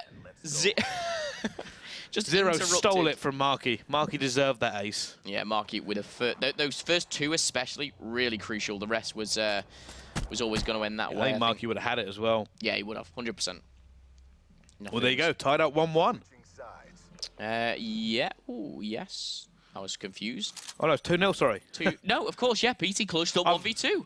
You got me confused there. Funny enough, I was actually already in the next game. I was thinking series score. Oh, I see. I see what you're doing. I'm infused. They look so good. Anyway, let's jump on board with Quicker and see what he can do. Now, holding outside tin, not really making anything here. Nelson is going to go down there. And does this mean a little bit of a rotation from the guys on Excel? And oh, there is actually someone above him. Quicker may run out here. Oh. If only they could hear each other. Yeah. Just touching through the sheet metal like a rom-com. Do like myself, good rom-com, I will say. Well, right now, backing off again. Rotation did not work. Brain getting up high. Using the wall run. Did he see a player there? No. Didn't see anything, unfortunately. Right now, time is burning down for Excel. Difficult for them to make anything of this. Urban's going to get into a flanking position. Urban kind of confused where that player was. Finds one. Looking for the second. Turn coming down. Gets a second as well there, Urban. Now Zed going to be left alive, and Marky will take him out as well. 3-0 infused. Yeah, 3-0 infused, and pretty much a clean sweep there for the guys of infused. Marky B getting this final kill cam. Easy enough for him. Oh, easy that power position. Taking down Zed. Well, there you go. Infused are just ripping apart Excel so far in a search and destroy. 3-0. Going in round number 4, though. I believe Infused now will be on the attack. Yes, they will. Of course, on the 4th round, XL only have 4 kills to their name. You know, on the other side of things, we've got 12 for Infused, really showing their class. Marky B on 4-on-1. We're on board with him. Is the HC coming out? It looks like he's trying to get in a position to use it. Urban holds up a second, lets his teammate take some shots. He wants to push forward here. Eventually runs out. HCXD will make the push. Urban gets through. I can actually hear that just flying around in the background. No, he's still a player there. He's literally going to put it on him, Marky. And Zed didn't have Flak Jacket. I think Zed was hoping not to be seen. Definitely wasn't the case. And Infused again. You know, Marky B's going to be crucial here because the player's about to jump up. It's Brain. Brain being very patient. I'm surprised Marky challenged that, if I'm perfectly honest. Didn't have to. Did anyway. Now left his team in a numerical disadvantage. And now we see another gunfight going down the train. PD, he's got to be calling for PD. No, PD didn't go back to help him. I mean, PD might get pinched here. Yeah. And down he goes. And you could see that happening a mile off, and the defuse is going to come in. Looks like Quicker's going to take that one from him. Shouldn't get it off this, I don't think. No. Be 50 away from the HC. And the first round on the board, though, for XL. Always the first. I think they got overconfident there. I think it was a little bit overconfident. So I said PT waited instead of coming to help Zero. They were clearly going to push Zero when Zero was weak. I think it was Marky B. I really did challenge Marky challenged the first thing. It was that first challenge for Marky. He had no reason to challenge either. Hoping to maybe make a bit of a hero play and then back off, but wasn't able to actually make the play. Nope, not at all. And we'll see if XL can continue their round-winning streak, if they can make it 2 back-to-back. And Zed has 2 smokes available. Where are these going? Yes, where they're going. Mid, and they're going to push hardware. No, they're actually going to push straight through the smokes. Going straight through. This is very, very ballsy from them. One goes down either side. Nolson and PT fall. And that's going to be a spot there from Zed. Looks like he's going for the flank. Oh my goodness, he's trying to get this one here. Trying to desperately get it. No, Zed, as he ruined this advantage he had. He knew where the player was. Does eventually pick it up, though. Teammates coming to back him up. Marky B and Zero now in a 2 versus 3. Yeah, this is a really good chance now for XL to extend the lead. Zero is in a 1 versus 4, 1 versus 3, should I say. The bomb is going down. Quick is actually planting that. I think if Zero gets this, he might be on for the ace. I'm not entirely sure. I didn't see who got the first kill. Yeah, he's got a kill. Gets one more. Now 1 versus 2. If he can make this next kill very quickly, he will have the advantage. And it looks like Excel are going for the trade. They're playing the old buddy system. Yeah, they're going to going to have him, surely. No! Oh my goodness, Zero! How on earth did you do that to him? And now Brain has got to play the time and figure this one out. It may be too little for Zero after completely embarrassing him. He's got to challenge him. Oh, he's played the time well. Can he get the ace, though? He's above you. Oh, he's not going to turn on another player. That was embarrassing. That was embarrassing. Yeah, to say the least. It was. And it's only because Brain held his nerve. And it was just the time that hurt him there. How on earth he turned around and got him, I don't know. Oh, it was disgusting. Disgusting. But nevertheless, XL 2 rounds back-to-back. Can they make it 3? Can they level things up? We'll have to wait and see going into this, as Infused will have their pop at the attack. And Zero, is he sniping again? See. He is not. No, okay. Didn't work, so he swapped it out. I like it. Well, let's see how they play this one then. And see Urban and PD maybe making a push now. Hardware push come down. It's Marky B who's gone in very, very quickly. HCXD will now push forward, allowing them to get a little bit extra knowledge going down. Glitch as well activated for Urban. Marky's eventually lost quicker than you activated his own HCXD. Yep. Again, number advantage goes for XL. This is a real chance for them to even things up here. 56 seconds left on the clock. Time ticking away. Bomb in the hands of Urban. But look at them all congregating round A. Now, unfortunately, I mean, the problem is he has to stay here. He doesn't want to stay here. He wants to back off, but he has to just cover his teammate for long enough. See a player there looking for a pre-aim coming in, not able to get that kill. Would have been massive if he did.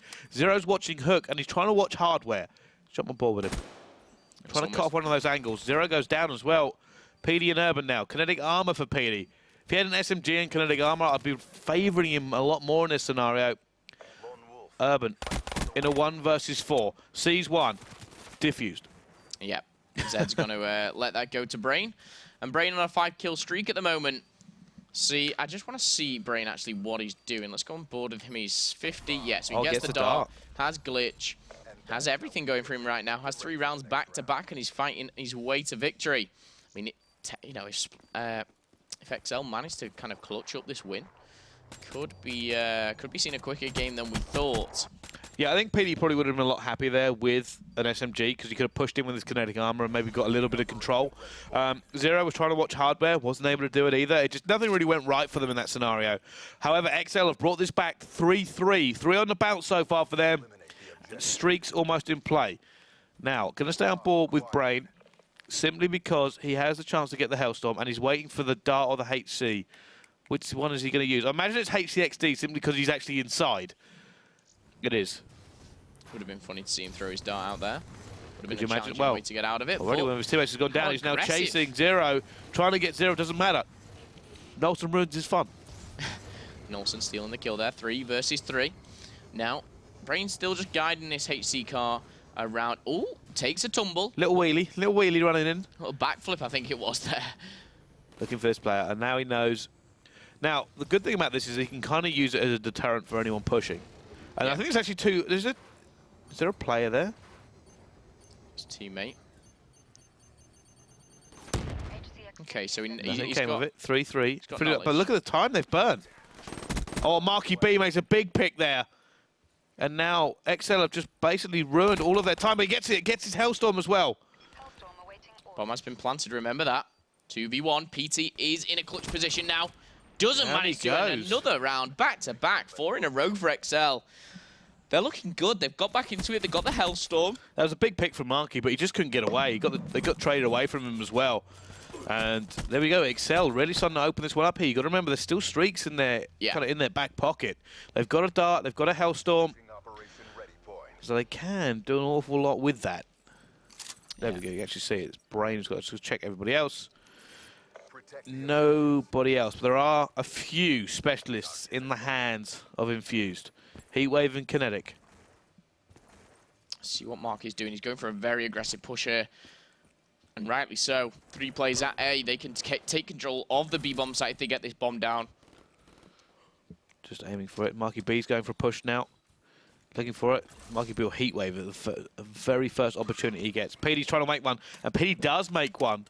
He's going to see a second player as well there. Activates his Kinetic to take it on. No, Zed outshoots him even with the Kinetic.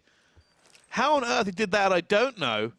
Yeah, neither do I. And now Urban's chasing chasing the kill. He's going to see that play. They're going to be able to pick it up as well. Trade surely coming in. At the same time, it will be Nolson. This will be a 1v3 if he makes it. Now 1 versus 2. He's already got the first kill. However, Bomb is now down, and down he goes, and Fuse will bring this back to 4-4. Yeah, Marky B pushing him there with his Can't believe teammate. he lost that with a kinetic. I can't. I don't know. It must have been. I mean, it didn't finish a headshot, but there must have been headshots involved in the gunfight. Definitely died a lot quicker than usual. But 4-4, Marky B. Now that's the first round in 5. Should I say that Infuse have actually picked up? Well, here we go, and we can still see it is going to be Brain again, and I have to watch him. He has Glitch, Hellstorm, and Dart. Now, can he use these effectively enough to win his team this map? Now, he's holding right back. We could see Marky push him if he knows the darts come out. But he actually has to get past. And it's a good... Quick's in a really good position there, actually, to protect. Yeah. There we go. Dart high in the sky. This is my method, you know. I just go so high, and then I can look down on everyone. There we go. Trying to get that information. Did you see that red dot in the bottom right?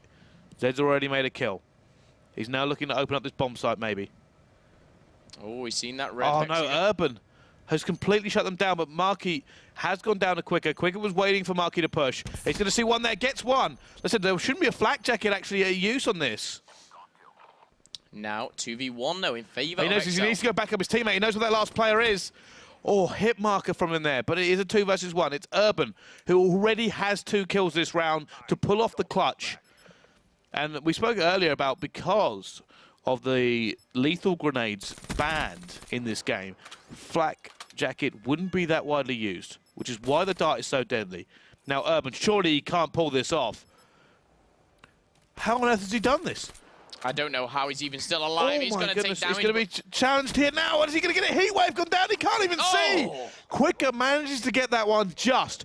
Urban took down 3 members of Infuse and almost pulled off the clutch. And it's only Quicker's heat wave that probably saved him. Yeah, and it did save him. It clutched up the round for him.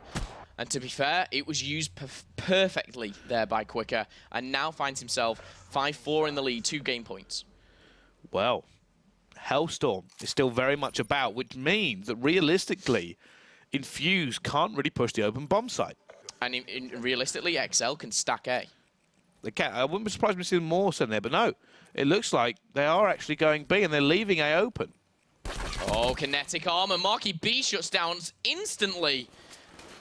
He has the heat wave. Oh, my goodness. That was ridiculous, and now that's going to come in. Surely a kill and a 1 versus 3 for Quicker. He's done it.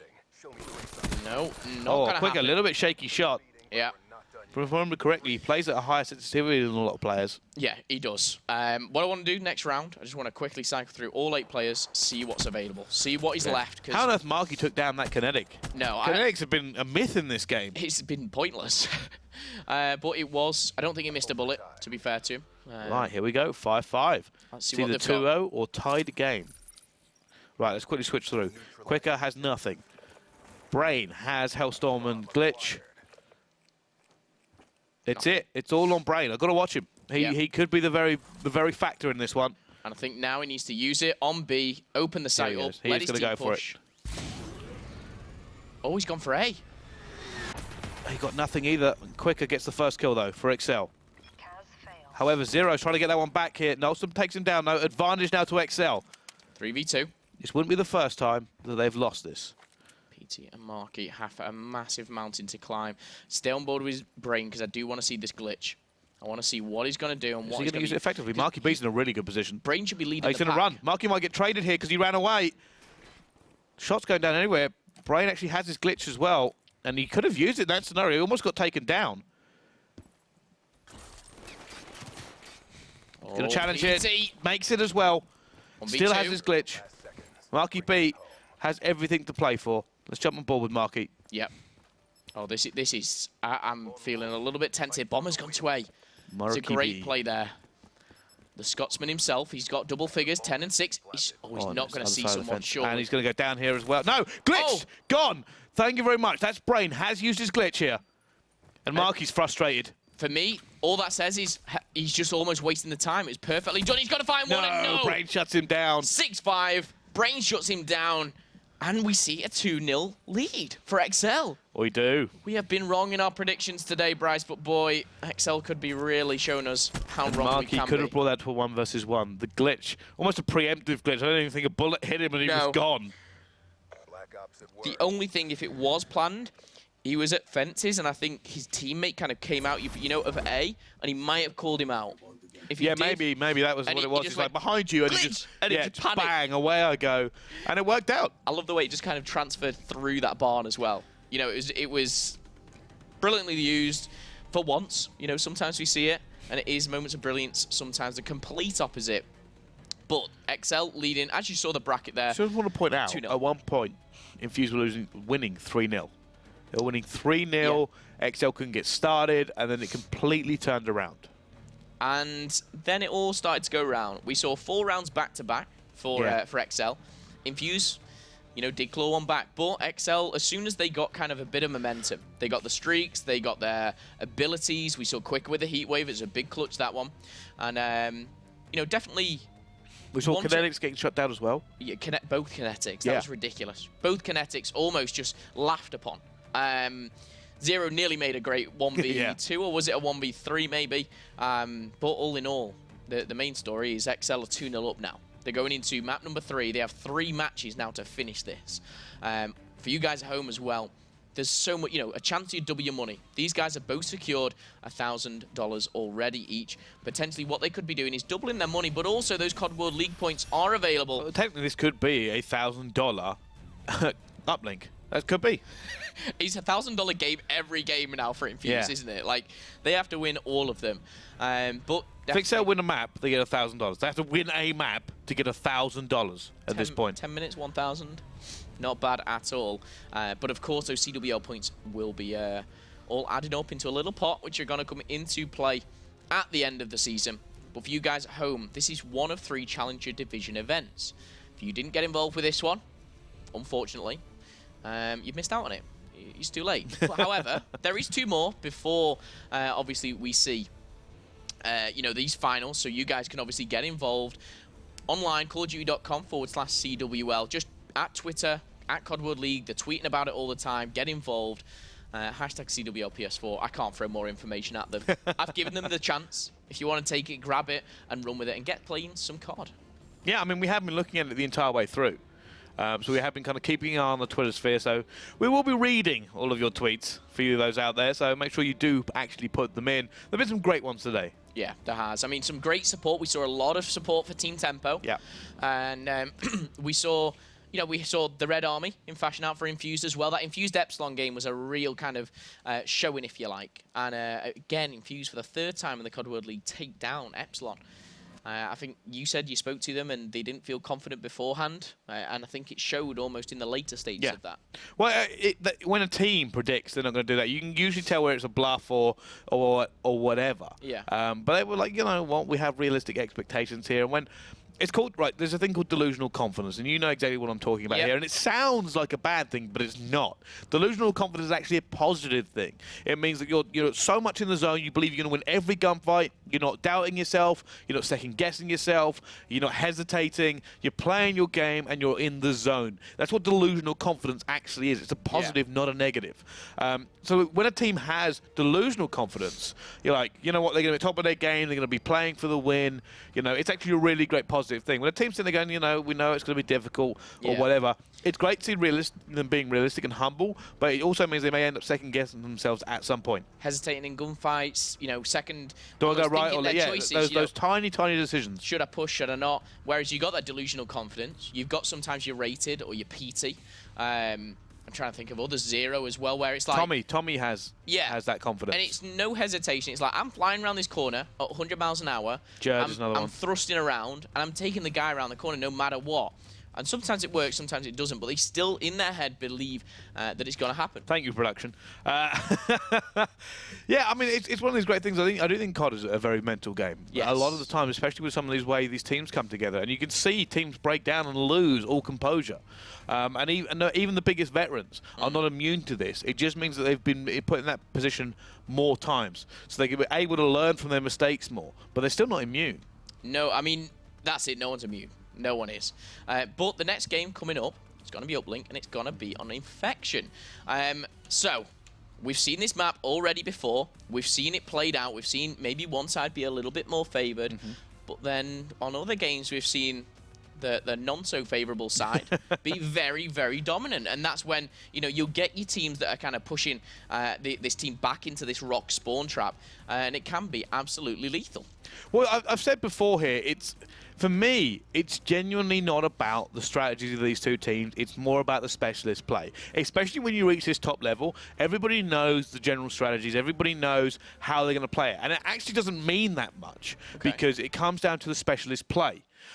It's great to kind of push and overextend. You can get those bodies going down, but a lot of the times you'll see somebody backed up, whether they're running a kinetic or a scythe. We saw that earlier on. Bran ended up running, getting 4 points off a scythe play. Right. I said, and that makes a difference. You can have all the greatest tactics in the world, but a lot of these times will come down to the way you utilize your specialists. Yeah, and like you said, I mean, is there any one specialist out of all of them? Let's take Overdrive out of it because that is generally banned. Is there any one that you think is the most important one, the person who has the most pressure on them? Talk about putting me on the spot here. I mean, I can go first. I think when you're talking specialist, for me, I always think Heatwave. And I always think that because if a specialist kind of fights a specialist, like, say, a Tempest versus a Scythe or a Kinetic Armor versus an Annihilator, it's pretty much even. But when Heatwave comes into it, if you can get it right, you've won that gun battle, no matter what. And I think it almost puts a bit of pressure on them. I agree with you in parts here. I mean, if you can actually say which is the most important specialist, Heatwave is up there, and it's up there because it's a reactionary specialist. Yeah. But it is one of those ones where you have to use it in the right scenario, and you can just end up just burning the air around you and doing pretty much nothing. In terms of the biggest plays we've seen with this, it's usually not actually Heatwave. Heatwave will win that gunfight, but Kinetic Armor has saved people's lives and make them make amazing plays. Yeah. Active Camo, again. That's what I was thinking as well. You're dunking over people. And we've actually seen the Scythe be really effective, simply because people are using it as kind of that focal, and the amount of kill string you can pick up with it. Because you're winning big gunfights, and not only are you winning gunfights with the Scythe, you're forcing the enemy team to disengage from you. Yeah, and they're not going to challenge. Yeah, they're not challenging you like they would with Active Camo, or if you've popped a kinetic, or if your Heatwave has just gone off. They won't come and challenge you after that for the trade. They will usually back off. Yeah, because they can't. They don't want to challenge that side, knowing they still have almost a lingering disadvantage. It's a longer disadvantage for the enemy team. I mean, it's a very valid point. I think the best thing that your answer is kind of given me is all of the specialists are equal. In a certain way, they're all positive in their own kind of scenario, and it does make it so there's not one overpowered specialist. It's almost like they're kind of specialist. It's almost like they've been made to be equal, which, you know, I'm sure isn't by accident. I'm sure he's very thought out. Hey, it's why they're called specialists, right? Because that's what they are best at. They are a specialist. But anyway, let's get into this ban and protect phase. MR6 disappearing again. XL will have none of that. Thank you very much. Yeah, and Smoke is going to be following. We've seen that one Smoke. Overdrive, very normal. On CTF, and that was almost horrible to watch. Smoke and Active Camo all coming into one. It was almost confusing to even try and watch. But Overdrive's taken and Concussion as well. We've not seen... I wonder if XL are going to know. They're actually saying no tactical, so no tac mask going to be used here. Active Camo gone again. Like I said, that's one of the most important specialists. Without any shadow of a doubt, it's almost a guaranteed pick in any game mode. However, that has gone. Rapid Fire has not. So you expect to see that from Quicker, and it will go away from him as well. So nothing really out of the left field. The MR6 is, of course, a counter ban. No tac mask is going to need to be used. That frees it up, although you don't really need to use anything else. So yeah, fairly normal here. It's nothing too different. We're not going to see trophies. We may see flak, although I don't really see us using that either. Not on Uplink. It's not used that much. No, not it's used a little bit, but not millions amounts. Yeah, nowhere near as much as other game modes. But we're going to see Tempest actually chosen for Brain. It's interesting how Brain's actually kind of transferred from the Scythe to the Tempest. But it's going to be a mirror matchup. Yep, mirror matchup again. Very standard. I mean, there isn't a lot of kind of they could use outside of these. Yeah, the Tempest has become a lot more effective here. Obviously, some people still prefer the Annihilator, but you have to be so kind of bang on with the Annihilator. That's why people are choosing the Tempest. Yeah, you can be that little bit Plus, less accurate. you can occasionally get that chain. Okay, we've seen it once today. but most professional players aren't silly enough just to walk into a dead body, which has been electrified. I mean, it's something I personally would probably stay away from. Yeah, I always find somebody shuddering with electricity to be something where I don't want to go. I mean, there was a person in my local Tesco recently, and I was like, I don't want to. I was like, I don't understand what's going on here. I just want some milk. I might have to come back later. So you opted not to help them and just walk away and go, can I have my milk? Hey, I've seen movies. I ain't messing with no electro. Like that's how supervillains are born. That's it. I mean, part of me right now would think you probably have, gone and helped them, and you are some supervillain or superhero, maybe. Yeah, it's a villain. Let's be honest here. Yeah, let's be honest. But as the guys create their classes, the guys ready up. Big green ticks. It looks like XL are nearly ready. If Quicker can be a bit quicker. Yeah. I always find that it's so easy to make puns off his name. You try not to. It's one of those ones where he probably regrets picking that name now down the line. Should have just been like Marky B. Just Marky B. Just imagine if everyone's name was that. It'd just be. Mine is. Oh yeah. Well, I know, but like the first name and then the letter of the surname, it'd be so I'd boring hate that. to cast. It'd be Adam P takes on Marky B. Yeah, that would be awful Trey to cast. M takes Dave M. Oh yeah, let's stay well away from there. Yeah, let's never do that again. What would yours be? You know what mine would be? Be Bryce. Let's not get into this. I just don't go by my first name anymore, and you know this. You've known me for quite a while. It's Bryce or Brycey, and that's fine. There's no need for or Tacular if you're Josh or Madcat for some reason. Well, they call you Bryce Tacular. No, they just call me Tacular. Oh right. Okay. It's a weird one. I think Reedy occasionally calls me that as well. Okay. But that's enough of the name game. Let's get into this next match. Enough of names. Anyway, into the map, and potentially the last one, Bryce. Potentially the last one. $1,000 on the line. One map to win it for XL. 3 to win it for Infused. Okay, a lot of M8s I'm seeing here. Some Texan trophies for Marky B. Out goes the nades. Flak jacket has been used. Both going to come into play straight away. Zero with a double headshot. PT added to that as well, and this is where Infused can really pounce on the drone and push forward. Zed just holding back, though. Sneaky, sneaky. Slowly does it. Zero might be actually go for this now. Backs off. Says, no, I'm okay. But his teammates are trying to make these kills now. Pushing forward. He might go for the one. No, he's going to go for the two. Using the movement. Easy put down for him. Yeah, and this... Who's that one player? That's Urban. This is a massive play for Urban now. Just shutting them down. The spawn kills are going to come in. Urban making the second, and this surely is another play. But no, Nolson is the only one to almost suffice that. And Marky B... Oh, they've been shut down. Yeah, it's surely going to be another 1, maybe 2-point play. No, Marky's now going to go for it. He's going to throw one. Just throw one, Marky, and get ready for the next push. Zero still holding it down, though. Can Zero continue to hold this? Picks up the second, not able to get the third. Zed will eventually break it. However, PD may choose to just manually pass this if he can make this kill. He does. And now PD's away. He's actually going to bring it with him, knowing that they have this locked down so far. And he might be able to make it 2 here. Just simply the armor should save him long enough. No!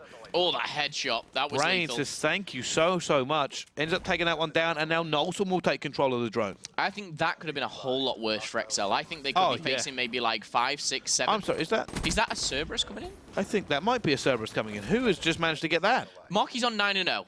Yeah, okay, well, it might be Marky. Potentially might be Marky then. Might be Marky. He's on 9-0. Small chance that it is in fact Marky B. Marky B will actually now have his XL run down, and it's being EMP'd heavily. I'm just going to wait until see if it comes back. It does.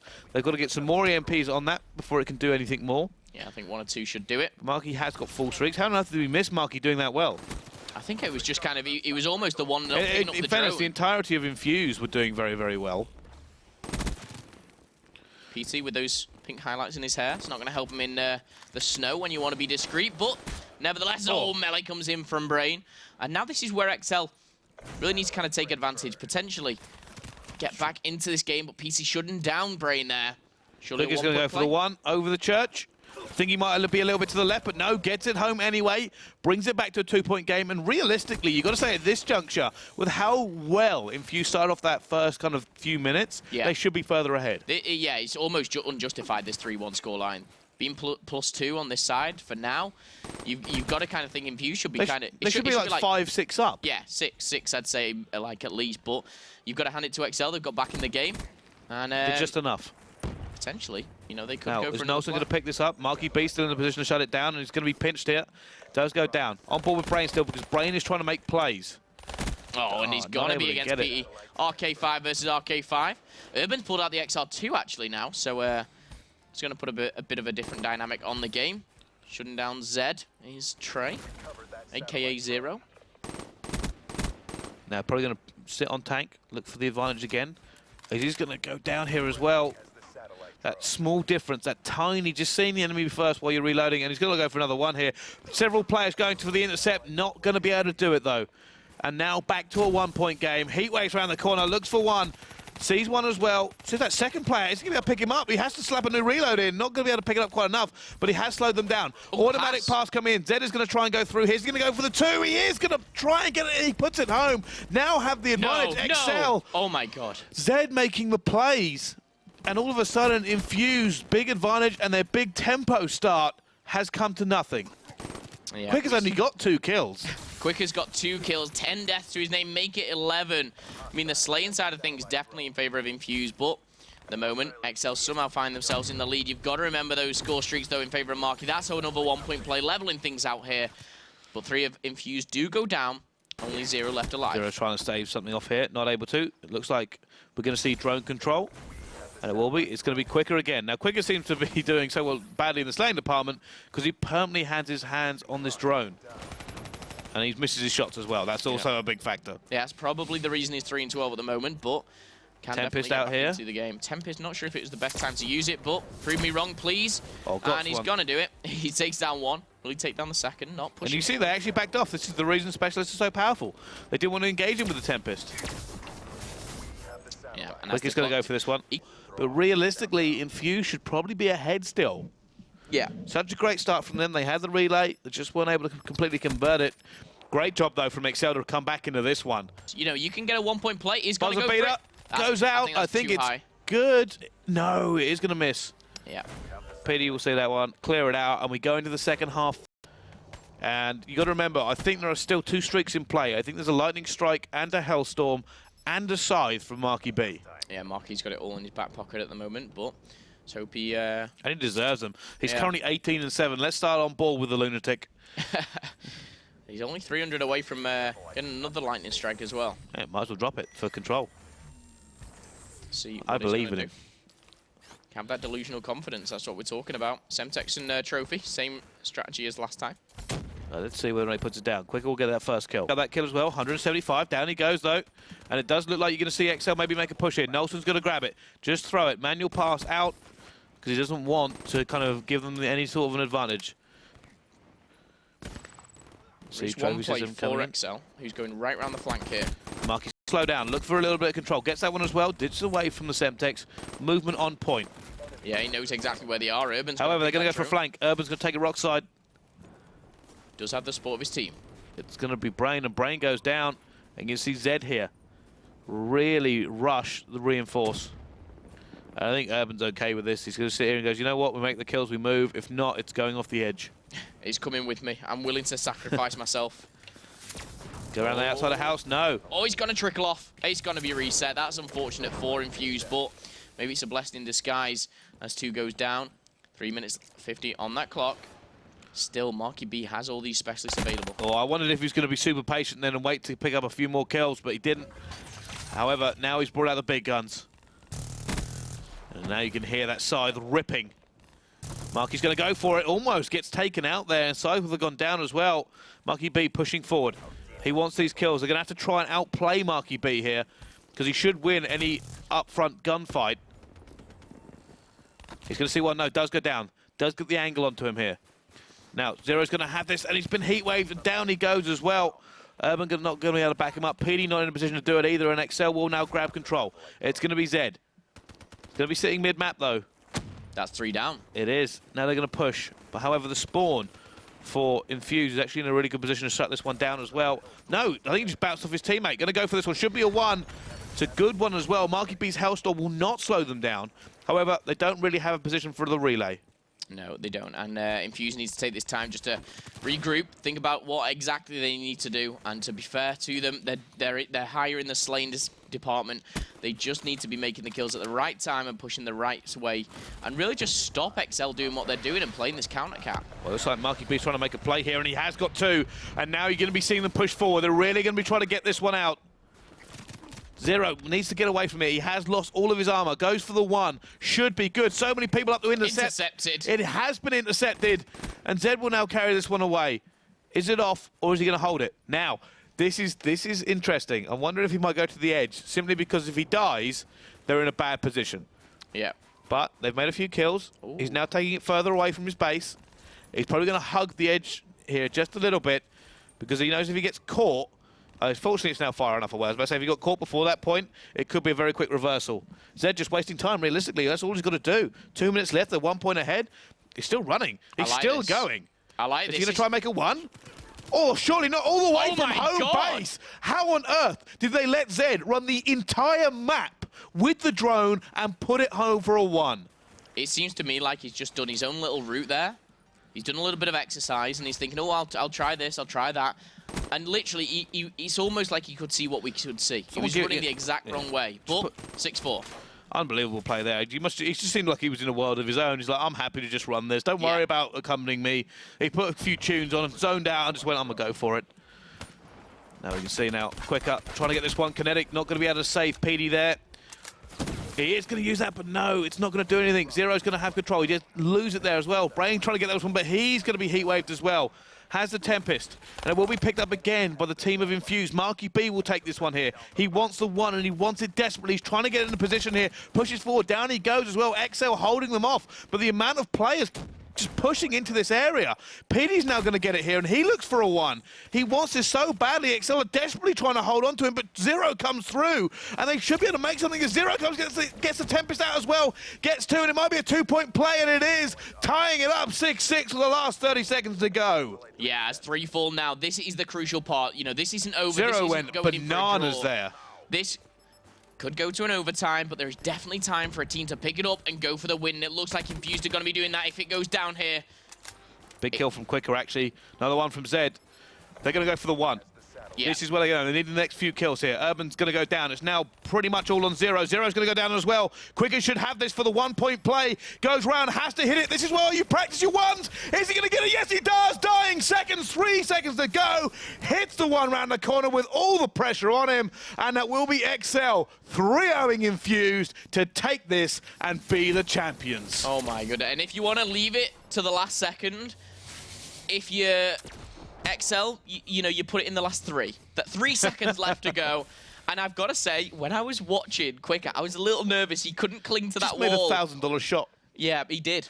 That's what it was. A lot of pressure on him there. Everything you've done today, it all came down to that. And what a way to finish it there as well. Such a great shot. Unbelievable. And I thought he was struggling to cling to that wall. He was a bit edgy, made the shot in the end. And obviously a huge congratulations to XL.